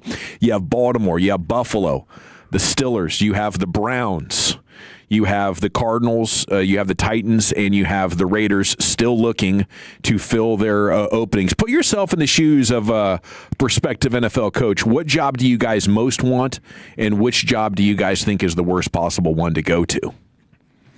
I guess I wouldn't most want Buffalo. I think Josh Allen's the best of the quarterbacks that are available. I mean, I get the turnovers were a problem, but they're only in that game with a position to win because of Josh Allen. And, if you look through his playoff losses, they've all been really close games. He's not a guy that's gotten really blown out in any game. So I think they need some more help when it comes to offensive weapons. I think that's still a team that's really ready to win now. The job that I just wouldn't want is really the Raiders gig or Arizona. I guess those would be the two. Arizona would be the worst one.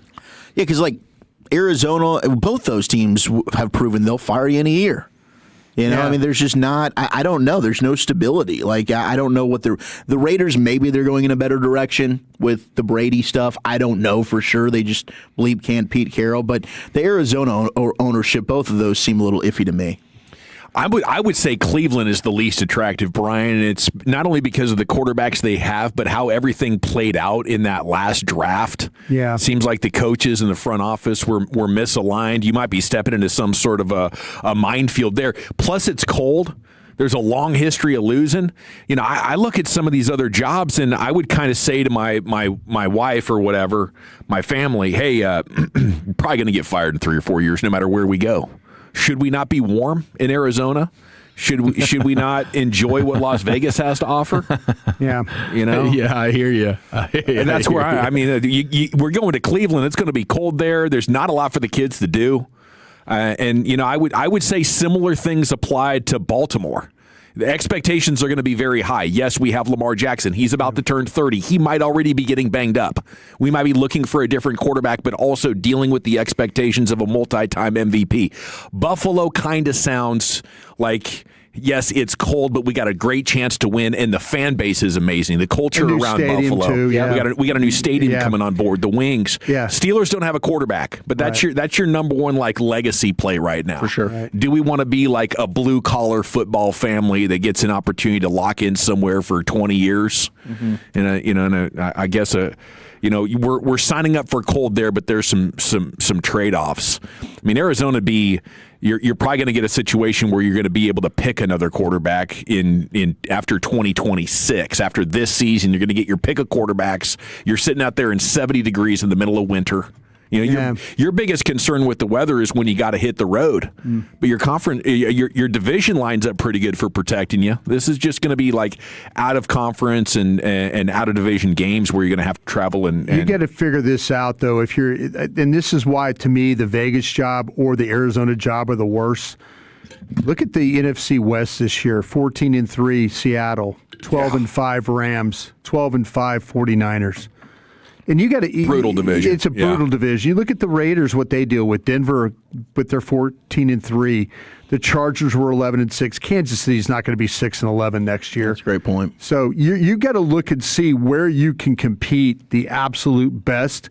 I would not want either one of those jobs. I don't trust either general manager at the Raiders, and I think you got Tom Brady, who's acting like general manager, president, meddling guy, broadcast guy, always kind of doing something involved. If you're going to be the director of, the ownership and all that, and be the football ops guy or whatever you want to be, go be that. Go if you really want to go help that team, go help that team. But to me, it seems like he's kind of dabbling in this and dabbling in that. I just don't think that the Raiders nor the Cardinals have a very good general manager. And so to me, those are two jobs I would absolutely not want to be a part of. Let's revisit the George Pickens trade idea here. I think this is kind of a slept-on story now, considering how things have gone with a Mulligeta agent and how the Cowboys have never paid 2 number 1 wide receivers at the same time. I think this could become an interesting discussion as we move into the new league year once we get to March and all that. But Cowboys Wire compared this to all the recent trades at wide receiver over the last half decade or so. They say the most clear comparison is A.J. Brown. And the Eagles sent picks 18 and 101 given the clearest direct value to the Titans for A.J. Brown. What was that, 4 years ago? So that's a pick in the middle of the first round and then a third towards the end of the third or an early fourth. Would that be fair value for George Pickens? Yeah, you're getting back a 3, which is what you traded for him, and getting a 1. So absolutely, especially if this contract dispute, is one that is ugly, like you saw with Micah, and if you end up not wanting to pay him that amount, I think getting a 1 and a 3 back would be awesome. You not only do you have the Micah situation, how that played out, but how much of a stickler for rules is Shoddy with the Vegas suspension, with the Trayvon Diggs thing? Like, is it one that's being swept under the rug to protect his value or protect his identity as a star player and one that should be coveted? But I don't know if we're for sure if Shoddy is willing to give GP a pass on all that stuff and if the front office is committed. So that's definitely one I'm tracking. But I guess a 1 and a 3, considering you gave up a 3, especially if you could put a middle of the first round pick to work in this year's draft. Some people might get excited about that, Chief. Where are we going next? Football's finest, featuring the most tortured fan base in the NFL, divisional round takeaways, and just how bad was C.J. Stroud next in the nation. Our goal is to have you winning every sports debate with your buds. We'll do the homework. You just listen and enjoy. Turn it on and leave it on. The Fan and our Odyssey, iHeartRadio, or TuneIn apps. This is an Odyssey Sports Minute. Presented by Robinhood, your money, your move. Sam Darnold played a perfect game on Saturday. He wasn't asked to do much as Seattle smashed the 49ers. That will change this weekend when he faces a top 10 Rams defense that he struggled against earlier this season. The Seahawks are the odds-on favorite to win the Super Bowl, but do you trust Darnold to win round 3 of Rams and Seahawks? I'm Adam Abdallah.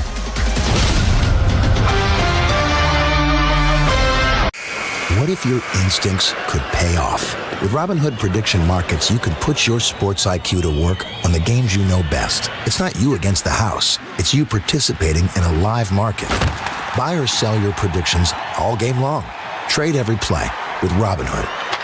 Visit Robinhood.com/predict. That's Robinhood.com/predict. Futures and cleared swaps trading involves significant risk and is not appropriate for everyone. Event contracts are offered by Robinhood Derivatives LLC, a registered futures commission merchant and swap firm.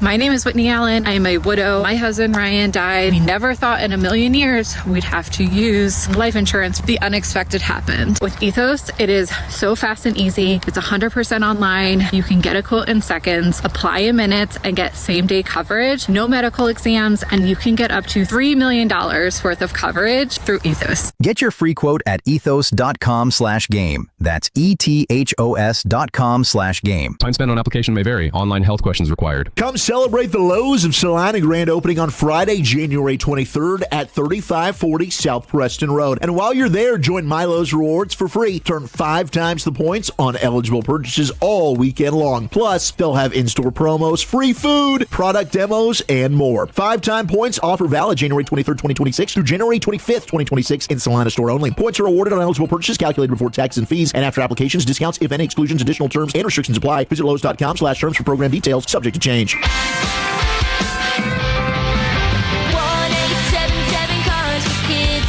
KARS Cars for Kids. 1877 Cars for Kids.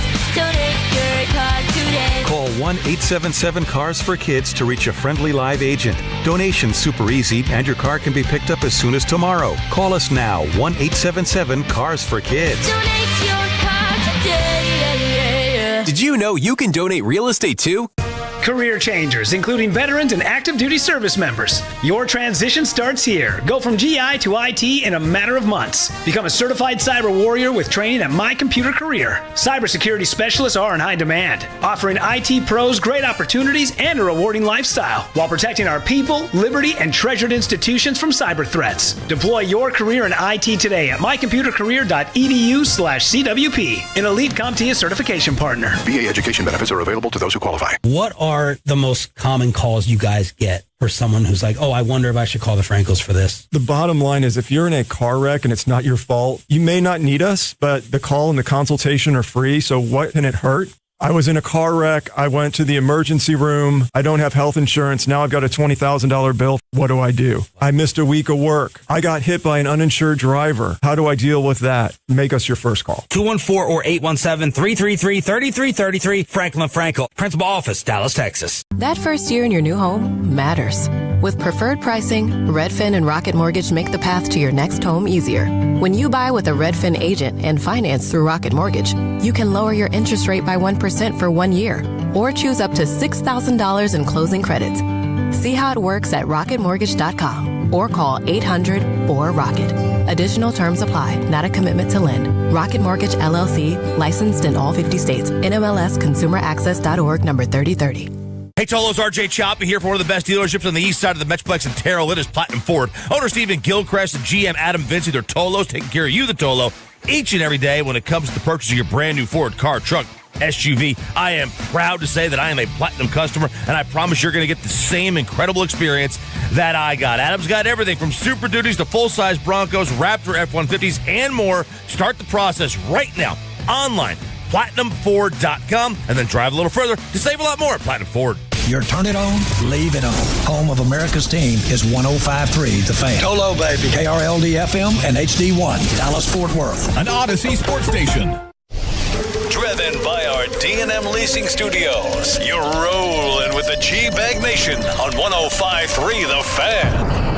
Hour 4 GBAG Nation here on 105.3 The Fan. And we got GBAG of the Day coming up at 5:30. We got LA Live at 5:40 here on The Fan. But it is a national championship Monday night. We're reacting to the divisional round with you as well. And here's Chief with football's finest. Take it all in. Yes, sir. It was quite the football weekend. Let's do it. But at the end of the day, it's about taking it a day by a time, a day and a day and a day and a day, just continuing to do that. You cannot lose games in the NFL and still win. To win games, you have to win the game, not lose the game. It doesn't matter. He pulls another rabbit out of his head. Okay, the most controversial moment of the weekend was Brandon Cooks catching it, not catching it. Oh my gosh, it's an interception. Woo. The Broncos go on to victory. Now, what is the do we have a consensus in the room here? I think Dawson and Walchuk both feel like that should have been ruled a catch for Brandon Cooks. First down Bills.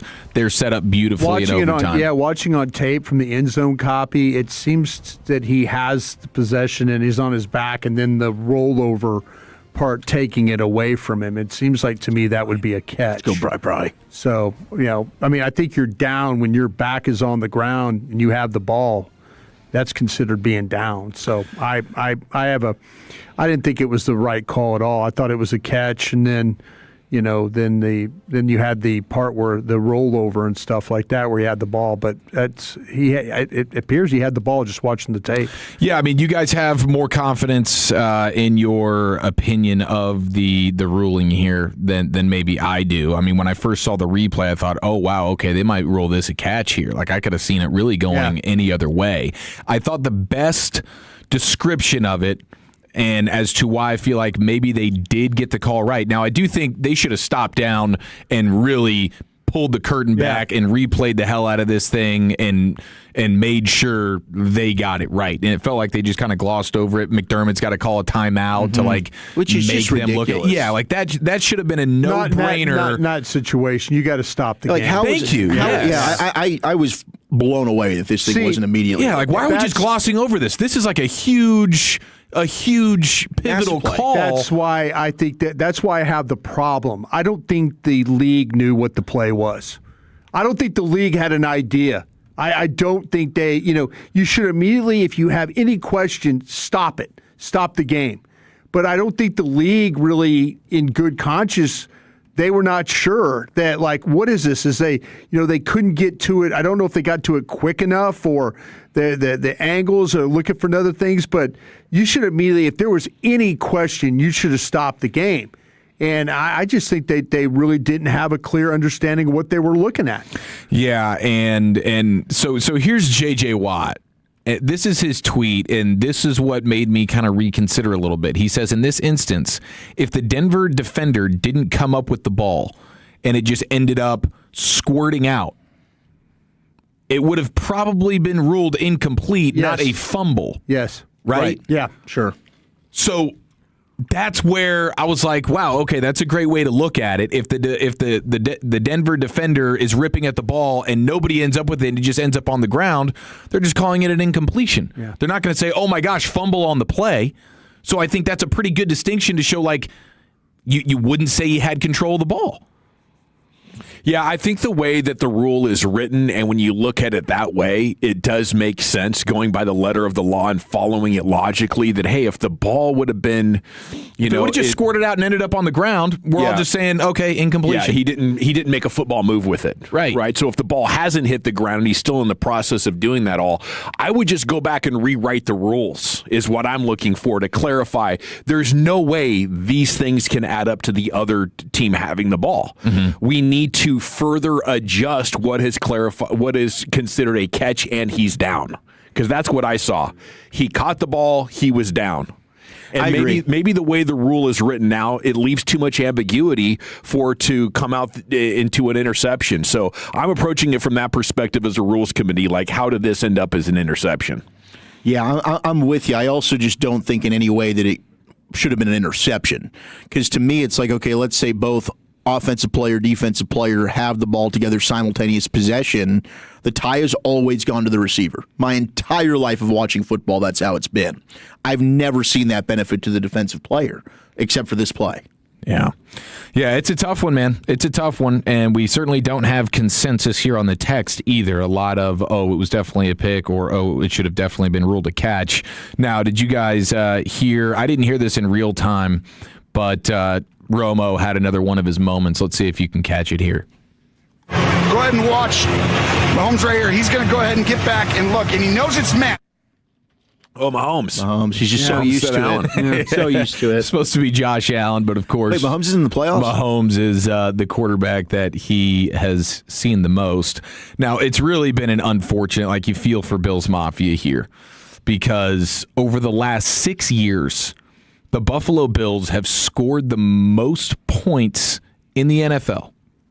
You'll be happy or maybe not happy to know that the Cowboys are number 2 in that category.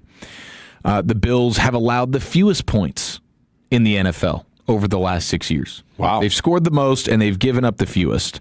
They have the best record. Kansas City's actually got the second best record over the past 6 years.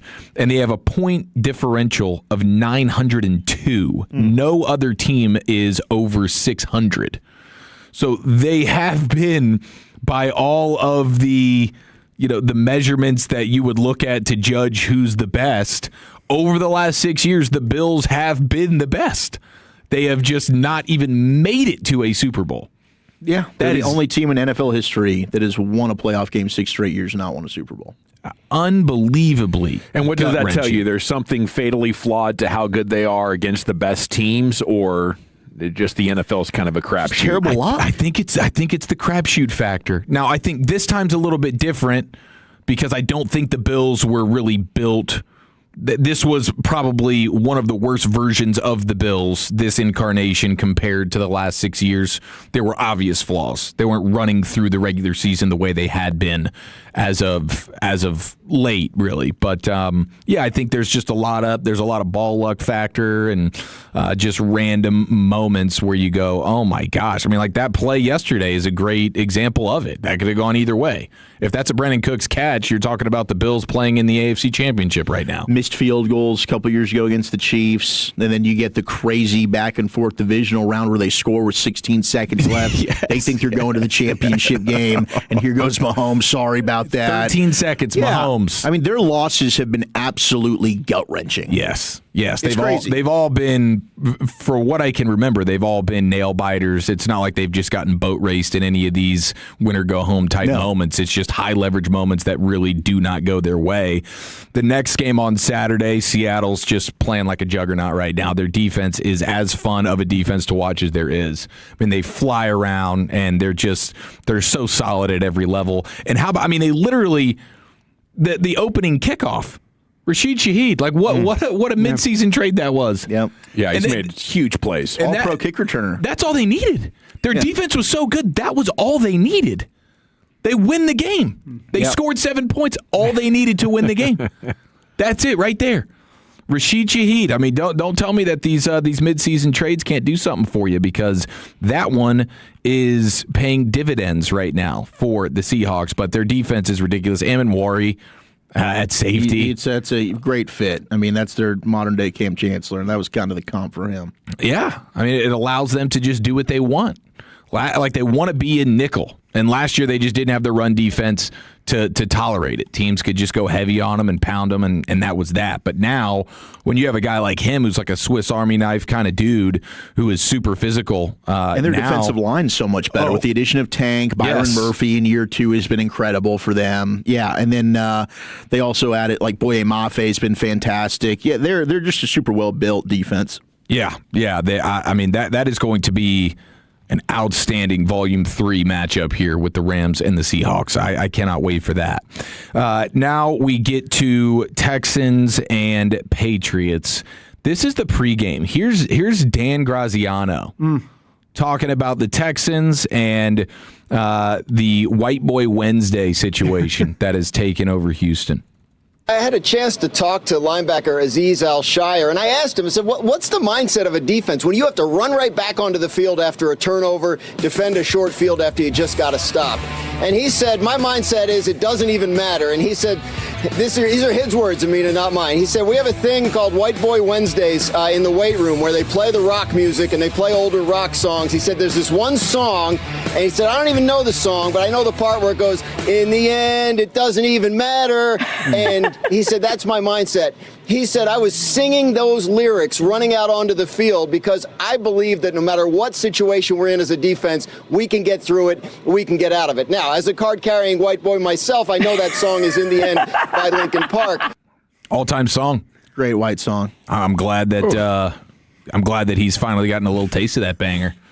Yeah, it doesn't line up with like the old rock songs to me. That's I hear you on that. That's like new age pop rock. Like alternative. What did you want to hear there when you heard rock music, White Boy Wednesday? Here we go. We're clanging and banging in the Iron Paradise. What did you want that song to be? I mean, I want to go 70s and 80s. Like Guns N' Roses, Paradise City. I want some of that for sure. Guns N' Roses, but Led Zeppelin, Pink Floyd, Metallica.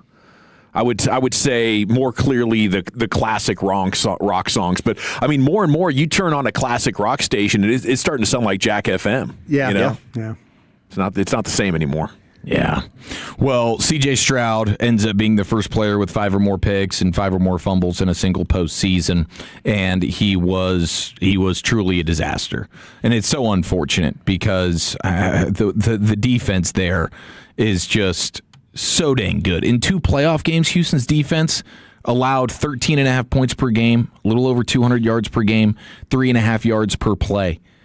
Their third down conversions, they gave up 5 of the 28 third down opportunities that they presented opposing offenses between the Steelers and the Patriots there. They had 9 sacks, they forced 5 turnovers, scored 2 touchdowns. That's an all-time unit. It's bananas. That just got dunked on by their own quarterback. Yep. The questions at the quarterback position in Houston right now are going to be large. Yeah. It's crazy that this is what's happened.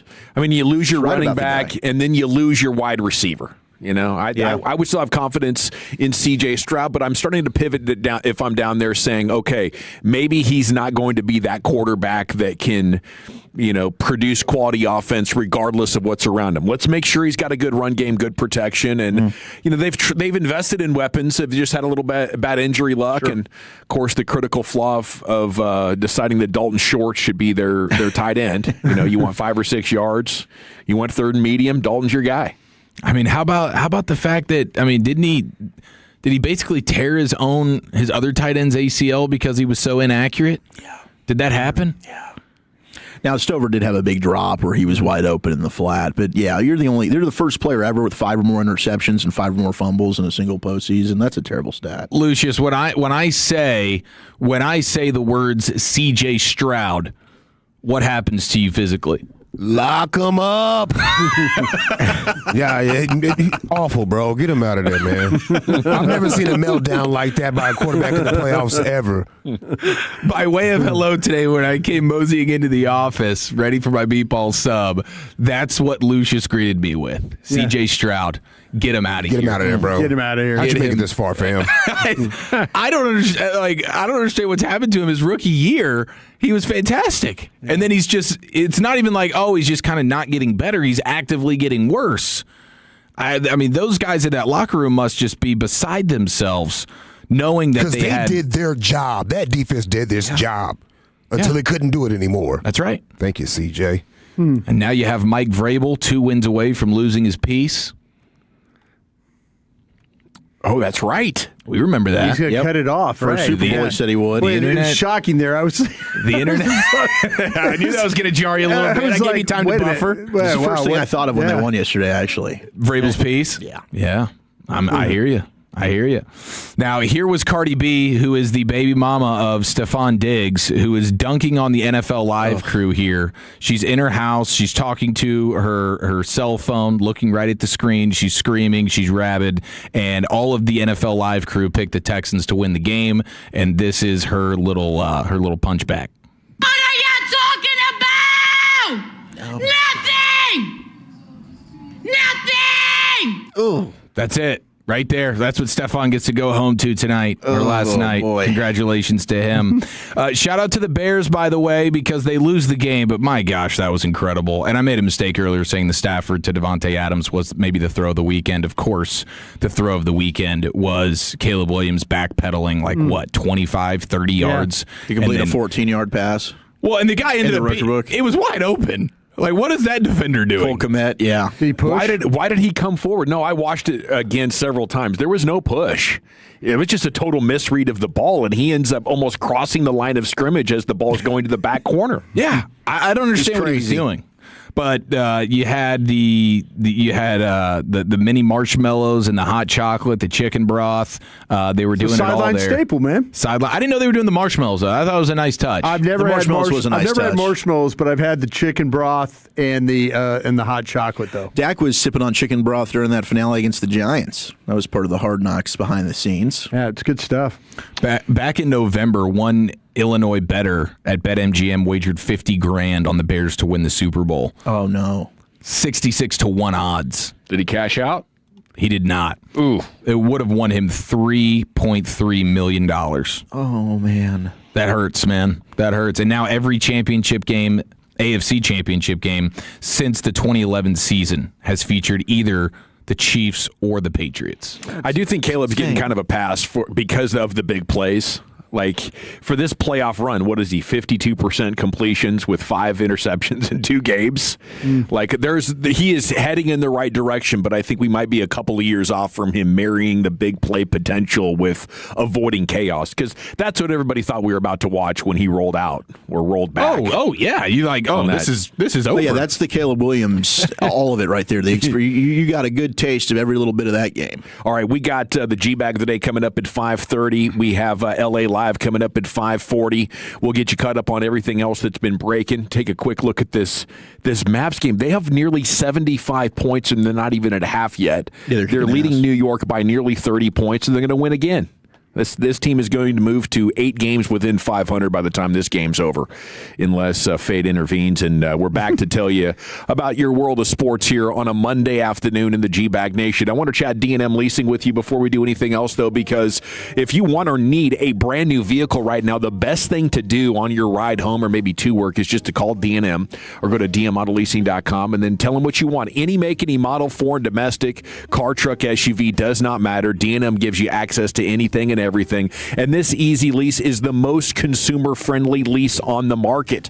The Easy Lease from D&M, I love it. Over, thousands and thousands of 5-star reviews online because, people love the white glove service, the great customer service of just calling them and then having your vehicle delivered. You sign the documents in a smartphone app. But, more than that, the payment's up to 50% less compared to buying. You get in one of these purchases and, you're having to do 7 years and 84 months of payments. With the Easy Lease from D&M, we only pay for the part of the vehicle we're going to use, and then we trade it back in. So don't get upside down and negative equity on purchases. Come on over and join the Easy Lease family. Nothing down, nothing due for 60 days. Just go to dmautoleasing.com. Are you experiencing hair loss? Here's a fantastic offer from Next Level Med Solutions for fan listeners. Next Level Med Solutions has the first FDA-cleared, non-invasive, revolutionary treatment to promote hair regrowth. No needles, no chemicals, no surgery. It's affordable and only takes 30 minutes each month. And right now, when you schedule 6 treatments, Next Level will give you 3 additional treatments absolutely free. Just mention the fan when you call 469-991-9292 to book your consultation. Don't wait. 469-991-9292. NextLevelMedSolutions.com. Ready to upgrade your weekends? The Dallas Boat Show brings together more than 200 exhibitors and show-only deals, all in one place. 2 weekends starting at January 30th. Your next boat starts here.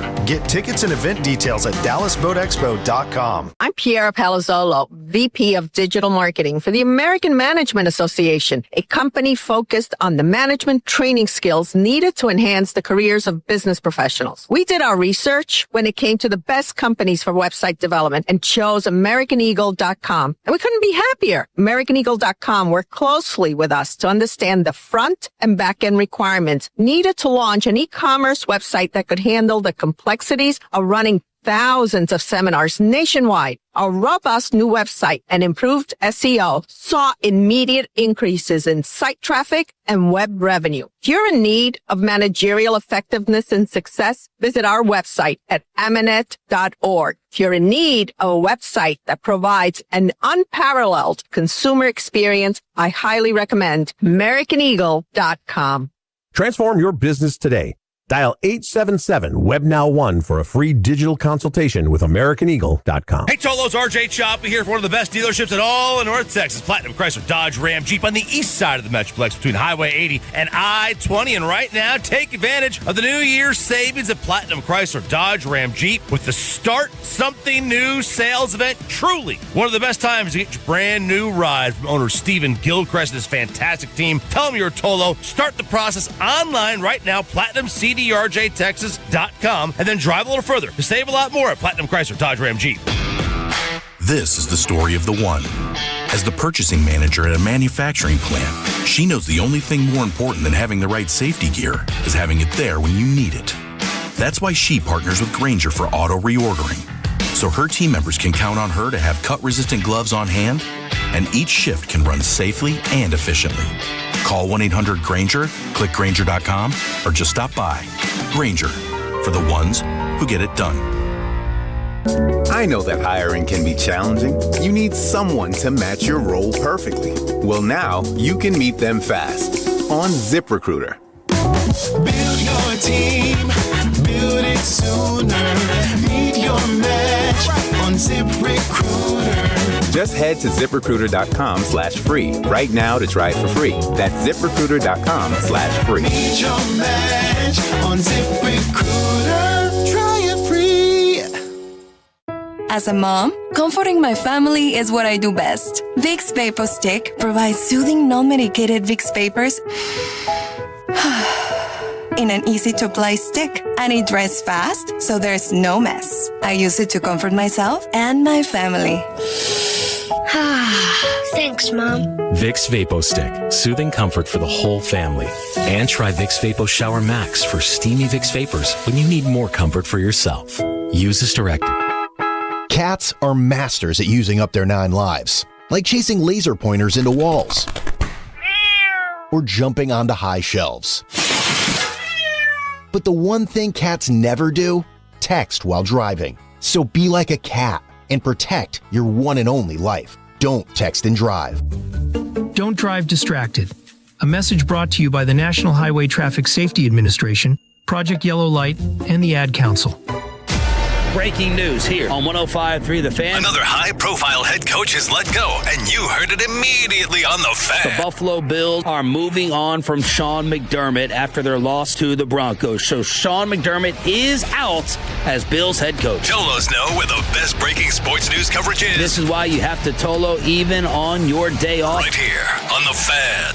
Platinum Platinum Chevrolet has become an all-in-the-family business for the K&C Masterpiece. Corey told me to go there to buy my brand new car. 5 years later and 4 new cars later, I love Platinum Chevrolet. And now we've got our producer Alec in on the Platinum Chevrolet business as well. You walk in and you gently ask for GM Justin Rudd. He's going to be happy to see you and take care of you because he loves the Tolos. And the price you see online is the price you're going to pay. Visit PlatinumChevyTexas.com. Drive a little further to save a lot more. Chevrolet, together let's drive. This segment of The Fan is brought to you by Take 5 Oil Change. Oil lights never come on at a good time. You've got enough to juggle, so let Take 5 handle it. Drive in, stay in your car, and roll out in 10 minutes. No waiting room, no stress, just fast, friendly service. Visit Take5.com today to find your nearest shop. All right, welcome back. GBAG Nation pregame is on. There's Mark Cuban in his Indiana T-shirt. He's down there in Miami getting ready for the game. A lot of fun being had. Nick Saban was just on the pregame and said, we never looked at how many stars a guy had because you got to look at who's giving out the stars, and they don't know their ass from a handful of sand. Thought that was interesting. I have been noticing, like, a lot of the 5-star guys are kind of disappointing college players. A lot of the 4-star guys are where the best players in college football come from. Do you ever notice that, Brian? I'll tell you what, we had it was something that we always went through. When I was at LSU in 1982, we had like a lot of 5-star guys, and they weren't our best players. The guys that were actually 2 stars were like, there's a lot of great 3-star players. Yeah, for example, tonight, the Surratt, the receiver for Indiana, who, Miami's going to have their hands full with him. You'll see him. We're going to be talking about him on the show tomorrow on the Stack. No star player for Indiana. Started like St. Francis his first year. St. Francis, James Madison. And then 2 years at Indiana. So, yeah, it's crazy how sometimes they get all this wrong. Yeah, a lot of the best players are walk-on guys. I guess their bodies develop better, or they're great football players that maybe don't have the best athletic builds when they're 16, 17 years old. But a lot of things change, and I think a lot of those 5-star guys are just men amongst boys, and they have all the athleticism, and coaches just assume they can coach great sportsing into them. But the sportsing part, the actual being a sports players, underrated. Yeah, you guys see what was going down on 30 this weekend through downtown? Wasn't that crazy? That was, dude. They got it all cleared out by this morning. That's what I was kind of tracking that, and it looked like by 5 a.m. they had that thing ready to rock. So I was wondering what's going on here. It's a $900 million I-30 Canyon project, and if you drive through there regularly, as I do, you're like, man, this could really use an upgrade, and it's getting it. I guess it's not going to be done until 2030, but at one point it looked like a war zone down there, and there was no way they were going to be able to get all that cleared out. But they had some very heavy equipment, and it's smooth as a baby's bottom down there. So thanks to all the workers that grinded on that. But there's going to be a number of closures, and in a matter of 2 days, the Cesar Chavez Bridge was just taken down. Boom, we're out of there. Yeah. You're going to have closures on Caddis Street starting tomorrow night. That street's going to be totally rebuilt and realigned before opening sometime in the future. Ackard Street at 30 is also going to be shut down Tuesday night and stay closed through the summer of 2028. But it's going to be amazing when it's all said and done, cruising through there. Cooper Flagg back in the lineup for the Mavs tonight. This is unbelievable. Last Thursday or whatever, when we were talking about this, the way that he hobbled off the court, I thought this was a 3-4 weeker. But he's no worse for wear out there. He's moving around. He's looking good, and the Mavs are dominating some MLK Day basketball action. They're up, 26 points or something like that at halftime and heading for another victory. The NBA has announced its starters for next month's All-Star Game. And for the first time in a generation, LeBron James listed among them. It's over now. This is the official sign for anybody that wasn't paying attention to how the game was devolving last year, but it's taken a significant step down, and it does feel like this will be LeBron James' final season. So if you're a LeBron super fan, I think you got to enjoy it. Obviously, you got to get him in that game one way or another. He'll be there. And as like a spectator, maybe, behind the bench seat kind of area. Yeah. Okay, little NFL news. The Seahawks are going to be without their leading touchdown scorer for the remainder of the playoffs. It's been determined Zach Charbonnet did suffer a torn ACL. Coach Mike McDonald confirming today. So that's going to be tough. Part of their two-headed rushing attack along with Kenneth Walker. Yeah. He was in the game in the fourth quarter. Yeah. You guys think you're playing with adrenaline. You're just playing, and then at the end, you're like, "Oh my God, what'd I just do?" Kind of a thing. Yeah, and it's one you of don't those. want to come out. And maybe Kenneth Walker. That's even more important for them to keep him because I think he was going to be a free agent. You think with Zach Charbonnet, like maybe they don't want to overpay for him, but if he's going to now probably miss next year. Speaking of running backs, the Broncos have opened the window for J.K. Dobbins to return. He could potentially play against the Patriots, with backup QB Jarrett Stidham set to start in place of the injured Bo Nix. I initially thought that happened on the kneel down, but I guess that happened just a minute earlier. Yeah, two plays. I thought it happened. I know he centered the ball, but they had a run where he went to the left, and I thought he was kind of got rolled up a little bit there. But Sean was saying it was the play before that even. So I don't know, man. I guess in that tough player, tough break for Denver for sure. But that defense is pretty salty. So do you think Bo Nix is locked in here for the future quarterback of the Broncos, or did he just see his best opportunity to play in one of these things? Well, if he gets Wally pipped, if Jarrett Stidham goes out there and balls out and they go win a Super Bowl, you never know. But I think he absolutely, the way he played, to me, he solidified himself as the guy. And the NFL has announced Green Day is going to kick off the 60th Super Bowl with an opening ceremony marking 6 decades of Super Bowl history. Super Bowl 60 performance will include generations of MVPs ushered onto the field. It'll be in Green Day's hometown of Bay Area there at Levi Stadium in Santa Clara. Frontman Billy Joe saying, "We are super hyped to open Super Bowl 60 right in our backyard." All right. See, they would have if it was my era, it'd been Huey Lewis in the News. Would have been that Huey Lewis is kind of the 80s version, San Francisco. He was a Bay Area guy? He was a Bay Area guy, yeah. Huey Lewis would have been the guy. Huey was jamming there for a while in the 80s, man. They had a lot of fun. Yeah, they had a lot of fun. Huey Lewis in the News. Okay, we got, let's go into the Pimp Cup where Lucius Alexander standing by to get GBAG of the day. I like that Benji guy. Yeah. I do. Yeah. There's something unforgivable, but in the end it's right. You have the time of your life. Just one day he decided, I'm going to sing like that. That's what I'm going to sing. That's going to be my thing. That sound this way. Hey, GBAG of the day. We do it every weekday on the Fan 530. Hello, my name is L.A. Lucius Alexander. All right. We got that intros in. Our winner and champ right here going for day two. A woman in Washington State was harassing some duck hunters. Shout out to all you hunters out there. It is your time. I am. Hey, bro, what bird is that? What bird is that? First. Oh, yes. I think it's a legend.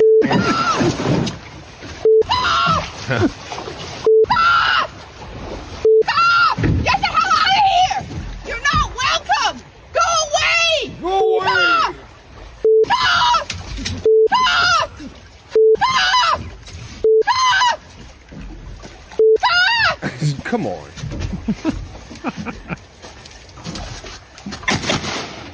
Ooh.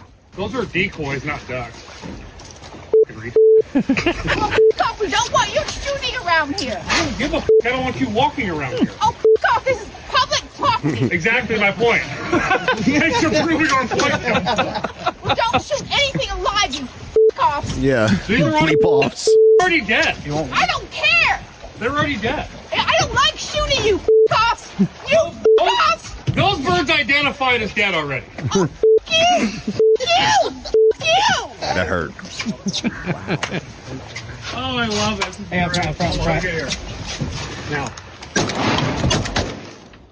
Oh, yeah. You get that on video? Yeah. Right in front of her, man. Right in front of her. Right in front of her, man. That's sad. I didn't realize that she was trying to scare away decoys. Yep. That makes this clip even more hilarious. And I can't imagine trying to agitate people who are holding guns.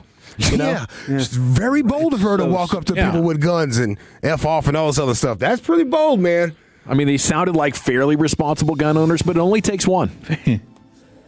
All right. What am I?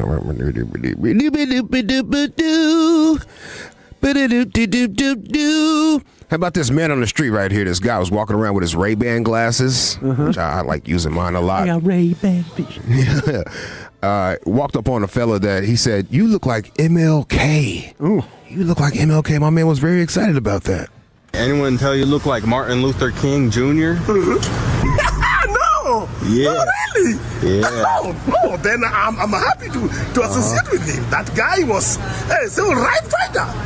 Yeah, that's super. Hell Thank you, brother. Yes, sir. Thank you, brother. Thank you so much. Yeah, man. Okay, I will, where I stay, I'll ask my friends. Oh, somebody said I look like Martin Luther King. Yeah, do it, man. Appreciate it, bro. Hell yeah, have a good one. Appreciate it, brah. Wow. Appreciate it, brah. All-time compliment. Wow. Yeah. Disney character. Yeah, dude. It's amazing how happy people from other countries can be. They're just happy to be in our country. Gosh. You ever have a European friend? I mean, they're coming up and loving on you, giving you a kiss on the cheek. Yeah. Oh, life is good, brother. What? Come on. Hey. All right, let's go to Fred and Will. Shout out to Chris Arnold. Put me up on this right here. Hey. Oh, my gosh. Yeah, Fred and Will, they crashed out over the Brandon Cooks interception. Or was it an interception? Maybe it wasn't. Maybe it was. Oh, my gosh. I've been looking forward to this. I'm excited. Yep. Yeah, we'll see here. The defender had a hand on the ball. Guess what? It already started out hot. You see what I'm saying? I feel like with Fred, it might not be any other way. Yeah. Well, it was 8 minutes of a whole argument that I could find. I think it went on longer, bro. Oh. It died down and it came back again. It goes away. And then it comes back. The defender had a hand on the ball. Guess what? He came up with it. Guess who has the ball when the play's over? The defender does. But he came up with it after. He came up with it after. So you're a fan of an NFL and a football. They're on the ground and both have right to the ball. Yes or no? Yes or no? Wait, at what point do they both have the right to the ball? Because if I catch it, the defender's got the ball on the if the defender has his hand on the football, how's he not got right to that football too? I'm yes not saying or no? he doesn't have a right to the football. I'm saying if the offensive player has two hands on the ball, has had 2 feet down, and then a knee down, I don't give a crap if your penis is on the ball. You don't get it. Willie C. dropping the Willie D. Willie C.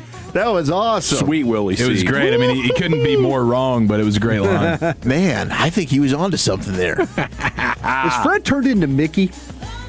You know, he's turning up right there. There was some shake voice. Yeah, he was ticked. I don't really get where he was going, though. I mean, if you just because you have one hand on the you don't have right to the ball. Then you're on the ground. The play's done. The play's dead. Yeah, I mean, how many times do we see that? And maybe he'll just like rip the ball away just for fun. Like, oh, I've got it now. That doesn't mean that you have the ball. The receiver was down. That was a silly explanation. I don't know how the other 7.5 minutes went. Hopefully as gold as that. Man, after the YouTube that's app. a good fight between those two. That's fun. I can imagine with CA in studio there. Yeah, my goodness. That's classic. By the way, you didn't hear him laugh right there? Hold on, you got to hear him laugh. He knew what was going on. Oh, Chris. I like how everybody just sit back. It's ISO, man. Let them boys fight. Has had 2 feet down and then a knee down. I don't give a crap if your penis is on the ball. You don't get it. I don't give a crap. By the way, Joe Burrow tweeted out 53 minutes ago. He says, the amount of people that don't understand what a catch is in the rule book flabbergasts me, and it's not the officials. The 2 plays yesterday were not difficult calls, and they got them both right. Oh, look at him high-siding everybody. Yeah, well, I've seen other things about Joe Burrow, and it turned out to be ball-sacked, so who knows? Maybe this is fake. Because that'd be nasty. That'd be nasty. It's nasty work by Joe. It's nasty if that's the case. Hey, yesterday was a church day. I pray you got your blessing. Shout out to my Reverend Dr. Pastor Freddie Haynes out there. Got your back, sir. Hey! Not sure if I played this church clip before, but it's okay. I'm going to play it again. Anyone in here dealing with back pain? Yep, always. Always, huh? Squats kind of helped me with that. Built my glutes up a little bit. You know, funny thing about my back. Yeah, yeah, kind of helped with that. I'm at the stage where anything active is going to make it act up, unless I'm doing the squats and the physical therapy type stuff, the core work, stretching. Yeah, stretch them hammies out, man.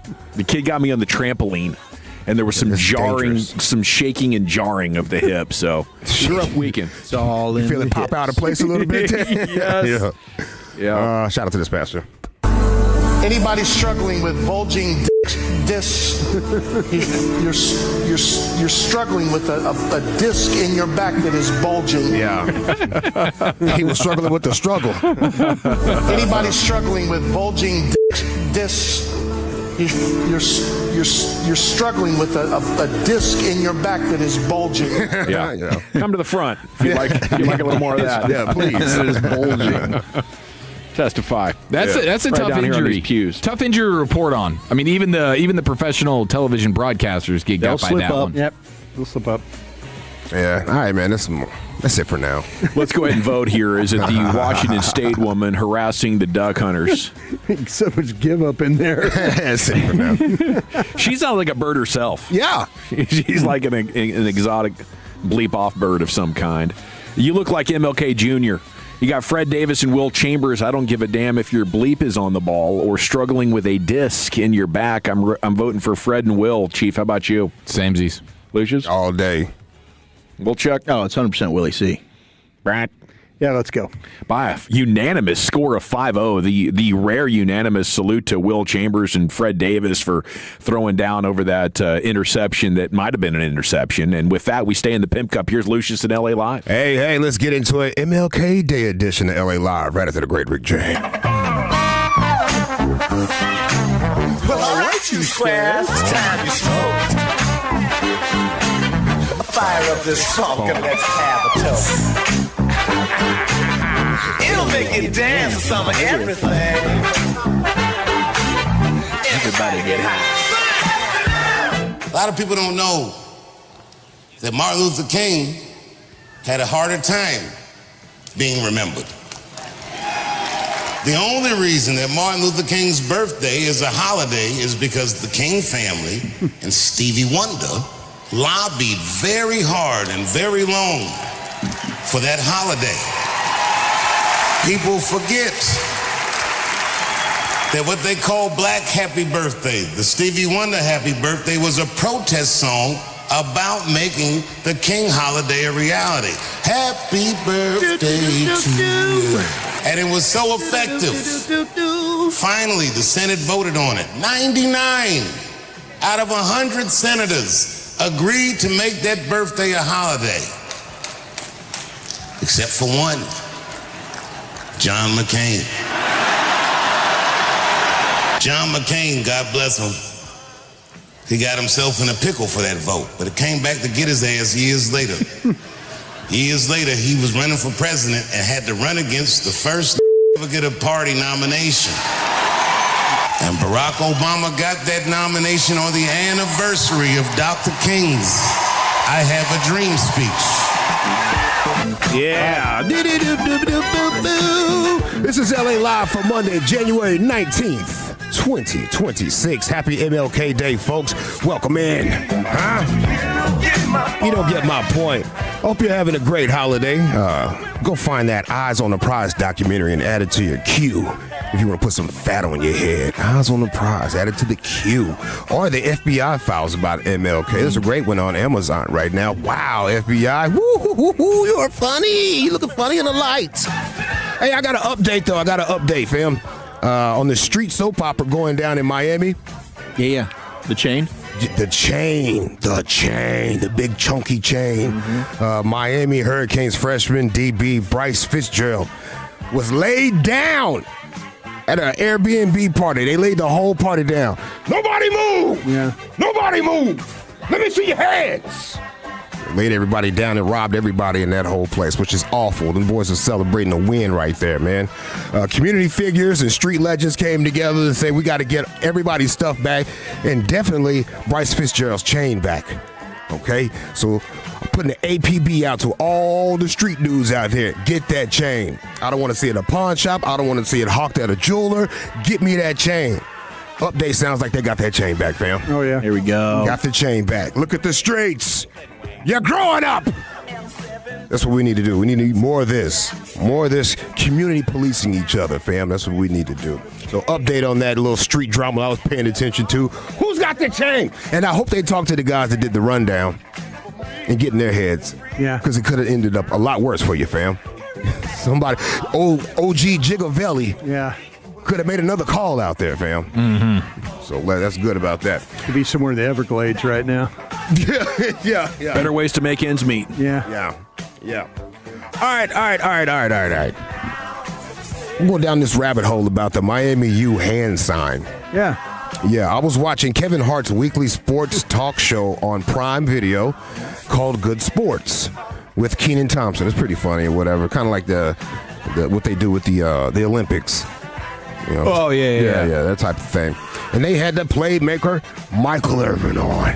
And Michael Irvin claims he started the U hand sign for the Miami Hurricanes. And I was like, why have I never heard that? Mike, you say a lot. I've never heard that before. It's pretty cool. I mean, that is cool. I think so. Let's go to Mike right here. I don't have the clip of Kevin Hart's show, Good Sports, where Mike was on it, just because I don't remember my passcode. I didn't remember. I was sitting right next to Eric, and I was like, I don't remember my passcode, bro. I don't know. Yeah. But he sent me a video of Michael basically telling the same story. I think the origins of when he was working with ESPN. We had so many players in the league, and I knew I was driving to work in Connecticut. I said, God, he's going to ask me, where is this guy from? Where is that guy from?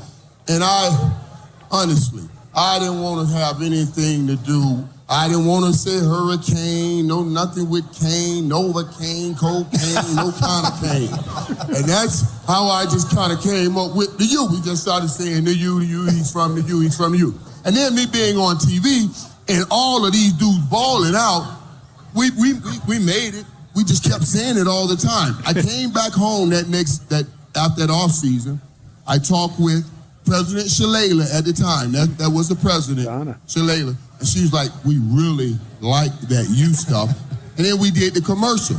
And that's when you saw when I was like, this is not enough. Hand signs. This is too much. But this is just right. It always has been, always will be, all about the U. Yeah, he did that. This is just right. It was the U hand signal, you know. Okay. I love it. Made sense. So I was sitting with that for a while, but I was thinking, I've never heard this before. So I did my Googles. I went down a rabbit hole. Hold on. I'm thinking of you. Daydreaming and I'm thinking of you. Daydreaming and I'm thinking of you. Daydreaming and I'm thinking of you. Look at my Aretha Franklin loved MLK. Loved him. Tell him about that dream. All right. So I went down this rabbit hole. Shout out to this guy. What's his name here? Shout out to this young journalist, Daryl Royce. He has this documentary called, it's real quick, it's maybe like 8 minutes. Hand U, pause. Hand U, the history of throwing up the U. Yeah. And they say it's a cheerleader, Mr. Bill Tagano, 1992. Yes, that's what they're saying right here. Yeah. But while the football players sported the split U on their helmets, it wasn't a part of their identity. At the time, we were Miami, we were the Canes, and we weren't quite the U yet. That all changed in 1992 when number 2 ranked Miami took on arch rival number 3 ranked Florida State. During that game, one UM cheerleader did something that helped turn UM into the U. Bill Tagano had come up with the idea of, Florida State's got the chop and the Gators have the chomp. Well, why don't we do something with our hands for the U? And so, the hand U was born. Okay. Bill. So, Mike, are you lying to me? Did I mistake what you got going on, Mike? Man, I hope love you, not. Mike, but don't lie to me, Mike. Was it not you? Don't ball sack me, Mike. Don't ball sack. But it seems like a lot of people want to take claim with this you situation. There's another guy claiming he did this. Oh, no. Yeah. In this photo taken a year earlier, cheerleader Eric Vandervloot is seen throwing up the U to fans at the 1991 Cotton Bowl. Yeah, that picture, I know you can tell it's me because then I had hair and I had a flat top, but that was one of the times we were just, standing up, between something going on and I was holding up the U. But one UM fan argues he had thrown up the U years earlier. Another guy. When I read a story in the university paper about Tigano being the first one to throw it in 92 or 93, I think it was, I was like, wait a minute. I did this in 1984 at an FSU game. Yeah. Juan Valadares was a UM student at the time. He says that he came up with the gesture sitting in the stands at the Orange Bowl with his friends. I mean, the photo documentation there. They got the photo documentation. Like, that's some hard evidence, if you ask me. I could see a cheerleader doing that, too. Yep. They're always using, let's go, guys. Yeah, chance, that's a wheelhouse. Yeah. I think Mike had seen people doing it and was like, oh, that was pretty cool. And then he brought it to the forefront. I can get with that. Yeah. But don't tell me you created the U sign. It's a good point. Don't tell me that, Mike. Memory might Love be a you, little. Mike. Don't do me like that. Memory might be a little bit fuzzy. He might not have bad intentions. No. My dad tells stories like that over and over again, and you think it. I totally, in the way I remember it. It's true. Yeah, exactly. I totally get it, fam. Kind of fuzzy. I'm going to finish this on. Here we go. In this CBS broadcast of the 1987 UM at FSU game, you can see a male cheerleader throwing up the U. So what made him do it? It came from feeling like we needed to have something that was uniquely ours. And feeling like we got some canes over here, whoosh, whoosh, whoosh, whoosh, was not enough. In 1979, the UM student newspaper, the Miami Hurricane, reported that students would hold their thumbs and index fingers in the shape of a U during cheers. 79! The gesture didn't catch on right away, though. In fact, not even the original Sebastian the Ibis knew about it. Who exactly created it? I don't know exactly, but I do know who used it a lot. And there was these two guys that they never were quiet. And those guys were Chaikin and Chaikin and Val Henry specifically, like I have it right here in my head. I remember specifically. Two more guys. How many damn people created the U sign? It's a mystery, man. I mean, for real. it's so easy to do. I mean, you got goalposts. Yeah, and then I don't know. I guess Mike shortened it. Whatever. It's a badass hand sign. I think a lot of people had done it. Yeah. You know, it sounds like it. And this is why I give Irvin Clearly. credit for it, is because somebody's got to take it and bring it to the forefront and make it go viral. Right. It's got to go. Yeah. Does Oregon do it too? They do an O. They do the O. Yeah. I was wondering because I always see their hands. I'm thinking, man, are they doing like? Yeah. What do they do with this? Utah does something that's kind of similar. I think the one that's cool is the pitchfork at Arizona State. Yeah. Where they do that like that. Yeah. Like the shocker? Yeah, exactly. Yeah. So I still don't know who created it. I'm going to give it to the Bill guy. But it's definitely a cheerleader, I believe. I'm going to lean on that. There's The two different cheerleader makes dudes. sense. Yeah, I'm with Two different dudes are claiming it. But once Michael Irvin starts doing it, it is cool and it's got momentum and it's got visibility. That's it. Yo, you gave it a boost. Yeah. You gave it a boost. I Probably get didn't that. invent it, though. You put London on the It track. was pretty I get it. organic, you know? Yeah. And there was pretty good gaps in time. You know, so it needed the national championship run to give it the energy Give as it well. that The love. winning, You're everybody right. wants to be associated with the winning. Yeah. I had a Miami Canes Hurricanes starter jacket.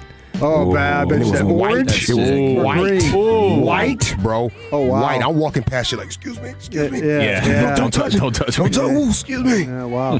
Yeah, I used to love that thing. Speaking of the Playmaker, you guys see SNL over the weekend? They got after him a little bit. Incredible. Yeah, the Playmaker made an appearance he was at the news desk, man. The update desk. Weekend update is one of my favorite things. And I seen Michael Irvin pop up. So you've been on the Miami sidelines all playoffs despite graduating 40 years ago.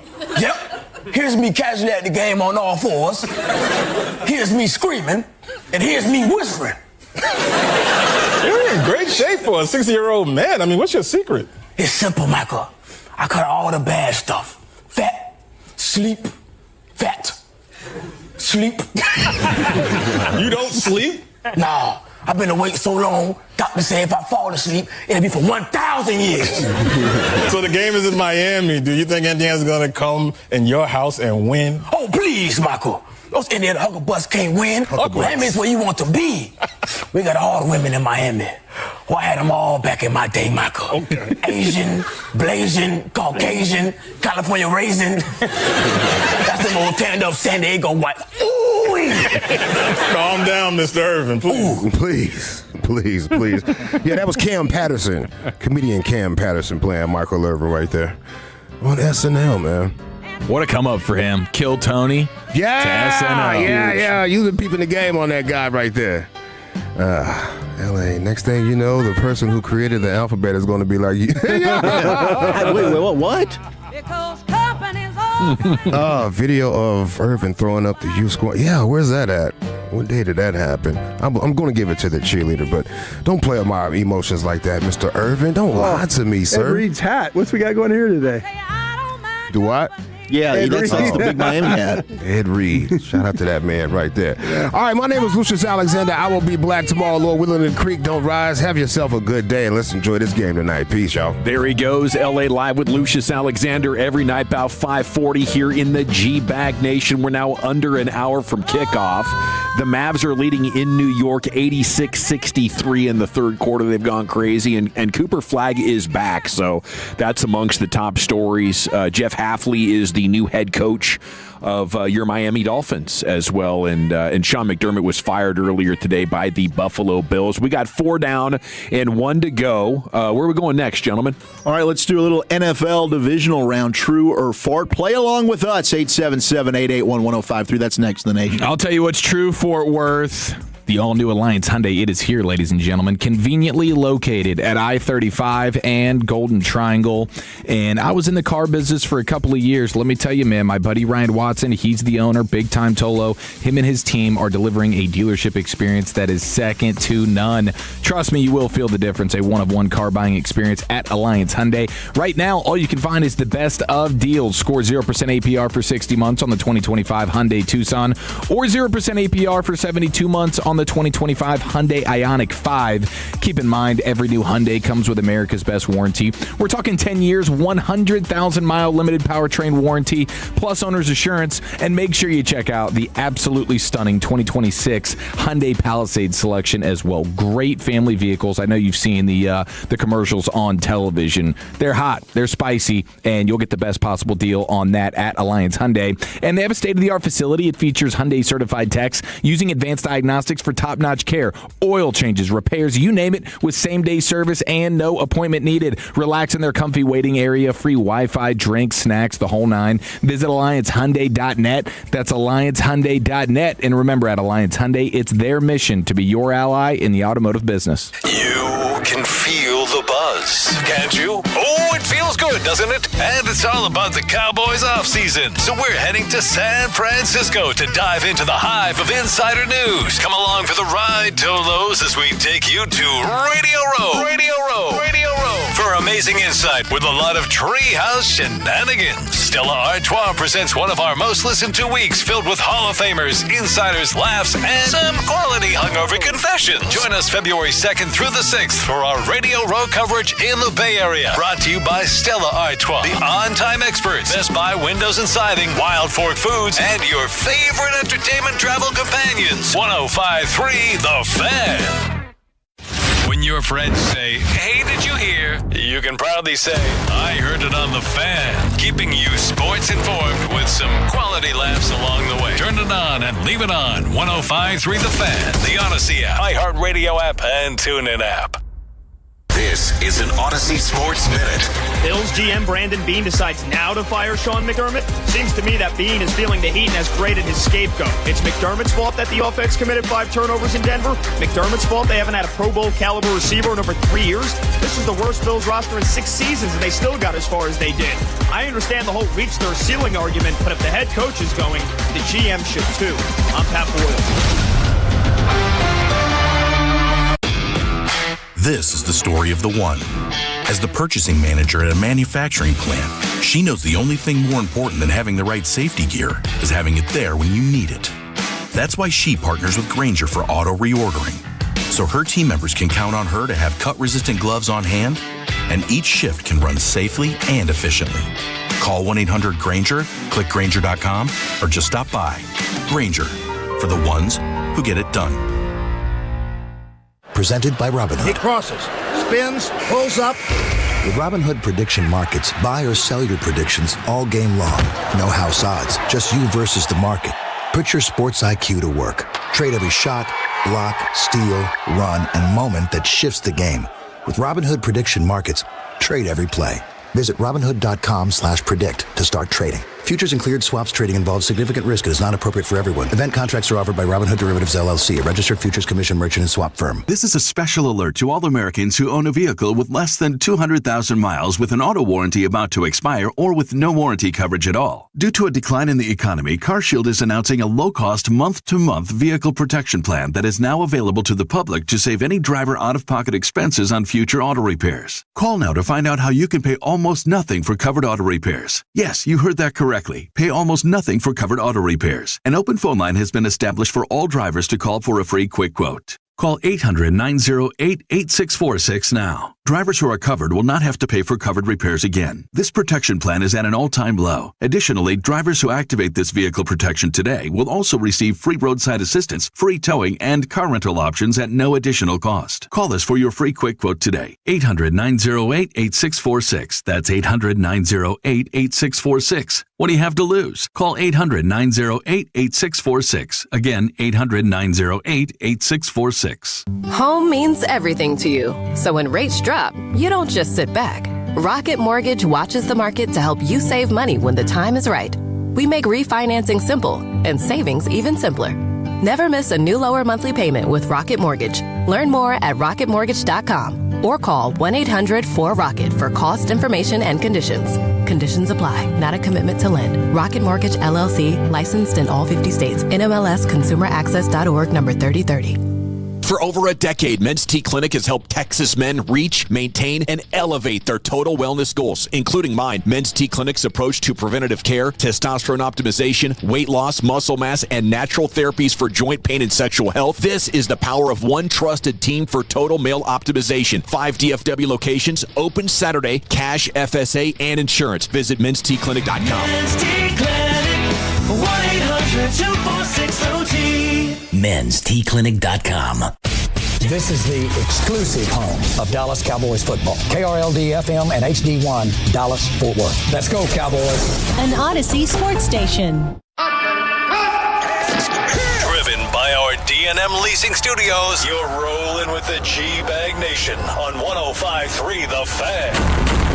Yeah, buddy, here we go. It's hour number 5 of the GBAG Nation on 105.3 The Fan. What a divisional round. And here's Wolchuk to give us some true or fart details about it. Let's do it as we get ourselves ready for what will be an epic national championship, I hope. We do have a quick update. Giants requesting to interview Vikings passing game coordinator and DB coach Durante Jones for their defensive coordinator position. That is whom the Cowboys have had an in-person interview with. Jets also have interviewed him. So everyone was worried about Jim Leonard.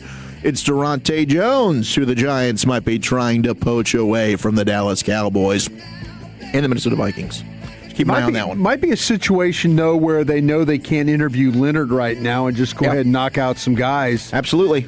So that would be cool, though, if maybe they get him and you get a shot for Leonard, I guess. Would that be kind of how you'd like to see this thing if you had to handicap it? Yeah, I mean, I think, look, Jim Leonard, I think, was the early name that obviously I was interested in. I'd love to end up getting him. I think I'd become very open-minded to him, Christian Parker, or Durante Jones. Christian Parker sounds like a really interesting guy. He does, and I haven't heard anything negative about him. I think I'd probably put Parker or Leonard I'd be totally cool with, and then Durante Jones I think would be very interesting. But good, hey, Coach Harbaugh, got an eye for talent. And we'll see what he ends up doing with his defensive coordinator spot. But before we get into more Natty talk, let's do a little edition of NFL True or Fart. I'm going to throw my guys a question. They're going to tell me if they agree, true, or if they disagree, fart. And thank you so much to Robert Flores for birthing this game. All right, we've moved to the red zone as far as the running back conversation goes here on this SportsCenter Fantasy Draft Special. True or false? Marshawn Lynch matches last year's production. What a miracle season it was for the Chicago Bears. Oh, my goodness gracious. It looks like they were on the verge of going to the NFC Championship game. Brian Broaddus, the Bears will not get that close to an NFC Championship appearance again. I'll say that's fart. It's a fart? Yep, that's a fart. They'll figure out a way to get back there. They'll be very competitive in that division. They'll find ways to win that division. I think they got the right coach. They got the young quarterback. They'll figure out ways to spend money and draft and be back again. Eric? Agreed. That's a fart. I think they will be back. Ben Johnson and Caleb Williams. I think that duo will only get better there with Caleb Williams, maturing. He did make some big time plays, like some tough, like tuck it and run, go get the first down, take the shot. There's still some things to clean up there, only completing like 50% of his passes or whatever. But I think he showed enough to feel like, okay, this dude absolutely has all the talent in the world. And Ben Johnson, maybe the best offensive mind in football. I don't see that changing anytime soon. And what Dennis Allen at defensive coordinator was able to do with a pretty lackluster roster defensively, I think that they will only get better, and they will get back to, you said to an NFC championship? Like they'll get there? Yep. Yeah, I think they will. I think they can get back to where they are, where they were fairly comfortably, the divisional round. I mean, hell, even the Cowboys make that once every 4 years. As far as the NFC Championship game, I think this was probably their best shot. I mean, they won so many one-score games. You have the quarterback on the rookie contract. You have a number of other younger players making an impact. I mean, the safety Brisker is a free agent. So there's a lot of work to be done, and that is historically an underperforming, bad decision-making organization that we, I guess, have to project Ben Johnson is going to clean up. I think they got a better head coach than they've had in a long time. So I don't want to rule it out, but I would say that's probably true. They won't make it to an NFC title game. You never know. Hey, how about this one real quick? True or fart? Indiana is second most losses in the history of college football. Oh, that's probably true. I thought they were the most. They've lost 715 games in their history. That's a program. I mean, terrible. That's the second most all time. It's crazy. Northwestern has now lost more. Signetti fixed him, got him out of the cellar. Amazing. Good for Signetti. There we go, Coach. He wins. Just Google him. All right, Eric, C.J. Stroud, true or fart, played himself out of a big time contract in Houston. I mean, I would say like for this offseason, I definitely think he did. Does he still have time to right the ship and get something inked with the team long term? But now the questions are huge. So I would say true in terms of this offseason, where it would have been definitely on the table for him to go ahead and get that big time fatty boom bot. That ain't happening. I think he will still get a second contract. Big time, like how do you define that? Are we going over top five? Yeah, probably not. No, probably not. As you typically go, the next in line, just unless it's like the Cowboys and Dak, then everybody's going to come in under him. But like, hey, Allen ends up being the next. Lamar Jackson, just your dues, and he ends up getting the top 5 to 10 salary. Darnold, Mayfield, Cousins. What are we talking? $35-40 million bucks. That's a 50% discount from the top, or 40% discount for the top. Yeah, I think we're talking 45 plus. Would be a big time contract for him. I could see in the 40 to 45 range, because as bad as this was, he still has won a lot. Like C.J. Stroud has done a lot of good things. Maybe you say there's some sort of a mental block or something weird happening in the playoffs to make him struggle, but his playoff record's still 500. Like, I don't think we can be prisoners of the moment. I'm going to say fart. Okay. I don't think he is. I think they're going to look at him, and I think probably next year will be another one of those years where, these last couple of games, if that's not eye-opening in the way that he played, and you mentioned it during the year, he went out, they won 3 straight games. Yeah, with Davis Mills. With Davis Mills playing, that just tells you right there. To me, I say fart. I don't think he gets a big contract. I mean, Collins gets hurt there at the end. They were under 4 yards an attempt on the ground during the regular season. He was awful. And it was getting worse. I know, he was bad. He was awful. No, I mean, he was terrible these 2 games. I didn't think he could get any worse in the Pittsburgh game, and he got worse against New England. I'm just saying, I don't think he's a quarterback that can carry you if you don't have a run game or weapons. It is surprising because you watched him play in college, that Ohio State, that Georgia game was incredible. And then his rookie year, incredible. He looks scared out there playing right now. His facial expressions after plays is kind of like there's no element of bizarre. No confidence in the way he's playing. I'm saying that the Texans are going to see that, and they're probably not going to do anything. I do want my quarterbacks, and I think most evaluators would acknowledge this as true if they were on a lie detector test. Maybe none of them would want to say this publicly. You want your quarterback to be handsome. You want him to have that good-looking person confidence. And I'll just leave it at that. Oh, okay. I think it's important. It is. You want a good-looking signal caller there. All right, let's go. I want a guy that doesn't blow my tight end's knee up with a bad pass. That's what I want.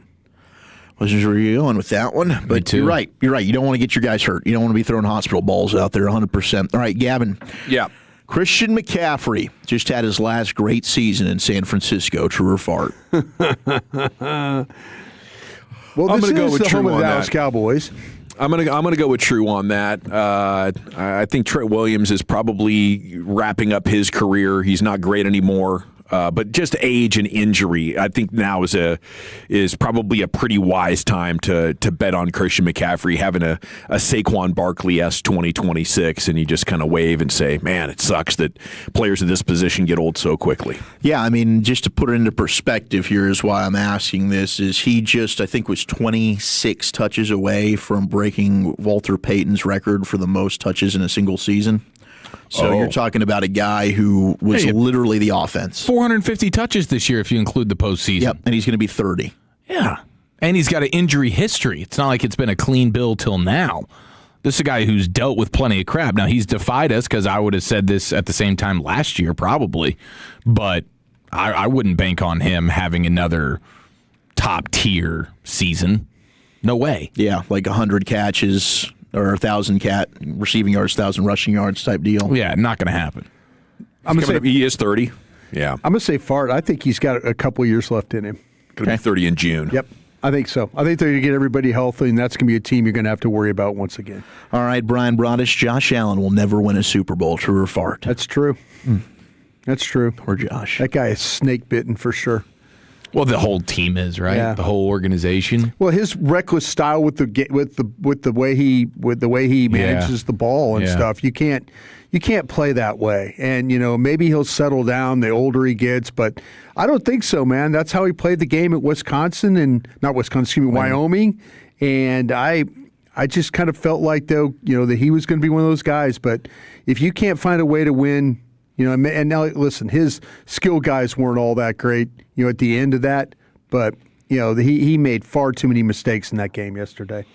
I think great quarterbacking is just such a difference maker, and that's why they were in the divisional round. That's why they were in position to win that game against a much better football team that has a much better defense, offensive line, probably better receivers as well. And Josh Allen's going toe-to-toe with much better. And what are we looking at? We're looking at 29, about to be 30 with him as well. I think he's evolved as a pocket quarterback enough to say that he can be the big, bruising, older quarterback that can still take short yards. Maybe he's not going to go on 40, 50-yard runs anymore, but I'll give Josh Allen another 5 or 6 years at the top of his game, and I think in one of those years, Buffalo's bound to get serious about giving him a full team.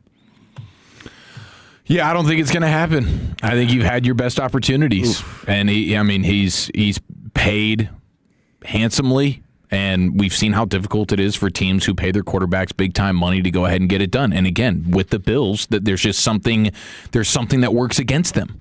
They've had great opportunities now in 2 different eras.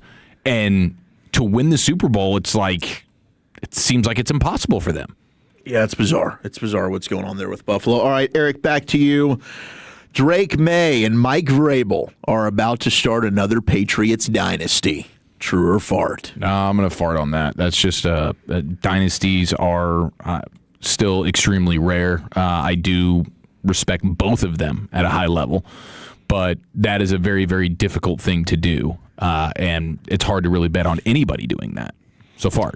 Yeah, I'm with Chief on that. I think they are going to have a hell of a run here for the next 5 years, but to bet on that all coming together and having sustainability and then being able to pay him and remake the team, like such a big part of Tom Brady's great run was that he was taking less, but also quarterbacks were taking a significantly less portion of the salary cap. It was 15 to 20%. Now it's 20 to 25%. So it's getting more and more difficult to do what Brady and Belichick were able to do. I'm not going to totally rule it out, but the degree of difficulty is getting turned up.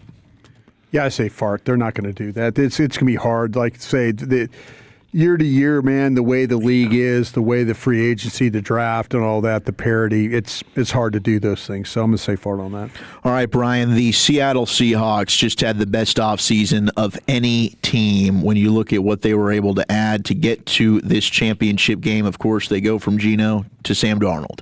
They add DeMarcus Lawrence. They bring in Cooper Kupp. They drafted Gray Zabel and Nick Emenwari. Their offseason moves put them over the hump. Yeah, I think that, and they got the right coach. They really, really do. I think the coaching staff there is outstanding. The general manager, you know how I feel about him. So, yeah, I think they were outstanding overall and very deserving of probably going to be a team representing NFC in the Super Bowl.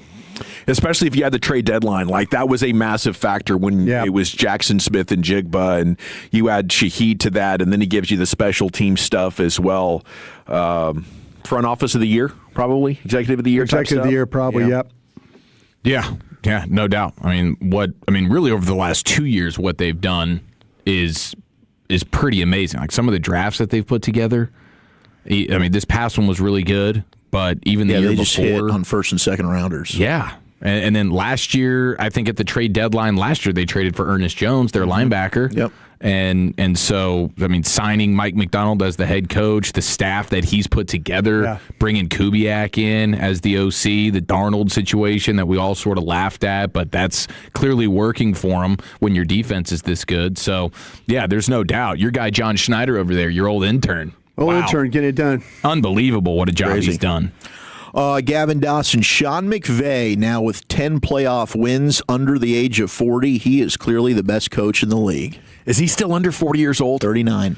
Man, what That's a son crazy, of a gun. bro. He's starting to look a little bit older. I think the game is aging him a bit. 2 kiddos now. Oh, he's got 2? Two, I think, under 2. Oh gosh, I know that. That'll age you. Yeah, I would say he's the GOAT right now, and if your coaching tree is any indication, the way that he's getting these guys trained up, it's like he's got a system for how to educate the educators. So he's replacing guys and just he's got an assembly line of dudes that are coming around. So then you go to the scheming, and then I don't know how much credit he gets, but the thing I would hope that the Rams coaching tree guys would bring with them is that understanding of how to manage the salary cap, and when you're close, really truly go for it. Moving on from guys who are a little bit long in the tooth, not falling in love with your guys, being willing to trade guys back for draft picks once your championship window is closed, not hanging on to them. Like, they are really a model organization, and he might be their greatest example of that. Yeah, I'm with you. Yeah, I'll go true here. I thought he made some weird mistakes in that game yesterday.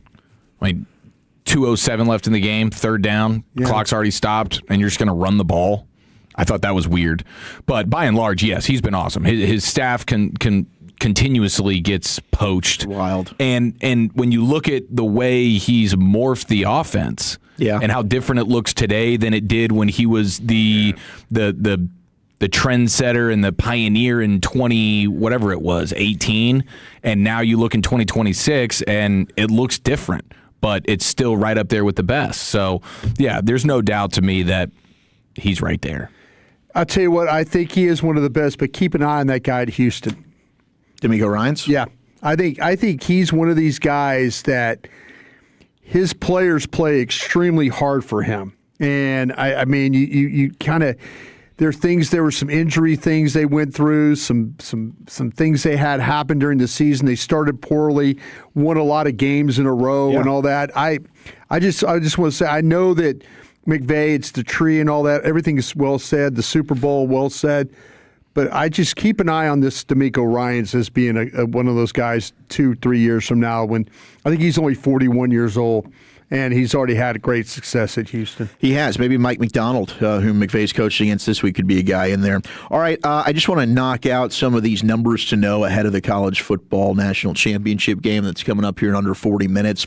The number 45, Fernando Mendoza, red zone touchdowns without an interception. That's pretty damn incredible. He has been amazing in the money area. He's as pinpoint accurate as you could find, and that's when the accuracy really starts to become the big thing. When the field shrinks on you and the windows get tighter, the dude, his ball placement is ridiculous. Crazy. 45 red zone touchdowns? 45 red zone touchdowns. Good Lord. No interceptions. $7.3 million is the estimated dollar amount spent on both starting quarterbacks for each team, as you've got Beck and Mendoza, both transfers. 99 receptions for Miami star freshman Malachi Toney. He's going to have to be big for the Canes tonight. The number 27 Indiana players left over from the 2023 roster. When Cignetti got there, they went 3-9, 1-8 in the Big Ten, and now they're playing for a national championship game. This one is a big one. 54. The average difference in pounds between Miami's O-line and Indiana's D-line. Yeah, that's a small front there for Indiana. Can Miami bully them and run the football down the Hoosiers' throat? 9 times Miami has played for the national championship game. And then the final one, as we get another nugget when it comes to age here, Brian brought us. 47 Indiana players. Age of the offense for Indiana. In their 4th year of college football or later. That is a veteran team over there. Miami has just 28 players with 4 more years of experience as we get you set for the national championship. Well, thank you, Wolchuk. It is the GBAG Nation here on 105.3 The Fan. We got Rangers Hot Stove Show coming up 7 to 8. Sandler's over there at Hurtado Barbecue and hanging out with Rangers fans, and you'll hear Rangers baseball off-season talk coming up from 7 to 8 in The Fan After Dark with Fred and Blake, 8 to 11. What are we doing next, Chief? Sports Hodgepodge. Let's continue to prep our bodies for the Natty kickoff next in the nation. Shan and RJ, the K&C Masterpiece, GBAG Nation, and Fan After Dark. Live and local. Turn it on and leave it on. 105.3 The Fan and our Odyssey, iHeartRadio, and TuneIn apps. Hey, Tolo's RJ Choppa here for one of the best dealerships on the east side of the Metroplex in Terrell. It is Platinum Ford. Owner Stephen Gilchrist and GM Adam Vinci, they're Tolos, taking care of you, the Tolo, each and every day when it comes to the purchase of your brand new Ford car, truck, SUV. I am proud to say that I am a Platinum customer, and I promise you're going to get the same incredible experience that I got. Adam's got everything from Super Duties to full-size Broncos, Raptor F-150s, and more. Start the process right now online, PlatinumFord.com, and then drive a little further to save a lot more at Platinum Ford. Hey, Tolos, quick question. Have you ever tried financing a paint job? Spoiler alert, you can't. Yeah, nobody's handing out payment plans on a bucket of beige, but you can finance Rhino Shield. That's right. Gary Zanobi here. Our ceramic coating comes with a 25-year transferable warranty. Unlike paint, Rhino Shield won't chip, peel, or crack. It's UV ray resistant and helps insulate your home. And with easy financing, Gary can even get your payment under $200 a month. Protect your home for the long haul. Visit RhinoShieldDFW.com. Why just paint your house when you can shield your home? Rhino Shield. With Green Mountain Energy, making a positive impact for the planet is as easy as flipping your light switch. Call 1-866-GREEN-TX to power your home with renewable electricity. That's 1-866-GREEN-TX. Green Mountain Energy, PUCT 10009. Diabetes, high blood pressure, anxiety meds, everyone's on them. If you're a 50-year-old male, maybe a bit porky, and you may even have type 2 diabetes, $1 million of term insurance may only cost you about $200 a month. Call Term Provider. Speak with Big Lou at 800-200-1966. Big Lou will find a term life policy for you even if you have type 2 diabetes, are overweight, or have high blood pressure. Term Provider has helped thousands of people like you who think they can't afford term life insurance. To buy $1 million of affordable term life for you, all you need to do is call Big Lou at 800-200-1966. Lou will make sure the scales are tipped in your favor. Call 800-200-1966. Big Lou will answer your call and work to fit you into a term life policy that you can afford. Remember, Big Lou's like you. He's on meds too. Call 800-200-1966 or biglou.com.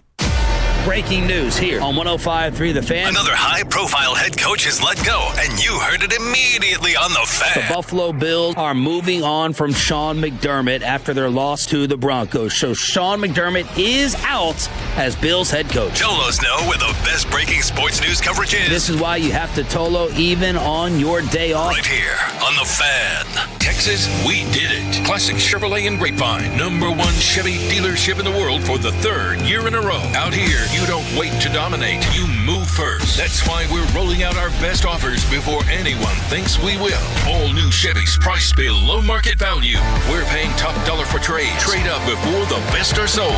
This is Texas. This is classic. Visit ClassicChevrolet.com. Together, let's drive. Based on new Chevrolet registrations 2023, 2024, and 2025. Feel stronger than you've ever been with Men's T Clinic. Melt Visceral Fat. Get your energy levels back and become the version of yourself you've always wanted to be with a complete program catered to your body. Call 972-GO-MEN'S-T today or visit mensteclinic.com. That's mensteclinic.com. This is the story of the one.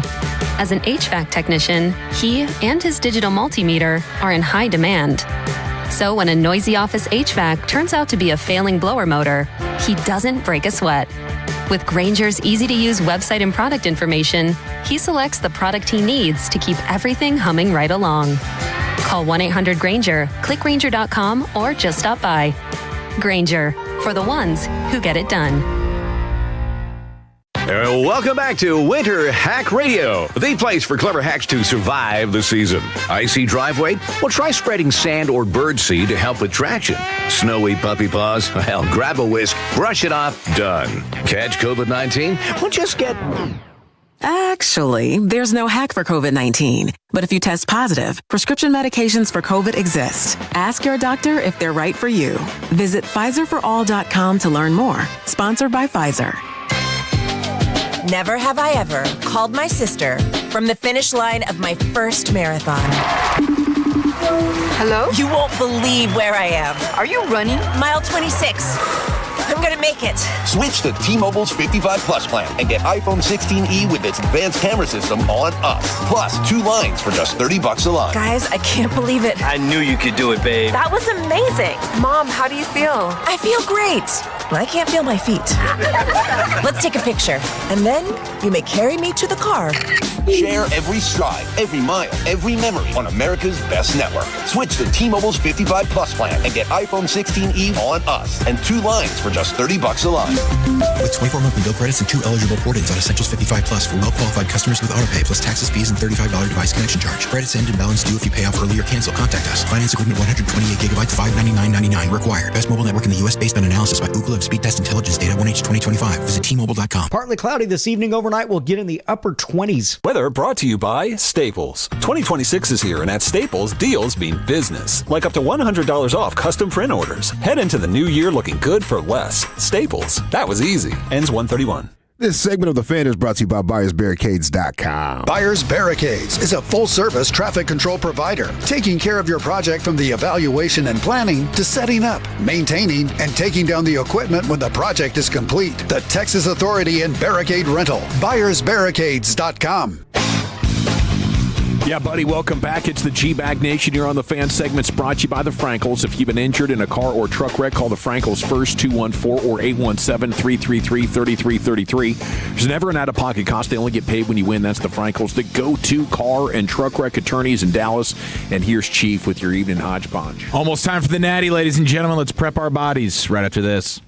TJ Hushmanzada, could you just rate my guy here on a scale of 1 to 10? You don't think it's rude what you just did? Who's literally listening to this anyway? Is anyone listening? Well, it is the home of the Cowboys. Well, no one exactly. No one's listening. I did a radio show when I first got here, and they told me I was fat. The brisket sando, that is hard to beat. LeVar, do you want to get in on this? I'm not in on that, you rude motherfucker. Oh, he almost cussed. Then they called me the Girthquake or something stupid. I do like the Girthquake. That's a nice nickname. Little shock jock stuff.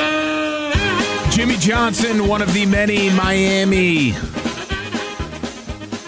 fans. Dignitaries. What was that? Dignitary. Yep. I like that. Yep. Special people. Yeah. There you go. He's one of the many that are out there. You rude MFer. For the game tonight. What would his pregame speech look like? He says, run the football. We're going to win it in the fourth quarter. Control the line of scrimmage. Pound them, pound them, pound them. Those 3-yard gains are going to be 7-yard gains at the end. And the defense, hey, be disruptive. Throw Mendoza out of rhythm. Take him off the field. The entire community is so excited about this thing. I think we can help them calm down a little bit. Let's go get that dub. There's Jimmy Johnson. You have Michael Irvin saying you never let anyone come into your home and beat you. And that's what's at stake tonight for the Hurricanes. And we'll see. It's tough because there's so much orange and red, and it's like kind of from the television. I don't know how easy it's going to be to see the difference and see who's outnumbering who from a fan standpoint. But it's going to be pretty even. And even Alex Dono, representing Miami, was saying that it might even favor Indiana. There looks to be a lot of Indiana red. Just a little bit. Yeah, so that'll be a test. That'll be a test for sure. Now, the Hurricanes are in their usual locker room, even though they are the road team in this game. And you got to think, like, if the Hoosiers are in the home locker room, which is really the Dolphins' locker room there, that can't be good just for vibes and for psyche. A lot of losing in those walls. A lot of losing. Culture of that locker room. A lot of losing in that locker room. You got to embrace that. But the Hurricanes will be on the opposite sideline as they are used to. Oh, Nick Saban. Oh, my gosh. Nick Saban just threw on the U hat? We're okay. We have Game Day making their picks right now with Notre Dame head coach Marcus Freeman on set as the guest picker. You know he's got a lot of Miami hatred just flowing through his veins, but I can't imagine he appreciates IU and the Hoosiers all that much either, but he's probably going to ride Big Ten here. Desmond Howard, Nick Saban, both going with Miami. I think because he's in the state of Indiana, he's probably going to go with the Hoosiers here. He's going to go with the Hoosiers. He's got to go Indiana. So there's going to be McAfee, and they're going to split this thing up is what they're going to do. He's recruiting against the Hoosiers. Yeah. He's going Miami. Yeah. No, he's probably recruiting against you. No, don't give us the kiss of death. We need McAfee to go with IU. No, you know your assignment, Pat. I've never seen Saban in a hat, I don't think. He's trying to go Corso, and Corso's not going to the game. Yeah. He's used to wearing that, the other kind. The straw hat. Yeah, the straw hat. McAfee's going with Indiana. He's going with Indiana. He's going with Indiana. He's the man of the Hoosier So Nation. he claims Pittsburgh and... he married into an Indiana family, too. Okay. His wife's a Hoosier. Yeah, so this is going to be McAfee with Indiana. That's hard to believe. I'm surprised that Marcus Freeman went against Indiana on this one. Being that's his ACC deal, I don't know. Yeah, maybe so. That's a good point. Good point. Now, a couple of things from like an X's and O's standpoint of this game. The right side of the Indiana offensive line is the side that Miami needs to take advantage of tonight. Okay? Go away from their left tackle, Cam Smith. Yeah. I mean, and it's not that you go away from him necessarily. When you have Bain and Mesidor and the blitz and Keontae Scott, you're going to go ahead and hit both sides. But where Miami will probably have their most success getting after Mendoza is off that right side because the right side is giving up way more pressures and sacks than they have on the left side. Benson is their right tackle. He's a guy that can be had. So looking at the right side of the offensive line, that is where you'll probably see Bain and Mesidor feasting a little bit more. And for your Cowboys viewing, number 4 and number 3 on the defensive line for the Hurricanes are two guys to definitely watch. Number 0, Keontae Scott. He's the nickelback. He's outstanding. And then number 8, Jacoby Thomas. I don't think he's super high on these consensus big boards as being more of a late-round pick. He is a safety. And it seems like it's a pretty good safety class. Yeah, it is. But he's a guy that is physical. He's violent. I think he was the defensive MVP in the Fiesta Bowl in the Ole Miss game. So that's another guy to watch from a Cowboys viewing standpoint, guys that are draft eligible. Now, from a gambling standpoint, you have the most money coming in here on Indiana as a 7.5-point favorite. That at BetMGM has the most money on it. The second most money coming in here is Miami money line at plus 260. The under is popular, 47.5. I could see that. Unless Indiana's just running roughshod. I do think this will probably be a little bit more of a lower scoring game, but 47.5, what are you looking at? Like 24-20? There might not be a lot of possessions in this game then if both teams are running the ball, right? Both teams are time of possession teams. Both teams average more than 30 minutes a game clock. Yeah. So, that would lead you to believe it'll probably be a little bit more of the under.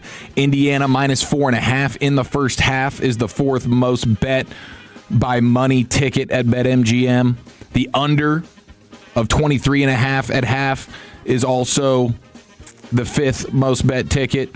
You have Elijah Surratt of Indiana anytime touchdown. That's popular. Mendoza over 20 or 223.5 passing yards. That's popular. Mark Fletcher, Miami running back, anytime touchdown. Where are you going on your prize picks right now? I think Mark Fletcher needs to be a part of. Yeah, Mark Fletcher on the rushing yards is a pretty good one. What's his rushing yards? Only like. Let me see if it's updated, because this thing, as we get closer to kickoff, they'll adjust based on what's coming in here. So right now you've got 1.5 is the passing touchdown, more or less, for Mendoza. 69.5, more or less, for Mark Fletcher rushing yards. I'd take that. 64.5? 69.5. Oh, 69.5. Yeah. First half. And then 206.5 is the more or less on the Carson Beck passing yards. Kalen Black, who we talked about earlier, the Indiana running back, 60.5 rushing yards is his more or less right now. So a lot of good options here on prize picks for this game tonight. Okay, so looking at some of the Pro Football Focus. A lot of red in there. Indiana's, look at that. I mean, Indiana, it stands out in a big way. That's got to be like 70% Indiana crowd. Wow. Oh, here they go. Lower bowl. Oh, we got it. Oh, this is a little sliver. It was like a there's section. like just a little bit of orange. There was like a little section you there. got some orange and green. It's actually pretty good color-wise. You can tell with the orange and green versus the dark red. Is this a deal where different zip codes got different sections available to them? Because it seems like there's a lot of Miami on that sideline, but then some of the backdrops of the guys talking and some of the corners have been almost all Miami. That might be the school. I mean, they might have gave the school the tickets behind their bench. Yeah. And that might be the families and stuff like that. Because I just can't believe it would be that Indiana. That looked like it was going to be 90% again. It looks pretty red. Are they just so starved for success and they're figuring we don't know if Cignetti's going to do this again? This is their bucket list trip for the rest of their lives? Yeah, well, I think it's just been like this is the first one. We lost 715 games. You know what I'm saying? It's not that they probably think this is our only chance. It's just that this is our first chance ever. Like you're an Indiana alum and you're 65 years old and you've never seen anything like this before. And you're like, man, I got to get basketball. in here. You've done some of these basketball ones, but you've never done this. You never done the football one, yeah. Been a long time since a basketball one too, though, hasn't it? Been a long time. Yeah, they have not been good in basketball. Yeah, so I mean, how are we feeling? What's our picks here? You're confident with Miami. Yeah, I'm going Miami. I love it. What the hell? We got Wolchuk. I know is feeling good about Indiana. Yeah, You've been doubting Indiana him for too tonight. long, and I understand that. I can't doubt him again tonight. Did he not wear a shirt again under his three-quarter zip? No, you can see his chest. Unless he's got the deepest V-neck you've ever seen under his shirt.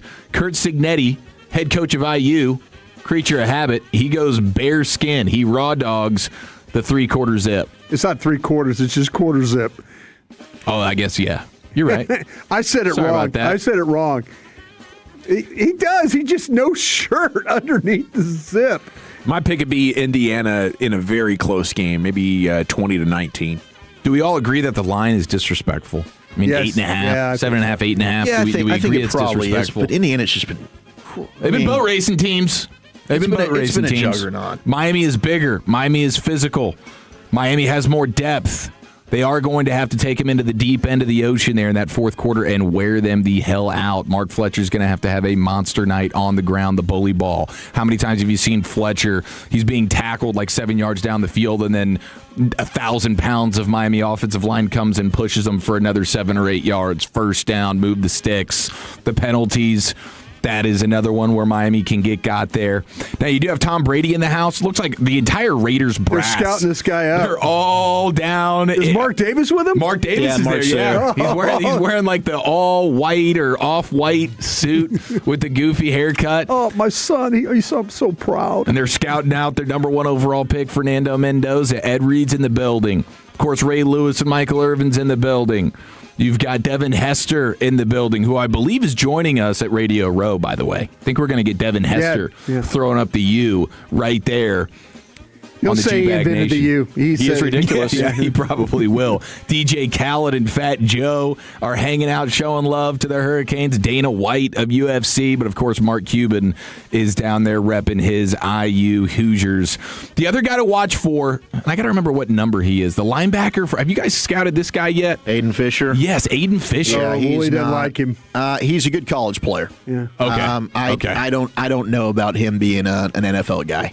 really smart. I mean, you can see like he knows the plays that are coming. He knows what's coming.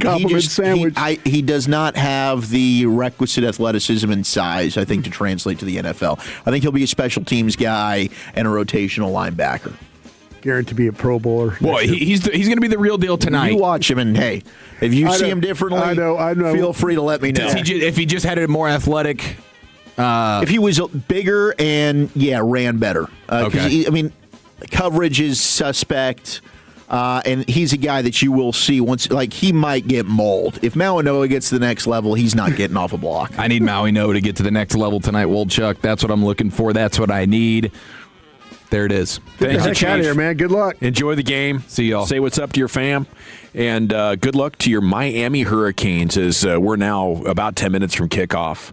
And it's the GBAG Nation here on 105 through the Fan. We got Rangers Hot Stove coming up 7 to 8, and then Fan After Dark with Fred and Blake 8 to 11. And we're back to talk with them about what they have planned coming up next year in the nation. I want to chat Frankles with you before we get there, though, because life's unpredictable. You never know when you or a loved one could be injured in a car or truck wreck due to somebody's negligence. And you're going to love having the Frankles on your side if and when it happens to you. Look, every day here in North Texas, unfortunate reality, we have between 300 and 500 vehicle accidents. Some of them can be devastating, especially if an 18-wheeler hits you, big old commercial vehicle, something like that. They throw you into the wall, turn you upside down, literally and figuratively. You might be getting around differently for the rest of your life. That could be decades of pain and suffering. You might have to change careers, need career re-education. You might not be able to make it to work for quite a while. Lost wages, it all can add up and be a massive number, bigger than you might think. 6 or 7 figures of damages. So the Frankles make sure that we get all that.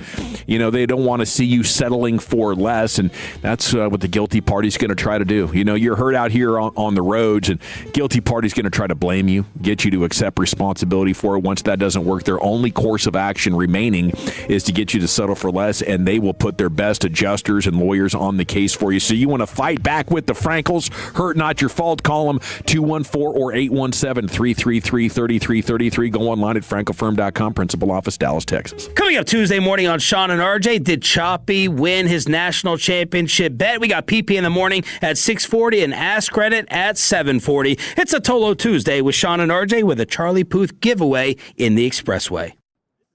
K-Post Roofing, Waterproofing, and Solar. Did you know that even a small roof leak can lead to costly water damage, dangerous mold, or even structural issues? With more than 20 years of trusted experience across DFW, K-Post delivers reliable roofing, waterproofing, and solar solutions. Scheduling your free no-obligation inspection is easy at kpostcompany.com. Don't let a minor problem become a major disaster. Book your free roof inspection today at kpostcompany.com. K-Post is your commercial and residential roofing, waterproofing, and solar experts, securing your world since 2004. Since 1976, D&M Leasing has had one mission: make getting a vehicle easier, smarter, and more affordable than buying it the old-fashioned way. People come to D&M to escape negative equity, avoid wasting weekends at dealerships, and to get payments that actually make sense. With managers averaging 20 years and salespeople averaging 10, you're working with true experts who know how to save you money and protect you from depreciation. If your payment's too high, you're buried in negative equity, or you just want a smarter way to upgrade, call D&M now. Drive what you want and keep more money in your pocket.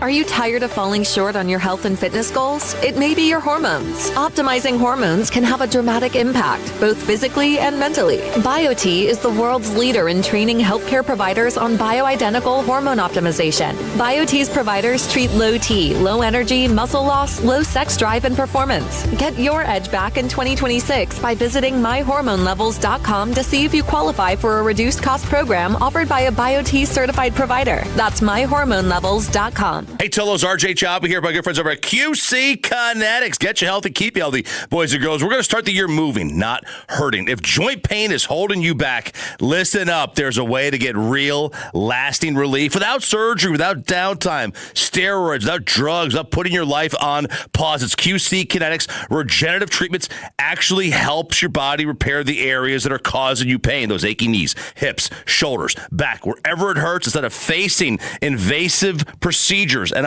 sidelines you for months. These treatments happen right in the office. You go about your day, simple procedures, 30, 45 minutes, you're back to work.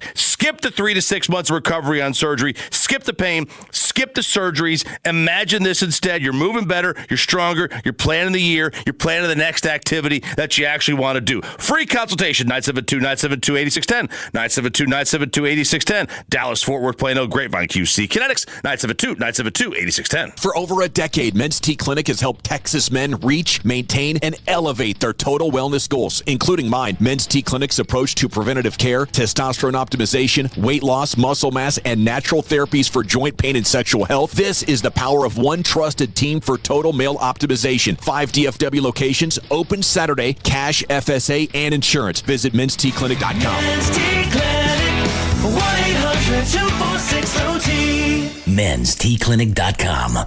Listen to the Texas Lending Mortgage Show each Saturday morning at 8 on 105.3 The Fan to get the latest on buying, selling, or refinancing your home. You can also listen to the show on the Odyssey app. The Texas Lending Mortgage Show is paid for by Texas Lending. Okay, I have to tell you, I was just looking on eBay where I go for all kinds of things I love, and there it was. That hologram trading card. One of the rarest, the last one I needed for my set. Shiny like the designer handbag of my dreams. One of a kind. eBay had it, and now everyone's asking, ooh, where'd you get your windshield wipers? eBay has all the parts that fit my car. No more annoying, just beautiful. Millions of finds, each with a story. eBay. Things people love. What's up, everybody? I'm Nick Costos, and watching sports isn't a hobby, it's a lifestyle. And my show is not a job, it's a passion. From the NFL playoffs to the NBA and everything in between, celebrate sports with me every day on You Better You Bet from 9 a.m. to noon Eastern. Download the Odyssey app now and listen to Westwood One Sports from anywhere. It's You Better You Bet with me, Nick Costos, live and interactive Monday through Friday, 9 a.m. to noon Eastern, presented by BetMGM. Okay, I have to tell you, I was just looking on eBay where I go for all kinds of things I love, and there it was. that hologram trading card. One of the rarest, the last one I needed for my set. Shiny like the designer handbag of my dreams. One of a kind. eBay had it, and now everyone's asking, ooh, where'd you get your windshield wipers? eBay has all the parts that fit my car. No more annoying, just beautiful. Millions of finds, each with a story. eBay. Things people love. Welcome back to Winter Hack Radio, the place for clever hacks to survive the season. Icy driveway? Well, try spreading sand or birdseed to help with traction. Snowy puppy paws? Well, grab a whisk, brush it off, done. Catch COVID-19? Well, just get... Actually, there's no hack for COVID-19. But if you test positive, prescription medications for COVID exist. Ask your doctor if they're right for you. Visit PfizerForAll.com to learn more. Sponsored by Pfizer.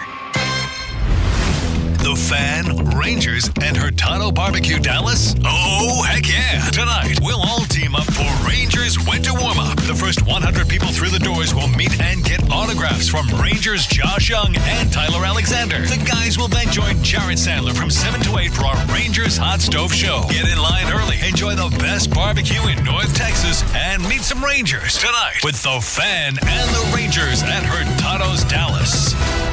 If you're in the market to upgrade your vehicle, get to Classic Chevrolet in Grapevine. Back-to-back #1 Chevy dealership in the world. They've got more new Chevys than anyone in their all-price to sell. Silverados, Tahoes, Blazers, Malibus, Equinox, and more. Visit ClassicChevrolet.com. This is Texas. This is Classic Chevrolet. Together, let's drive, relax, and enjoy the difference. Based on new Chevrolet registrations 2023 and 2024. Thank you very much, Lucius. It's the GBAG Nation here on The Fan. We're about to hand this thing off to Fred and Blake, Fan After Dark. Well, not yet. Up 8 to 11. Yeah, Rangers Hot Stove coming up next with Sands and the fellas there at Hurtado Dallas. Having themselves a live baseball time here coming up from 7 to 8 in the Fan After Dark. Gentlemen, how we doing? I'm excited to be here. We got college football national championship that's going to go down. The stars are shining bright, and we'll be here to bring everybody along if they're not able to watch the game. So excited to be here. Well, you're probably also excited to have, once again, the co-GBAG of the Day champion, Fred Davis, for an epic throwdown that he had with Will Chambers. Well done. Well done, Will. That catch. That's good sports passion there, Fred. It didn't, and kudos to Lucius because, like he said, that was a good 7 or 8 minutes, and he got the kind of the fulcrum of the argument there in those 30 seconds. But, and it didn't start out like that. But I just said, look, man, I didn't see Cooks fighting back, and McMillan came up with it, didn't complete the catch. So, to me, it's an interception. And look, I could care less. Okay, clearly. You should. I don't give a damn about the Broncos or the Buffalo Bills. Oh, you love them both. Let's, I got no dog in either hunt. So hey, I just a football fan watching a little playoff football this weekend. This is low hanging fruit, but I will just go ahead and get it off. This weekend of NFL football, this weekend of NFL football once again proved, at least to me as the viewer, that the pass interference call is ruining the game. It's so annoying to watch high-level football being played and such little hand fighting be the reason that a game is swung one way or the other. I would love for it to be 15 yards. College rule. Just make it that way. 15 yards. The biggest thing is you see discrepancy in reffing and what's pass interference, what's not. Right. There's gray area. Do we think that's a call? Do we not think that's a call? And it's not like, it's just a holding penalty, 10-yard, whatever. It's like changes the outcome of a game. Like that's the Bills kicking the game-winning field goal versus losing on some of those PI calls that weren't and were called. And there was multiple games like that this weekend, fourth quarter, overtime, where it's such big swingers. And it's so annoying as a football watcher to be, okay, well, the ref just decided this game is going to go this way, and now none of the rest of the plays even matter because they're already in field goal range. Yeah, it really is tough. You got to send everything through the filter of we want to make the game more entertaining, right? But I think going one way or the other with it would be great. Either you can do whatever you want, and the guy has to get open and fight the player off, or you can't touch the guy because there's too much subjectivity and ambiguity in there to make consistent calls. And 100%. It lends itself to being pretty dang frustrating. Anybody watch The Rip on Netflix? Because I was hoping to fight Chia. Well, I know, and I noticed he left, but I watched I know. one battle after another. Okay. Do I need to watch The Rip? Can I watch The Rip with my 14-year-old? Would be the question. Oh yeah, yeah. You can. How's your youngest daughter? 3 or 4? Right? Yeah, you can probably watch it with her too. It's a. Cousin and Fussy? I'll tell you what. Not good. Adjust your expectations. Is all I'm gonna say. It's not that good. No. I watched the trailer to it, and I was like, that might be the best part of the movie. This might be kind of corny. You hit the nail on the head right there. Okay. Like a kind of a buddy cop show? It's a buddy. It's now the buddy heist thriller is what it is. Okay. Oh, no. Other than that, you guys have a good weekend? Hey. You have a good weekend, Blake? I had a fantastic weekend. It's real quick back to the pass interference thing. Is there a way with all the technology we have nowadays where you can kind of, I don't know, put sensors and like, their arm was held down for a second, so that therefore that ball is not catchable. Like with all the sensors that we have nowadays, there are not ways to maybe do that where it's like, hey, this isn't just what I think is catchable, and he held them, but based on these sensors, these targets were reached, these thresholds were reached. Therefore, it's a penalty and it's 15 yards or spot foul, whatever we end up being, rather than just like, I didn't really like that. I'm going to call it. That play didn't go how I thought it was. And then don't get me started on the underthrown ball and the receiver runs back through the DB, and then that's PI. That's also an annoying part as well. And they're studying this in sports already. I know basketball is doing it and football is doing it. Both leagues have looked at leveraging AI to be able to monitor and take all of those camera angles. And I don't know if they've talked about body sensors yet, but I think we're all eventually going to get to that point, and we already should be. Here in 2026. That damn the Xbox Kinect, remember that with the camera? That came out. That could do a better job officiating already. Yeah. And that was like $100 peripheral add-on. But there's something romantic about the human element and the mess ups of the game and the controversy around these calls. It's fun in the regular season, but when it's postseason, it's like my team's going home because of this one call. That's where I think, and it's not even just I'm watching the Cowboys and I'm biased situation. Like, it's when I was watching a game with the Bills and them, and I have no dog in the fight. I just want a good football game, and it's like, okay, that just was objectively was not a good call, and now this game's over. Yeah, it sucks. I think the other thing is it's just printing money and growing in value so quickly. They don't want to do anything to rock the apple cart. Is there like an unforeseeable thing that, hey, this really isn't that broken? Yeah. And fans talking about it the next day, like the biggest ratings that boxing matches get are ones that are the rematch. Yeah, rematch. The rematch based on a controversy. Yeah. Like that fight was fixed actually raises its profitability possibility for the rematch. Yeah, so there's a bunch of weird stuff that goes on with optimizing profit and sort of giving the fans what they're asking for. Basketball is trying to go the other way because I think we did this. We saw the study not too long ago that basketball, the NBA is kind of plateaued, like it's not growing. If you say that officiating, we were talking about with the censors would come in for that and kind of helping them officiate them and the hand checking and stuff. Basketball they really kind of need a weird it because one. they can't improve upon their replay without ruining the game. Yeah. Like they had that hyper replay in playoffs a couple of years ago. They had to scrap because there were just so many stop downs during the games. Okay, are we confident in saying right now it's going to be Jim Leonhard or one of the three guys that's interviewing this week for the Cowboys?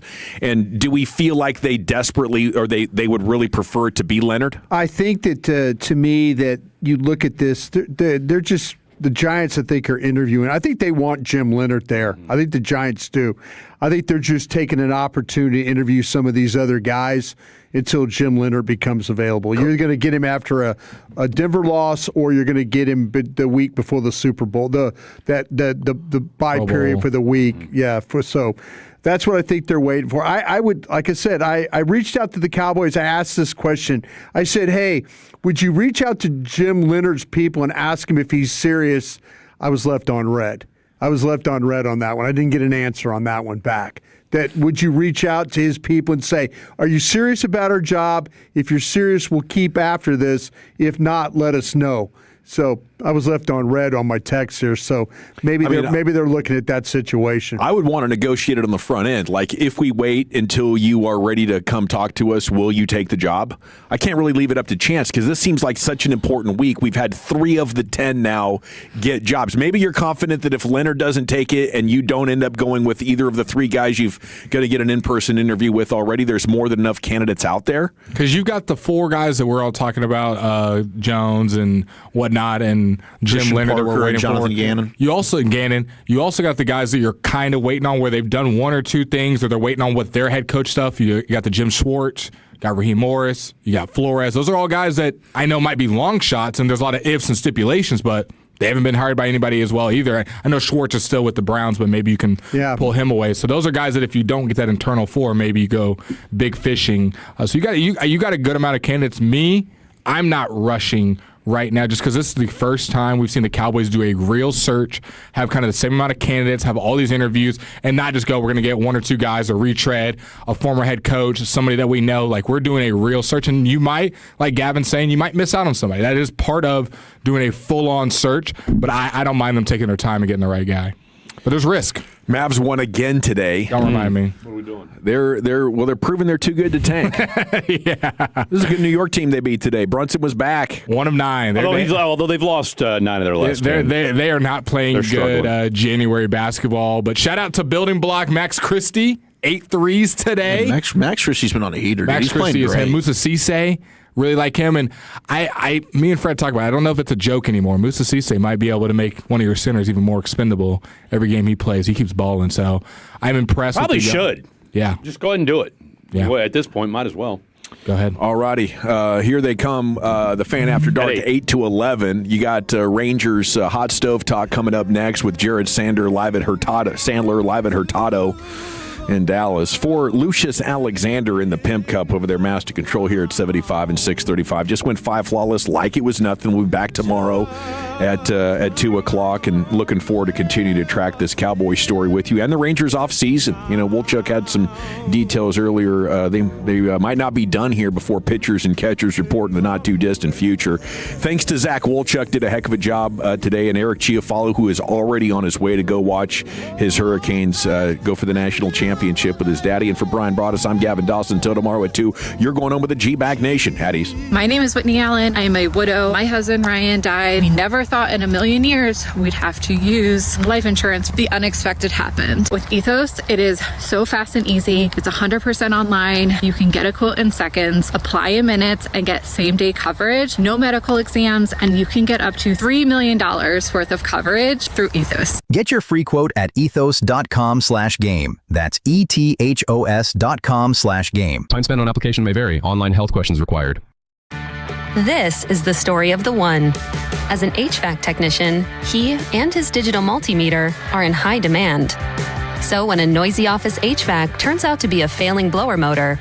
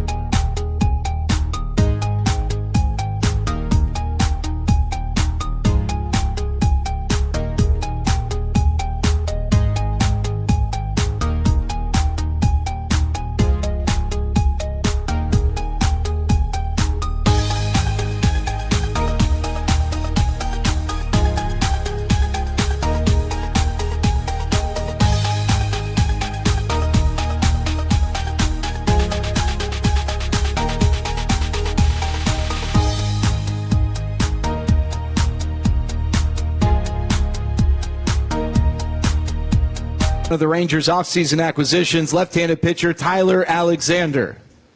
Round of applause. We need to go to like cheering school again or something. We need the applause sign. Yeah, that's what we need. Like Friends or something. Tyler, welcome. Thanks so much for being here. I appreciate it. Thanks for having me. I'm a lot more excited to talk to you than Josh. I've been talking to Josh for the last several years. It's nice to get some new blood. No, I'm just kidding. I'm excited to talk to both of you guys. First of all, we have a big football game going on. I'm just curious if you guys have either a prediction or a favorite, someone you want to win, not a favorite from a gambling standpoint, but a team you want to win tonight, or do you guys not care at all? I wish. I wish Texas Tech was in it. I'm looking at Indiana. I think they've had a great season, so I really want them to win. But if there's any random dramatic pauses, we're probably staring at this window watching the game. Just throwing that out there. I love Josh Young saying he thinks Indiana's had a great season. It's a really bold prediction or bold statement about Indiana, but we'll They've review had a great that. season. Yeah, there you go. But you have to cap it. That's true. No one's going to remember it if you lose. They have some. It's unbelievable. I think they've scored 85 touchdowns this year. They've given up 16. Like, that's pretty ridiculous. That's ridiculous. Tyler? Is it better than LSU's season of 19 though? Well, but they didn't have the plan. They didn't have to win multiple playoff games in 19. There was just one playoff game. LSU beat everybody. No, I know. I think LSU would beat them because I'd take Burrow, Chase, and Justin Jefferson. Surtain, all of them. Yeah, that's pretty impressive. But 2025 Texas Tech probably would have beaten all of them if given another chance. That was a rough game. Yeah. The defense played a heck of a game. Oregon's defense also played a heck of a game. Yeah. Well, speaking of TCU, or speaking of Indiana, I should say, TCU's quarterback Josh Hoover is going to be at Indiana next year. I didn't know that. We have a TCU Horned Frog. Tyler, do you care about tonight's game at all? I guess I'm cheering for Indiana. I would say I like an underdog, but they're not really an underdog. Yeah. It kind of came out of nowhere, I guess. So it is a pretty ridiculous story. Yeah. And this whole NIL stuff, that's a separate conversation. Hey, you can follow the show on YouTube. Go to the 105.3 The Fan YouTube page. I think Twitch as well. You can see the shining faces of Josh and Tyler. Now, Tyler, Southlake Carroll, did you, as a baseball player, did you resent all the love that the football team got, or were you all about it and you were just a big Dragon fan? I didn't really care about attention. If you weren't a football player, you didn't matter. So did you play football? I did. Yep, that's right. Texas football. Up through my freshman year of high school. Oh, never mind. Yeah. I never played on varsity. It got way too serious. It was like... And you would have had to dye your hair blonde. Did you have... Were you bald in high school? Yeah. No, I had hair. I've had hair. Yeah. Yeah, I've had hair. Do they still do that? That you dye everyone for the playoffs? Yeah, I think everybody does it now. Okay. Yeah, it was so cool back then. Oh yeah, I remember. They were one of the first schools to be on ESPN, one of the first high school football programs. I think one of the Chases was the core. I don't remember if it was Chase Wasson or Chase Daniel, but both. Yeah. And when did you stop playing football? After Josh? my junior year. Okay. Yep. And were you telling me that your dad coached Drew Brees at one point? Baseball. Okay. Summer baseball. In the Austin area. Was he a good ball player? I would have to ask. I don't know. I'm sure he was decent. Yeah. Pretty good football player. I would say he chose the right sport. And he went to Austin Westlake, right? Yep. Okay. All right, so, Josh, you had a big weekend. You had his second time. We've had the wiffle ball tournament at Globe Life Field. I saw a number of your teammates there. Seemed like it was a lot of fun. How'd it go? We got no hit in our game, unfortunately. But you were going up against the wiffle ball pros. We were. Those pitches are disgusting. It's so tough, and they're chucking. We did put one ball in play. Corey was like, "Screw it, I'm gonna swing with one hand," and he put it in play. But we struck out a lot. No hit, huh? Yeah. And who pitched on the Rangers side? I was throwing as hard as I could. And you had no shot to get it by them? I had a good first 2 innings, and then fatigue set in, I think, and my velo dropped, and I got raked in the 3rd inning. What pitches do you throw? Leadoff walks, score every time, 100% of the time. Facts. And that's what happened. Leadoff walk, sure enough, give up a double, something, I don't know, 3-0 after that. I think it's only 33% in actual baseball, but you're taught, right? For me, it's 100. Leadoff, yeah. What pitches do you throw? I was featuring a fastball. That's it. That's it. Okay. I couldn't throw anything else for a strike, so there was no point in trying. When was the last time you played wiffle ball, Tyler? College, probably. Okay. Yeah. Now, I think I asked you this. You did a little introductory Zoom after you were signed. Sure. You grew up going to Rangers games? Yeah. Did you do the wiffle ball park at the old ballpark? I mean, I feel like everyone did, but I just want to confirm. I don't think I did. You didn't? No home run derby for him. No. Did you ever do it, Josh? Did you ever I come to put it? some balls up in the balcony. Okay. All right, yeah. Oh, yeah. I was more of a dollar hot dog night guy. That's right. I remember you saying that. Yeah, but I asked you what your record was, and you weren't totally sure.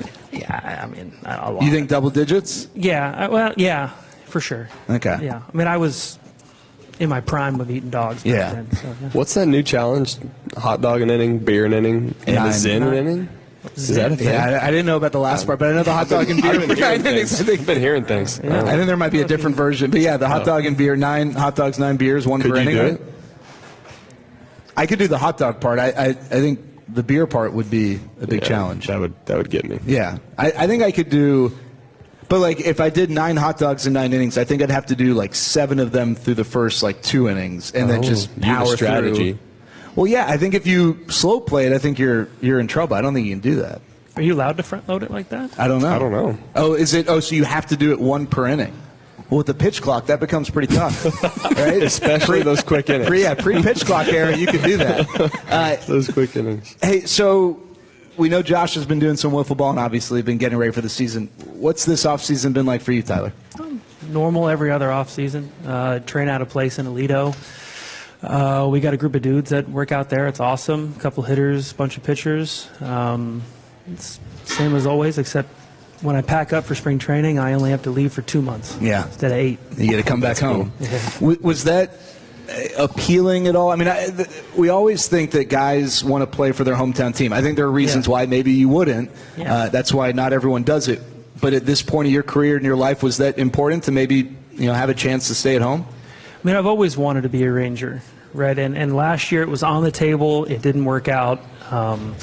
And this year when it was on the table, we jumped on it as soon as we could. I mean, everybody wants to play close to home. I don't have any family that live here anymore, but I live here. So there's not a better situation than getting to live at home. Yeah. And you grew up a Rangers fan. I did. Cliff Lee? Sure. Love Cliff Lee, is that right? Yeah, I used to put the rosin on the hat like he did. Yeah. I thought it was so cool.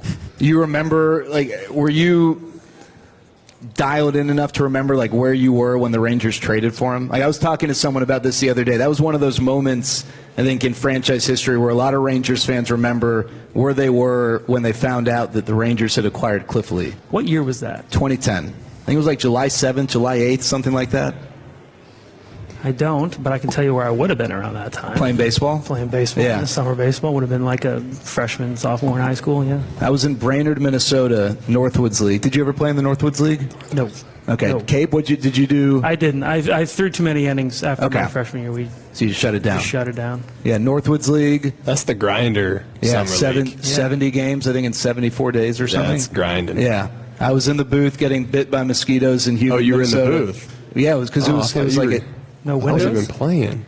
Why would I have been playing? I don't know. Yeah, okay.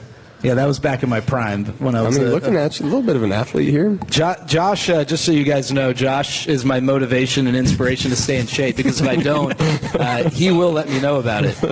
So That's not I appreciate. true. I appreciate said you've been working out. You look great. You're my accountability partner. I appreciate got you. it. Thank you. Mm-hmm. Thank you very much. All right. So you grew up Rangers fan, Cliff Lee. Do you have a moment or a memory one that really stands out to you as a fan? It doesn't have to be the biggest game, but you caught a foul ball from someone. Anything at the old ballpark that you really recall? I used to sit in the top deck and eat hot dogs. The one pretty in right simple. Field? The all-you-can-eat spot? Yeah. Yeah, that was a good spot. Popcorn. It's pretty simple. You're just easy, right? I'm not even sure I would watch a ton of the game. Really? I would just eat dogs. So I do find this interesting. Josh, you're a big baseball fan, right? Not everybody that plays Major League Baseball is locked in to baseball, and certainly it's tough now as you guys are playing. But I think it's interesting. Not everyone was dialed in as a baseball fan growing up. So were you kind of baseball's fun, but not your life? Yeah, I didn't have my parents. We weren't big baseball people. Neither of my brothers played baseball. I was kind of the only one. I didn't really like watching it a ton. I liked going in person, but watching it on TV, wasn't a huge fan. I didn't really understand the grind of the season. When I would watch it as a kid, I'd be like, I'd watch somebody jog for a ball. That's like a no-doubt double, right? Like, no matter what you do, that's going to be a double. But, sitting at home, I'm 12 years old, and I'm pissed that he's jogging. I get it now, so I didn't really, I wasn't a huge baseball guy. And being around the game for so long now, I'm a little bit more of a fan of it. And also getting to know, the players that you play against, and you have friends, and that's cool. But as a pitcher, and you've pitched in various roles, right? You've been a starter, you've been a reliever, but you watch a lot of the game. Mm-hmm. Do you enjoy watching baseball now? I've had pitchers tell me that they don't love watching it still. They want to be out there. But how do you approach that? I think I'm hypercritical, so I don't think anybody likes watching it with me. Josh, what are you swinging at? Yeah. I mean, it's more on the pitching side of like, why'd you throw that, or something like that. But I like watching it. I might be a little annoying. Okay. All right, that's good to know. But you could also say you're trying to figure out and learn too, like in the moment. Like, sure. What do you think? Do I remember it? I mean, yeah. But hey, you're competing. You just go compete. You got an opinion. Everyone's got an opinion, right? What's been top of mind for you this offseason, Josh? Move the ball forward. No, I'm just kidding. Honestly, just getting back in there and get grinding. I mean, we joke about it all the time. I said this a minute ago. I mean, you go into the offseason thinking about making adjustments, doing everything you can, and as soon as you start facing pitching, I mean, it's kind of all out the window because it's like, all right, now it's time to go have success off these guys, not facing a pitching machine every day that's it's coming. So it's just getting in there, making small adjustments, and getting ready for spring. One thing that's always impressed me about you is the way you take whatever the result is and the way you process it. What did you learn from last year? What did you learn about yourself from last year? I need to process things better. I mean, I just got to be more consistent. I think that's the whole thing with everything. Intentional with my daily routines, intentional with everything, and not letting the results define everything. Because I definitely got to a point where I let results define things, and that's when you snowball and it starts going real bad. One of the things that I think impresses me about you, the consistency in the routine. You play 162 games. Not that you're going to do the exact same thing for 162, but there's a plan, and you stick to that plan. And maybe on Monday it means this, on Tuesday it means that, but like a plan is laid out. How easy is that for you now, and who helped you understand what it meant to develop a routine and be able to stick to it? I mean, my dad always preached at having a routine, sticking to a routine. My middle performance coach talks about it constantly. He's like, write everything down. But then seeing it, Marcus was the best example of that. He did everything right as a baseball player. I mean, going out there doing everything every single day. So I saw it, like I heard it, got it preached to me, and then I saw it in the big leagues with the guy that's had a lot of success. So I'd say those three guys. You bring up your dad. So you're baseball family. Your brother Jace plays. Your dad has been a coach of yours and been around baseball and football for so long. Tyler, you just shared that you didn't come up in a baseball family, and I'm sure there are pros to that, right? There are certainly pros to your experience, Josh. Have you ever given thought like, hey, it's great that I didn't have brothers and dad there every step along the way, and it maybe gave you a different perspective, perhaps? I think it taught me to sort of create my own path, figure it out on my own way, figure out what works best for me. A lot of the times, maybe if it worked for my dad when he would have forced me to do it a certain way. And they provided coaches for me, but if fortunately I didn't have my dad hounding me on pitching mechanics, or back when I hit 20 years ago, swing mechanics. I got that bat. 20. I was going to say 20 years ago. You hit last year in Arlington. Yeah, I did. We're going to talk about that in a little bit. Yeah, extra innings at bat. We don't see that very often. But now you have such a great relationship with your dad, and we've all seen anyone who's been a part of youth sports. There's the dad who's like, wow, he's so great with his son or daughter, and just that relationship, and it seems like they separate things. And then there's the dad who's like, dude, like I'm trying to, like, why are you talking to me about the game 24 hours a day, right? Like there's a difference. Has your relationship with your dad always been easy to balance the athletic side of things, or has that evolved? It's definitely evolved throughout. I mean, he was my coach my entire life, so it's hard to go from like he's always coaching me to kind of being a fan. But I mean, it's the relationship that you need, especially me. It keeps me humble. It brings me back down. And he reminds me of stuff that from college or high school, maybe something that I was doing. He'll give me a tidbit. Hey, you used to do this. Maybe that'll work right now. And it's like, oh man, I hadn't thought about that in 10 years or something, So it's always good to go and bounce ideas off him. Well, I appreciate both of you guys. We're one segment in, no distractions with the football game. Do you guys even know the score? It. Oh, okay. It's 0-0. All right. Indiana's driving. I bet while Tyler's talking, Josh is totally tuning out everything Tyler says. We're going to quiz Josh later on things that Tyler said. All right. Hey, just a reminder, season tickets are available. You can get exclusive Lone Star benefits, including pre-sales, seat guarantees, and then food and beverage discounts. And I think that's probably a way to guarantee a ticket on opening day. Go to Rangers.com/season tickets to lock in your season ticket package for the upcoming season. When we come back, we'll continue the conversation with Josh and Tyler. If you're here at Hurtado, we're going to do some trivia, maybe give away some prizes, and maybe allow some in-person Q&A with Josh and Tyler. But if you're tuning in, you still have time to come join us at Hurtado Barbecue, 900 South Harwood Street, Farmers Market in Dallas, one of Brandon Hurtado's new locations.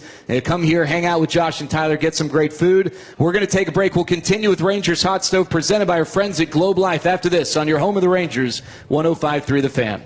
Hey, Tolos, RJ Chopper here, my good friends over at QC Kinetics. Get you healthy, keep you healthy, boys and girls. We're going to start the year moving, not hurting. If joint pain is holding you back, listen up. There's a way to get...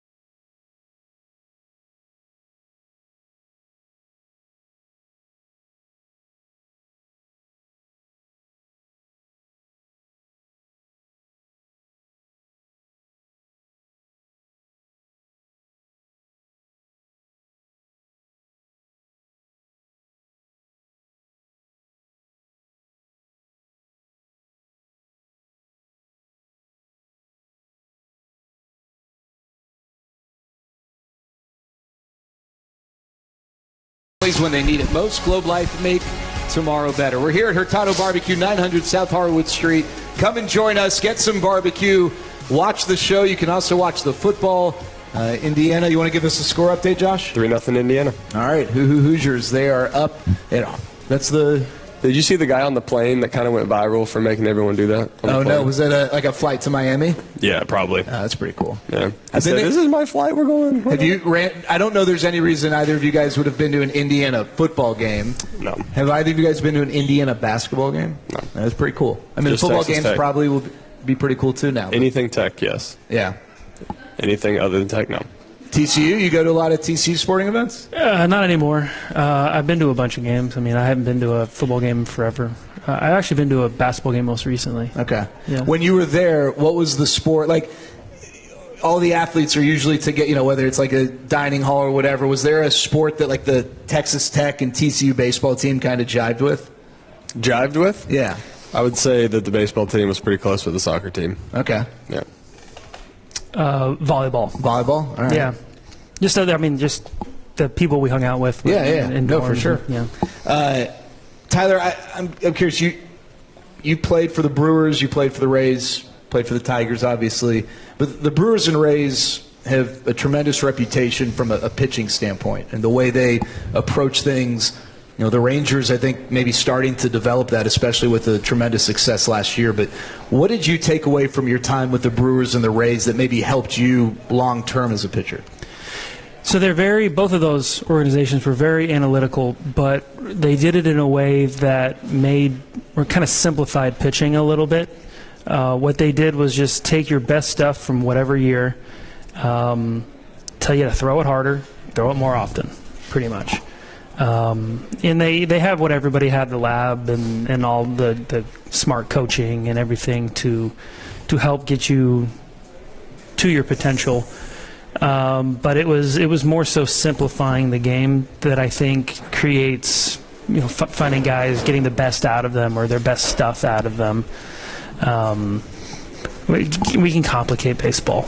Did it make sense right away, like when they're trying to tell you, hey, like we think you can get better by doing X, Y, Z, or did you have to like take a second, step back, and try and process what they were saying? It was really easy. They said, hey, your slider was at its best in 2021. This is the video of you throwing it. These are the analytics. We just want you to throw it a little bit harder, story of my life, and throw it a little bit more often, and that's all it was. And they gave you an attack plan for a righty and an attack plan for a lefty and let you go play. You joke about story of your life throwing a little bit harder. We're in an era where if you throw 93, that's like you're not throwing hard enough. Yeah. You've had a lot of success throwing around 90. Sure. Why? Yeah. Well, I've never thrown hard unless I threw 90 when I was 15, so that was hard then. But I've had to learn how to pitch. Slightly move it, left, right, up, down. Miss barrels has kind of always been my goal. I've never had incredible stuff. I think, too, like the coaching I've had growing up, everybody, Kirk Sarlos was my pitching coach at TCU, and he was a field pitcher. And every pitching coach I had growing up, it felt like they were field pitchers, which ultimately I ended up being a field pitcher. And, it's not necessarily throwing hard. It's just making it move minutely one way or the other to miss a barrel. And you mentioned that's always been something you've done. I mean, statistically, you've been one of the best at missing barrels. On the flip side for you, Josh, you've always had really good numbers when you put the ball in play. There's a stat that we talk about these days, BABIP, batting average on balls in play. And the idea is that typically hitters are going to more or less, over a larger sample, kind of gravitate to a range around 300 or so. Maybe speed guys will have a higher BABIP because they can beat out ground balls. I love you, but that's not your strength. You're not a big speed guy. No. Why do you feel like you have always been really good at getting hits when you put the ball in? I know it sounds so simple, but like your numbers are better than even the above average baseball player in that regard. Your numbers over a large sample to where it's not just kind of fluky have always kind of been superior to even the above-average baseball player in that department? I mean, honestly, I don't know. I feel like there's definitely some luck involved with that. There's definitely just the way I try to do it, I try to hit line drives, and I feel like line drives will fall. I'm not the guy hitting them 120, so my stuff will kind of fall in front of people. But, yeah, I think that's truly it. It's just the approach, like trying to hit line drives. And then your misses are a little bit different. Like if I go up there and try to hit homers, that's when the big swing and miss comes, or, you know, you sky the ball straight up, where if you're trying to hit the line drive, now you're hitting the doubles when you miss it a little high, and you're hitting one hoppers to the infield and you're missing it low. You nodded your head when Tyler said something that, you know, we can really complicate baseball. Oh, yeah. Dorks like me like to look at, like, hey, he throws this pitch this percentage of the time and this whatever, blah. But I can do that up in the booth. Oh, yeah. I can't imagine you can do that in the box when a guy's throwing, you know, a 90 and then 80, and then this pitch is going to move this way and the same pitch is going to move that way. Then, you know, how do you simplify it, and how do you balance the data, which is probably really important from a prep standpoint, but then when you get in the box, you just got to be an athlete. I was laughing because he was talking about you can overcomplicate, like, the terminology and the dialogue, and it's same with hitting. You can overcomplicate everything, and he could say my back elbow's up, and it could mean something completely different to me. So that's just like the battle you fight as a hitter. And chasing old fields, that's another thing too. But I mean, when you go in on a daily basis, you're trying to figure out what the other team's going to do to you, and that's all you're trying to do. You're trying to decipher it. But the best hitters in the world, they get into the box clear-headed, and they're just in that flow state. They're not trying to do something. They're just letting it happen. And that's what you're trying to get into, and that's what I'm trying to get into as much as I can. But when you start thinking, you're automatically late, because now you're like trying to tell your body what to do instead of just letting it happen. So that has been one of the things I've been working on this offseason, is getting into the box, having my approach, but then turning my brain off and just letting that swing happen. It's so tough, though. I mean, we're watching football. And football, there's an offense and a defense, but the way the defense reacts to the snap of the ball can dictate whether or not the offense's play is successful, right? If you get great line pressure, that blows up a run, or maybe prevents the quarterback from having the time to make a pass. In basketball, a defender or a team defensively can really try funnel the ball in and out of the hands of certain players. And hockey, similar type of deal. In baseball, you're standing there. There is nothing you can do until Tyler Alexander decides, I'm going to throw my 90-mile-an-hour fastball that guys don't hit, or I'm going to throw this pitch, and good luck. And you are totally reactionary. How difficult is that to just be helpless, not knowing what that guy's going to do? Well, it's not really helpless. It's just you got to anticipate. Like, your brain is so good at predicting outcomes, and that's where vision and all that kind of stuff comes into play too. So, I mean, yeah, you have to train everything as best as you can, and then go into the box and just release the swing.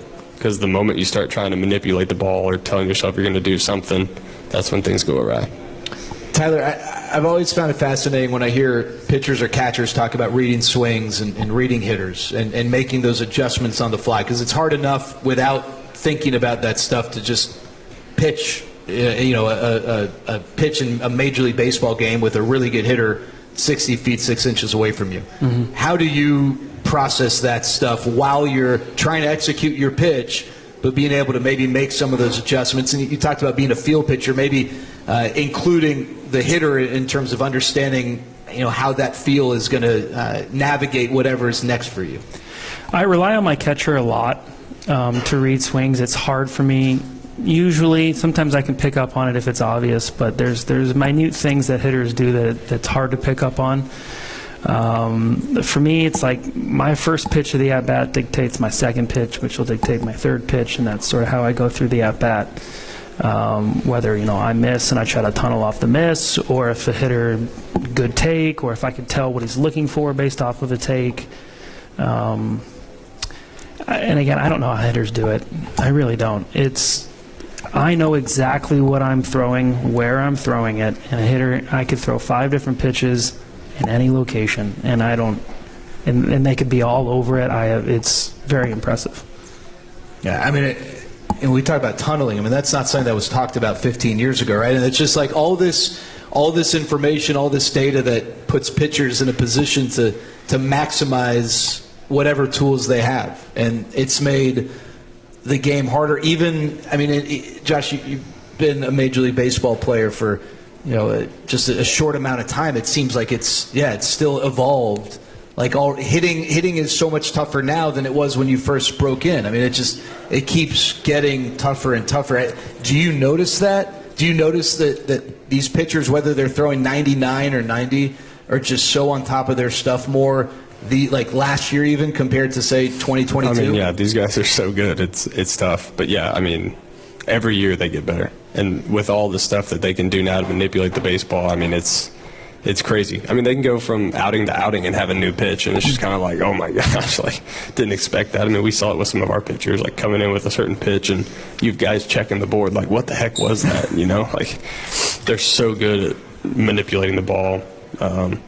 And they find our dead zones and they just pound it. They're so good at just finding that location. And it's just like, oh man, sometimes there's nothing you can do about it. And I mean, we go in there and work on it the best we can. But yeah, coming out and facing these guys, I mean, you can't have any noise. And there's all kind of noise that you could have. But if you have any noise in the system, it's going to be a battle.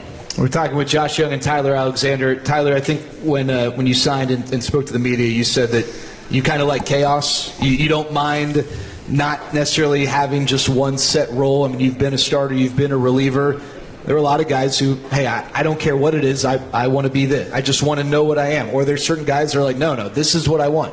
It's not so much an I don't care, like, I want this. You don't seem to care so much about the role. Why?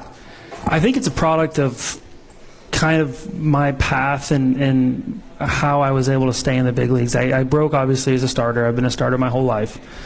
And then you struggle, and they're like, let's try it in the bullpen. And then someone gets hurt, you go back into the rotation, and that guy gets healthy, and then you find yourself going back and forth. But as a young guy, you'll do anything to stay in the big leagues. And that's kind of what I was doing, was just like, hey, whatever you need me to do, I'll do. And I found that I would be pitching my best when I wasn't thinking. And a lot of the times I wasn't thinking when I didn't know my role.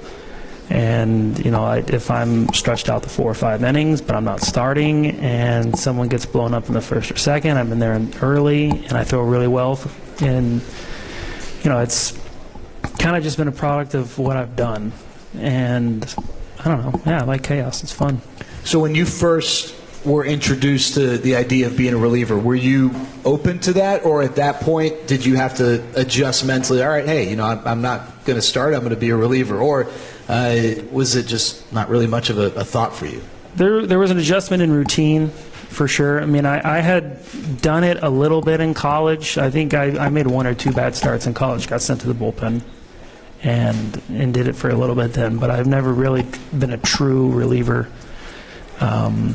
So adjustments mentally and how you prepare, physically how you prepare. But in terms of, oh no, my career's over, no. I mean, you end up doing whatever you have to do to stay. Josh, we know your role. You're a third baseman. But in addition to that, I know it's important to you to be additive in the clubhouse as a leader, to be a part of that equation. What have you learned about leadership over your time as a major leaguer? Well, one of the big things I think that's true, I mean, it's when you get out of yourself, it takes kind of the performance weight off your shoulders, and you're investing in the people around you, and that's what your teammates will remember about you. And I think that's the biggest thing. You can be in the trenches with them, be up on the top rail in there at bat with them. You can have that dialogue with them, and for me, it helps me get out of my own way, especially when things aren't going well. One of the things, I mean, you just mentioned it, leaders pour into others. What can you tell us about Wyatt Langford and what he brings? We see what he does on the field. What's Wyatt like in the clubhouse? And how does he, even though he's maybe not the loudest guy, how does he maybe take part in that leadership process? Well, for one, he just has that presence because of how good he is on the field. But he's a jokester, man, behind the scenes, and he keeps it light. He keeps it fun. He goes out on the field and he's super intense, but he comes back in the clubhouse and we have a really good time. And it's good to have that distinction between things. And every time I just think about Wyatt, I just start laughing. I mean, he'll just randomly call me and we'll just have a 30-minute conversation about something. And but yeah, for one, it's the presence that he brings, and 2, he keeps it light and fun. And that's all you can have from Wyatt. You share the left side of the infield with Corey Seager. I feel like maybe Corey is misunderstood publicly in that regard and everything he brings in the clubhouse. What's it been like being his teammate for the last few years? I mean, he showed, it's like he has his own roadmap for success, and basically what that tells you as a player is like, yeah, you got to find your own roadmap and then you stick to it no matter what. Like, no matter what, Corey goes 0 for 20. He's doing the exact same thing. There's no panic.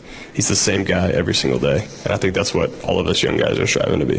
What's it like being near him, having the locker? Is he very, I've heard that he's likes to keep his locker kind of neat and, you know, don't invade his space. There's a invisible line. What's that like? I mean, if your chair's over that invisible line, it's probably going to be across the locker. No, I'm just kidding. I mean, we have conversations all the time. He's funny.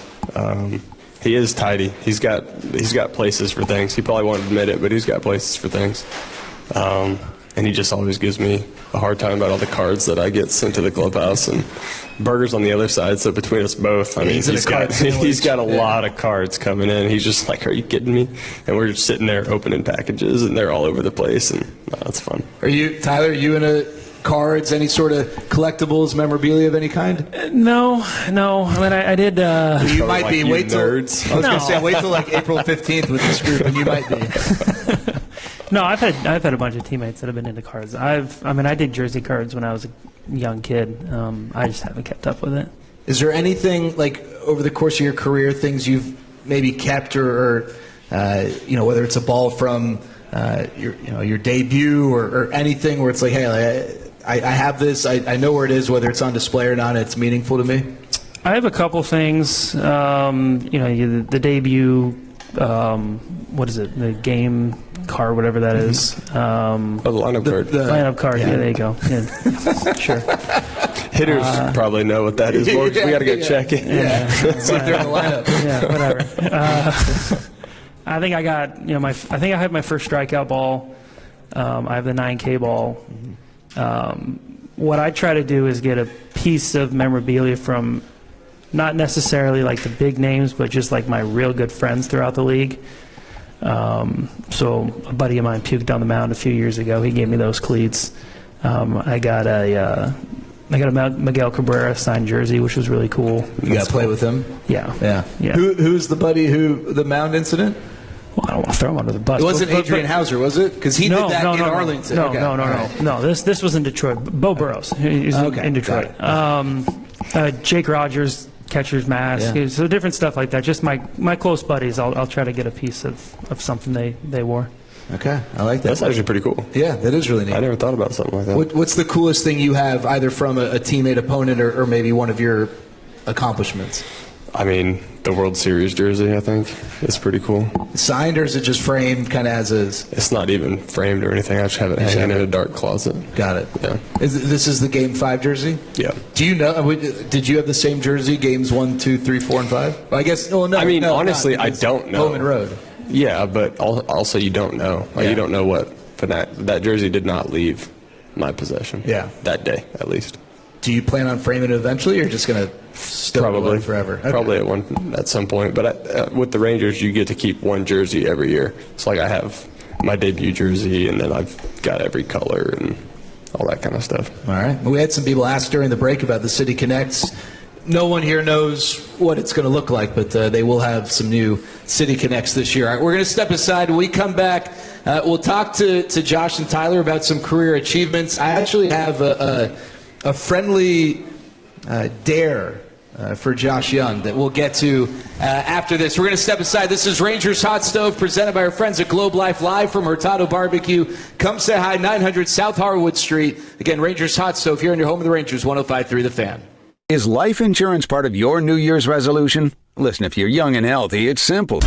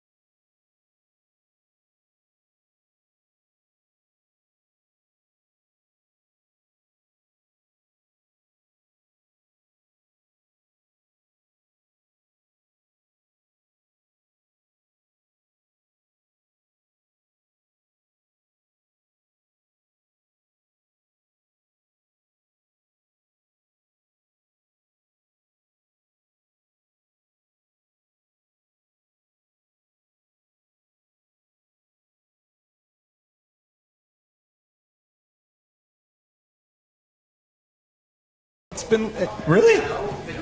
We've been having Wow. fun. It's not halftime. Commercial Can't break. be halftime already. Come on, DJ. Hey, we got Dylan Moore back in the studio. Ross Levinsky, DJ Pridemore here at Hurtado Barbecue. I mentioned we had a potential dare. I was thinking about this because before the show started, you told me that I should shave. Oh, gosh. And I have not been clean shaven since 2015 when someone told me I looked 12. I was about to say, why? Yeah. And I'm staring at Tyler and this amazing mustache he has. First of all, how long have you gone mustache? It's been a while, right? About 3-ish years. Okay. Yeah, I did a goatee for a little bit. That wasn't the look. No. Clean shaven for a while. Yeah. You love it? I think the mustache is here to stay, or do you have a love-hate with it? I love-hate for sure. I shave it off at the end of every year and then regrow it. So I shaved it off at the end of the season, and I think I'm going on like 2 months-ish. That's impressive. Is it a superstitious thing during the season? Like, in between innings, I got to get rid of it. No, I mean, it started like as a superstitious thing. I was doing it as a joke one day, and I threw it well. And here we are. Here we are 3 years later. Yeah. Okay, so I'm going to need some help from our live audience here. But if you achieve something, we'll let them determine. I will go clean shaven, but you also have to go mustache. Ooh, with that's permission. easy. Do we have permission? Oh, shave his head. We're getting a suggestion from a random fan. I know the gaps are getting deep, but we don't need to. I still got a couple haircuts left. Okay. I think. I take off the hat. No, I'm not taking off my hat. Okay. All right. But what do